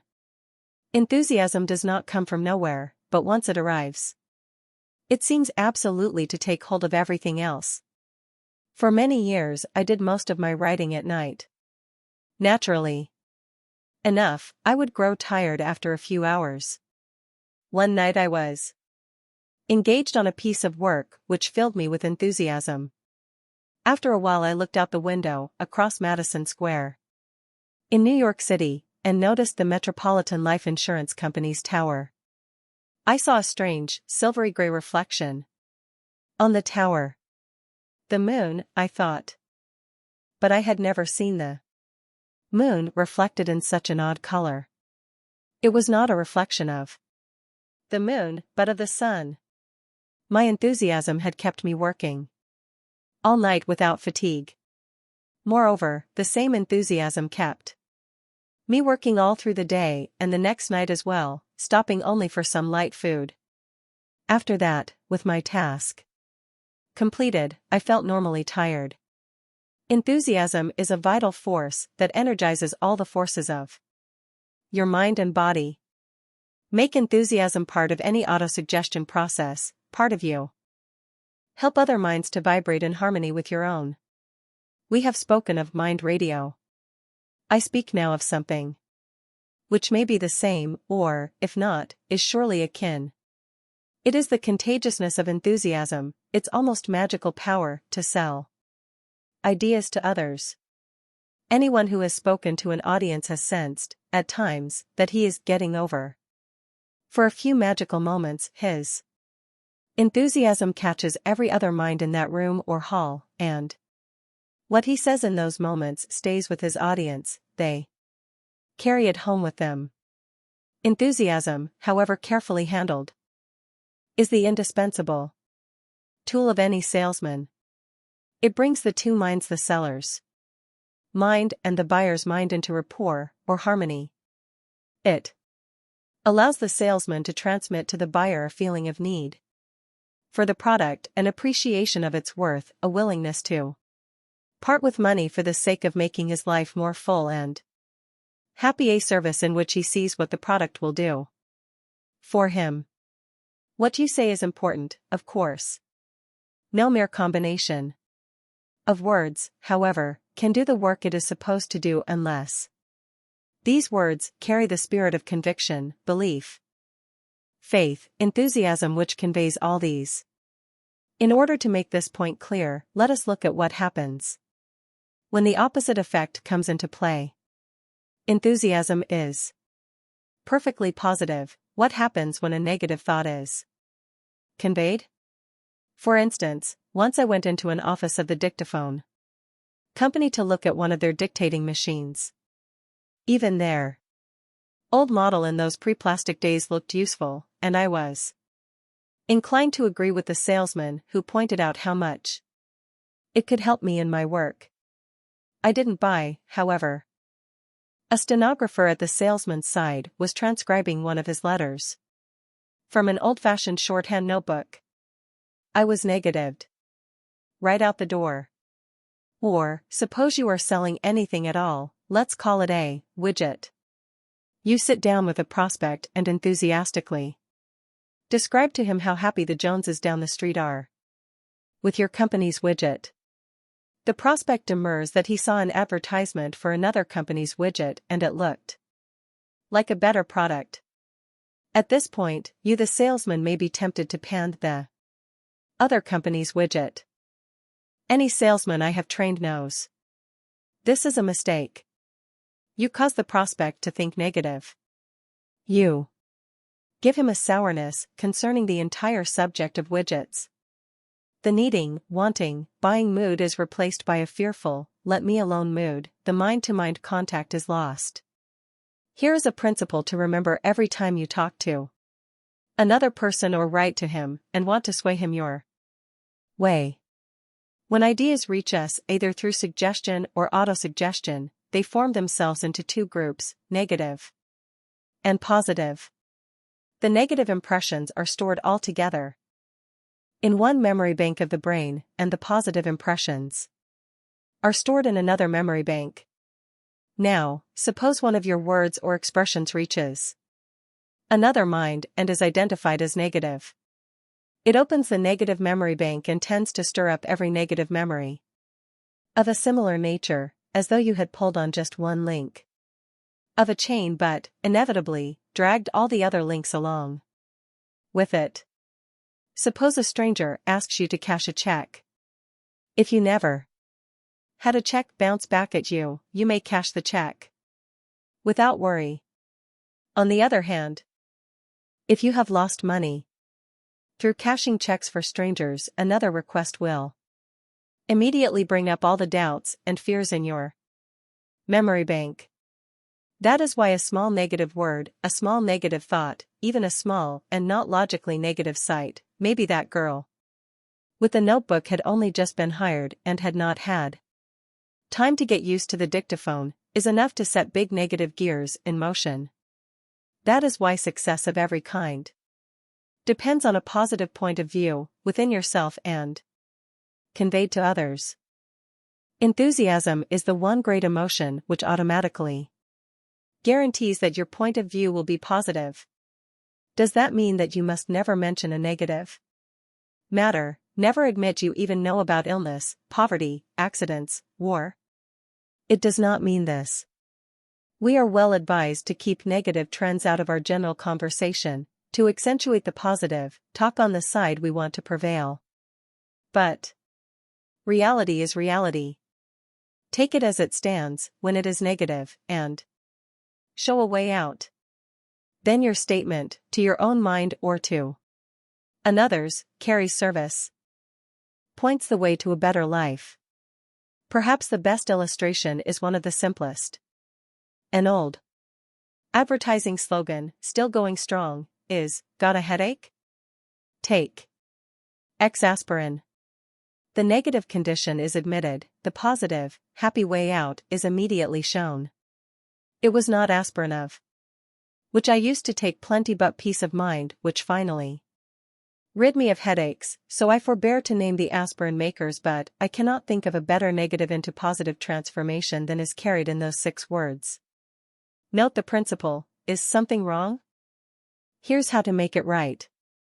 Good selling is honest selling. I speak of selling in the sense of selling ideas which thereupon can be transmuted into reality. I think back to that memorable moment when my new stepmother, whom I had been told to view with suspicion, took me under the chin and announced that Napoleon Hill was not a bad boy but a smart boy whose mind needed only to be guided. The honest conviction and tender enthusiasm of those words struck away all the falsehoods that had been fed into my young mind. From that moment on I looked for ways to improve myself, and when I looked, I found them. Good selling is honest selling. No person can afford to express, through thoughts or acts, that which is not in harmony with his own belief, for if he does he must pay by the loss of his ability to influence others. I know it is only when I speak from the heart that I can persuade an audience to accept my message. At one time I might have reaped a considerable monetary advantage because I was known not to be allied with big business or with any political faction. I was approached by a representative of a Latin American government which the United States at that time refused to recognize. He wanted me to visit his country, study its affairs, then write a series of articles recommending recognition. I knew, however, I would not be able to write with enthusiasm and so with conviction. The reason was simple: I did not believe in the cause. I valued my integrity more than I valued the money I would have earned by dipping my pen into muddy ink. Read this carefully. If you compromise with your own conscience, you will weaken your conscience. Soon your conscience will fail to guide you, and you never will have real wealth based on peace of mind. When I speak this way, I give you full credit for being an adult, an intelligent person who uses his intelligence. You can see that such precepts, or the same precepts expressed better by Emerson or other great thinkers, are not merely bright sayings. They are vital laws of life. They work. Let me add one more precept to this very important matter of conveying ideas from your mind to another's. You cannot afford to suggest to another person, by word of mouth or in writing, or through any act, that which you yourself do not believe. Surely that is sufficiently straight from the shoulder. Where is your enthusiasm focused? When you train salesmen, you meet hundreds of men who may be described loosely as salesman types. They are first of all remarkable for their enthusiasm. Everything they say has punch behind it. Every action, even the action of sitting down, appears to proceed from some source of inward persuasive energy. I have seen some of these men succeed splendidly, and I have seen others fail, and give up. As Emerson said, I learn the wisdom of Saint Bernard: nothing can work me damage except myself. The harm that I sustain I carry about with me, and never am a real sufferer but by my own fault. The trouble with those enthusiastic men who failed was that they were all enthusiasm and not much else. The damage they sustained to their careers came from their fault and not backing their enthusiasm with plain, honest knowledge, with a willingness to go the extra mile with a sincere interest in someone besides themselves. Over and over I have seen such men sell a product because they simply overwhelmed the customer with the driving power of their personalities. They would come back to the office and Boast about the money they had made that day. Then the orders would be cancelled, or it would turn out the salesman had forced a purchase which simply could not be paid for, a fact which would have been apparent if the salesman had taken the trouble to listen and understand. Enthusiasm needs a focus. The very existence of the focus makes you have something besides enthusiasm to offer. In honest and successful selling of products or services, the focus is the customer's best interests. Do you wish the customer to accept, from your mind, the idea that he must own your product or service to make his life a better life? Very well. Be prepared to answer his questions. Know your product or service inside out. Know how he can apply the product to his own needs. You can tell him enthusiastically, but enthusiasm is no substitute for information. If you make an appointment, be there on time. Recognize the customer as a man whose time is valuable. Your enthusiastic story of why you were delayed is not an acceptable substitute. If you promise service, make sure the customer gets it. There is no customer like a repeat customer. But this is not the course on salesmanship, so I forbear to give you a list which could cover a couple of pages. You see the principle: enthusiasm needs something solid behind it. How to focus your enthusiasm when you apply for a job. Any employer likes to talk to a man who applies enthusiastically for a position with his company. The employer knows that such enthusiasm can be carried over into the man's work, and this is a priceless ingredient. But remember the law of negatives. By the time a man has given out a few dozen jobs, he has learned the inadvisability of letting anyone talk himself into a job when he has nothing to show but enthusiasm. A large publishing company has found it advisable to test applicants' real willingness to work by showing them a time clock. It is explained that nothing is accepted as a substitute for starting work on time. This has a remarkable cooling-off effect on certain fast-talking applicants.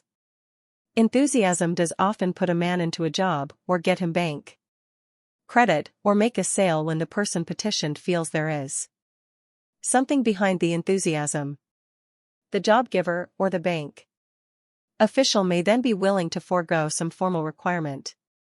Focused enthusiasm, however, is truly irresistible.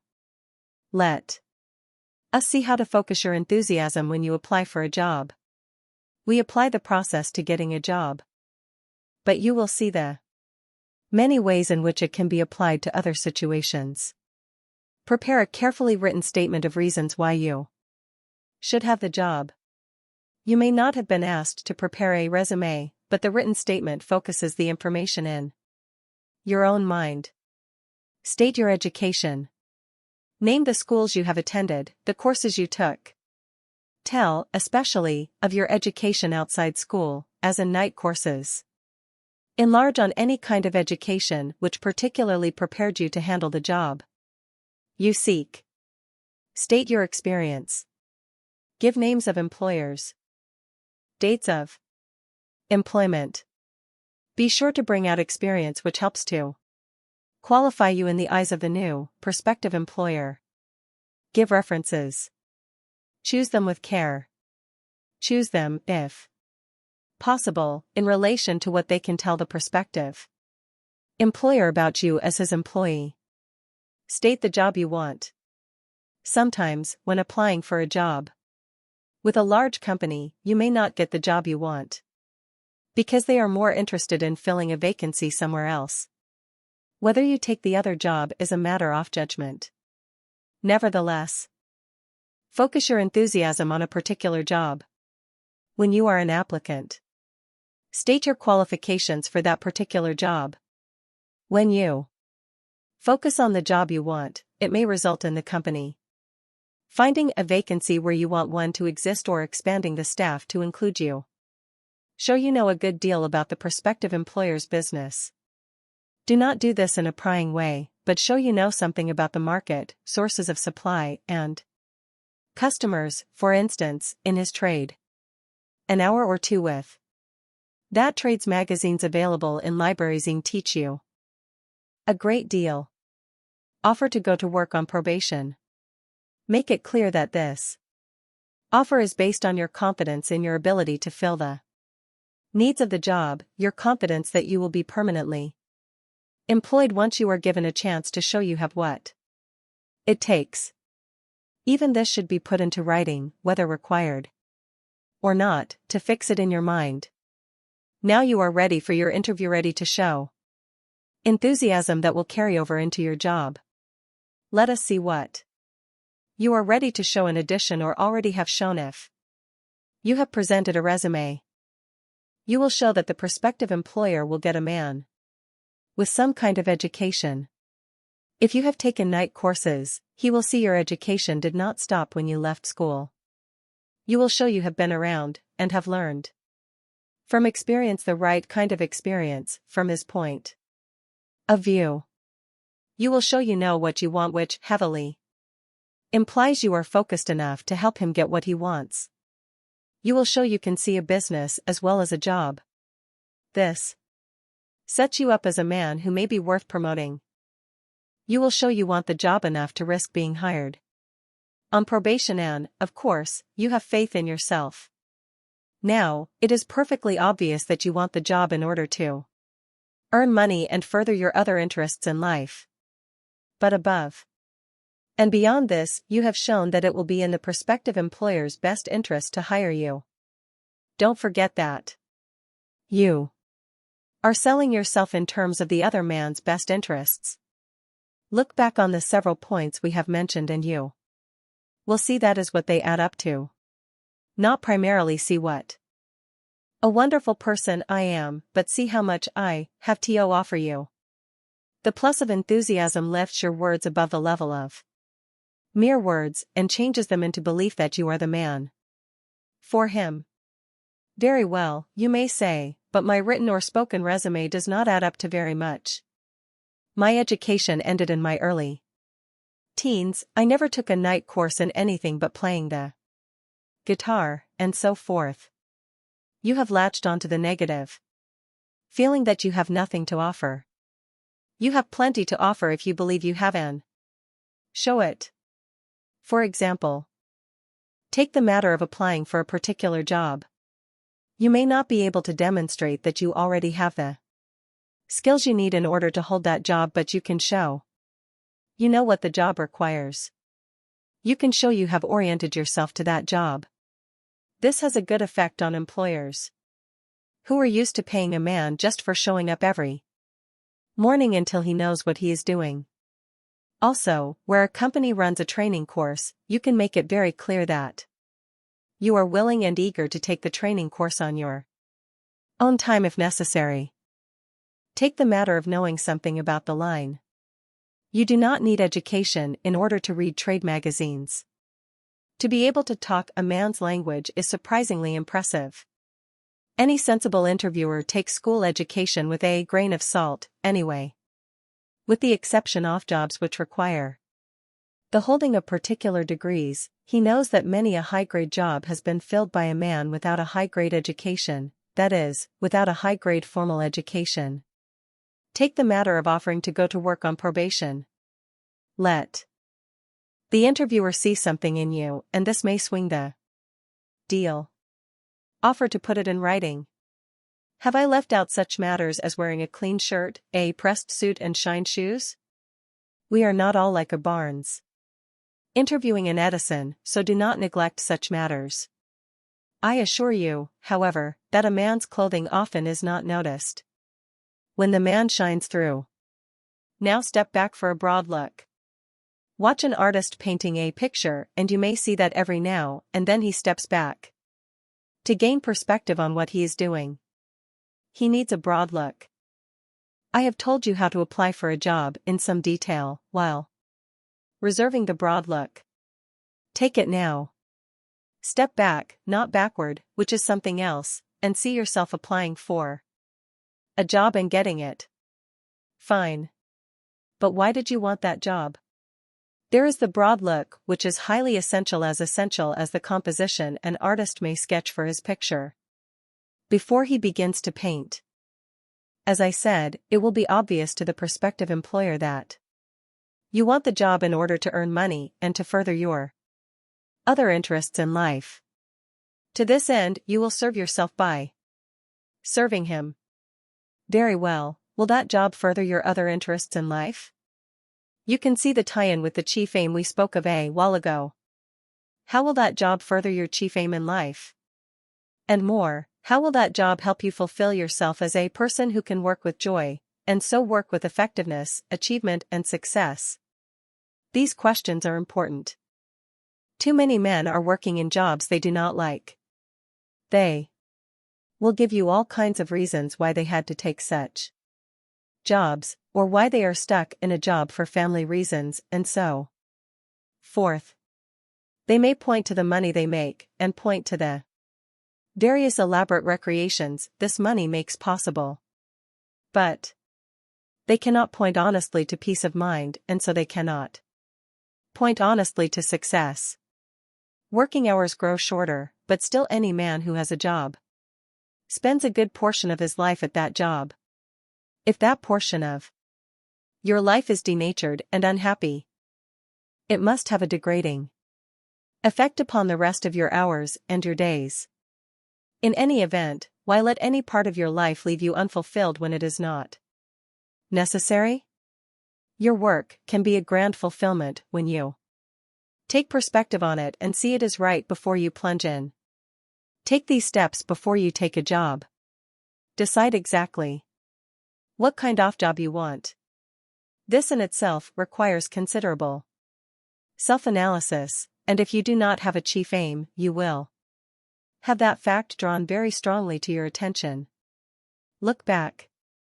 Through this book, you are out to live your own life, to close the door on your past save as it may benefit you to live without fear, to win wealth of all kinds, all this through the power of your mind and, of course, through your own efforts. You are you, and there is some kind of work that expresses you just as the writer expresses himself in writing, just as the craftsman expresses himself in the loving work of his hands. One of the things America does best is to offer a full range of occupations for its citizens' free choice. Everything in our economy helps you find the job you want, and if the particular job does not happen to exist, you create it. Choose the company or person for whom you wish to work. Again, there will be many to choose among. A company's record is generally public knowledge, worth a bit of trouble in finding out. An individual's record may also be public knowledge or may be judged in many ways, particularly by having known the individual. Find a company or person with whom you can cooperate. Find opportunity as well as a job. If the person for whom you wish to work is yourself, give him the same kind of scrutiny. Decide what you have to offer. Here a cold scrutiny may tum up empty spaces. You may first YSH to fill them in, or you may, with perfect justice, find and be able to show ways you can compensate for anything that is lacking until experience fills it in. At this point, forget about a job. Concentrate on what you can give that the other fellow wants. The golden rule will help you present yourself and your qualifications to the person who can give you the job. And this is where we stood a moment ago, when we decided to step back and gain perspective. Knowing the job you want, preparing to get it, and getting it are not separated processes, but they repay a broad, honest view, each in turn, and when they are backed by enthusiasm, they overcome obstacles that stop other men. Are you enthusiastic about yourself? Enthusiasm flows contagiously from one mind to another, and that is how we generally see it in action. Still, have you tried being enthusiastic about yourself? With something behind it? It can be a good deal of fun, and very instructive, to take that step back from yourself, as though stepping out of your own skin, and then look at the person who bears your name. When you can feel enthusiastic about that fellow fine. Even if your enthusiasm is based only on his evident promise, his belief, his willingness even if not much in the way of achievement has yet shown itself fine. Tune in on his spirit. Weigh his qualities of giving. Observe how well he succeeds in doing justice to the powers God gave him. When you see he is a person you can appreciate, give him a cheer. If you hear him making excuses for himself, shake your finger at him. Tell him that life reflects back the image we show to life. You cannot hold a mirror responsible for the image it reflects. Does he understand? Does he see that he is the master of his fate? Fine. Give him a cheer. How about it? Success requires no explanations.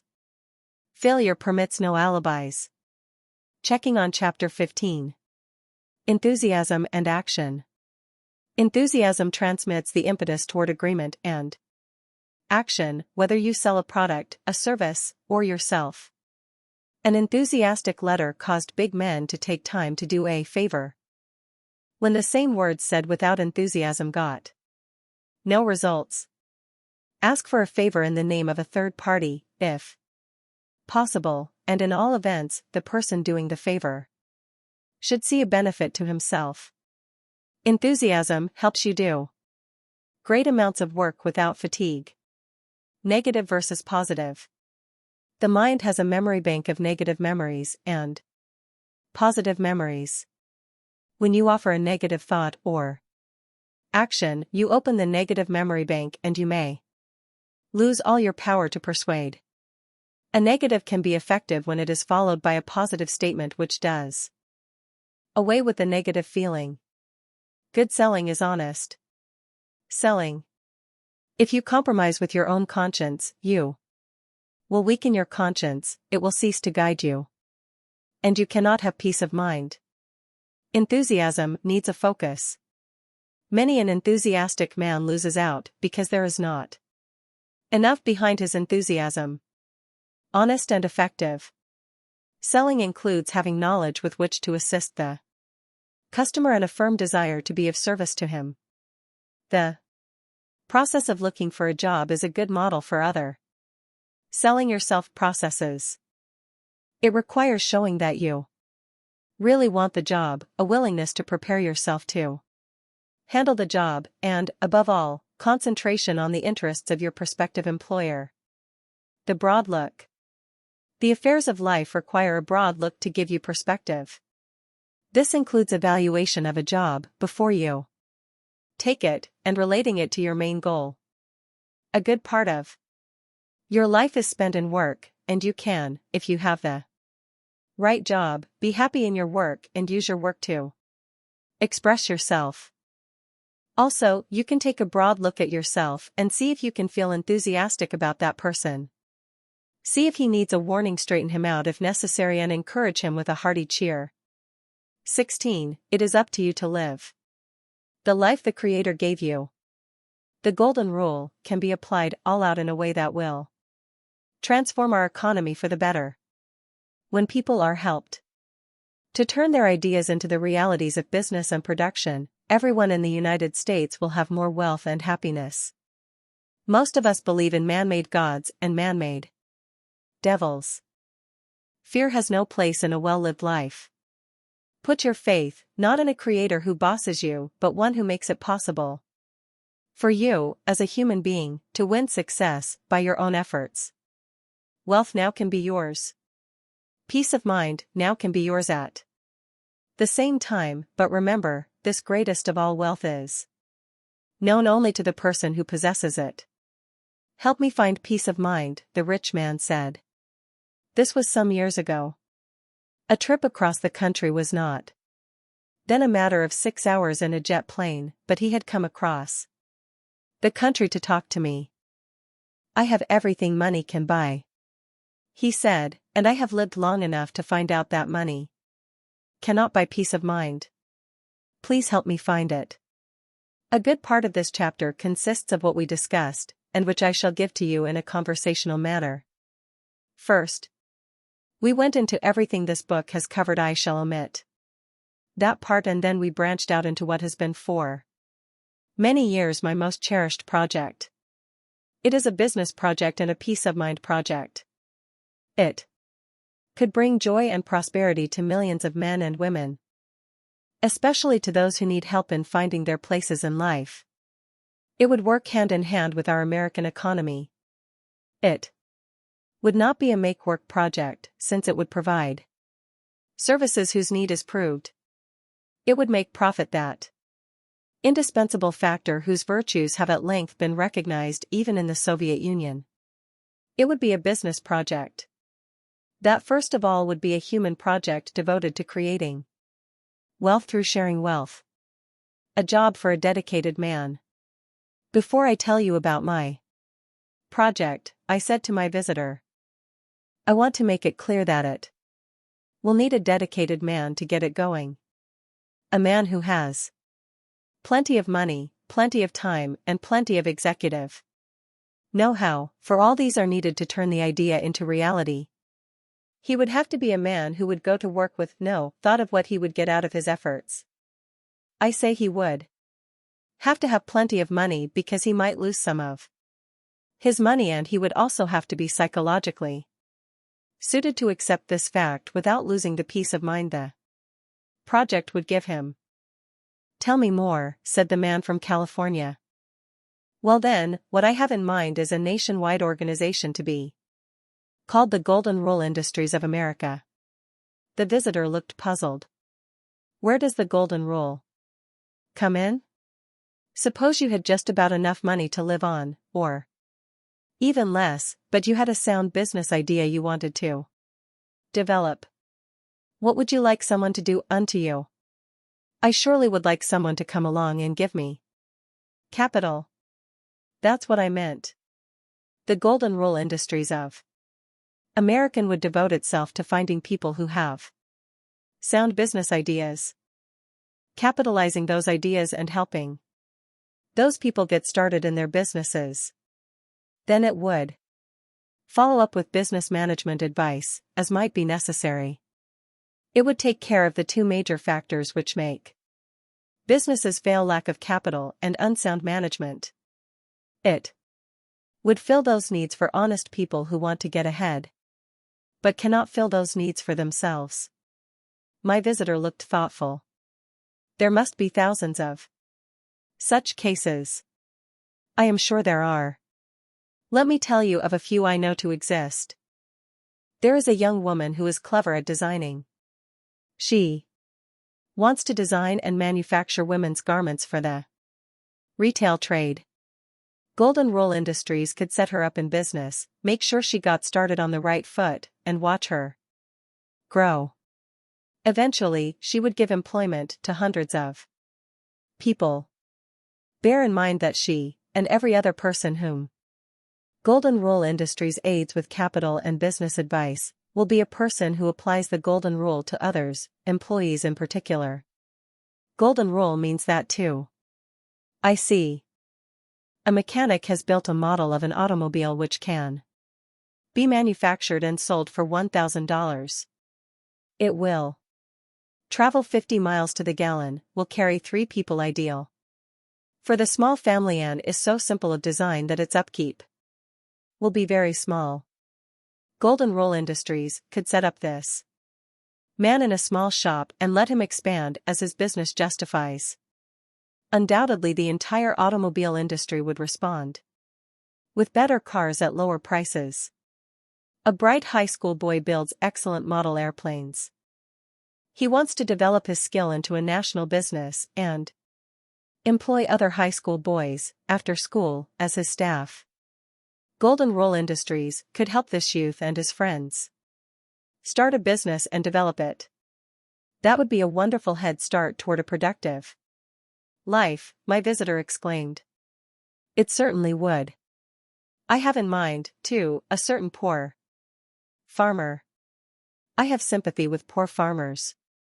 This man wants to introduce the growing of a certain fiber plant now being developed in Africa, which can be grown in our southern states. There is an undoubted future in this, and Golden Rule Industries could provide this man with the land, machines, and employees he needs. A young author has written a very creditable novel based on life in the mountains of Tennessee. He has not been able to get it published, but Golden Rule Industries could take it over for him and capitalize its publication if need be. A young lady stenographer has invented a chair so designed that it moves back and forth with the movement of the body and adjusts itself to fit the curvature of the back. This is a great idea. It will lessen fatigue, improve work, and should have a tremendous market. It would be a real pay deal for Golden Rule Industries. Where do these ideas come from? My visitor wanted to know. Many of them represent cases I have handled for my clients. In my endeavors to help people stand on their own feet, I became aware of the many who have good ideas and plenty of ability, and need only capital and good management advice in order to get started. Now let me tell you of a rather special area in which Golden Rule Industries could do a world of good. In every prison, there are many well-educated men capable of conducting business and educational courses for the benefit of the other inmates. This could result in these men being ready, willing, and able to lead honest, useful lives when they are freed. A group of businessmen tried out this plan in the Ohio State Penitentiary, and it worked like a charm. The international correspondence schools contributed more than $35,000 worth of textbooks. The plan could be expanded greatly, and it is society that would profit. I have personally appropriated this idea, and it is creating miracles of rehabilitation in many prisons. A mechanic has made a model of a prefabricated dwelling made of aluminum sections. Any able man with a couple of helpers can set up the walls and roof in a day's time and start living in the house with his family while he finishes the interior. There are similar houses on the market, but this one also can be taken down as easily as it is put up, and moved to another location, without damage to its components. There's profit in that idea, said the man from California. Yes, and I have a number of other ideas just as profitable. Many of them need only some way to get started, despite the opposition of established interests who see only that their business world be affected, without seeing the benefit to the economy at large. Now let us digress from the business ideas themselves and look at Golden Rule Industries' general policy. Golden Rule Industries should be developed with the idea that it will pay a profit in itself as it goes along. I would, therefore, incorporate the idea of profit sharing. Each enterprise would pay back to the industries 10% of its net earnings. Half of this amount would go to the industries for the use of the capital and the business management. The other 5% would be used as a payment on the original investment.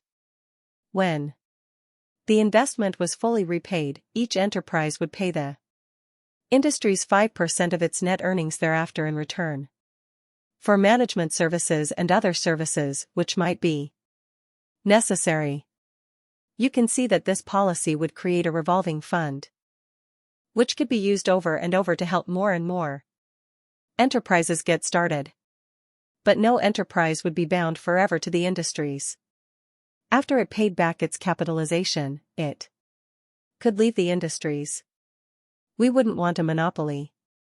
But I am quite sure that even if an enterprise left the industries, it would continue on the Golden Rule basis of sharing the wealth it creates with its own employees, for it would be apparent by then that this is the way to make a business and its people prosper. My visitor had arrived in my office with a woebegone face. Now he was vibrant and looked 10 years younger. That's great, he exclaimed. And I can see that one business after another would want to come in and join hands in such an undertaking. Why, it's the best way I ever heard of to prevent strikes and other labor troubles. I believe it would create harmony and peace of mind where those qualities are badly needed, I said. And it would create all-important self-respect in giving people an opportunity to help themselves instead of feeding at the public trough at the expense of others. The plan would have a sweeping effect on our entire economy. Moreover, the Golden Rule Industries of America should operate its own radio and TV station. There would be no commercials. All the broadcasting time would be devoted to teaching people, in their own homes, all the essentials of personal achievement. People would find out at last that success is an inward matter which each of us must build within himself, rather than waiting for someone to hand him what he needs. We will have a nation that does not look for isms to take care of it, a nation of people who will work hard to create wealth, in the happy confidence that they will receive a good share.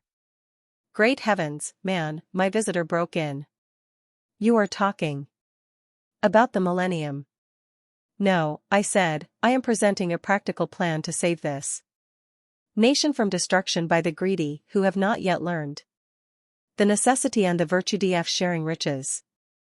Golden Rule Industries would go beyond the transformation of industry in improving this land of ours. It would run a school for training men and women for public office, everything from dog catcher to president. I hope the school eventually would attain such status as to make sure the voters may select public servants on the basis of their ability instead of on their astuteness in swinging votes with the application of suitable amounts of money. Amen, amen, said my visitor. Along with this school of political economy there would be a citizens' committee of men and women who are capable of examining and grading all candidates for public office. The people would once again come into full possession of their government. Great. But don't you think there would be a great deal of opposition to your plan, both industry-wise and government-wise? After all, you shut out a lot of nice, juicy opportunities for exploitation. I'd expect opposition, I replied. Opposition is a healthy circumstance. It makes one either prove the soundness of his plan or discover its weaknesses. I'd expect to make adjustments as I went along. There are other features I have in mind for Golden Rule Industries which might provoke even more opposition. The power of the industry's centralized buying would be such as to cause howls from those who think only of profit. When we helped our members buy homes of their own, as I believe should be done, there'd be screams of socialism from other interests. When we helped industries members, including their employees, with such services as may be given by physicians, dentists, attorneys, even beauticians, and made sure they received the finest service at the lowest possible fees, the screams would rise to a crescendo. In the end, however, it would be recognized that the plan represents democracy operating on the highest possible scale of efficiency. All men who wish to live and let live will welcome this plan that adds so much to living. Our strength would lie in the fact that such people vastly outnumber the people who want to dominate and exploit others. My visitor thought a moment. And this would begin with finding people who have sound business ideas and getting them into action. That is right. It would bring worthy beliefs of the human mind onto the plane of worthy achievement. The more we have in the world of this process, the better world we build. My visitor sat a while. At last he arose and laid some large bills on my desk. I want you to have this honorarium in return for the help you have given me. I am going to swing into action with a new and better philosophy of life than any I ever have known in the past. I do not know if I am the man with the money, the time, the philosophy, and the business experience to initiate Golden Rule Industries. But I see now what life can be when men cooperate in the production of goods and services for each other. I see why I made money but never found peace of mind. I see What has been lacking in my life, and I feel better, Dr. Hill. Yes, sir, I feel better than I have felt in years. You have done more for me than a number of doctors have been able to do. My visitor never returned. Golden Rule Industries still remains a dream, yet, in part, it is a dream I see coming true. Our economy grows less and less the hunting ground of the industrial pirate. It is only here and there that I see the development of cooperation, but I do see that groundswell of sharing the wealth, and it is this philosophy, based on the Golden Rule, which will keep America great, not the practice of handing out government doles to people who have done nothing to deserve them. Peace of mind versus man-made gods and man-made devils. We're approaching the end of this book. You see by now that the power of firm, free belief comes with an untrammeled mind, the power to turn what the human mind believes into. What the human mind achieves rarely can be found by a man who is hemmed in with fear and misdirection. There are some exceptions. You can see men in business still making money while they harm others in making it, but this type is nowhere nearly as prevalent as it was 50 years ago. You can see exceptions elsewhere, too. Unfortunately, the human mind is capable of believing in man-made images, which it sets up as great truths. This belief can lead to so-called achievement on its own plane, for instance, the achievement of great societies known as religions, which teach that you will fry in hell if you do not believe certain things. I write here for strong people, for people who realize that the most cherished beliefs, nevertheless, can be wrong in that they hinder the development of the human spirit. They claim to develop that spirit, but they develop it as much as a man's view of the world would be developed if he walked in a narrow alley between two high walls all his life. Regardless of your emotions right now, surely you have been impressed by the fact that the Creator provided you with control over your own power of thought and made it impossible for any person to rob you of this privilege unless you let him. In my decades of research into the roots of personal achievement, I came across a book called Catalogue of the Gods. This book gave a brief description of each of the 30,000 man-made gods which men have worshipped since the beginning of civilization.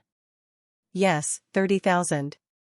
These sacred objects ranged all the way from the common angleworm to the sun, which warms our earth.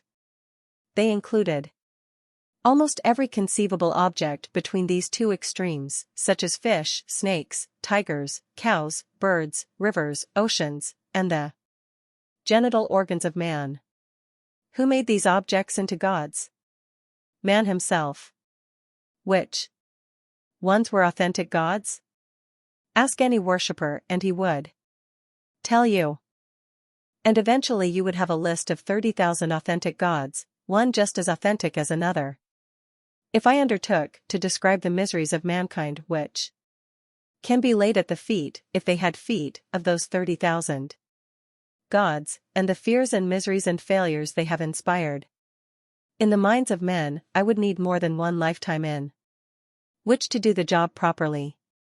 Man made a great step forward in his own behalf when he began to see a creator, not gods, and removed this creator from any connection with earthly objects. The ancient Hebrews performed this service for man. One of the Egyptian kings appears to have come to the same conclusion some centuries before they did, but his priests saw to it that he died young. Yet what have we done with this belief? My own case is the one I know best. Until my father married the woman who saved me, the family in which I grew up was dominated by fear. It contributed to the support of an organization dedicated to maintaining that fear. It is known as the Hardshell Baptists. A preacher could visit our community only once a month, but on those occasions I was forced to listen to 4 or 5 hours of preachment. We were thundered at with pictures of a hell waiting to receive us with fire and brimstone, and at times I could smell the stuff burning. One night when I was 7 or 8, I dreamed I was down They're chained to an iron post. My body was almost covered with a great pile of fresh brimstone. Here came Satan, swishing his tail, and with an evil grin he set fire to the brimstone. I awoke screaming. One needs no formal knowledge of psychology to know this is not good for any child. But when I tried to stay away from the church that gave me dreadful nightmares, I was thrashed, without mercy. The Creator I know. One day I overheard my stepmother say to my father, the only real devil that exists in this or any other world is the man whose business is that of making devils. I accepted this statement instantly and never have departed from it. I have taken pains to put into this book the fact that my father's prayers seem to have focused powers of healing beyond medicine, which saved my life when one had typhoid fever. That was his time off, faith, not fear. In denying that I have anything to fear, I also deny that anyone has knowledge enough to tell me anything definite about the spirit that rules the universe. A theologian might say, although these days they are becoming wary of saying it, somewhere up there is heaven, where God dwells, and all his acceptable children go there when they leave their earthly bodies and gather around him. A scientist might say, I have turned my telescope outward into space in all directions. I have looked into space for distances equivalent to millions of light years, but nowhere do I see the slightest trace of anything resembling heaven. The Creator whom I know is not separated from me by light years nor by any other distance. One see evidence of his existence in every blade of grass, every flower, every tree, every creature on this earth, in the order of the stars and the plants which float out there in space, in the electrons and protons of matter, and most especially in the marvelous working principles of the human mind and the body within which it operates. If you would rather speak of a force or a presence for a limitless intelligence rather than a creator, it is the same. It is there. Is it affected by our worship? I doubt it. Can we sometimes attune ourselves so that we receive help from universal vibrations? This, I believe, is almost certainly true. I do not even attempt to guess the overall purpose or plan behind the universe. So far as I can tell, there is no plan for man except to come into this world, live a little while, and go. While he lives, he is given the opportunity to make himself and his fellow men better beings, perhaps a more advanced form of man, as Leconte du Noy suggests. But his ultimate purpose? I do not think anyone knows more about that than I know, and I know nothing about it. Your greatness is here and now. Your happiness is here and now. Here are some of the factors which create peace of mind. They are involved in creating money wealth as well, but let us set that aside for the time being. Here are some peace of mind factors, read them carefully, note that you have met them in this book in one form or another, and note that you have heard about them from other sources as well. You must come to realize you have a conscience which will guide you, and stay on good terms with your conscience so it will guide you well. You must take possession of your own mind, do your own thinking, live your own life. You must keep yourself so busy living your own life that you will not be tempted to interfere in the lives of others. You must learn to free your life of unnecessary encumbrances, both material and mental. You must establish harmony in your own home and harmony with those among whom you work. You must share your blessings with others, and do this wholeheartedly. You must look at the realities of life as they are, not as you wish them to be, and properly evaluate them. You must help others to find and develop their own powers to make themselves what they want to be. Now, I did not invent these ways of winning peace of mind. They were known of old. They are the ways which have proved themselves right, strong, and eternal. If I have made these ways more clear to you, and if I have given you practical Ways in which to apply them, well and good, but the wisdom behind them is the gathered wisdom of mankind. And so you have heard before of these peace of mind factors. Perhaps they were told to you as ways to help yourself get to heaven. This belief leaves you up against a blank wall. I give them to you as representative of the tried and true methods which help you live a healthier, wealthier, better life, here, on this earth, now. Is this not sufficient? The Creator in your life. You have seen that I do not deny the concept of a Creator as an eternal and all-pervading intelligence, or cosmic force. But the Creator with whom I made my peace many years ago does not require me to be afraid of Him, nor does He offer Himself to me merely through the intervention of any particular religion. My Creator gave me His greatest blessing when He made me human. He gave me the power to choose between good and bad, and made my concept as wide as all the affairs of the world and all its people. He set me at large upon the world to learn that my good deeds are rewarded in kind, and my bad deeds are just as inexorably made to draw penalties according to their nature. He gave me a mind beyond the mind of any other of His creatures, and He made me free to use my mind as only a human being can use his mind power. I can pray, and in constructive prayer that does not amount to begging for special favors. I can find faith which vastly enlarges my powers. Yet always I know I am the master of my fate, I am the captain of my soul, for so my Creator made me.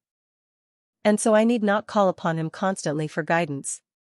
Have you ever noticed that the one who does the praying very often has a large part in the answering of the prayer? I allow for the prayer that goes beyond, but I believe that many a prayer stays within the one who prays and strengthens him in his realization of his own human abilities. The Creator's place in your life is to help you be more triumphantly your own master. The Creator made you a creature who can think for himself, be himself, believe in what he wishes to accomplish and mightily achieve. Do less than this, and you cannot possibly fulfill yourself in all your glorious humanity. The mind of man is filled with powers to be used, not to be neglected. These powers, these blessings, either are used and the benefits of their use shared with others, or you incur penalties for not using them. If you needed a house, and knew how to build a house, and had all the materials you needed for building a house, and had a lot on which to build a house, and yet neglected to build a house, then you would understand your penalty as you Saturday exposed in the rain and the snow. Too many of us do not use our power to gather in the wealth and peace of mind which is available all around us. Then we are penalized by poverty, by misery, by worry and ill health, and we blame everyone but ourselves. Anything the human mind can believe, the human mind can achieve. Believe in poverty and you will be poor. Believe in wealth and you will be rich. Believe in love and you will have love. Believe in health and you will be healthy. You have seen what lies behind these statements. It would be well to read this book again and refresh your understanding. No book can give you all its wealth at the first reading. Make friends with this book, read it again, put it away for a while, take it out and read it once more, and you will read much between the lines and much that applies to you. I have shared with you what may be merely words, or great wealth and contentment depending on how you use them. I am glad I cannot force you to use the knowledge I have given you. I am glad it is up to you to improve your own life. I leave you now with no great ceremony. Remember, there is no good thing in the world that is not available to you if you sufficiently desire it. And remember, no matter what others may see of your possessions after you make a great deal of money, no matter how they may respect your offices and influence and talents, no matter how much they may admire your generosity, your kindliness, your willingness to live and let live, you yourself are the only one who can hold and enjoy your greatest Treasure, peace of mind. Cherish your visions and your dreams. They are the children of your soul. The blueprints of your ultimate achievements. Checking on grow rich, with peace of mind. Know your own mind, live your own life. You can make your life what you want it to be, but it must be your own life.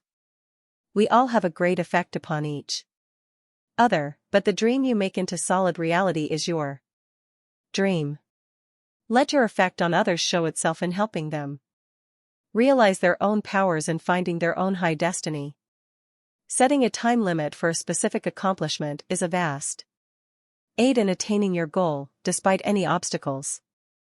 Go back and read how to set up spiritual defenses within your mind so that your thoughts remain your own, attuned to great powers. Close the doors on your past.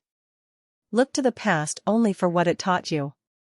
Many great men have histories of failure, but they never were held back by the spiritual chains of old mistakes. We need wealth for peace of mind, since the poverty-stricken also are stricken with insecurity and worry, but the trappings of wealth can rob you of peace when they become an end in themselves. The job that builds your future is the job to which you give the fullest measure. Where you start never matters so much as where you are going. Start by going the extra mile.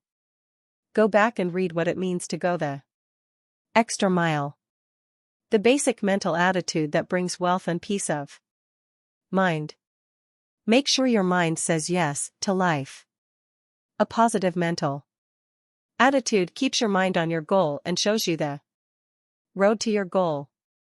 We are governed by 9 basic motives, 7 of which are connected strongly to peace of mind.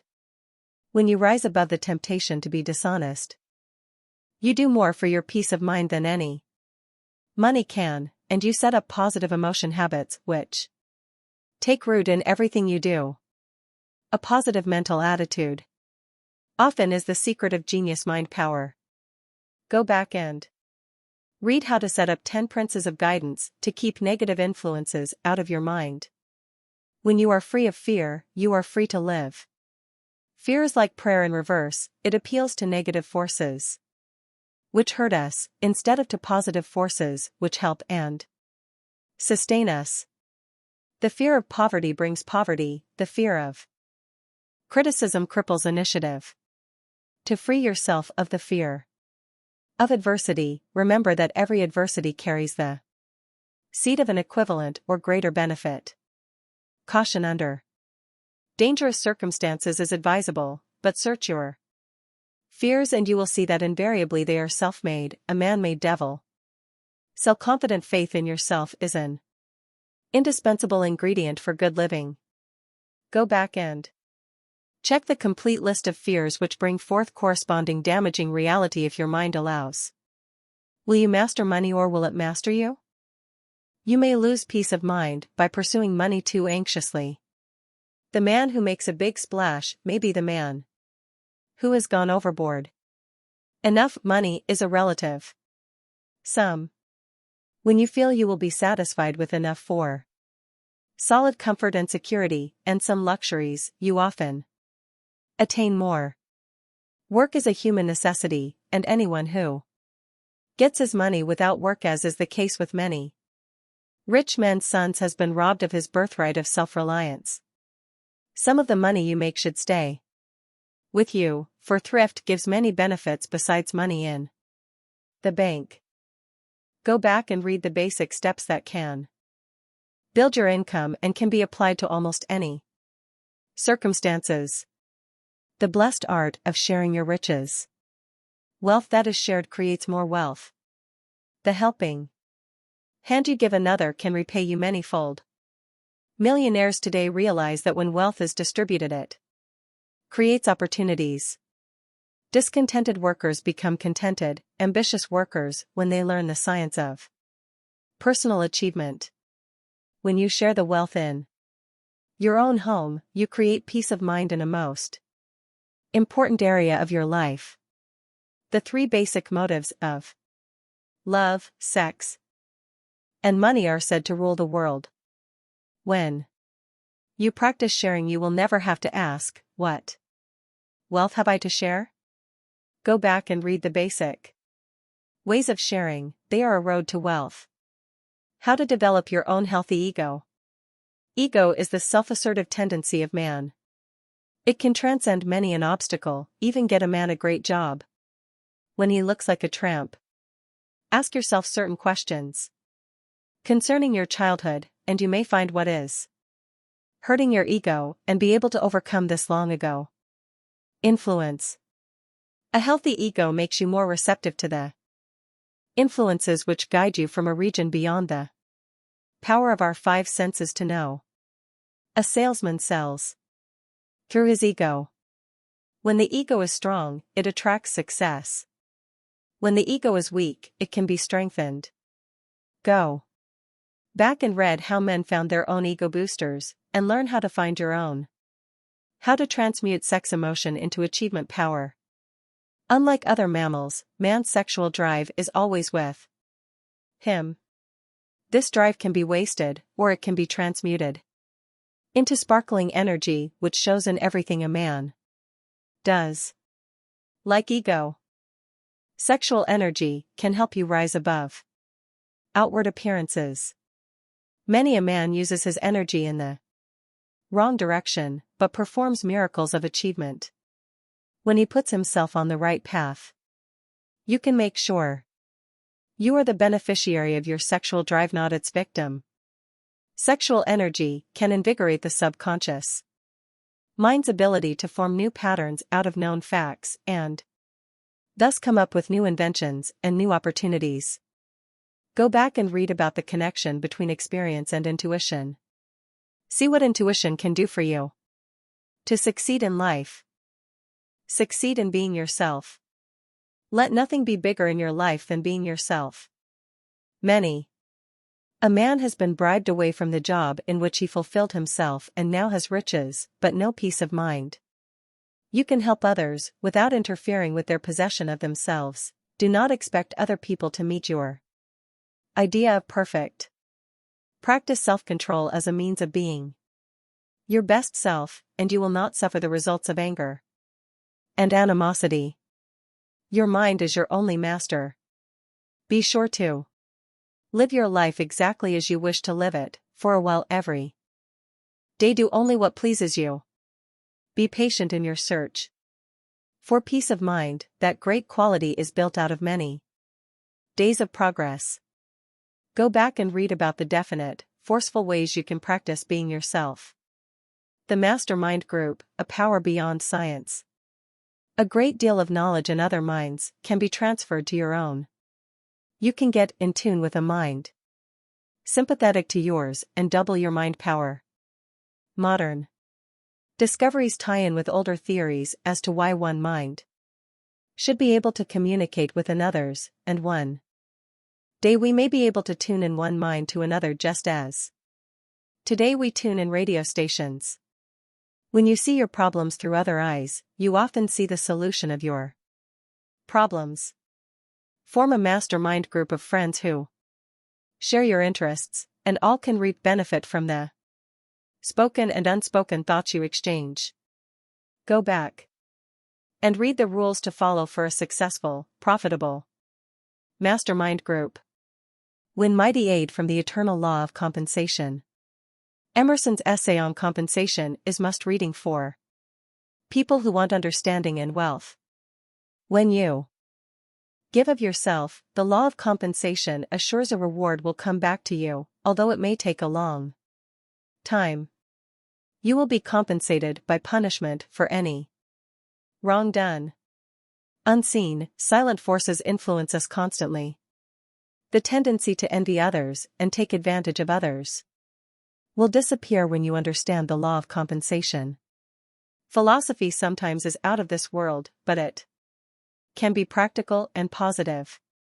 The true philosopher is proof against much that upsets and defeats other men. Go back and read everything quoted from Emerson. You are very important for a little while. Nobody builds his success through his own efforts alone. Self-importance hurts the conscience, but true perspective on yourself aids peace of mind. Ultimately, nothing matters. This world matters now, however, and accounts are balanced in this world before you leave it. In the jungle of life there are unseen watchers. A great reservoir of wisdom is kept for the benefit of mankind, and those who conquer the enemies of man come through the jungle unharmed and are ready to take the next step upward. Your life experience can and should qualify you for wealth and peace of mind to enjoy for yourself and to share with others. Go back and read the list of the enemies of man, see how many you met today. Not too much, not too little. Wealth comes to the man who sees and uses his potential for wealth. Potential all around you is not wealth till you bring wealth into being. Grabbing for wealth may cause you to lose that wealth. Do not limit what you give, only what you take. The golden rule, ancient in the time of Jesus, remains a true guide. Give the other fellow what he needs, and you do justice to the golden rule. You can notice the effect on character when a person never has allowed the golden rule to enter his life. A man's services generally are worth what he is paid for them, and a man has a way of putting a price on himself. The golden rule cannot be cheated. Go back and read and remember the golden rule in the form that really makes it work. The magic power of belief. Anything the human mind can believe, the human mind can achieve. This is the supreme secret. A wish occurs on the surface of the mind, a true belief becomes part of you. Decide on the belief you want, send it down into your subconscious mind, and your subconscious will thereafter see to it that you act on the belief. Nobody knows the limit of the power of belief. It even affects physical changes in the body. The human mind now is transforming humanity and the world in which man lives. You can take your part in this mighty process by using every bit of your human power. Go back and read how to implant belief in your subconscious mind through the art of autosuggestion. Enthusiasm and something more. What you say without enthusiasm may get no results, while the same thing, said with enthusiasm, wins 100% achievement. Enthusiasm helps in selling anything, but it cannot make up for lack of honesty and a true regard for the customer's best interests. Enthusiasm opens vast reserves of energy. Any negative thought or action interferes with the process of selling, but a negative can be transmuted into a positive. Focus your enthusiasms toward a goal. And know that if your goal is not honest, you cannot feel and use the magic of enthusiasm. Take a broad look at yourself and see if you are a person who arouses enthusiasm in yourself. Go back and read the formula that can get you the job you want. It is up to you to live the life the Creator gave you. A rich man who could not find peace of mind found out a way to run business that could give peace of mind to millions and wealth as well. It is the golden rule applied to our economy. Too many of us are reared according to rules which require us to live in fear and believe in a creator who must be placated. Man has made 30,000 gods, can they all be authentic? A few of the rules for peace of mind may sound like rules you learned for going to heaven, but they refer to happiness here and now, happiness you can attain for yourself. The mind of man is filled with powers to be used, not neglected. Think a while. See what part of this book comes most strongly to your memory. Go back and read that part very carefully. You have kept it in your subconscious, therefore it must have, somewhere in it, a message of special importance to you.